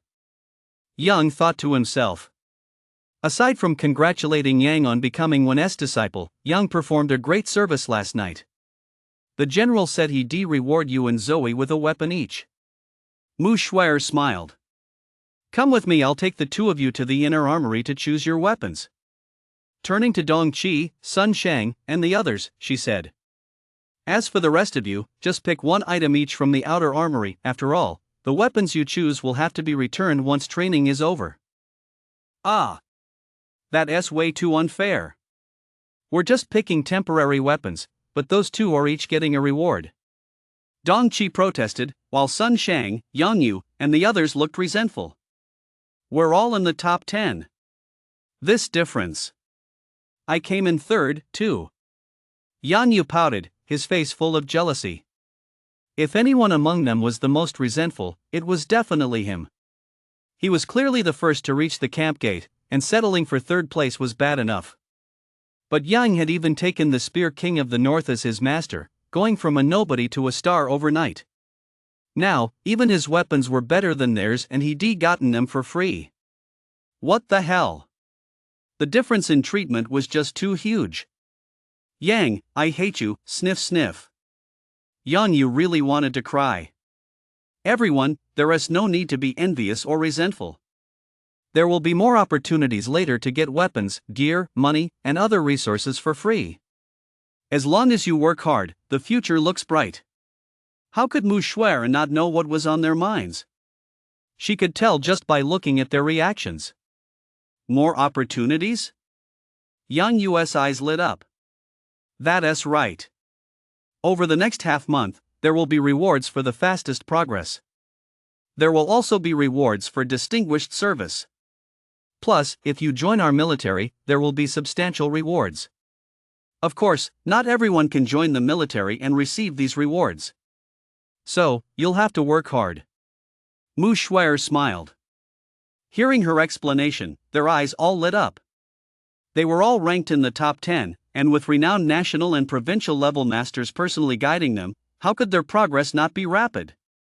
At that moment, they suddenly realized that while they were still far behind Yang, compared to everyone else, they were practically in a league of their own. Don't worry, Deputy Battalion Commander. We'll definitely do our best. Dong Qi, Sun Shang, Yang Yu, and the others quickly adjusted their mindset. All right. Hurry up and choose your weapons, then go find your instructors. Mu Shuai said this, then led Yang and Zoe into the armory. As soon as they entered, they saw several shelves lined with weapons. Most of the weapons were swords, in all sorts of styles. Do you know why warriors train with weapons? Mu Shuai asked with a smile. Yan nodded. Weapons are like a monster's claws. With them, we can easily tear through a monster's scales and fur and kill them. He had learned all this back in school. After becoming warriors, most people specialize in one weapon as their primary means of combat. Only a very small number of people with exceptional mastery of fist techniques continue to train in them. However, those who practice fist techniques also wear specialized gloves to increase their lethality. Wow, my darling. You really know your stuff. Zoe hooked her arm around Yang's neck, her face beaming with satisfaction. If there hadn't been others around, Yang felt she would have leaned in for a kiss. Mu Shuai rolled her eyes dramatically. Oh my god, they're spewing all this PDA right at me. Not bad. Then why are swords so common? Yang didn't say anything, he looked at Zoe. She, why do you think that is? What's so hard about that? It's elementary school knowledge, Zoe said nonchalantly. The shape of a sword is ideal for slashing and chopping. It maximizes attack power and inflicts the most damage. That's why so many people use swords. That's right, Mouchouer nodded with a smile. If swords are so good, then why do some people use other weapons? Yang thought for a moment and said, because of natural talent. Some people are suited for swords, while others are suited for guns. Mouchouer nodded. Right. Weapons may be powerful, but it all depends on who's using them. The purpose of training with weapons is to maximize our own strengths and deal the most damage. As Mouchouer lectured, she unconsciously walked past the outer armory, opened a door, and entered the inner armory. Inside, there were individual display cases, each holding an exquisite weapon. Swords, spears, halberds, and all 18 types of weapons were represented. Every weapon here is a gene energy weapon, forged from a unique metal alloy crafted by combining precious metals with the tendons, bones, scales, and fur of Lord-class monsters. It can channel your own gene energy outward and provide a certain boost. Here, every single one can double your attack power. Each is a masterpiece that combines sharpness and toughness. Every one is capable of standing up to king-class monsters. They're incredibly valuable. Outside, their prices start at tens of millions. Barring any mishaps, they'll last you a lifetime. Mouchouer explained proudly. Worth over 10 million, wow, Zoe's eyes lit up. The look in her eyes suggested she'd love to take every single weapon with her. Mouchouer led Yang and Zoe to the area where the spears were displayed. The spears here ranged from 2 to 3 meters long and as thick as an arm. There were medium-length spears over a person's height. There were combination spears that could be disassembled into short staffs and short spears. There were pairs of short spears. And there were throwing spears designed specifically for hurling. Your master, Wen, is skilled with the wild goose feather spear, and as it happens, there are 2 here. Mouchouer pointed to the 2 medium-length spears, each over a person's height. Both of these contain bone powder from the Lord-class monster, the iron-feathered golden crown. Not only do they effectively transmit gene energy, but they're also lightweight, sharp, and incredibly durable. Now, they're yours. You provided the high martial arts noble. I, a cultivator in another world, possess a bit more than 100 million points of martial arts by great god Sha Tu. Yang reached out to take them, but when he lifted them, he almost couldn't manage it. That weighted must be around 150 to 160 gene. The spear was only as thick as an egg and over 1.8 meters long. Yet it weighed over 100 gene. One can imagine just how dense it was. And yet, according to Mouchouer, it was still considered lightweight. Of course, for Yang, who hadn't yet begun cultivating gene energy, it was heavy. But for a warrior, 150 to 160 gene was definitely light. Fortunately, thanks to his formidable strength, he could easily lift 2 of them with one hand. Thank you, Deputy Battalion Commander, Yang said, bowing. Thank you, Deputy Battalion Commander, Zoe echoed. This is the reward you deserve. Take it and go find your master, Mouchouer said with a smile, waving her hand. Yes. Returning to the main tent, they found only Wen waiting inside. He sat upright, gazing silently ahead, his eyes vacant, like a statue. He exuded an icy aura, as if he had stopped breathing, which couldn't help but stir a hint of concern in Yang's heart. Master! Yang called out. At that moment, he had so many questions he wanted to ask. Of course, he was also worried about Wen's condition. Wen seemed to be startled awake by Yang's voice. A glimmer gradually returned to his eyes as he met Yang's concerned gaze. He gave a wry chuckle. Don't worry. I've still got 2 or 3 years left to live. During that time, I'll do my best to teach you martial arts and the art of the spear. Ahem. As he spoke, Wen began coughing violently. With every cough, a blast of biting cold air spurted from his mouth. It was colder even than the icy aura emanating from Zoe. Yang hurried forward to pat his back, but the moment he neared him, he felt as if he were touching a block of solid ice. Cold, icy, frigid. It didn't feel like a human body at all. This horrified Yang. Any normal person with such a body temperature would have died long ago. Suddenly, an idea struck him. He channeled mana into his hands, and instantly, they radiated warmth like the sun. He gently pressed against Wen Taijun's back, infusing mana into his body. In the blink of an eye, Wen's coughing slowed. The chill diminished significantly, and his body temperature recovered somewhat. Although it was still far below that of a normal person, it had truly returned to normal. It really works! Yang was overjoyed. Ever since he learned that his master had taken him as a disciple and what that would mean for him, he'd been wondering if the solar skill could help him. Now it seemed it could. The solar skill was inherently a yang-based technique, which perfectly counteracted his icy poison. At the same time, Zoe noticed that the ice patterns on his face had shrunk considerably. "Huh, Master, the ice patterns on your face have gotten much smaller," Zoe said in surprise. Phew! Wen exhaled deeply, a look of relief spreading across his face. He opened his eyes, pulled Yang closer, and asked in astonishment, "Kid, what did you just use?" "The ice poison inside my body, even fire elemental practitioners can't do a thing about it." "How did you manage to suppress it?" Wen looked at Yang as if he were a priceless treasure. From the very first glance, he felt Yang bore a striking resemblance to himself in his youth. Unyielding, fierce, and even tinged with a touch of aloofness. On top of that, he was exceptionally gifted, a top-tier prospect. Instantly, Wen felt a deep desire to nurture this talent. Internally, his days were numbered. Externally, enemies were eyeing his clan. If he died, all the efforts he poured into his clan and his power over a lifetime would undoubtedly be carved up and divided among others. If he had a disciple with exceptional talent, one who embodied his will, he could at least preserve part of his holdings and retain the possibility of making a comeback in the future. He took Yang as his disciple with the hope that one day, Yang would carry on the banner of one. He never imagined that Yang, in his current state, could actually bring him benefits. "How did you do that?" Wen felt the warmth radiating from Yang's hand, growing increasingly stunned as his eyes widened. "How is heat from the palm of your hand seeping into my body? This heat feels like the sun's warmth." "Holy shit, how did you do that?"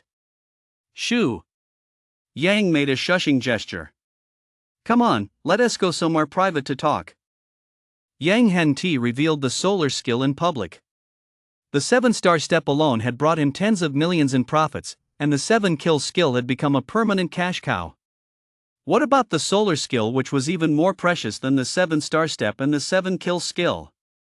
If it were exposed, would it bring disaster upon him? The way warriors train in this world is different from how they do it in the world of his dreams. Although he hadn't yet been exposed to warrior training methods, he knew things were different just from hearing them mention gene energy. "All right. Let us go to the back mountain." Wen stood up impatiently. He hadn't felt this excited in years. He clutched Yang's hand tightly, refusing to let go, as if he grabbed a lifeline. "Can I come too?" Zoe asked, pouting. She just heard Yang say they were going somewhere secluded and thought he was trying to keep her out. As soon as Yang saw her expression, he knew she misunderstood. "Of course you can. I'm going to marry you someday, after all," Yang said, half jokingly. "Really?" Zoe jumped up excitedly and grabbed Yang's other hand. "Of course." Yang nodded, and Zoe's face broke into a wide smile. Soon, the three of them crossed a small hill and reached a secluded spot on the back of the mountain. "Tell me, what is this?" Wen asked excitedly. "This is solar skill mana cultivated by absorbing the essence of the sun. I saw you were suffering from the ice poison, so I decided to give it a try. I didn't expect it to actually work." Yang didn't hold back and told him straight out. "Ancient martial arts? Qigong?" Wen exclaimed in surprise. At that moment, he recalled the 7-star step that had popped up while he was reviewing Yang's records. His eyes instantly lit up with delight. "You have an ancient martial arts lineage? An ancient martial arts lineage?" Yang was a bit confused. "Could I tell you that I got it from the world of dreams?" That's right. One affirmed. Our modern martial arts are derived from ancient martial arts. Legend has it that in the past, martial arts masters all practiced cultivating qi. But cultivating qi requires innate talent and years of practice to develop a sense of qi and build inner strength. It's very difficult, not something just anyone can do. Later, Luo Hong discovered gene energy. Anyone with a vitality score of 9.5 or higher can cultivate gene energy. The barrier to entry has become incredibly low. We later generations have therefore turned to cultivating gene energy. Ancient martial arts gradually faded from the public eye. However, there are still some masters who practice ancient martial arts. I never expected you to have an ancient martial arts lineage and to have actually mastered it. No wonder the moment I saw you, I sensed something different about you. Wen looked at Yang excitedly, his eyes sparkling. He wanted to ask Yang right then and there to teach him the solar skill, but he was afraid Yang might have some rules against it, like not passing it on to outsiders or something like that. He knew the ancient martial arts lineage had many rules, far more than their own. Oh, so you already know all this? Yang scratched his head and grinned sheepishly. He was just about to explain the origins of the solar skill when, unexpectedly, Wen had already laid it all out for him. That's great, saves me from having to make up rumors myself. You've provided me with high martial arts, my cultivation in another world by Great Master Sha too, and I've got a little over 100 million martial arts techniques. Which school's lineage do you belong to? Are there any rules? Like, no passing them on to outsiders or anything like that? Wen asked cautiously, his eyes filled with anticipation as he looked at Yang. Rules? None. Yang shook his head. Does the Seven Absolute sect have any rules? Yes, quite a few. For example, only members of the sect can practice the Seven Absolutes techniques, and outer sect disciples are limited to the lowest tier cultivation methods. But in an era of life and death struggle, such rules have been abandoned. It has evolved into a system where anyone with the ability can practice. Yang looked into Wen's expectant eyes and knew exactly what he was getting at. Without beating around the bush, he said directly. Master, I demonstrated the solar skill precisely to teach it to you. This is also my humble token of gratitude to you. Wen's decision to take him as a disciple on the spot was, in effect, a tremendous guarantee of security. He now had a powerful backer. He didn't want to lose this backer. The Spear King of the North. Even if his strength wasn't what it once was, he was still a figure respected by all the bigwigs. What if he regained his former strength? Wouldn't that make this backing even more solid?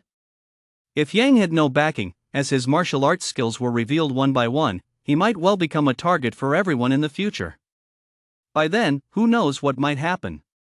Therefore, Wen couldn't be allowed to fall.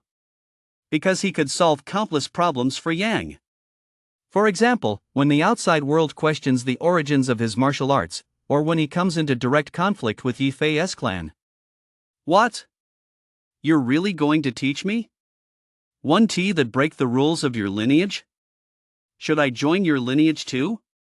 Wen suddenly became so excited he started rambling, firing off several questions in quick succession. Yang's heart skipped a beat. Join my lineage? Then why don't I just start a branch of the Seven Absolute sect myself?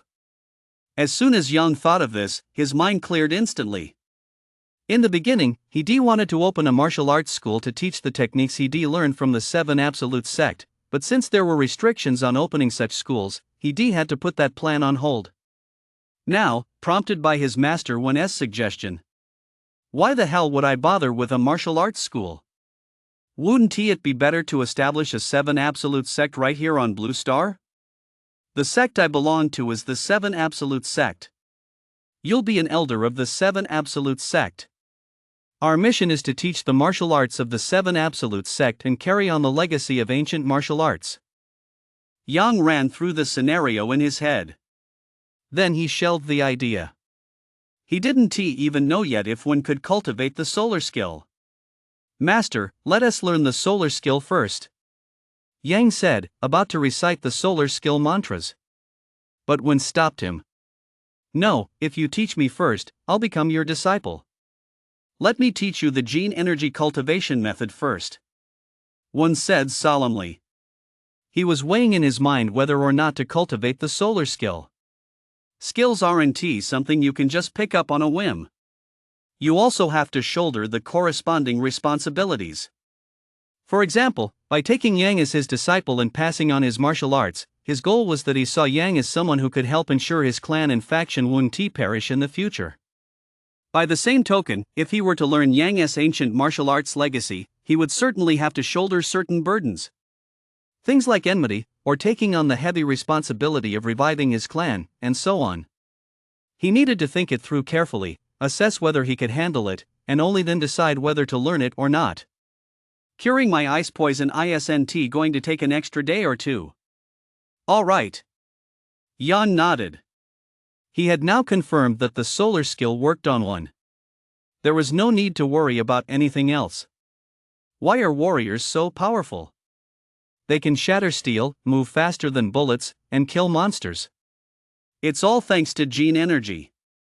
It can make your body as hard as steel, allow you to move faster than the speed of sound, and even let you soar into the sky, reaching heights of hundreds or even thousands of meters. One spoke slowly, enunciating each word. Then what is primordial energy?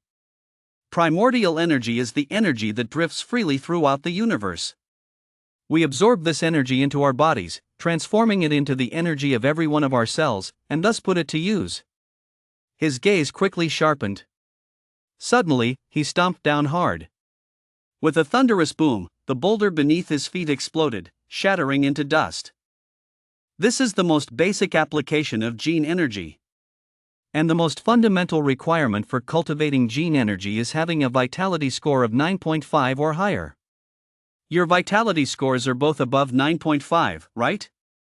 One looked at Yang and Zoe. Both nodded. Yang said, my vitality should be over 10. Zoe added, my vitality is 9.6. Good. Then I'll teach you my gene energy cultivation method, the star breathing skill. This technique is a breathing method I've refined by combining gene energy cultivation to better suit the way of the gun. It allows us to absorb energy from the universe more quickly, making us stronger.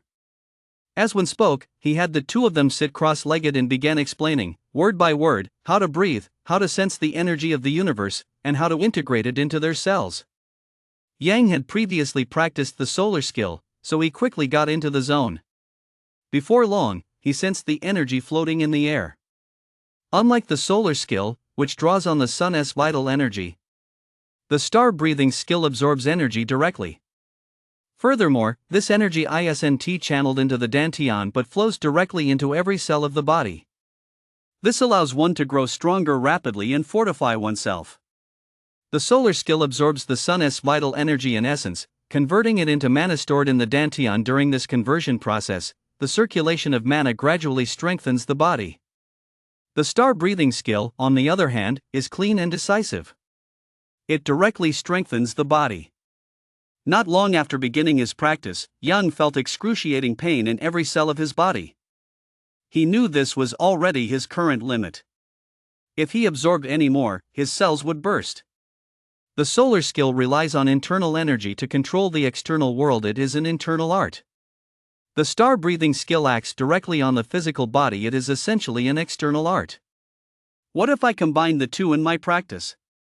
Yang recalled that the solar skill could disperse stagnant blood within the body and had some healing properties. What if I circulate mana through my body? Could that mitigate the cosmic energy's impact on my cells? Yang put his idea into action immediately. He began circulating mana, rapidly passing it through his entire body. Sure enough, once the process was complete, his whole body felt at ease. He had been practicing the star breathing skill. The pain is gone. It really works. Yang began his practice. A moment later, he frowned again. This session only took a third of the usual time. He ran the solar skill through his body once more. The pain eased slightly, but Yang knew he couldn't continue practicing. That means I've practiced a third longer than others. Of course, this was temporary. As his mana increased, Yang believed the duration of his practice would grow again. Zoe had stopped practicing long ago. she was idly watching Yang. When S eyes sparkled with curiosity. He had sensed it the first time Yang stopped practicing. It was about the same duration as Zoe's session. However, Yang paused for a moment before resuming his practice for another third of the time. It seemed like a small amount, but one knew that Yang could progress faster than others. This was a massive advantage. And this advantage came from the solar skill. I'd better look into Yang's background thoroughly, Wen thought to himself. You provided the high martial arts novel in another world, I cultivate. My martial arts are a bit more than 100 million by the great author Sansoil. The solar skill and the star-breathing skill do not conflict. In fact, they complement each other. However, Yang's records list him as an orphan. It's highly unusual for an orphan to possess such an ancient martial arts legacy. Yang, when muttered Yang's name, then suddenly stiffened, as if a thought had struck him. Could he be a descendant of Wu Long, who was so famous over 200 years ago? Where is Wu Long from? One hurriedly opened his optical computer to check. Wu Long, from Jiangbei City. Yang is from Jiangbei City. Check Wu Long's descendants, Wen thought to himself as he continued his search. The lineage has been passed down through a single line and has always resided in Luan, Jiangbei.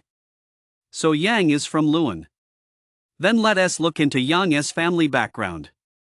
With his 4-star privileges, Wen accessed the police system directly to check Yang's biological father. Nothing? It just says orphan. No idea who the father is? He searched directly for the name of someone who had died 18 years ago and, sure enough, found a man named Wu Chang. Wu Chang, 24 years old, a level 1 warrior, unmarried, died during the monster uprising in Luan. No wonder Yang is listed as an orphan. I guess this Wu Chang guy slept with some young girl but didn't he marry her. Then Yang was born. As a young woman, she naturally couldn't raise him on her own, so she sent Yang to an orphanage. That explains it. As for why Yang possesses the solar skill and the 7-star step, it must be because they have a special method of passing down these skills. His family background is clean. He has no enemies. Nor does he have any responsibilities to bear. After clarifying the situation, Wen broke into a smile. The solar skill can be learned. Yang, come here. Teach me the solar skill. I promise you that I will never pass it on to anyone else, not even my own descendants. Furthermore, your authority within my faction will be elevated to second only to mine. In other words, you have the right to dispose of everything within my faction, and you can utilize all its resources. Wen said solemnly. All right, Master, Yang replied with a chuckle. At that moment, he still didn't realize just how significant Wen's promise was. Previously, he only had the right of succession, but now Yang had effectively become the second in command of Wen's faction. I'll teach you the solar skill right away. The solar skill draws upon the sun's primordial energy and vital essence. Yang explained the solar skill. Once he finished, fearing that Wen might not grasp it immediately, he directly infused a strand of mana into his body. He guided the mana to circulate along the technique's meridian pathways, and soon, Wen was able to circulate it on his own. A smile spread across Yang's face. He watched as the frost patterns on Wen's face shrank at a visible pace. By the time Wen finished his first cultivation session, they were no larger than a fingernail. Master, how does it feel? Yang asked with a smile. Better than ever. Wen roared with laughter. His voice was loud and resonant. The color had returned to his cheeks, and many of the dry, deep wrinkles had faded considerably. Yang estimated that it wouldn't take his master more than a few days to completely purge the icy poison from his body. It was only a matter of time before he returned to his peak condition. Now that was a powerful ally. Otherwise, what kind of ally would he be if he were always sickly and weak? Yang thought smugly. Seeing the sincere smile on Yang's face, Wen smiled too and laughed heartily. At the end of his life, when he was on the brink of death, he had already prepared himself for it. He never expected that the disciple he'd taken on at the last minute would actually cure his terrible illness. How many years had it been? He intended to find a successor, but instead, he found a savior. Disciple, from now on, go forward boldly. In the future, we'll make a name for ourselves across the land once again. Wen declared boldly. Yes, master, Yang replied loudly. I want to learn too, Zoe said enviously. The sight of the old man and the young girl speaking such bold words stirred something in her heart, but the two of them weren't paying her much attention. Yang flatly refused. Cece, the solar skill I teach is a Yang-based technique. You have an ice elemental talent, so it would clash with you. Someday, I'll get you a manual for an ice elemental technique. Okay, Zoe replied, her smile returning immediately. She hadn't actually intended to learn it, she just wanted Yang to pay more attention to her. Wen watched the young pair, a gentle smile spreading across his face. It was as if he were seeing himself in his youth. All right, you two, enough with the lovey-dovey stuff. I'll teach you my signature spear technique, World End. As he spoke, Wen's expression grew serious, and his aura shifted dramatically. It became sharp and domineering, like a precious spear standing proudly in the world, its blade bared, displaying its sharpness to all. Yang and Zoe both straightened up. They both became serious. They listened intently, watched closely, and studied diligently. World End is listed on the official website for 100 billion. It requires a 3-star contribution to learn. Yang is my apprentice, so I'll teach you for free. Zoe, you're just my student, so I can only teach you the first 3 tiers. 100 billion. Yang whistled in amazement, a single gun technique selling for 100 billion, and requiring a 3-star contribution to learn. Zoe's eyes lit up as well. She would be able to learn a top-tier gun technique, and what's more, she'd be taught personally by its creator. I conceived World End while holding back the monster tide in Tianlian Canyon. At the time, monsters were swarming from every direction above and below, as far as the eye could see, all kinds of monsters. It was as if the entire world had been overrun by them. I was filled with dread and, in a fit of rage, began to slaughter them. But there were so many monsters. For every one I killed, countless more would emerge from behind. As I kept killing and killing, all I could think was, faster, faster still, with even greater power. Kill even more monsters. I don't know how long it was before I heard countless shouts. Only then did I realize I had been holding back the monster horde for 3 days and 3 nights. After returning, I drew upon that scene to practice my spear techniques and ultimately devised this style, World End. It is the deadliest and most powerful spear style in the world. There is no other like it. Listening to the figure from his textbook recount his own experiences firsthand, Yang's blood ran hot, and he could even picture his master charging back and forth through the monster horde. An incredible figure who single-handedly held back the monster tide for 3 days and 3 nights. Telling the story in person. This spear technique boils down to one word: speed. Faster. As fast as thunder and lightning. No martial art in the world can be broken by anything, only speed cannot be broken. Watch closely. I'll demonstrate it for you. Kill. Wen's spear flickered in his hand, gleaming with a cold light as a spear's glow burst forth. His entire body moved so fast it became a blur. In the blink of an eye, the mountains and fields within a 100-meter radius were filled with flashes of spear light. Yang looked up at the sky in shock. He felt as if he had suddenly been transported into a world composed of countless spears. Innumerable spear beams streaked past him like meteors, stinging his skin and making him feel as though he had entered an endless starry sky, witnessing countless stars streaking by with his own eyes. Suddenly, the countless spear beams coalesced into a single spear, which shot rapidly toward the sky. Boom! The spear beam exploded across the world. You provided the high martial arts novel by Shadow. I, cultivating in another world, have a bit more than 100 million martial arts techniques. The spear's glow exploded across the world. A vast expanse of trees ahead was blown apart, then turned to dust and scattered in all directions at a speed visible to the naked eye. The area spanned about 100 meters. Every tree within 100 meters was blown to dust. Boom! The spear seemed to explode inside Yang's mind.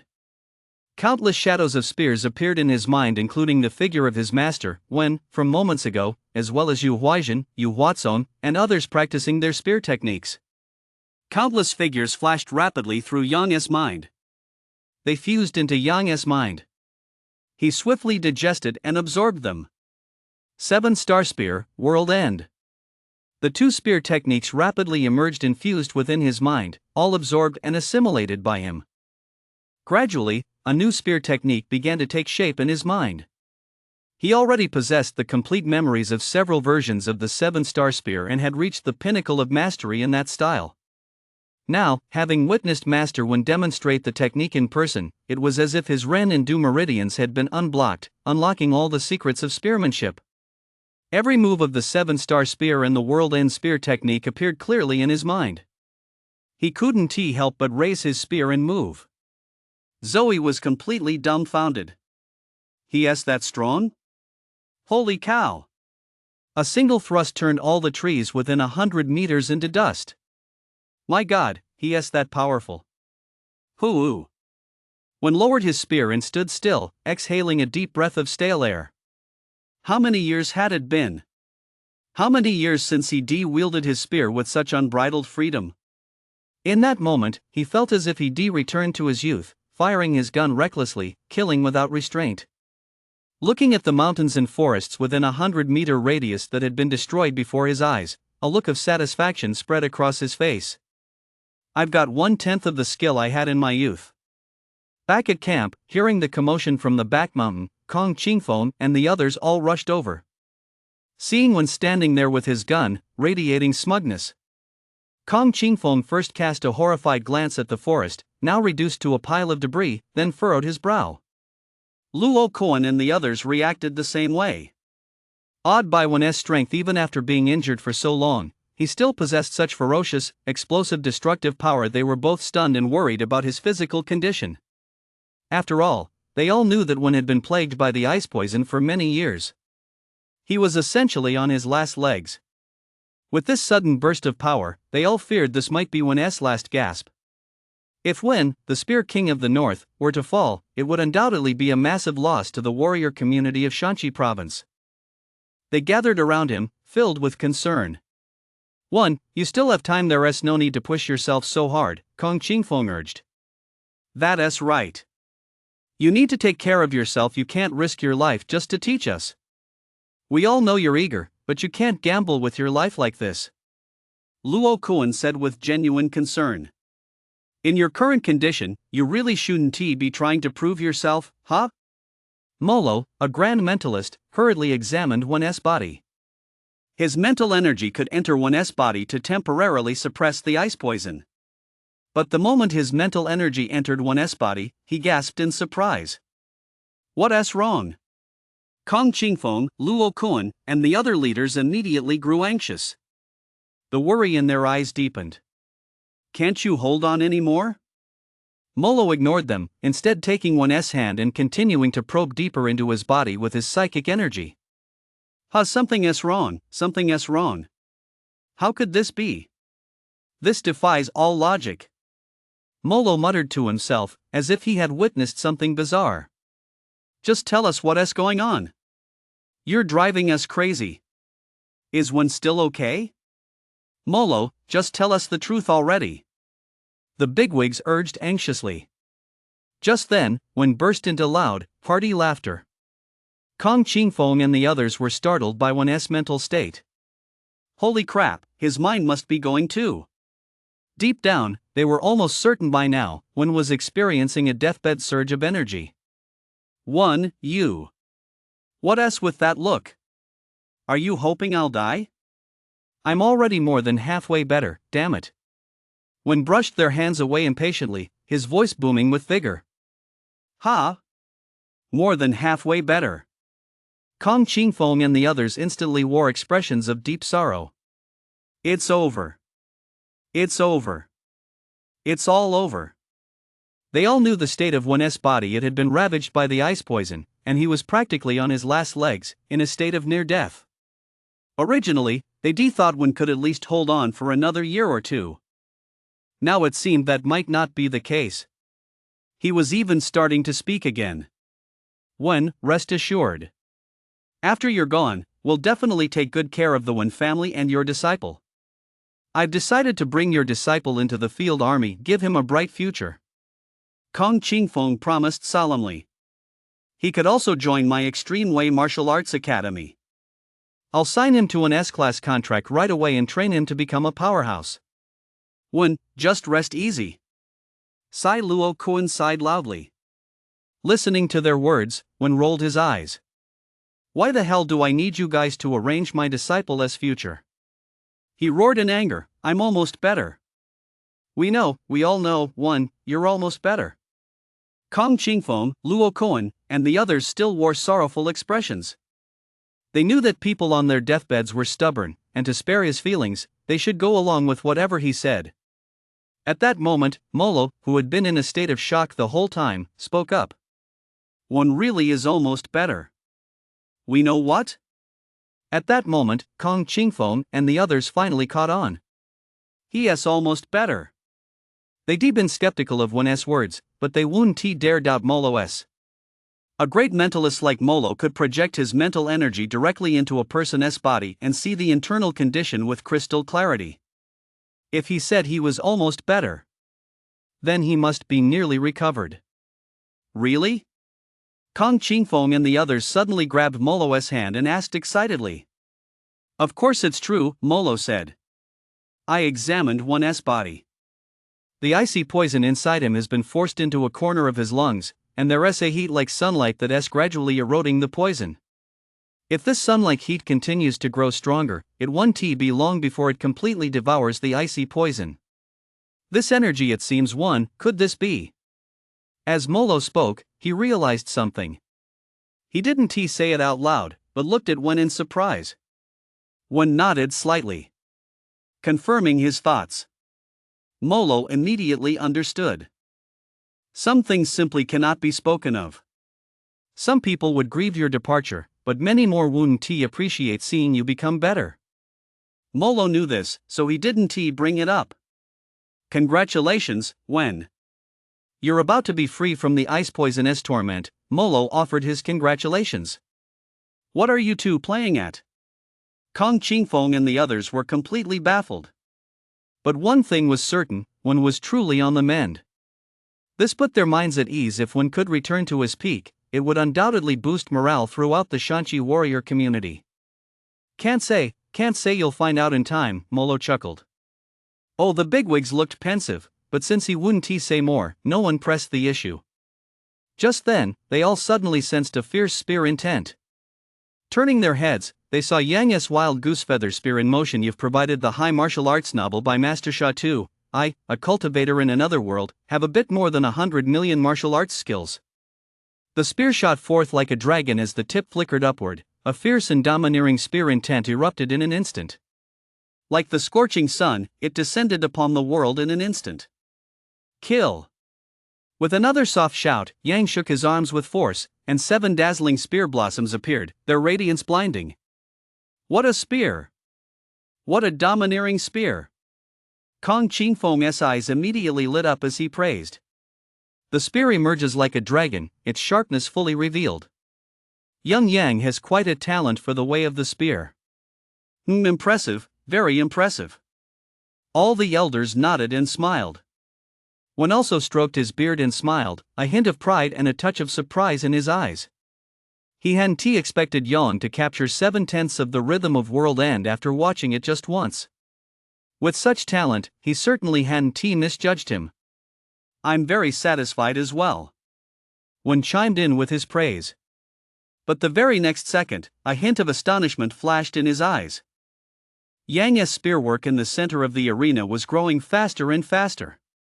At the same time, as his body shifted and moved, unlike World End which pursued speed alone, his movements were more orderly. It seemed as though he were advancing according to a certain pattern, accelerating within that pattern. Moreover, it seemed even better than the speed World End sought. This caused one to furrow his brow slightly. Something's off this ISNT World End's rhythm. Rather, it seemed to incorporate elements of another gun technique. This was the result of 2 gun techniques fused together. How could it feel even better than World End? One thought to himself as he watched closely. Just then, Yang let out another thunderous roar. His speed increased, and with each shot, his strikes became more domineering and fierce, each one producing 7 gun blossoms. One watched closely and discovered that when the 7 shots were combined, the 7 gun blossoms Yang produced with each strike would merge into a single, larger 7-petaled gun blossom. And each one was stronger, more dominant, and more fierce than the last. It was as if every shot was designed to set the stage for an even more dominant and fierce gun blossom the next time. What kind of gun technique is this? Wen was stunned. He had finally figured it out. There were traces of World End in it, but it was predominantly a different style of gunplay. Using that other style as a foundation, it incorporated the speed of World End. And thus, a style of gunplay that transcended World End was born. At first, this style seemed ordinary, even inferior to World End, but as time passed and Yang unleashed more and more gun blossoms, the momentum built up and his gun grew stronger. If he were to unleash it in its entirety, it would undoubtedly be unimaginably powerful. When anticipation grew, Yang's movements became smoother and smoother. Images of the 7-star gun and World End collided and fused in his mind, causing his understanding of the gunplay to deepen rapidly. This made each performance stronger than the last. With every shot he fired, his comprehension accelerated, and a completely new style of gunplay gradually took shape in his mind. The 7-star spear emphasized versatility, delivering unpredictable strikes. World End emphasized speed, delivering overwhelming power. Fusing the characteristics of these two spear styles would result in a style that was both unpredictable and overwhelming. Suddenly, the image of the final spear strike his master one had executed flashed through his mind. After that spear strike was unleashed, every tree within a 100-meter radius had been shattered. And a flash of insight suddenly arose within him. If I were to execute all 49 variations of the 7-star spear and fuse them into that final strike, what would that look like? At this thought, his eyes lit up, and he began executing the 49 variations one by one. Just as he reached the 40th variation, another thought struck him: what if he infused the Yenling spear with his martial will and mana? No sooner said than done. He immediately channeled his mana and infused it into the wild goosefeather spear. At the same time, he imbued the spear with his martial will. Instantly, he felt his spear strikes become faster and more ruthless, and each strike carried even greater destructive power. This filled Yang with delight. It really works. Molo let out a soft "What's wrong?" when asked casually. His eyes were shining brightly. He had already grasped the essence of Yang's spear technique and was eagerly anticipating unleashing even more powerful attacks. Molo pointed at Yang, still reeling from his surprise, his finger trembling slightly. His spear is actually covered in a layer of psychic energy. Ah! As soon as those words were spoken, everyone turned to look at Molo in astonishment. Yang has psychic power too? Is he a psychic as well? Both a strength-type warrior and a psychic one, you've really struck gold, the crowd exclaimed enviously. Ah, just luck, just luck. Wen stroked his beard and smiled. His eyes were filled with delight. This kid was always full of surprises. The eyes of the other bigwigs were filled with awe. His talent was simply too extraordinary. Molo furrowed his brow. Something's off.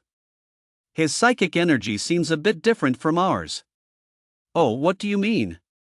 The other leaders looked at Molo in confusion. Molo extended his psychic energy to gently envelop the outer surface of the wild goosefeather spear. As he sensed it, his astonishment grew. Our psychic energy is pure and simple. It can control objects and serve as eyes to survey our surroundings, but it carries an indomitable, fierce will. This isn't pure, but it's equally devastating. No, it's even more lethal than ours. The moment Molo reached this conclusion, he was horrified. Nen is formless and immaterial, moving according to the 9 Master-S control. Yet Yang's Nandamut had its own characteristics, or rather, its own will. This was beyond belief. It completely overturned Molo's worldview. Can psychic power really have its own characteristics and will? He muttered to himself, utterly bewildered. He could easily tell that although the psychic power Yang had generated was incredibly weak, if he were to clash with Yang using the same kind of psychic power, he would certainly be the one to fail. In other words, Yang's psychic power was superior to his own in quality. It was as if his own mental energy was a wooden stick, while Yang's was a wooden stick wrapped in iron, or perhaps it was simply an iron rod. It had already transcended ordinary mental energy. What would happen if all my mental energy also became willful? Molo's breathing suddenly quickened. He felt he needed to have a serious talk with Yang. He had just deduced that when ice poison had been cured by the ancient martial arts techniques Yang had taught him. If he could get his hands on the ancient martial arts methods for cultivating psychic power from Yang, his strength would definitely reach a whole new level. He might even become the #1 psychic master. Yang, you're my lucky star. Man, I really fucking regret not fighting one for that disciple. If only he were my disciple. Just as Molo was wallowing in regret, Yang finally executed all 49 variations, condensing the spear techniques from all the previous moves into that final thrust. In that moment, Yang felt the wild goose feather spear suddenly become incredibly heavy, as if it contained 1,000 joule of gravitational force. Kill! He mustered all his strength and thrust the spear forward with all his might. Boom! The mountain rocks shattered. From the high martial arts novel a cultivator in another world, have a bit more than 100 million martial arts techniques by Deshinsha 2. Boom! A massive blue boulder, as tall as a person, shattered instantly, sending debris flying everywhere. Yang's physical strength and mana were completely depleted. This left him momentarily dizzy, his whole body feeling weak and aching. Zoe immediately noticed that something was wrong with Yang and rushed over to support him. "Are you okay?" Zoe asked worriedly. "I'm fine." Yang forced a faint smile, not wanting to worry Zoe. Damn it, that move was way too powerful. Just one use had drained all his physical energy and mana. It seemed this move could only be used as a trump card. If he wanted to use it as a regular technique, he'd have to wait until he got stronger. That kind of power. Even a typical master-level expert couldn't pull off such a powerful attack, Luo Kuan exclaimed in surprise. "Yang, you're amazing. With just that one strike, you're a shoo-in for first place in the first special training camp," Kong Qingfeng clapped in admiration. "That's right, little Yang is really impressive."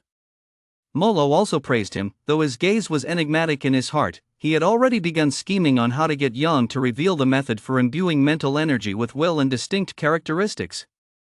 Listening to everyone's praise, one nodded smugly from time to time. Deep down, he was already utterly amazed. Yang's gunplay just now contained 3 parts of the true essence of World End. But these 3 parts didn't mean he had only grasped 3 parts of it, rather, he had extracted the essence most suited to his own gunplay from the full 10 parts of its true essence.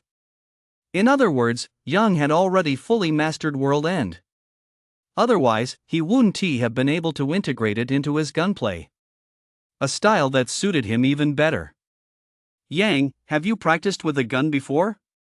When asked directly. Yang scratched his head and admitted honestly, "No, this is the first time I've ever held a gun." It really was his first time. It was just that his mind was filled with memories of other people's gun techniques, that was all. "What? Your first time holding a gun?" All the bigwigs gasped in surprise, staring at Yang in disbelief. "You shot that well, and it's really your first time holding a gun?"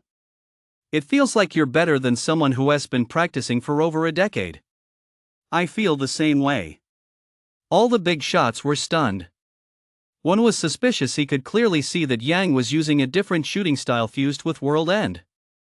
That style was already very polished. How could this possibly be his first time holding a gun? Without at least a decade or so of practice, it's impossible. Wait, how old is Yang, anyway? He is only 18, just a senior in high school. Where would he have found the time to practice for over a decade? My disciple is truly a genius of the gun arts. After watching just once, he was able to figure out the shooting style that suits him best on his very first time holding a gun. He is a genius among geniuses, a prodigy among prodigies. The more one watched Yang, the more satisfied and delighted he became. He truly struck gold. "My eye for talent is second to none." "Ha ha ha," one said smugly. "You were on the verge of dying, so I let you win." "If I'd known Yang was such a genius, there is no way I would let you have him," Kong Qingfeng said with a touch of bitterness in his voice. You're absolutely right. Giving up such a genius to you was a total loss, Luo Koan added, looking equally regretful. Molo wasn't in the mood to respond. He even wanted them to leave quickly so he could figure out Yang's technique on his own. Adding traits and willpower to mental telekinesis. Alright, you can all go now. I'm going to continue teaching my disciple. This concerns my secret art, I can't let you guys see it, Wen began shooing them away. Hey, old one, we only came over because we were worried about you. Exactly, you jerk. The group shook their heads and walked away, teasing him as they went. Since one was fine, they were put at ease. Disciple, your gun technique is improving rapidly, but your foundation is unstable, every shot wavers. You still need to start from the basics. Otherwise, you'll inevitably get stuck at a certain stage in the future. By then, it'll be too late to build a solid foundation. One said earnestly. Yan nodded. That was true. He possessed a wealth of memories regarding the way of the gun. Spurred on by Master One, he had essentially fully digested and absorbed all of them. But he hadn't started his training from the basics. It was like building a skyscraper directly on level ground. Although the building was magnificent at the moment, without a solid foundation, he wouldn't be able to build any higher. He'd be stuck at this level for the rest of his life. So he had to lay a solid foundation. He had to build a stable base. I'll rely entirely on your guidance, Master. Yang said earnestly. Good. You're neither arrogant nor impatient, and you're not rushing to achieve results that's truly commendable. Wen nodded with satisfaction. If it were any other young person who, upon handling a gun for the first time, could immediately develop the shooting style best suited to them, they would surely be so arrogant they wouldn't know where they stood. Yang's ability to recognize his own shortcomings and be willing to work hard to improve them is truly commendable. Let us start by getting to know our gun. What is a gun? The spear is the king of all weapons. This is because it has a long shaft, a long range of attack, moves in a straight line, allows for rapid shifts between offense and defense, and possesses great destructive power. Whether fighting opponents or slaying ferocious beasts, we have a significant advantage. As for the wild goose feather spear we use, its shaft is shorter than a standard spear but longer than other weapons, allowing it to unleash formidable destructive power even in confined spaces. One explained. Yang and Lu Qin listened intently from the side. How do we practice the basics of spear technique? Remember these 6 characters: strike, parry, press, cover, lift, and thrust. The first thrust targets the brow, the second the heart, the third the navel and abdomen, the fourth the groin, the fifth the knees, the sixth the feet, and the seventh the shoulders and neck, separating left and right. As he spoke, Wen demonstrated each move one by one with the wild goose feather spear. Alright, now you two start practicing the basics. 10,000 repetitions of each. Yes, sir. Yang and Zoe began practicing, thrust after thrust. Wen stood by, offering guidance on their stances and techniques for generating power. Yang stood firmly in a horse stance, training over and over again, and didn't finish the 60,000 repetitions until the afternoon. Afterward, Wen taught the two the first 3 levels of the World End Spear technique. Yang practiced just as diligently. Although he had grasped the true essence of the World End Spear technique, he was unfamiliar with its specific forms and techniques. Listening to Wen's explanations, he benefited greatly. Before they knew it, evening had fallen. That's all for today's practice. We'll resume training tomorrow, Wen said with a smile. Yes, Master. Just then, a figure approached furtively. It was none other than Molo, the Flying Dagger General. Ha! What are you doing here? Wen asked in surprise. He already knew that Molo was aware of his ancient martial arts training. Could he be here to strike a deal with me? Wen wondered to himself. I'm not here to see you, I'm here to see Yang. Molo waved his hand to signal Wen not to meddle, then cut straight to the chase with Yang. Yang, tell me how you cultivated your mental power. In exchange, I'll teach you the cultivation technique to enhance it. Mental power? Yang looked bewildered. Do I even have that? He knew what mental power was. It was the foundation for mental masters. It allows one to move objects from a distance and kill silently. He wanted to possess it himself, but he lacked the natural talent. Still pretending? It's the mental power you've imbued into the surface of your spear. Oh, you mean martial will? Yang realized with a start. Martial will? What is that? Not only Molo, but even Wen looked surprised. Is there such a thing as martial will?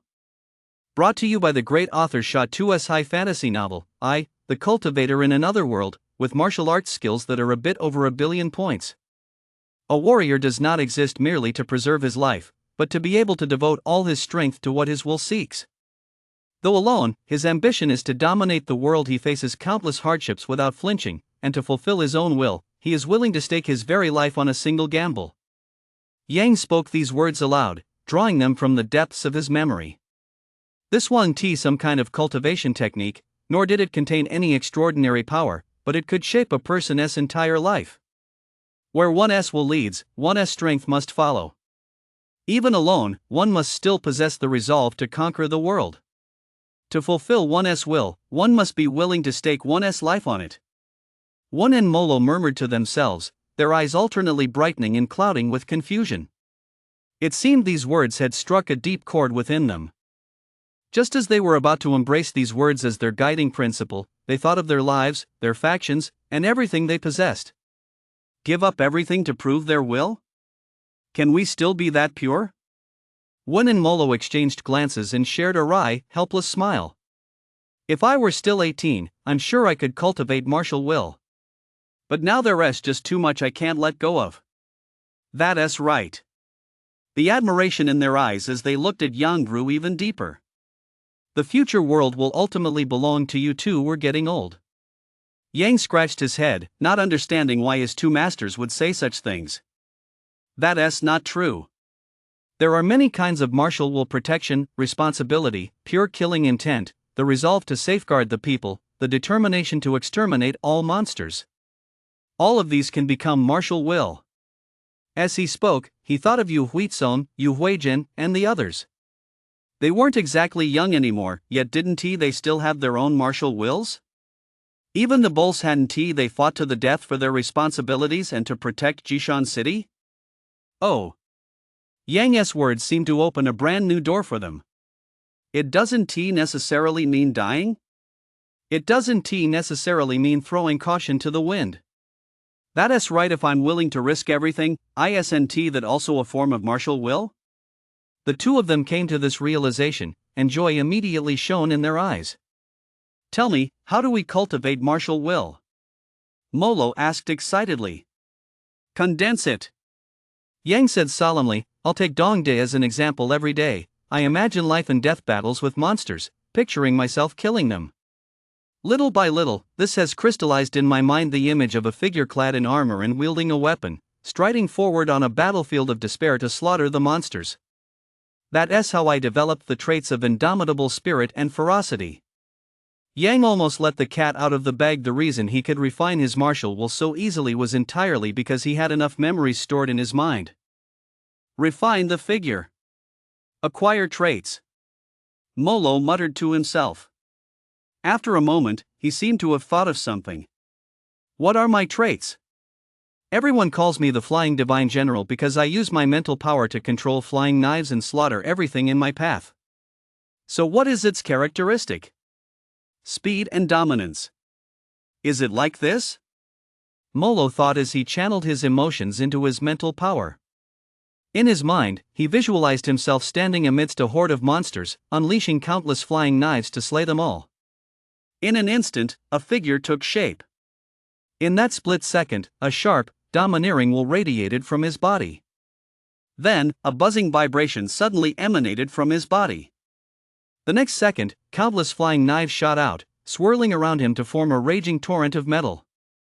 It was like a giant silvery white python, coiling and dancing through the air. It exuded sheer dominance and a murderous aura. Ah, it worked. Molo roared with laughter. Like a typical teenage boy caught up in his own delusions, he bellowed, "I am the flying knife divine general." His eyes bulged like those of an enraged Vajra, and he let out a mighty roar. Kill! Countless throwing knives surged forth with a buzzing hum and a piercing screech, spreading out over 100-meter radius and piercing through every tree, flower, blade of grass, and rock. With a buzzing boom, as if an explosion had occurred, everything within 100-meter radius was reduced to dust. Dominant, imposing, obliterating everything. Yang couldn't help but swallow hard. It was way too damn powerful. In the blink of an eye, everything within 100-meter radius was pulverized. Did it work? When asked in astonishment. It did. Ha ha ha. Thank you, young brother Yang, for clearing up my confusion. Ha ha ha ha. Molo roared with laughter and solemnly performed a disciple-esque bow toward Yang. Yang quickly stepped back, not daring to accept the gesture. I can't accept that, I can't accept that. Ha ha ha ha. Molo roared with laughter, his eyes sparkling with excitement as he exclaimed. The power of my flying knives has increased by 30%. And this is just the beginning. If I fully transform my mental energy into martial will, I estimate the power will increase tenfold. Tenfold? One exclaimed in shock. That's right. At least tenfold. Molo clenched his fist and slammed it down hard, his expression brimming with excitement. One stood there, completely dumbfounded. Yang Henti expected a mentalist to master martial will so quickly. After all, he himself had drawn upon countless memories to distill it. Yet Molo had only his own mental energy.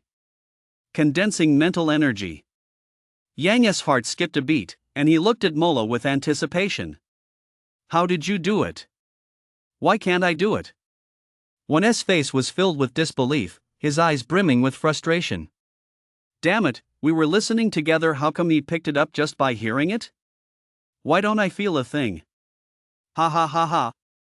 The way Yang refined his martial will is actually somewhat similar to how I cultivate my mental energy techniques, which is why I was able to learn it so quickly.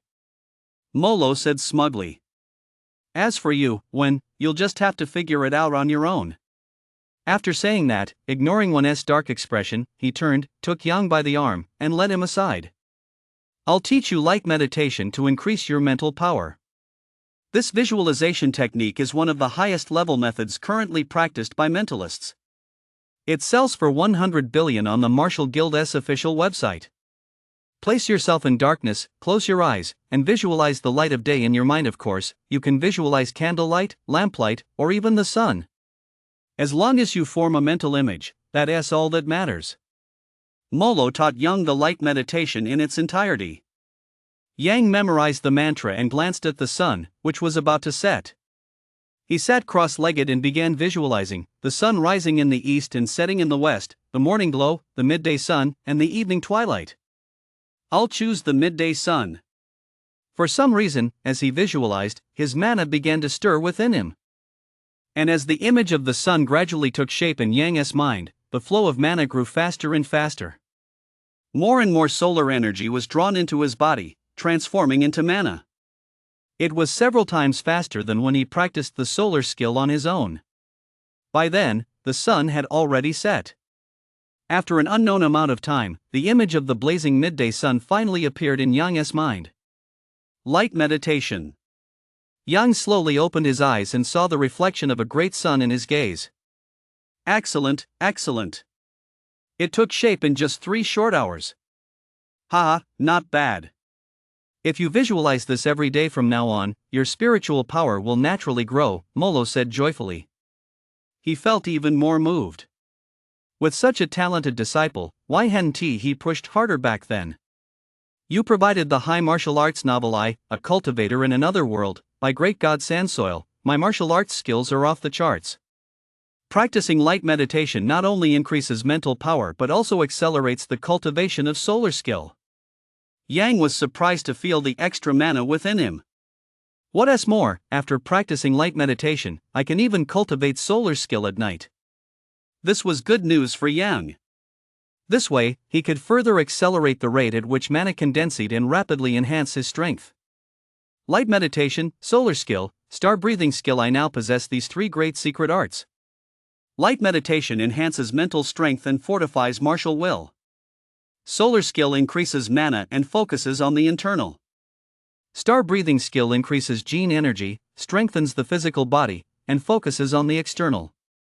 Mental strength, mana, and gene energy all increasing simultaneously. Yang clenched his fist, his eyes blazing with intensity. He was filled with anticipation for the future. In a dim and oppressive world, Yang shattered a half-jade skeleton with a single punch.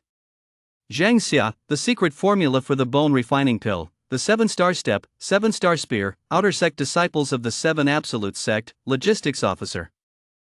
I finally have the bone refining pill recipe. Yang mused. He had killed over a dozen half-jade skeletons, and now he had finally found the recipe. A week had passed since he had mastered light meditation. During this week, he had cultivated all three techniques simultaneously, resulting in a significant boost to his strength. During the day, he practiced the whirl-in spear technique, becoming even more proficient. He had essentially mastered it completely, learning it at a pace countless times faster than Zoe's.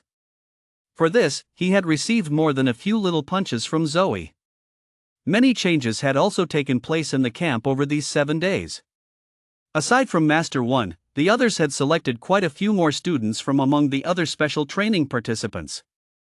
Everyone had completed the most basic training and was taught breathing techniques uniformly by the military.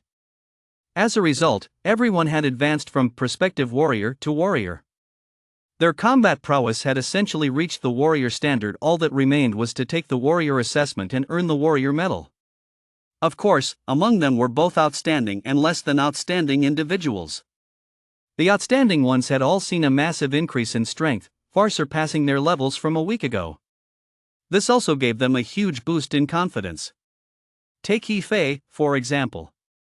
Originally an outstanding strength-type warrior, he had been taken under Luo Koan's wing after emerging from the Little Black Room, receiving personal instruction that caused his strength to skyrocket faster than anyone else's. He had defeated quite a few of the top 10. This gave him a massive boost in confidence. Yang. Yang, missing half an ear, slammed a heavy punch down. The combat power reading on the tester shot through the roof. 10,561. 10,000 combat power. Master level combat power. Brother Fei, you're so awesome. That's definitely first place in the special training camp. Gao Ming shouted excitedly from the sidelines.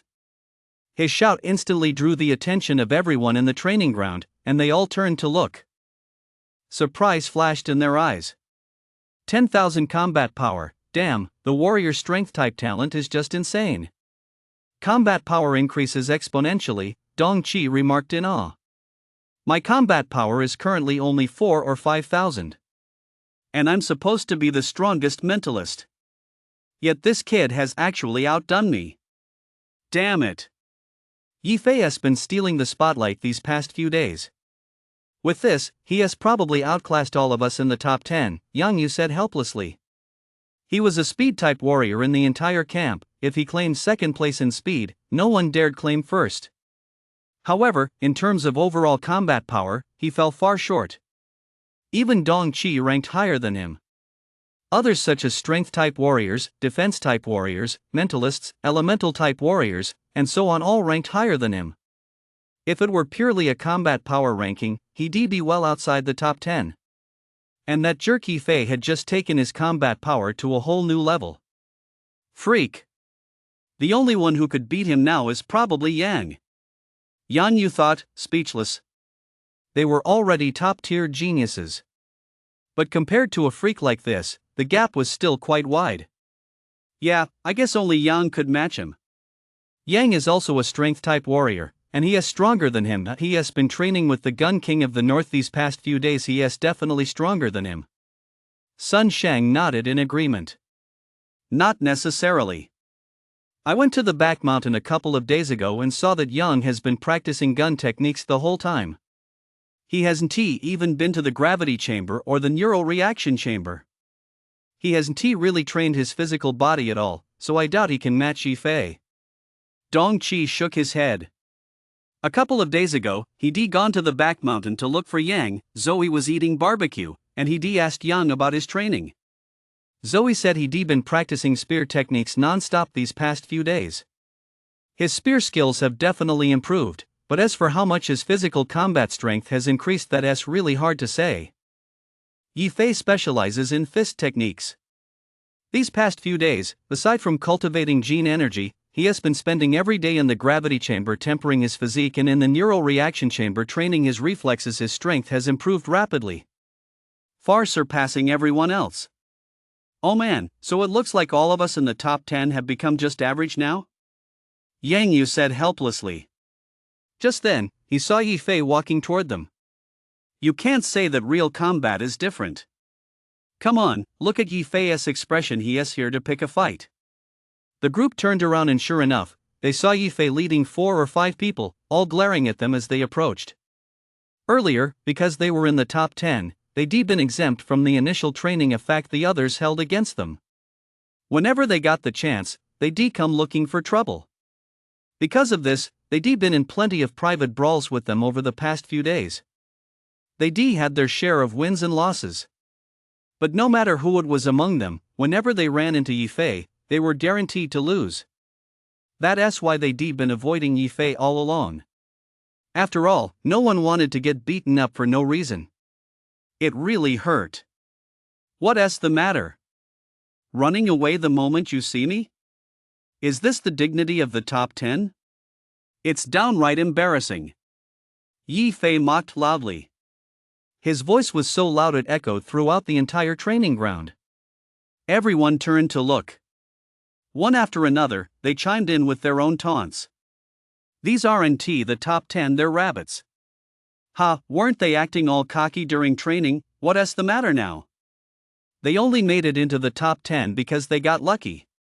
If they stood on the same starting line as the rest of us, they'd be finished. That is for sure. What are you talking about? Who ran off? It's mealtime, we're allowed to go eat, aren't we? Besides, come at us one by one, and we'll see who ends up on the ground, Dong Chi shouted. He was trying to intimidate everyone. The crowd laughed and jeered as they all closed in on them. I've had it with you guys for a long time. Today is the perfect chance to settle our old scores. Seeing that things weren't going to end peacefully today, Dong Chi hurriedly said to Yang Yu, "Quick, go get Yang and Zoe." Got it. Without hesitation, Dong Chi took off running toward the training room. As a speed-type warrior, he was both fast and agile. No one could stop him. He dashed out quickly. Call Yang. Perfect, we'll take care of them all at once. Yifei rubbed his fingers together excitedly, making them crack with each movement. He touched his half-missing ear, his expression growing more and more excited. He was left with only half an ear, all because of Yang. Every time he looked in the mirror, his hatred for Yang grew a little more. This was also the main reason for his rapid rise to prominence. To find Yang and take revenge. You provided the high martial arts novel by Master Sha Tu. In another world, I cultivate my martial arts are a bit more than 1,000,000,000 points. What do you guys want? Dong Chi shouted at the crowd. Sun Shang and the others also looked tense. Ha, what do we want to do? Of course, we're here to check out the top 10's charisma. We thought the top 10 were so awesome, but now it looks like you guys aren't all that after all. Exactly. Aren't the top 10 supposed to be so cocky? Show us some more of that arrogance. Ha. Stop talking nonsense, beat them up. Let us see how high they can fly now. Attack. No one knew who threw the first punch, but a barrage of fists rained down on them. Sun Shang and the others fought back fiercely, but 2 fists were no match for 4 hands, and they were soon knocked to the ground. A vicious look flashed across Yifei's face as he aimed for Wang Zishuan's leg and stomped down hard. Crack! The crisp sound of breaking bone, accompanied by a piercing scream, startled everyone. They'd only intended to teach these once arrogant and domineering guys a lesson. They never meant to go this far. A broken bone takes at least a month or 2 to heal. The college entrance exams are next week. How is he supposed to take the exams with a broken leg? Everyone stared at Yi Fei in shock. Yi Fei, what are you doing? How could you go this far? Someone shouted accusingly. Is it any of your damn business what I do? Are you looking to die? Yi Fei snapped fiercely, and the man immediately fell silent. Yi Fei, you fucking bastard, die. Zhang Yang, a warrior with a strength-based talent, roared furiously, leaping to his feet and charging at Yi Fei. The others quickly scattered. Someone was seriously injured. This was a major incident. They didn't dare to stand by and watch anymore. Haha, you're just a loser I've already beaten. Do you even deserve to spar with me? A savage grin spread across Yi Fei's face as he roared and charged at the man. In the entire provincial special training camp, his strength talent was the strongest, nearly 5 times that of anyone else. Now that he decultivated gene energy and mastered boxing techniques, even with only a little over 10 points of vitality, he could unleash over 10,000 combat power. No one in the entire training camp could match him. Zhang Yang, standing before him, was no slouch, but he was still far from Yi Fei's level. If he hadn't fallen for Yang's treachery back then, he wouldn't have let his guard down and been injured by the monster. He was certain to secure a spot in the top 10. In fact, first place should have been his. Well, this works out perfectly. I'm going to dominate the top 10. Ha ha. Break it for me. Yi Fei roared, slamming his fist hard into Zhang Yang's fist. Crack. Another crisp snap echoed. Zhang Yang screamed and stumbled backward. His entire arm was twisted unnaturally to one side. It had snapped clean off. Yi Fei blew on his fist, a look of arrogant contempt spreading across his face. What about your left arm? Come on, hit me here. Yi Fei chuckled darkly as he strode forward, closing in on Zhang Yang. Don't push your luck. Song Gang strode forward to block Zhang Yang's path. He was a defensive-type warrior among the entire special training class. His defensive aptitude was the highest. No one could match him. But even he stood no chance against Yi Fei's fist. Over 10,000 combat power. That's almost equivalent to a master's combat power. He had only just begun learning gene energy. Though his defense was strong, it still couldn't withstand a master's attack. But he had no choice but to step forward. Dong Qi and Sun Shang also strode forward. Both of them were battered and bruised, but their eyes were bloodshot as they glared intently at Yi Fei. Yi Fei, do you really want to die? Oh, 2 mentalists, 1 defensive-type warrior. Hey, you think you can stop me? A cruel smile spread across Yi Fei's face. Punching his way through the top 10, trampling them all underfoot. The more he thought about it, the more excited Yi Fei became. Novice mentalists? They're useless as hell. You 3, get on your knees for me. Yi Fei charged forward with excitement. Kill. Dong Qi and Sun Shang exchanged a glance. Their eyes both flashed with ferocity. Kill him. Dong Qi's eyes were bloodshot as he growled with hatred. Kill him. Damn it, so what if we end up in jail? Kill him. The 2 roared in unison. 2 streams of mental energy instantly coalesced into a single force, like a giant hammer, smashing toward Yi Fei's head. Yi Fei, who had been charging forward at full speed, seemed to be struck by the giant hammer. His head suddenly snapped back, and his body was sent flying backward. He crashed right into Gao Ming and Yi Chen, sending them both stumbling back several steps. Brother Fei! Brother Fei, are you okay? The 2 shouted in horror as they saw blood gushing from Yi Fei's nose and his eyes bloodshot. Yi Fei's head was buzzing, and his mind went blank. It took him quite a while to recover. Brother Fei, Gao Ming and Yi Chen called out anxiously. Kill me? They want to kill me. They want me dead. The more Yi Fei thought about it, the more terrified and frenzied he became. They want to kill me. They want to kill me. Since they want to kill me, then I'll kill you too. He broke free from Gao Ming and Yi Chen's grasp, wiped the blood from his nose, and fixed his gaze on Dong Qi and Sun Shang like a wild beast. You want me dead. Yi Fei, we just wanted to stop you, Dong Qi said, looking at Yi Fei's pitiful state, his own face filled with horror.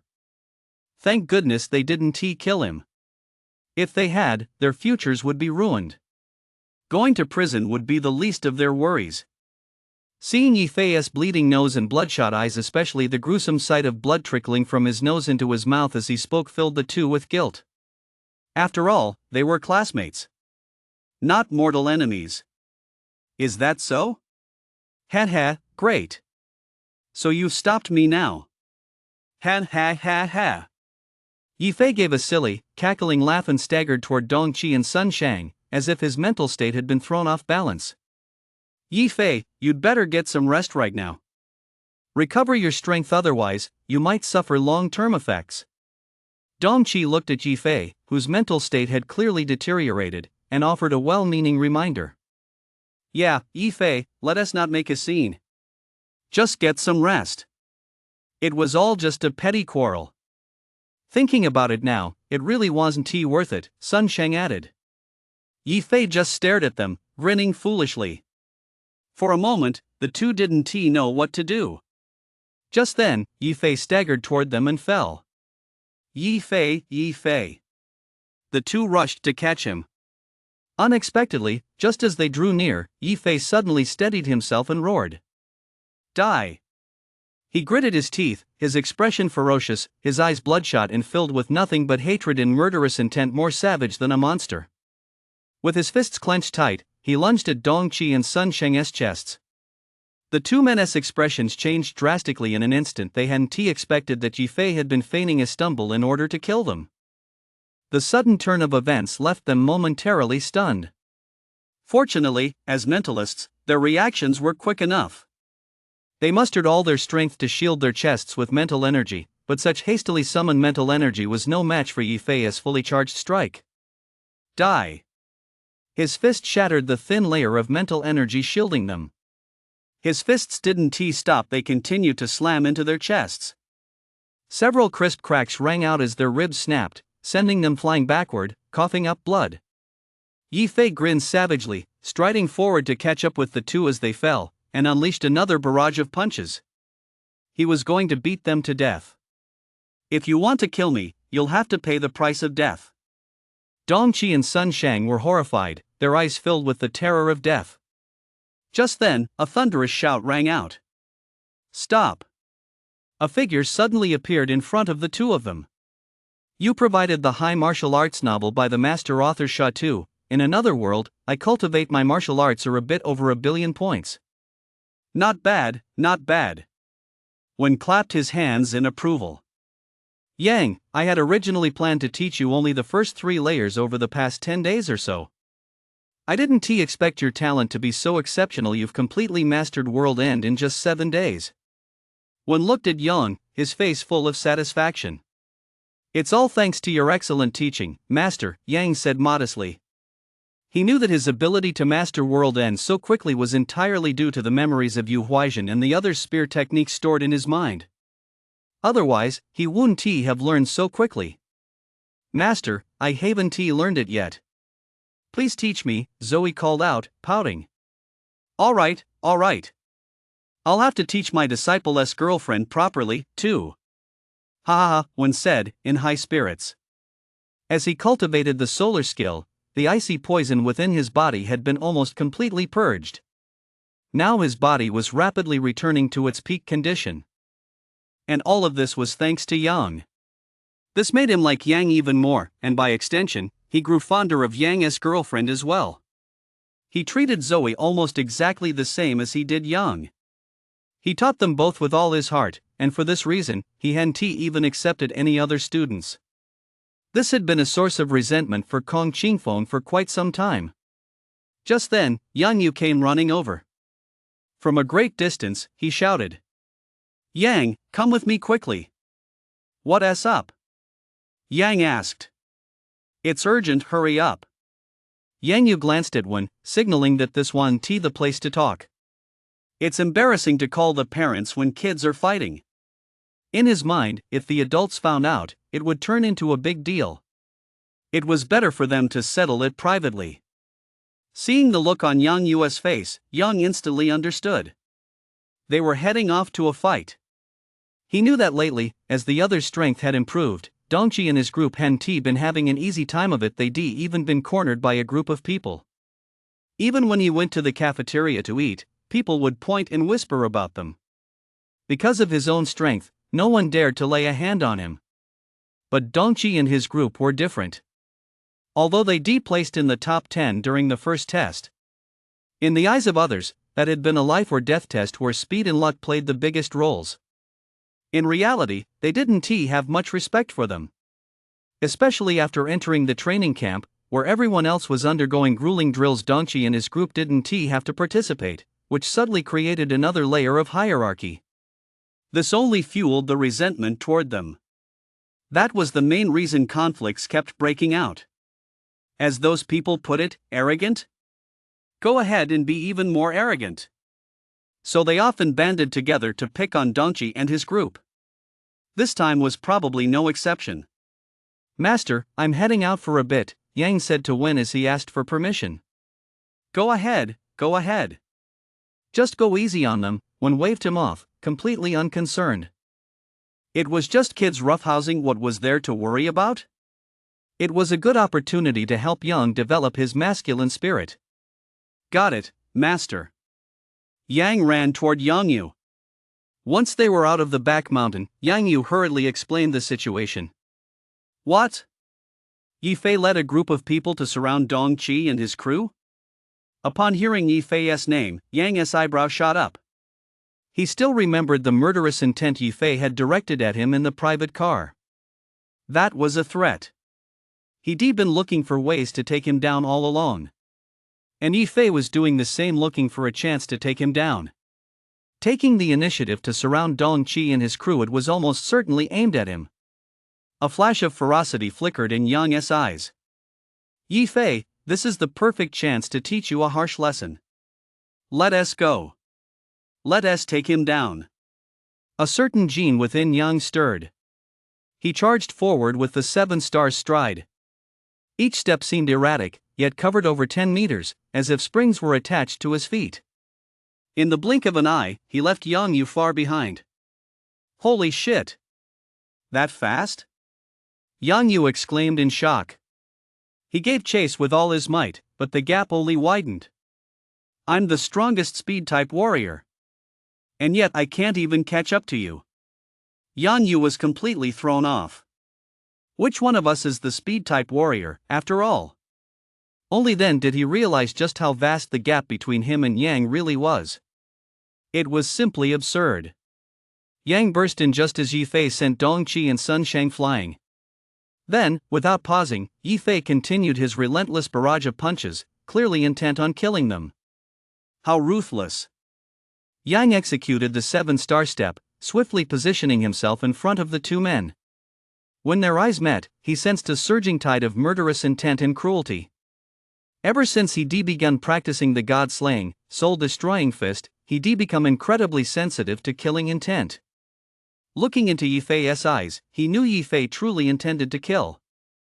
He was determined to take a life. Thinking of their long-standing feud, a flicker of killing intent also flashed in Yang's eyes. Die! God-slaying, soul-destroying fist. Yang pressed his lips tightly together, his gaze calm, as he locked onto Yi Fei's fists. His own fist struck out in an unremarkable manner. Yet this seemingly ordinary punch contained mana and gene energy, while the perimeter of his fists was imbued with a martial will brimming with killing intent. His calm gaze was the gaze of one looking at a dead man. Die! In his heart, Yang had already signed Yi Fei's death warrant. Yang, I'll kill you, Yi Fei roared, his eyes suddenly filled with madness. He had lost half an ear, and it was all because of this man. Now, no matter where he went, he could feel people silently mocking him. And Yang was the culprit. Facing Yang's sudden appearance, Yi Fei felt not a shred of fear, only a surge of murderous intent. In an instant, he channeled all his strength, unleashing a powerful gene energy punch aimed squarely at Yang. He intended to prove to everyone who was the strongest among the power-type warrior talents and who deserved first place. It's me, Yi Fei. Die! Boom! The 4 fists collided, producing 2 crisp cracks. Yi Fei's arms deformed in an instant, his bones snapped instantly. At the same time, Yang's martial will burrowed directly into his mind.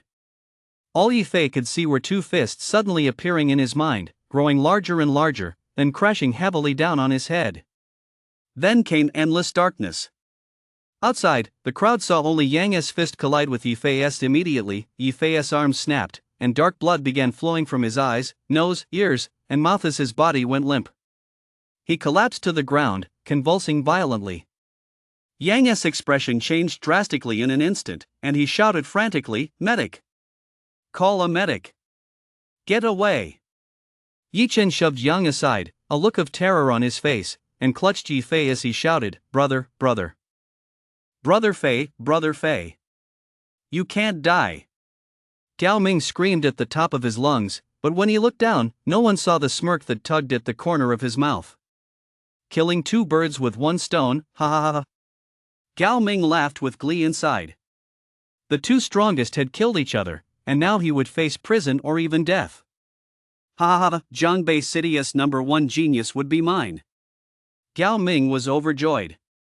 Making Yang my sworn enemy back then was definitely the right move. Brother Yang, Dong Qi, Sun Shang, and Zhang Yang, all coughing up blood, were helped over by the others. They all cast uneasy glances at Yifei, who lay on the ground convulsing. Their eyes were filled with bewilderment.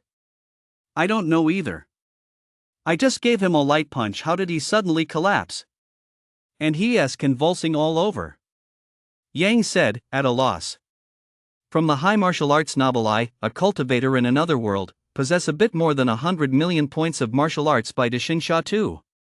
Someone had died. Not during training, and not from a monster bite, but at the hands of a fellow trainee. And the victim was Yifei, a student with exceptionally high natural talent. Yet the one who killed him was young, ranked first in both talent and strength. This left Kong Qingfeng deeply unsettled. In the massive conference room, surveillance footage from the cafeteria was playing. It had been on loop for who knows how many times already. All the bigwigs present were silent, no one spoke. It was as if the incident had nothing to do with them. Even Luo Kuan, Yifei's instructor, looked completely indifferent. Because when, seated at the head of the table on the left, Han Ti said a word. "This matter must be resolved," Kong Qingfeng said, tapping the table impatiently, setting the tone for the discussion. "We must provide an explanation to the students of the special training camp. We have the footage, it's crystal clear. Yifei tried to kill two classmates but was stopped by Yang. Unfortunately, he had been too severely injured beforehand and couldn't withstand a single punch, so he died." One replied calmly. "This is simply a case of attempted murder that was stopped by a righteous person. It's that simple." As he spoke, Wen spread his hands, implying that this was exactly what had happened. What was there to discuss? Kong Qingfeng immediately rolled his eyes. How are we going to explain this to the students? How are we going to explain it to their parents? After all, someone died. When, even though Yang is your disciple, the fact remains that the man died at his hands. We still need to provide a proper explanation. When asked nonchalantly, "General Kong, how do you think we should handle this?" According to the law, murder is punishable by death, an eye for an eye. But since it was done to save a life, the crime doesn't warrant the death penalty. So, I think according to warrior regulations, he should be sent to the suicide squad. He'll fight for 3 years. If he survives those 3 years, his crime will be offset by his merits. Kong Qingfeng suggested tentatively. He had his own, deeper considerations. If Yang were brought into the military system, then he. The ice poison that had tormented one for decades had completely dissipated because of Yang. The fundamental shift in the psychic energy of the divine General Mola was also related to Yang. Yang has many secrets. Moreover, Yang is a prodigious genius. He was able to master one's spear technique after watching it just once. If we could get him into the military. Of course, this is just the first plan. No sooner had Kong Qingfeng finished speaking than Wen snapped back angrily. No way. The suicide squad is a one-way ticket to death. How many who go in ever come out? Do you want my disciple to die? Besides, Yi Fei isn't a warrior. When said, his voice growing heavier. Kong Qingfeng raised an eyebrow and emphasized, Yang isn't a warrior either. Although both Yi Fei and Yang possess strength surpassing that of a warrior. Without a medal issued by the martial guild, they were not legally considered warriors and could not enjoy the privileges of a warrior. It'll be official in 2 days. One said indifferently. Keep this under wraps for 2 days before making it public. At the same time, issue a disciplinary notice. Yang is expelled from the special training camp as punishment. What do you think of such a severe punishment, General Kong? What do the rest of you think? As his body recovered, when regained the domineering aura of the Spear King of the North, he swept his gaze around the room. The others instantly nodded in agreement. He had already made up his mind. He would immediately have Yang withdraw from the special training camp, then have him take the warrior assessment to obtain warrior privileges. With warrior privileges, killing an ordinary person. At most, it would result in a fine. He could easily cover that amount for Yang. As for the Yi family, to which Yi Fei belongs? If things really came to a head, he'd be more than happy to stir up trouble. It just so happens that my apprentice doesn't have any business interests yet. And when cast a meaningful glance at Kong Qingfeng, his expression was inscrutable. That punishment is too harsh. I think confining Xiao for a day is enough. Expelling him directly from the special training camp wouldn't that be a lifelong stain on his record? Molo said, frowning. In his view, Amir Yi Fei really wasn't anything special. A strength-type warrior? So is Yang, and there are several other strength-type warriors in the training camp as well. Does Yi Fei have talent? Could he possibly match Yang, who has the talent to master top-tier spear techniques after just one demonstration? What else does he have? Nothing. He is just too ordinary. Meanwhile, Yang might represent the ancient martial arts heritage of an entire school. How could Yi Fei possibly compare to Yang? Besides, Yi Fei was asking for it. It wasn't like he killed him on purpose. To be honest, in his view, this trivial matter wasn't even worth discussing. It was a waste of time. Exactly. What S1 Yi Fei? Just report to the outside world that he died at the hands of a monster. Or that he accidentally set the gravity chamber to a high multiplier during training and was crushed to death. It's no big deal. Luo Kuan said nonchalantly. Exactly. Compared to Yang, Yi Fei is dispensable. General Kong, there is no need to make a big deal out of this. 1. Don't get so worked up either. It's a minor matter, added Wang Hu, the Sword King, with equal nonchalance. The other bigwigs basically shared the same attitude. Mu Shuer glanced from one to the other, not daring to speak. This undermines the fairness of my special training camp. Am I even going to be able to run this camp next year? Kong Qingfeng slammed his fist on the table in frustration.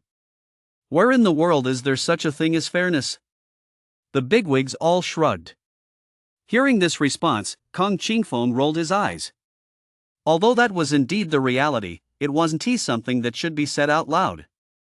One had already made up his mind.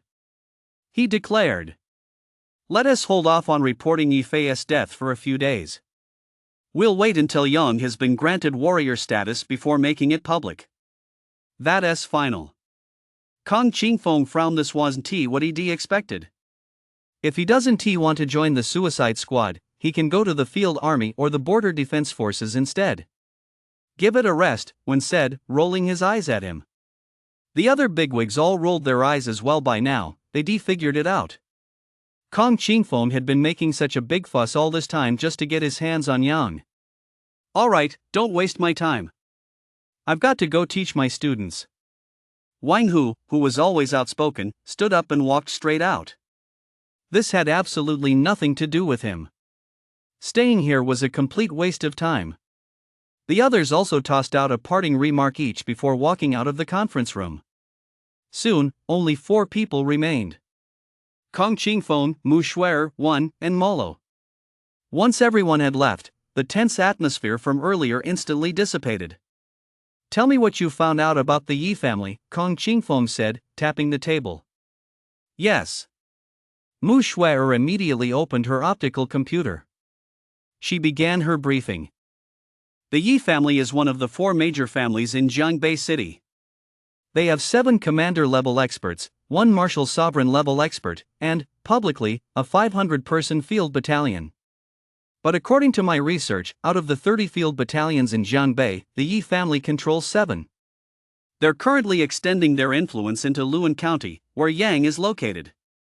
Moreover, it's not just the Yi family, the other families are also reaching into the surrounding counties.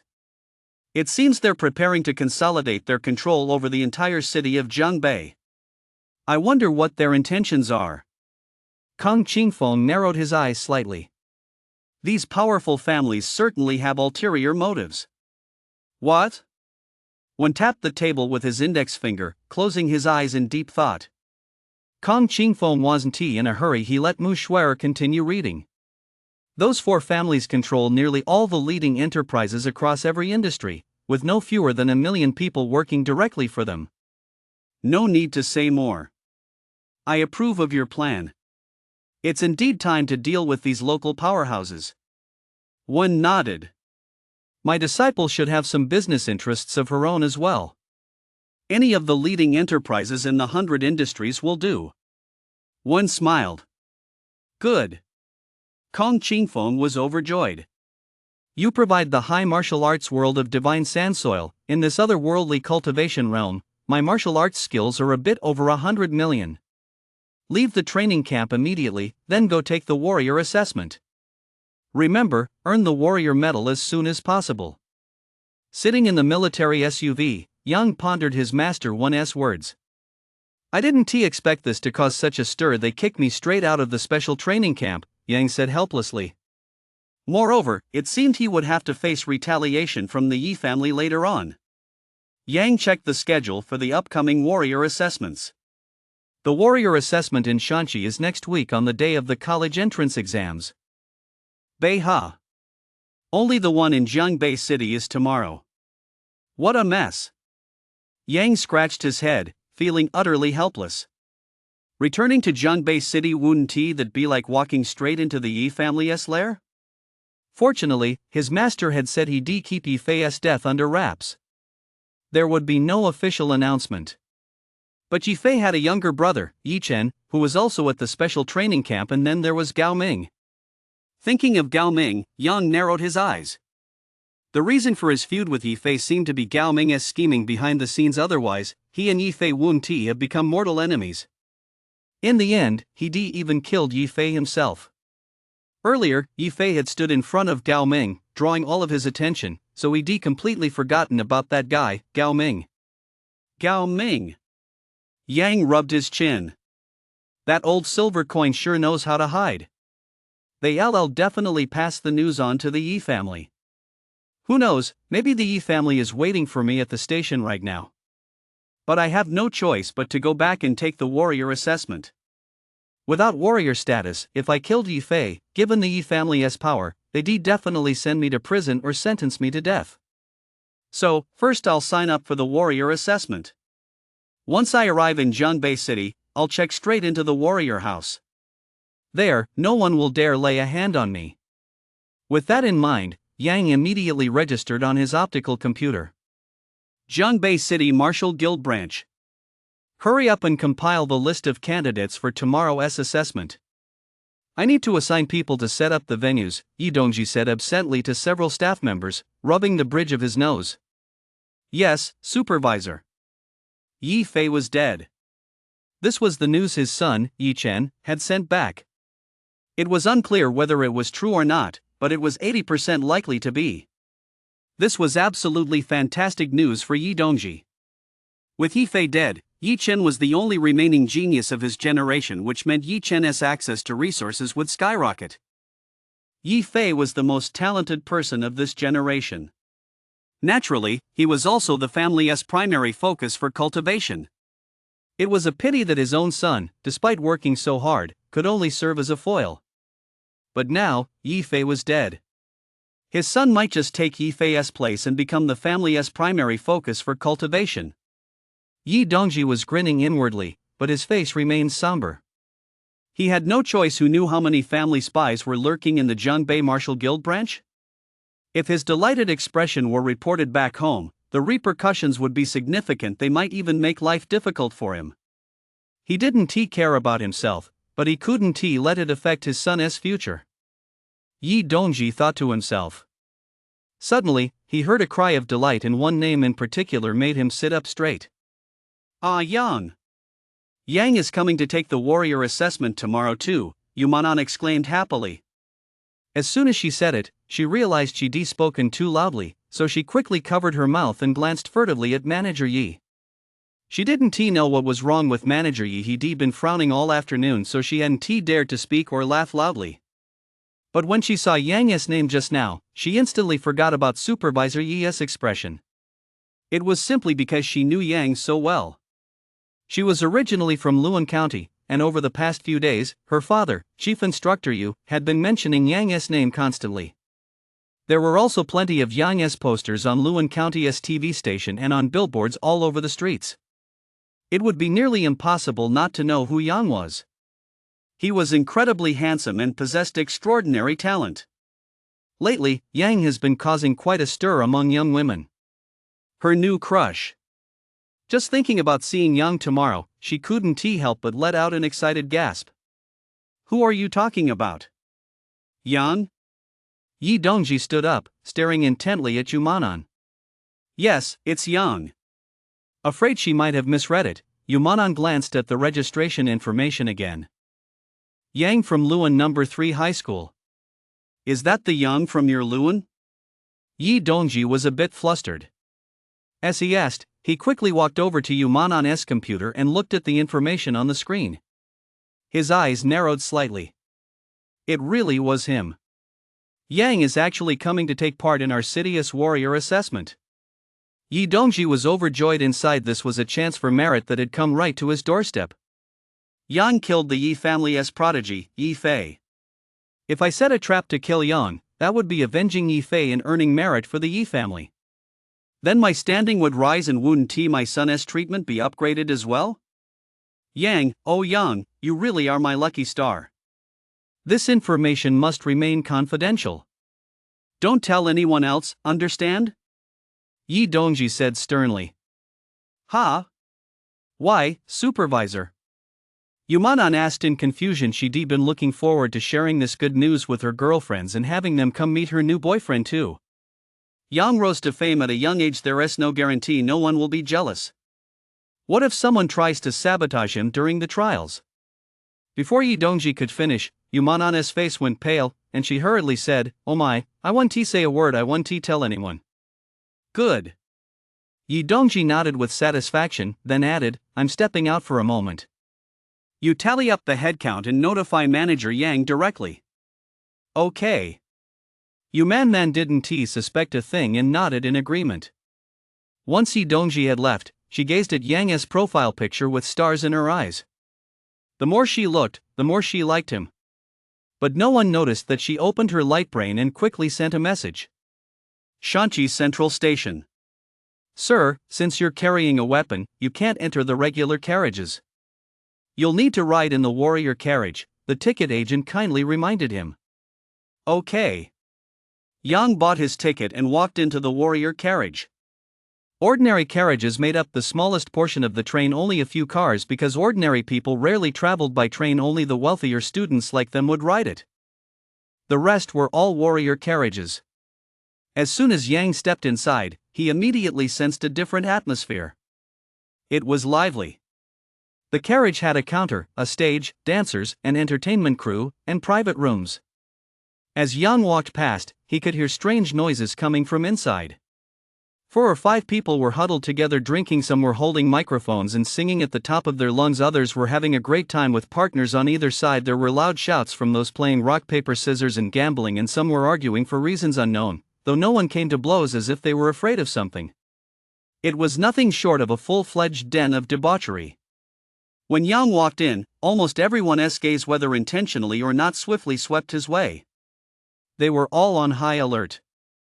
But once they saw that Yang was just a kid who hadn't even grown a full set of facial hair yet, they stopped paying him any mind and went back to what they were doing. Yang knew that most of these people were warrior squads who'd come down from various abysses. Having faced life and death situations and under immense psychological pressure, they were letting loose like this. Yang, equally wary of his surroundings, found an empty spot, set his Yenling spear aside, one hand still gripping it, and sat down silently. He was afraid there might be someone from the Yi family here. Ooh, what a cute little brother. Yang looked in the direction of the voice and saw a scantily clad woman with a sexy, curvaceous figure swaying her voluptuous body as she approached. You provided the high martial arts novel by Master Sha too. I, a cultivator in another world, have a bit more than 100 million martial arts skills. Yang frowned. This woman seemed like a loose woman, no different from those sitting in the warrior's laps. But Yang noticed that the moment she appeared, everyone immediately sat up straight. Even the warriors who had been drinking while embracing voluptuous women all slowly set down their cups. He glanced at her out of the corner of his eye. The dancers looked at her with adoring eyes. Even the moans coming from the private rooms ceased abruptly. It was as if a fierce tiger had entered the jungle. All the animals, even the insects, dared not make a sound. Yang didn't recognize this woman. He slowly stood up, gripped his goosefeather spear tightly, and fixed his gaze on her, brimming with wariness. Do you know me? Yang asked warily. The woman giggled, completely unconcerned about the goosefeather spear that could be thrust at her at any moment, or perhaps she simply didn't care. Swaying her body, she moved closer to Yang. Ooh, is this your first time out on your own, little brother? So cute, hee hee. As she spoke, her arm naturally draped over Yang's shoulder, and her delicate hand reached up to lift his chin. Yang dodged her touch, his gaze turning cold. Please behave yourself. The grip on his Yenling spear gradually tightened. When she leaned in just now, Yang had been ready to draw his spear, but he hadn't sensed a shred of hostility or murderous intent from her. So he hadn't made a move. He never expected this woman to actually try to flirt with him. What a fucking joke. Some old hag trying to hit on this young master. Sure, you've got a hot body, you're gorgeous, and you're incredibly seductive, but you're just not my type. Wang Yan raised the corner of her eye slightly, a hint of teasing and seduction catching Yang's gaze. Oh my, he is actually quite handsome. Wang Yan grew even more interested. Brother Chu, hee hee, you've never tasted a woman's charms, have you? Let big sister open your eyes for you. As she spoke, Wang Yan stuck out her tongue and let it glide lightly over her fiery red lips. Yang quickly turned his head away, his cheeks flushing slightly. Inside, he was screaming, I can't take it, I can't take it. This woman was simply a goddess on earth. I don't know you, and I don't want anything to do with you. Please go away, Yang continued, his face expressionless. Oh, why so wary? I've got no bad intentions, I just want to As Wang Yan spoke, she exhaled a breath that hit Yang right in the face. Her breath carried a woman's sweet, cloying scent, the fragrance of a fine wine that made Yang's nose itch, and he rubbed it.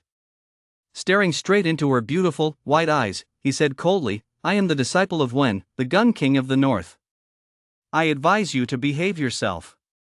Wen, the Gun King of the North? Wang Yan's expression turned serious as she asked the person beside her, has Wen come out of seclusion? Soon, a man wearing gold-rimmed glasses walked over. He said quickly. Yes, big sister. He was invited by Kong Qingfeng to the provincial special training camp. This kid's name is Yang. He is the genius Yang from Luan County in Jiangbei. He was specially recruited into the training camp. But shouldn't he be at the training camp right now, so why is he out here? Oh, so he is our little genius from Jiangbei?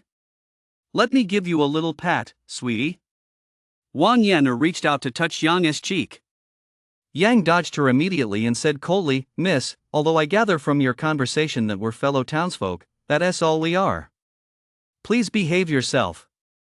A flash of surprise crossed Wang Yan's eyes, but it was quickly replaced by intense curiosity. It's been ages since I've come across a handsome young guy who is both good-looking and principled. This really tickles my fancy. Yang, it's your good fortune to meet Sister Yin. Don't be ungrateful, the man in the gold-rimmed glasses snapped. He Yang replied with a cold laugh. Gripping his Yenling spear tightly, he warned again, if you want to get to know me and be friends, let us sit down and have a proper chat. But if you choose to humiliate me like this, don't blame me for not showing any hometown loyalty. As Yang spoke, he gave his arm a sharp flick, disengaging the spear from its sheath to reveal its sharp blade. He stared coldly at Wang Yan. You've got some nerve, daring to draw a weapon on Sister Yan. Damn it, you little punk, are you looking to die? All the warriors in the carriage sprang to their feet in an instant, closing in on Yang with ferocious expressions. They were all radiating an intimidating aura, each brimming with murderous intent. Clearly, they were all battle-hardened veterans. Moreover, the weakest among them was a warrior, while the strongest had reached the master realm, putting immense pressure on Yang. Yet he showed not the slightest fear. On the contrary, a cold, piercing glint flashed in his eyes. Like a lone wolf. Even facing enemies several times his number, he remained unflappable. He was still determined to fight to the death. Wang Yan waved her hand, and the crowd immediately fell silent. She looked at Yang with interest, her red lips moving slightly. You're so boring. But I like it, big sis. As she spoke, she licked her lips, looking lecherous. It was hard to imagine seeing such a lecherous expression on the face of a woman so full of charm. Yang was at a loss for words. Everyone, sit down. It's just a little brother, what's there to be nervous about? Wang Yan waved her hand, and everyone sat down. Little brother, you sit down too. I'll have a good chat with you about life and your dreams. Let us align our worldviews a bit.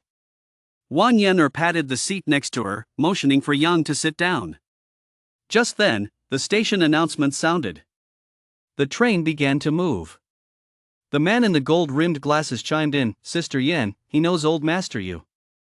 He is the star of the 7-star step video Old Master Yu released. Oh, you know Old Master Yu? Wang Yan asked in surprise. Yeah, Old Master Yu taught me. Yan nodded. His gaze fell on the dropped gun holster. He activated his martial will, and the holster, as if alive, slipped onto his arm on its own. This was because Yang's mental power had increased significantly after he cultivated light meditation and visualized the Great Sun diagram, allowing him to develop psychic powers. However, since he'd only been practicing for a short time, his abilities as a psychic were still weak, and he could only control objects weighing no more than 1 gene. He deliberately displayed this to intimidate them. Huh, so you're a psychic master too? Wang Yan exclaimed in genuine surprise. The others, too, wore puzzled expressions, their eyes filled with astonishment. Psychic masters, once they reach their full potential, they're all god-slaying level beings. Yeah. I studied light meditation under Molo, the flying knife general. Yang continued to boast beyond his means. His goal was to further bolster his bargaining power and secure a higher standing in their interactions. A student of Molo's, too? Wang Yan was even more astonished. This kid's background was far more impressive than she'd imagined. A disciple of Wen, the Spear King of the North, a student of Molo, the Divine General of Flying Knives, a student of Old Master Yu, and a genius from the Provincial Special Training Camp.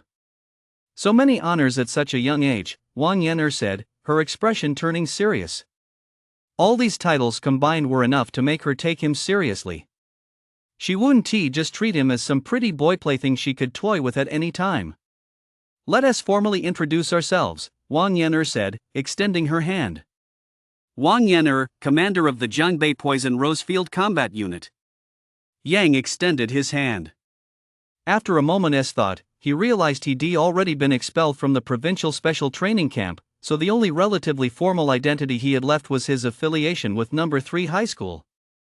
Oh, of course, he could also say he was the disciple of the Northern Spear King.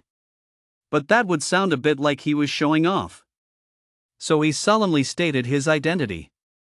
Yang from Luan No. 3 High School. You provided the high martial arts novel by the master author Sha Tu. In another world, I cultivate my martial arts are a bit more than 100 million points. From No. 3 High? Junior. You actually made it into the Provincial Special Training Camp while at No. 3 High?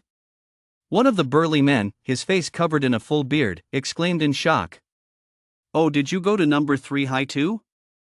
Yang looked over. The bearded man appeared to be in his 30s or 40s.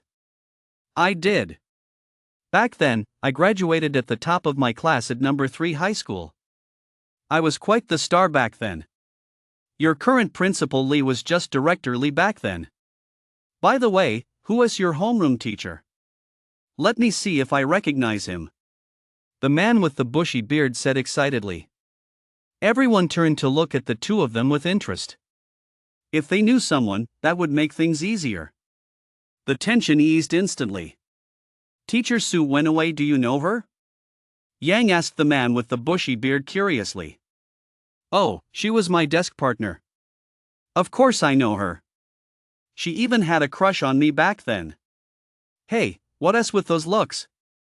Don't you believe me? I mean, I was the top student in the school back then, a real heartthrob, okay? The man with the bushy beard grew impatient. As Young talked with them, he gradually came to understand what the Poison Rose Field Battalion was. Across the country, aside from the regular military including the Field Army, Border Defense Forces, City Defense Forces, and the Armed Police, there were many field battalions. Some of these field battalions belonged to a particular family or faction. The E family, for example, had several of them, while many others were independent and not affiliated with any organization. Like the Poison Rose Field Battalion. They were a field regiment formed by a group of warriors, based in Jiangbei, but their operational range and battle zones were vast. Most of the time, they weren't in the Jiangbei region. Instead, they went wherever manpower was needed, traveling all over the world. In addition to earning commissions, they also made money by killing monsters. When Yang asked them why they didn't occupy an abyss locally, they all shook their heads with wry smiles. The abysses are basically stable now. They're all occupied by the big clans and major factions. There's no room for us. Unless an abyss erupts again, they won't even think of us. They'll just use us as cannon fodder. They always dump the most dangerous jobs on us. They're the ones who reap the rewards. It's a total fucking rip-off.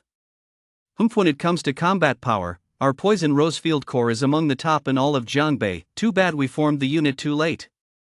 All we can do is charge into the most dangerous spots and pick up the scraps others leave behind. What can we do? We're all commoners. The group sighed and grumbled. Suddenly, the man with the bushy beard slammed his fist on the table and shouted, "If you ask me, we should just slaughter all those major clans and factions and reshuffle the deck." Shut up. Are you trying to get yourself killed? Wang Yan'er shot him a cold glare. Realizing he'd said the wrong thing, the man slapped himself twice across the face, downed a cup of wine as punishment, and sat back down. However, Yang noticed that most of them actually agreed with the bearded man. The atmosphere suddenly turned awkward. To lighten the mood, Wang Yan'er spoke up. "Little brother Yang, weren't you at the provincial special training camp? How come you're out now? Doesn't the provincial special training camp end just 2 days before the college entrance exams?" Something came up. My master told me to obtain warrior status first to protect myself. Yang didn't go into detail, he just said it offhand. Did you get into trouble? Did you kill someone? At the mention of trouble, Wang Yan'er's eyes lit up instantly. Tell your big sister about it. Even though I don't come from a prominent family, I've got some skills and connections. Let me see if I can help you. Yang shook his head and said no more. The person he killed was Yi Fei, the prodigy of the Yi family. The Yi family was one of the 4 great families of Jiangbei. According to the information he uncovered, they had a 500-strong field battalion, a force far beyond what the Poison Rose Field Battalion could match. There were only 100 or 2 people in the entire carriage, and among them were many dancers. The Poison Rose Field Battalion's actual strength was only about 100 or so. Moreover, they were all ordinary warriors without any backing. Take on the Yi family with them? That was simply out of the question. Why don't you believe in your sister's abilities? Wang Yan'er arched an eyebrow, her red lips as striking as ever. It's not that, it's just unnecessary to drag you all into this. Yang replied honestly. This was the first time he met Wang Yan'er and the members of the Poison Rose guerrilla unit. They'd only just gotten to know each other. How could he ask them to spend money, put in effort, or even risk their lives for him? That would be utter nonsense. Oh fine, never mind then. Wang Yan'er tapped the table, lost in thought, and the atmosphere suddenly fell silent. Junior, come here and have a drink with your senior brother. The bearded senior beckoned to Yang. Yang nodded repeatedly. Sitting next to Wang Yan'er made him feel genuinely uncomfortable. However, he didn't drink. He sat there, listening to the bearded senior brag about how glorious his past had been, how much he'd been revered, and how he'd been the pride of so many people. But becoming a warrior, he only realized the reality after graduating from college. Although Yang had certain privileges, he was only slightly better off than an ordinary person. To make money, gain status, and sustain his cultivation and livelihood, he had to risk his life. It was a classic case of the more you know, the more it hurts. In this world, wherever there is profit to be made, it's all controlled by those powerful clans. If you want to make some money, you either have to work for those powerful clans or risk your life. After all these years of hustling, I'd barely managed to scrape by. The bearded senior said this, downing another drink in one gulp, his face etched with worry. Yang fell silent. When he was just an ordinary person, he fought desperately to become a warrior and climb the social ladder. But even after becoming a warrior, he was still just at the very bottom. This was the fate of most warriors from humble backgrounds.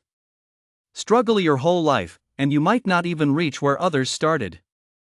Years from now, will I end up just like him? Yang wondered silently. No. Capital, influence, money, power, fame. I want it all. I'll even go as far as Hong Kong and go down in history. Yang clenched his fists, his gaze gradually growing calm. Wang Yan'er sat there, calmly watching her brothers pour out their grievances.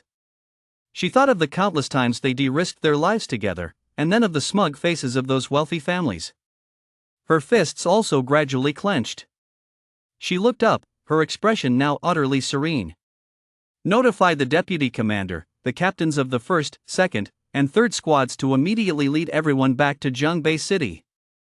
Assemble at headquarters tonight. I have important matters to discuss. Wang Yan'er looked calmly at the man wearing gold-rimmed glasses. He was startled. He rarely saw the regimental commander with such a composed expression. And whenever that expression appeared, it always meant something major was about to happen. Regimental commander, have you made your decision? The man in the gold-rimmed glasses asked softly, lowering his head. These brothers have followed me for a long time.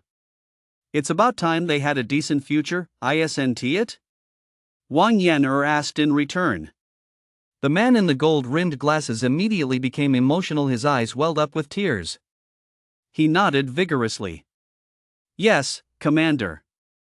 I'll notify the deputy commander and the others right away. The man in the gold-rimmed glasses turned and entered a private room. Zhongbei, it's about time I, Wang Yan'er, had a place to call my own, Wang Yan'er murmured. A raging fire ignited deep within her eyes. It was ambition. You've provided the high martial arts novel in another world. I cultivate by great god Sha Tu. My martial arts skills are a bit over 100 million. Junior, come on, let us stay at our base for the night. Tomorrow, I, your senior brother, will personally take you to the testing grounds, said Song Hua, the bearded senior, extending a warm invitation. All right. Yan nodded. He had nowhere else to go anyway. Although he could go to the warrior's home at the Martial Guild, who knew if there were any members of the Yi family inside? With a safer and better option available, Yang figured it was best not to take any risks. Ah, good little brother, tonight your big brother is going to show you a good time, Song Hua laughed heartily, pulling Yang into the Poison Rosefield Battalion's private vehicle. Little brother, come keep your big sister company. Wang Yan'er gave him a flirtatious look. Yang rolled his eyes at her. By the time they arrived, he'd already gotten to know them well. He knew their squad leader had a personality similar to a man's. She was a woman who talked a big game but was extremely conservative. Countless powerful men had tried to get close to her, only to be rejected. She'd even injured quite a few of them. That's how she earned the nickname Poison Rose. Little brother, you look so cute when you roll your eyes. Yang simply turned his head away and started chatting with Song Hua and the others. Jianbei City was enormous, more than 10 times the size of Liuan County, and was divided into several districts: Phoenix District, Old City District, Main City District, High Tech Zone, Boa District, and so on. The Poison Rosefield Battalion's headquarters was located in the High Tech Zone, east of the Main City District. If it were laid out like Liuan County, this area would belong to the West District. It was home to ordinary citizens. One could imagine the Poison Rosefield unit as standing in society. It was definitely not high. Yang pondered this. Look, this is our headquarters. The entire residential complex belongs to our Poison Rosefield unit. Back then, to buy this complex including the land beneath it, we spent a full 100 billion. Damn, we completely drained our savings. We had to take out loans for several hundred billion just to buy it. As he spoke, Song Hua wore a look of pride. Yang looked around. It was a relatively small residential complex, with over a dozen apartment buildings and a villa district. In the center was a large training ground equipped with exercise equipment. To the north of the training ground stood a conference room resembling an exhibition hall, with dozens of large buses parked in front. There were also many luxury sedans. The grounds within the complex were quite well maintained. In a few more years, we'll have paid off the loans. Then this place will belong entirely to our Poison Rosefield Battalion, Song Hua said proudly. The car pulled up to the entrance of the complex.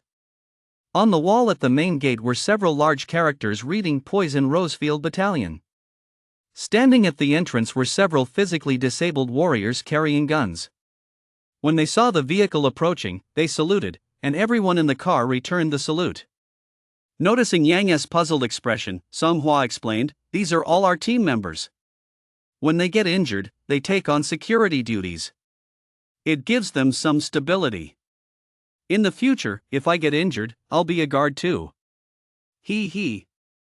Yang nodded in understanding. The culture of the Field Corps was more mature and rich than he imagined. Maybe someday, I'll start my own Field Corps? Young thought to himself. His plans for the future weren't very clear right now. He tended to want to try whatever caught his eye. Earlier, he even thought about opening a martial arts school. But it seemed martial arts schools had their own external forces as well. Yang kept his idea in mind, planning to realize it bit by bit once he had the strength to do so. Upon entering the Poison Rosefield Battalion's headquarters, everyone headed to the mess hall. Wang Yan'er took the stage to deliver some encouraging remarks about their victorious return and how hard the brothers had worked, and then the party began in earnest, with all kinds of alcohol, meat, and barbecue being served. Yang didn't join in. He asked the person in charge for a room. They had a separate building here specifically for guests. That night, the buses made several trips, bringing back large numbers of people. Yang realized then that the Poison Rose guerrilla unit wasn't as weak as he imagined. They had quite a large membership, at least 500 or 600. They partied in the dining hall until early the next morning. "Could you send a car to take me to the warrior's home at the Martial Guild?" Yang approached the person in charge. "Sure. The commander has already given instructions." The person in charge spoke into his walkie-talkie, and before long, a luxury car pulled up. It was a wilderness-class luxury vehicle, the kind designed to enter the wilderness and withstand monster attacks. Its protective capabilities were extremely strong. "Come visit our Poison Rosefield Battle Corps more often when you have time." As Yang was leaving, the person in charge warmly invited him. Sure. Soon, they arrived at the Martial Guild's warrior's home. After dropping Yang off, the luxury car drove away. Yang walked toward the warrior's home. The warrior's home was the Martial Guild's headquarters in every city. It covered a vast area, larger even than the campus of Luan No. 1 High School. Inside stood a massive circular building with warrior's home inscribed on it. As Yang approached the entrance, he was immediately stopped by armed guards. "Show us your personal information." Yang raised his optical computer and scanned it against a device. His information appeared instantly. Yang, prospective warrior.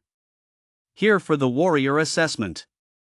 Report to the East Hall immediately. After you've registered and picked up your assessment gear, board the bus to get ready for departure. The guard explained to Yang. Got it. Without hesitation, Yang ran toward the East Hall. Soon, he reached the East Hall and, following the staff's instructions, received his assessment certificate. Yang, right? Here's your assessment gear. Man, you guys help Yang put it on. A group of female staff members rushed over, all of them very enthusiastic. Yang sensed their energy levels at most. They were high-level warrior apprentice level and immediately felt at ease, letting them help him put on the gear. The assessment gear included a tracking watch, a chest-mounted camera, and an ally combat knife. Yang didn't take the ally combat knife, he used a gun. Soon, with the help of the female staff members whose hands weren't exactly steady, the tracking watch and camera were securely fastened. There's a distress button on the tracking watch. Just press it, and it'll send out a distress signal. The warriors on guard duty will come find you immediately. Remember, don't lose it under any circumstances. One of the pretty female staff members said in a nagging tone. Got it, Yang replied. This camera not only streams live footage of what you're filming but also has a recording function. You have to keep it on until the assessment is over, understand? You can't take it off. It affects the authenticity of your results, you man added. Okay, got it. Yang nodded quickly. His mind was no longer on the female staff member, his eyes were darting rapidly around the room. By now, quite a few menacing-looking prospective warriors had entered the hall. They were scanning the area brazenly, and several of them, upon seeing Yang, held their gaze on him for several seconds, as if trying to memorize his face. Yang looked back at them, committing their faces to memory. At the same time, he was quietly observing his surroundings to see how many of them were part of the same group. As he looked around, he noticed something: the participants in the warrior assessment varied in age. Most were young adults in their 20s, but there were also men and women in their 30s and 40s. Every single one had a murderous glint in their eyes, they all seemed to have seen bloodshed before. Quite a few people naturally gathered in small groups, whispering to one another, though Yang couldn't make out what they were saying. Yang scanned the room, didn't linger in the hall, and headed toward the bus first. He found a seat at the very back and sat down. You provided the high martial arts novel in another world, I cultivate by great God Sha Tu, my martial arts are over 100 million points. Not long after Yang boarded the bus, the others followed one by one. Just as Yang had suspected, those men with menacing looks followed him onto the bus and sat right in front of him. Yang watched them warily, having already sentenced them to death in his mind. I'll kill you the moment we get off the bus. Presumably, those men with menacing looks were thinking the same thing. Little brother, how old are you anyway? Coming to take the warrior exam? Are you even up to it? One of the burly men who had a scar on his face asked, feigning concern. Yang knew they were just trying to draw him out. I'm not really up to it. Maybe you guys could keep an eye out for me, Yang said, adopting a pleading expression and putting on an act of being weak and pitiful. As soon as they saw Yang like this, the men exchanged glances and all broke into satisfied smiles. All right, once we get off the bus, you stick with me. I'll keep you safe, the scarred man said, slapping his chest boldly. All right, thanks a lot, bro, Yang chuckled. At the same time, he tried to draw them out. You guys look pretty old. I wonder where you work. How come you're only just taking the warrior exam now? You've all seen blood, right? Yang asked question after question like a curious child, his face full of admiration. The scar-faced man immediately grew arrogant. Let me tell you, I've really seen blood, not monster blood, mind you, but human. Shut up, snapped one of them, his face dark with anger, before turning to Yang with a grin. Young man, don't listen to his nonsense. This guy's just full of hot air. We're part of a unit under the city guard. Our job is to drive out of town and haul monster carcasses. Now that we've gotten stronger, we're here to snag a warrior badge and get better benefits. Unlike you, young man, you've already reached near warrior strength at such a young age. Your future prospects are limitless. We're sort of classmates, so once you make it big, don't forget your old buddies. The sullen-faced man spoke smoothly, a textbook smooth operator, with hardly a word of truth in him. Yang chatted with him for quite a while and managed to coax a few useful details out of him. Just as they were chatting idly, the bus started up. Hello, everyone. I'm Director Yi Dongji of the Martial Guild, and I'll be personally leading this warrior assessment. For this warrior assessment, we're heading to Robin Town, 50 li southwest of Jiangbei. The Martial Guild's warriors have already cleared out all level 2 and above beast soldiers, only level 1 beast soldiers remain. Here's what you need to do. Kill at least 3 monsters and survive in the town for 24 hours. The assessment ends after 24 hours.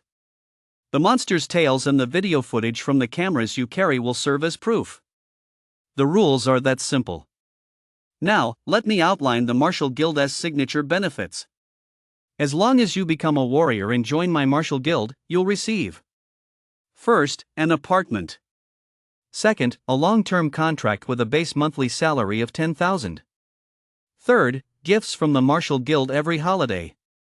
Fourth, you'll receive one martial art for free, and all other martial arts you learn will be at a 30% discount. Additionally, our Martial Guild hosts various gatherings every year, where you can meet attractive and capable members of the opposite sex. No sooner had Director Yi Dongji of the Martial Guild finished speaking than another person spoke up. Hello, everyone. I'm Sun Dong from the Business Alliance. You should all be aware of the Business Alliance's strength. Just join my Martial Guild, and you'll receive a base salary of 50,000. Following the Martial Guild and the Merchants Alliance came invitations from the military, the Extreme Path Martial Arts Hall, various major family clans, and various field battalions. Each offered attractive terms after all, as long as you became a warrior. You wouldn't have to worry about your future or career prospects. Every faction painted a rosy picture. But Yang knew the reality wasn't like that at all. Warriors were nothing more than cannon fodder. Once a warrior dies, their descendants are essentially left orphaned. These major factions generally don't provide for them, unless they come from a prominent family or have someone in high places to champion them. The journey passed as they listened to the various factions' pitches. Most of the prospective warriors on the bus had already set their sights on a specific faction or had one in mind, so they didn't talk much. Most closed their eyes to rest, preparing for the upcoming battle. They're about to fight in the wilderness for 24 hours straight. Before long, the bus left the city and entered the wilderness. All areas outside the city are considered wilderness. Yang looked out the window and noticed that each bus was being escorted by 1 or 2 SUVs. It was much safer than when the military had transported them into the wilderness to enter the special training camp. Moreover, Yang noticed that the area outside Jiangbei West City wasn't just barren grassland in some places. Crops were being grown, though electric fences stood around them apparently to keep monsters at bay. The cultivated areas were quite extensive. Yang mused that any faction capable of growing grain outside the city must be quite powerful. Moreover, this grain was certainly not meant for ordinary people. Most of what ordinary people ate was synthetically produced in factories. These all-natural, organic foods would never make it onto the average person's dinner table. Yang glanced at the scene for a moment before turning his attention elsewhere. Turning back to the interior of the bus, he immediately noticed something else interesting. Among those men with menacing expressions, one of them remained awake the entire time. Was he afraid Yang might try to escape? Yang smiled wryly, then closed his eyes to rest. Before long, the bus hit a bumpy stretch of road. Yang knew they were almost there. He opened his eyes to find, as expected, a desolate landscape. Numerous dilapidated buildings came into view. After everyone had gotten off the bus, a man who introduced himself as Director Yi gathered them in an open area. We're here. Robin Town is just ahead. You must kill at least 3 monsters and survive until tomorrow, then make your way back here on your own to regroup. If you feel you can't hold on any longer, or if your life is in danger, immediately press the distress signal on your tracking watch. Our people will come to rescue you right away. Of course, if you press it when you're already on the verge of death, we'll just be coming to collect your body. If you activate the distress signal within 24 hours, it's considered a failure no matter how many monsters you've killed. Entering the wilderness carries the risk of death. If anyone feels unprepared, you may withdraw now. Director Yi looked around at everyone. Seeing that no one stepped forward, he said, "Alright, since no one is withdrawing, the timer starts now." It's currently 9:15 a.m. The assessment ends at 9:15 a.m. tomorrow. Head to Robin Town on your own to hunt monsters. Let us go. At Director Yi's shout, some who were eager or confident in their abilities took off running toward the town, but most set off in small groups of 2 or 3. Hey kid, wanna team up with us big brothers? The man with the sullen expression now looked at Yang with a beaming smile. Yang immediately broke into a broad smile. Sure, I'll be counting on you guys to look out for me. Good buddy, let us go together, the sullen man chuckled. The others laughed as well. We'll definitely take good care of you. Provided by the master author Shatu, High Martial Arts, my cultivation in another world. My martial arts skills are a bit over 1 billion. Yi Dongji watched as Yang, surrounded by 7 or 8 people, walked into Robin Town, the corners of his mouth curving slightly upward. In his heart, he had already sentenced Yang to death.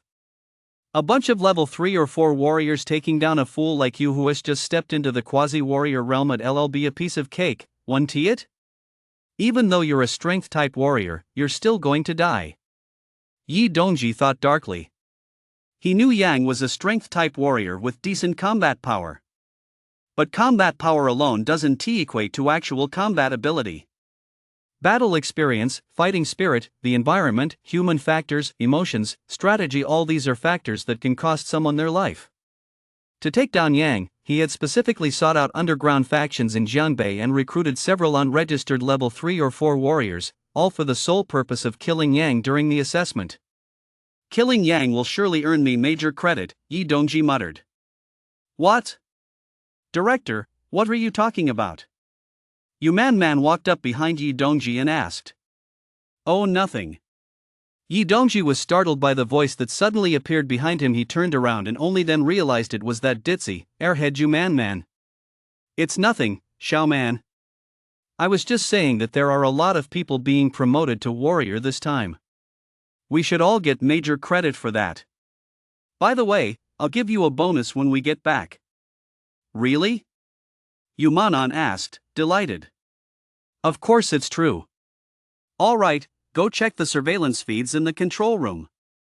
If anything unexpected happens, report it to me immediately. Thank you, Director Yi, you're so kind. Yumanon flashed a sweet smile and skipped away. Idiot. Yi Dongji watched Yumanon walk away, his gaze turning icy.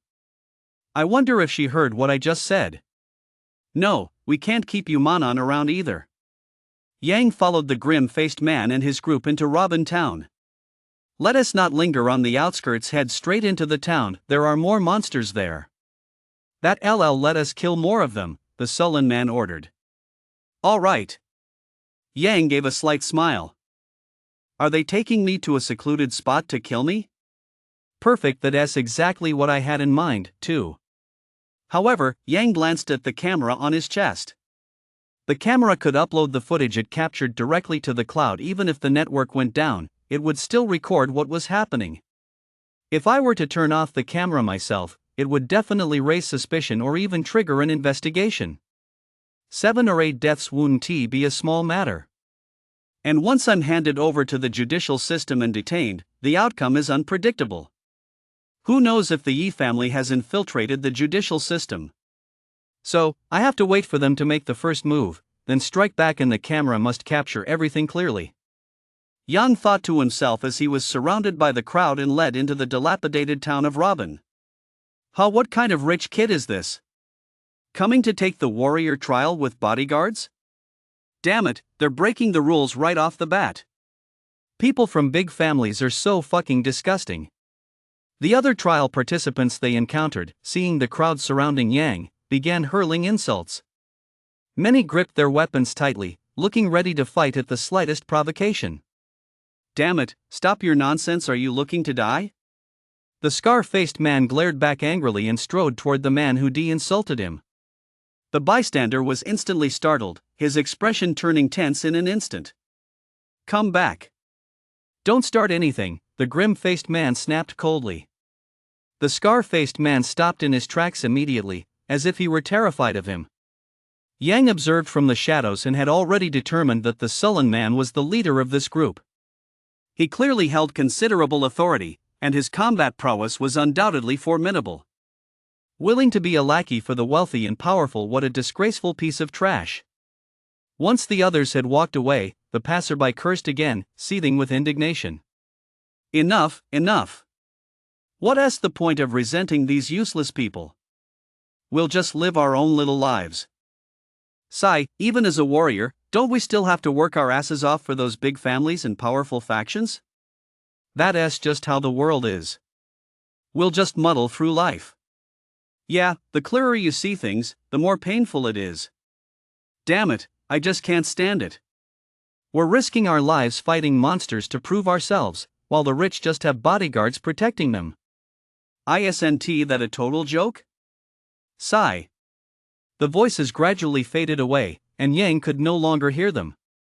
He found it somewhat amusing that someone had actually mistaken him for a rich kid. If you knew they were here to kill me, I wonder if you'd be envious, jealous, and resentful.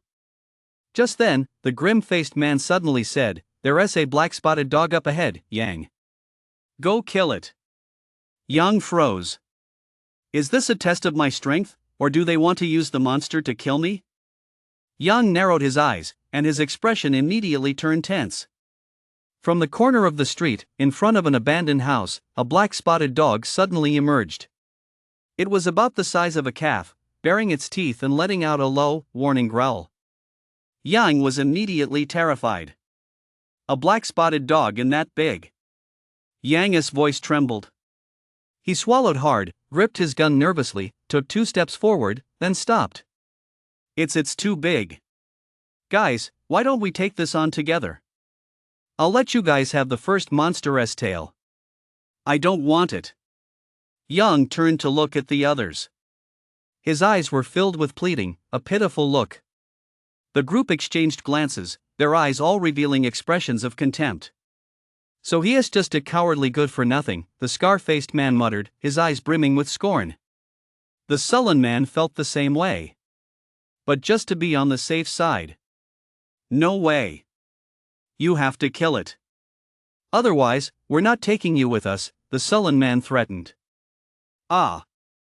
Yang almost burst out laughing. Such a cheap line. How am I supposed to respond to this? Well, since I'm on my own, how about you, bro, stand by my side and back me up? I'm scared. Yang said weakly, looking pitifully at the sullen man. I've given you the chance, you've got to make your move now. The grim-faced man was speechless. How could someone be this clueless and cowardly? God, is this guy even worth wolf-tooth stepping in for? Number 3. The grim-faced man gave a nod of his chin, and the scar-faced man replied with obvious displeasure, "Got it." He took 2 steps forward, moved behind Yang, gave him a kick, and said, "Come on, get up there." Scar-faced guy, you've got to stand right behind me, don't wander off, okay? I'm scared, Yang said pitifully. Got it. Hurry up and go up there, or that black-spotted dog will run away. As he spoke, just as Yang turned his head to look ahead, the scar-faced man turned to the sullen man and made a beheading gesture. The sullen man shook his head and mouthed the words, "Wait a little longer." Yang swallowed hard and nervously approached the black-spotted dog, muttering, "Third brother, could you stay closer to me?" The scar-faced man grew increasingly impatient. Just as Yang neared the black-spotted dog about 20 or 30 meters away, the dog let out a furious roar and charged at him. Yang stood frozen in place, as if petrified by fear. By then, the black-spotted dog had already charged forward, its massive paw swiping toward Yang. Yang raised his goosefeather spear, but in the next second, the dog's paw knocked it out of his hands. Then, the goosefeather spear flew a short distance through the air. As luck would have it, it struck the scar-faced man squarely between the eyebrows, piercing right through his brow and straight into the back of his head. The sullen-faced man and the others were all stunned. Ah! Yang let out a startled scream and took off running backward. It's terrifying. The black-spotted dog is terrifying. Help! Help! Big brother, save me! You've provided the high martial arts novel by Master Sha too. I, cultivating in another world, have a bit more than 100 million martial arts skills. The scar-faced man was dead, pierced through the center of his brow by Yang's wild goose feather spear. Dead as a doornail. Number 3 is dead. The sullen-faced man and his companions all stared in shock at the scar-faced man as he slowly collapsed to the ground. Everyone had seen his death clearly. Yang had gone to attack the black-spotted dog, but the dog charged at him and swatted Yang's wild goose feather spear away with a single swipe. As luck would have it, the spear pierced Old 3, who was standing 7 or 8 meters behind him. And then, Old 3 was dead. Just like that. Old 3, a level 3 cultivator, was dead just like that. Even though they'd seen it with their own eyes, they still couldn't believe it that Old 3 had died just like that. It was a clean, sudden death, so fast it didn't even give them time to react emotionally. In just an instant, he was gone. An accident? Or was it a trap he set? The grim-faced man looked at Yang, who was covered in fear, screaming for help. Looking into his eyes, they were indeed filled with nothing but terror. Could it really have been an accident? Help! Help me! Big brother, save me! Yang fled in a panic. Suddenly, he stepped on a piece of broken brick and fell flat on the ground. Then, he scrambled toward the grim-faced man. Just as Yang fell, the black-spotted dog's massive paw suddenly swept over his head. This caused the sullen man to instantly grip the knife handle tighter. Watching Yang run toward him, the thought of stabbing him to death flashed through the sullen man's mind. But then he thought of the camera on his chest. He thought of the live-streamed footage. He didn't thrust the knife. At that moment, an idea suddenly popped into his head. Little brother Yang, come behind me quickly. At the same time, he secretly raised the tip of the knife vertically, positioning it in Yang's path. If Yang ran toward him on his original trajectory, he would crash head-on into the knife tip. If he dodged it, that would prove that Old 3's death was Yang's doing. I'll see if it was really you who killed Old 3. Suddenly, his eyes widened in shock. Yang was sent flying. The black-spotted dog swiped down with a paw. It seemed to strike Yang's back, and Yang was sent soaring straight toward him. The speed was so fast he couldn't react in time. They'd been several meters apart to begin with, but with that leap, Yang was now barreling right into his face. At the same moment, he felt the alloy combat knife in his hand being violently twisted by a tremendous force. Boom! Yang slammed into him, and at the moment of impact, the alloy combat knife pierced his abdomen, striking his kidney squarely. The grim-faced man instantly realized Yang was behind this. Yang! Gritting his teeth against the pain, the grim-faced man roared in rage and threw a punch at Yang. Yang locked eyes with him, flashing a mocking smile. His right fist lightly blocked the man's punch, and then to onlookers, it looked as if the grim-faced man had shoved him. Yang was sent flying backward. Brother, watch out! Yang cried out as he crashed into the crowd. I'll watch out for you. The grim-faced man now hated Yang with a passion. He swore that, regardless of any security cameras, he would kill Yang. Just as he was getting to his feet, a gaping, blood-stained maw snapped at him, the foul stench of blood assaulting his nostrils. He wanted to dodge, and he was capable of it. A mere level 1 monster was nothing to a level 4 warrior like him. Its speed was far too slow. Suddenly, his head spun violently, as if he'd been punched. He was instantly knocked senseless right where he stood. The black-spotted dog's jaws clamped down on his neck. With a flick of its head and a powerful rip, his neck snapped, and blood spurted out. Boss! The group was horrified and shouted in unison, charging toward the black-spotted dog. Brother! Yang also cried out in grief. But his eyes were filled with nothing but cold indifference. A bunch of fools think they can kill me? Just now, when the black-spotted dog attacked, he had harnessed its attacking power, then used his martial will to control the direction of the Yenling spear and, while he was at it, gave it a boost of speed. He precisely eliminated the scar-faced man. When the sullen man aimed the tip of his blade at him, Yang used his martial will to forcibly divert the blade's trajectory. At the same time, he used his own momentum to drive the ally battle knife into the man's abdomen. As the sullen man attacked, Yang rolled out of the way and, using his martial will, delivered a heavy blow to the man's head, knocking him unconscious. Only then could the black-spotted dog bite him to death. And all of this looked like an accident. Even if someone were to review the camera footage of everyone present, they wouldn't find a single flaw. An accident? Who could stop that? Yang shrugged. Several men rushed forward, swinging their blades wildly, and in just a few strokes, they had killed both the man and the black-spotted dog. Boss! Big brother! Holding the grim-faced man, who was still twitching, the men let out heart-wrenching, piercing cries of grief. It's all your fault. You're the one who killed our boss. Kill him. Their eyes were all bloodshot. They still remembered what the boss had said before they came. After pulling off this job, they earn their warrior badges, then wash their hands of the underworld and go into legitimate business. They never expected to fall at the hands of this little bastard. Their good life was gone in an instant. And yet this little bastard was still alive and well. Kill him to avenge the boss and number 3. The men charged at him with knives, their eyes filled with hatred. What are you doing? Are you going to kill me? On what grounds? What does your boss's death have to do with me? The security cameras recorded everything. Do you really dare to kill me? Yang pointed at them and shouted his accusations, making sure the cameras on everyone's bodies captured the footage of him being chased and attacked. Are you really going to kill me? Yang dodged a knife and ran off in long strides. As he ran, he shouted, "Murder! Murder! Someone's trying to kill me." Yang thought for a moment, relying solely on the cameras wouldn't be convincing enough, so he'd have to let people see it for themselves. He ran along the path back the way he'd come. Before long, he ran into the group who'd been gossiping about him earlier. They were currently working together to kill a shadow cat. Seeing Yang running toward them, shouting loudly, "Isn't that the guy with the bodyguards? What's going on? Is someone trying to kill him? Did his bodyguards turn on him? Or is it an assassination attempt by a rival faction?"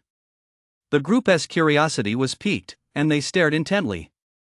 Suddenly, one of them realized, "Hide quickly. Don't let them see us."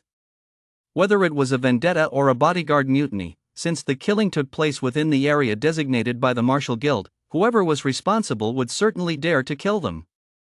Not hiding would be asking for trouble. Soon, they saw the bodyguards chasing after Yang. They swung their blades at Yang, but he narrowly dodged every strike. Each blow was powerful enough to bring down a wall, terrifying the group into hiding even deeper. Holy crap! He brought down a wall with a single swing. He must be at least a level 3 warrior. Yeah, he definitely is. Thank goodness for your fame.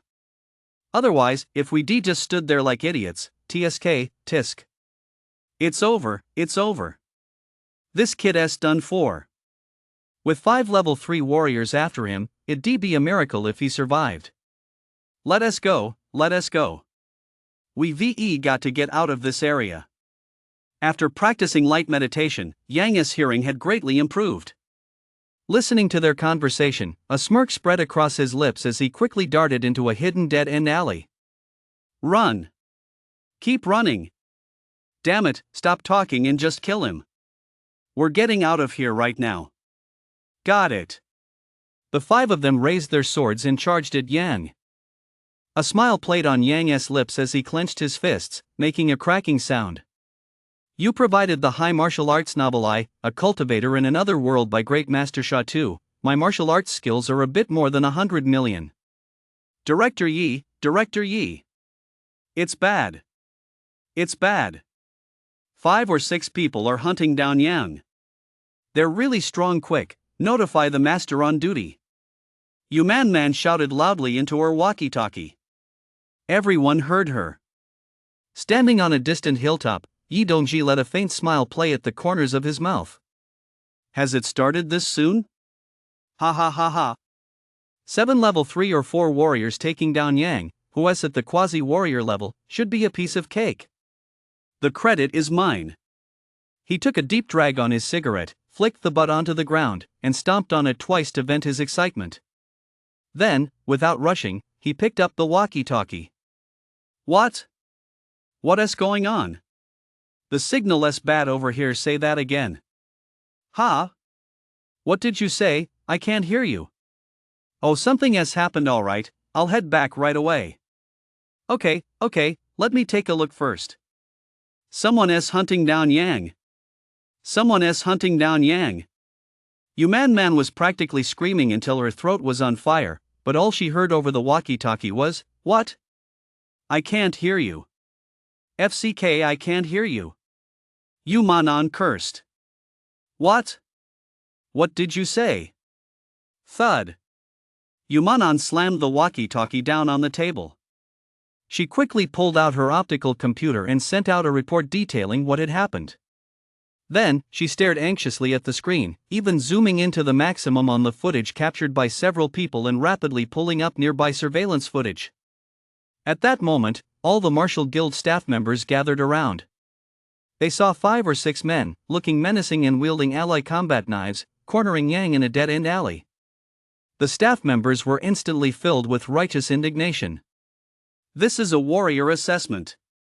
How could such a despicable situation occur?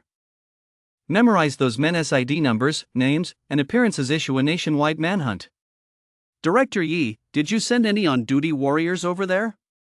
Run. Go ahead, run. Stop talking nonsense. Kill him and get out of here immediately. Several men charged at Yang with their alloy battle knives. Yang chuckled darkly, clenched his fists, and charged forward. As a mere level 3 warrior, he possessed strength and speed but had never trained in advanced martial arts. He lacked any real technique. In Yang's eyes, they were nothing more than a bunch of living targets. Using the 7-star step, he darted swiftly around them, landing a punch or a kick on each one, breaking their legs.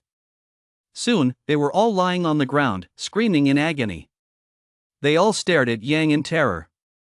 They couldn't understand why Yang was so strong. We're all level 3 warriors, after all, how could he? Yang didn't kill them.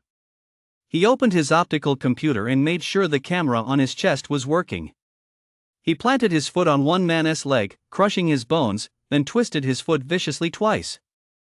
Ah! The man screamed and writhed on the ground. Terror and horror filled the eyes of the others. In their eyes, Yang had become a demon. Yang smiled and asked, "Who sent you?" "No one sent us, it was you." Ah! Still trying to play tough? Yang stomped down hard on his other leg. "It's Yi Dongji. It's Yi Dongji. Yi Dongji sent us here." Ah! The man wasn't exactly a tough guy to begin with, and subjected to such intense torture, he couldn't take it anymore and immediately confessed. "Yi Dongji offered 5 million for your life. They said you're just a warrior in training, a student, so I took the job." The man spilled everything he knew like beans spilling from a sack. "Yi Dongji? From the Yi family?" Yang frowned. Sure enough, the Yi family had made their move. That name sounds familiar. I feel like I've heard it somewhere before. Suddenly, Yang recalled the introduction he'd heard on the bus. "I am Director Yi Dongji, in charge of this warrior assessment." Damn! Yi Dongji, director of the Martial Guild. The person in charge this time. He grabbed the camera hanging from one of their chests, aimed it at himself, and shouted coldly, "Yi Dongji, whoever else you've got out there, send them all in. I'll take them all on." Meanwhile, Yi Dongji was strolling leisurely toward the command vehicle. He was calculating the time in his head. 7 level 3 and 4 warriors taking on a strength-type student. They should have killed him by now. "Once you're dead, I'll send someone over to collect your body. See how kind I am? Collect your body, my ass?" Yi Dongji was in high spirits, but as soon as he neared the command vehicle, he immediately grew tense and flustered, striding rapidly toward it. He shouted, "What's going on?" As soon as he entered the command room, he saw everyone staring at him with strange expressions. "What's wrong? Why are you all looking at me like that?" Just then, Yang's icy voice came through the screen. Yi Dongji, whoever else is out there, send them all out. I'll take them all on. What? Yi Dongji looked over, and his expression changed instantly. He saw a pile of bodies lying on the floor next to Yang, and one of them was shouting that it was Yi Dongji who had sent them. At that moment, Yi Dongji's mind was in turmoil. His head was buzzing. It's over. It's over. Director Yi, during the warrior assessment, you openly sent people to kill the candidates. What were you thinking? Yi demanded loudly. Yi Dongji looked tense. Suddenly, he went berserk. You know too much. Die, all of you. If you die, I'll delete all the videos and all the data, and nothing will ever have happened. Die. Yi Dongji roared and struck out. As a master-level expert, killing these high-level warrior apprentices was effortless and simple. How dare you? The expressions of all the staff members changed drastically. Yumanan raised her light brain, and a commanding voice boomed from it, Yi Dongji, you've gone too far. That's the chairman's voice. How did you get the guild master's contact information? Yi Dongji cried out in shock. His eyes were filled with fear. The guild master, it's the guild master. One of the few martial sovereign level experts in all of Jiangbei City. Yi Dongji, surrender immediately and await your punishment. Since you haven't caused any major trouble yet, I may spare your life. But if you dare to push your luck, not even the Yi family can save you. The Martial Guild President's voice came through the optical computer. No, don't kill me, Yi Dongji stammered, his face contorted with fear. As long as you don't make any more mistakes, I promise not to kill you. I'll even pretend nothing ever happened. Now, come back here and behave yourself. The president's tone softened as he made his promise. Just then, he saw a dozen or so figures in the direction of Robin Town running rapidly toward the command vehicle. Leading them was none other than Master Roger. A master 2 tiers above him, a true battle-hardened master who had earned his rank on the battlefield. Killing him would be as easy as killing a chicken. Yi Dongji, get out of the car immediately and stand still where you are. Roger bellowed. Even from a great distance, they could hear him perfectly clearly. Yi Dongji shuddered. No, I can't. Everything you said was a lie. By pulling this stunt, I've directly undermined the Martial Guild's prestige. With a mistake this big, you'll never let me off the hook. If I lose my position as director of the Martial Guild, my family won't forgive me either. So, no. I can't let you catch me. I can't let you do whatever you want with me. Yang, it's all Yang is doing. As long as I kill Yang, I'll have earned merit. Once I've earned merit, my family will protect me. Yang. Yang. Yi Dongji's eyes lit up. He glanced at Yang's location, jumped out of the command vehicle, and ran straight toward Yang. You've provided the high martial arts novel I, a cultivator in another world, possess a bit more than 100 million martial arts techniques by the master author Sha Tu. You can't kill us, murder is against the law. The men, who had previously looked like demons, now all wore expressions of terror. Against the law? When even the director of the Martial Guild wants to kill me, why the hell would I care about the law? Yang unleashed a flurry of kicks, blasting all their heads to pieces. Then he sprinted toward the Yinling spear. He expected the Yi family to take action against him, but he never imagined that the one sent after him would be the director of the Martial Guild, the very person in charge of the entire warrior assessment. Damn it! How many warriors did the Martial Guild bring this time? Yang quickly ran the numbers in his head. 1 bus followed by an SUV, 8 vehicles in total. With 4 people in each SUV, that made 32 Martial Guild warriors. In addition to these accompanying Martial Guild warriors, there were also the station warriors tasked with driving away the monsters in Robin Town, which covered an area roughly half the size of Luan County's urban district. How many warriors are there? Yang didn't know, but there were definitely quite a few. Aside from the warriors, what about the master leading the group? He didn't know if there was a commander. At that moment, Yang regarded everyone in the Martial Guild as an enemy. He had no choice. The directors in charge were all from the Yi family, and who knew how deep their infiltration into the martial guild ran. Damn it, this is going to be a tough fight. Pulling the wild goose feather spear from the scarred man's brow, Yang ripped the tracking watch off his wrist and tossed it aside, then prepared to remove the camera from his chest.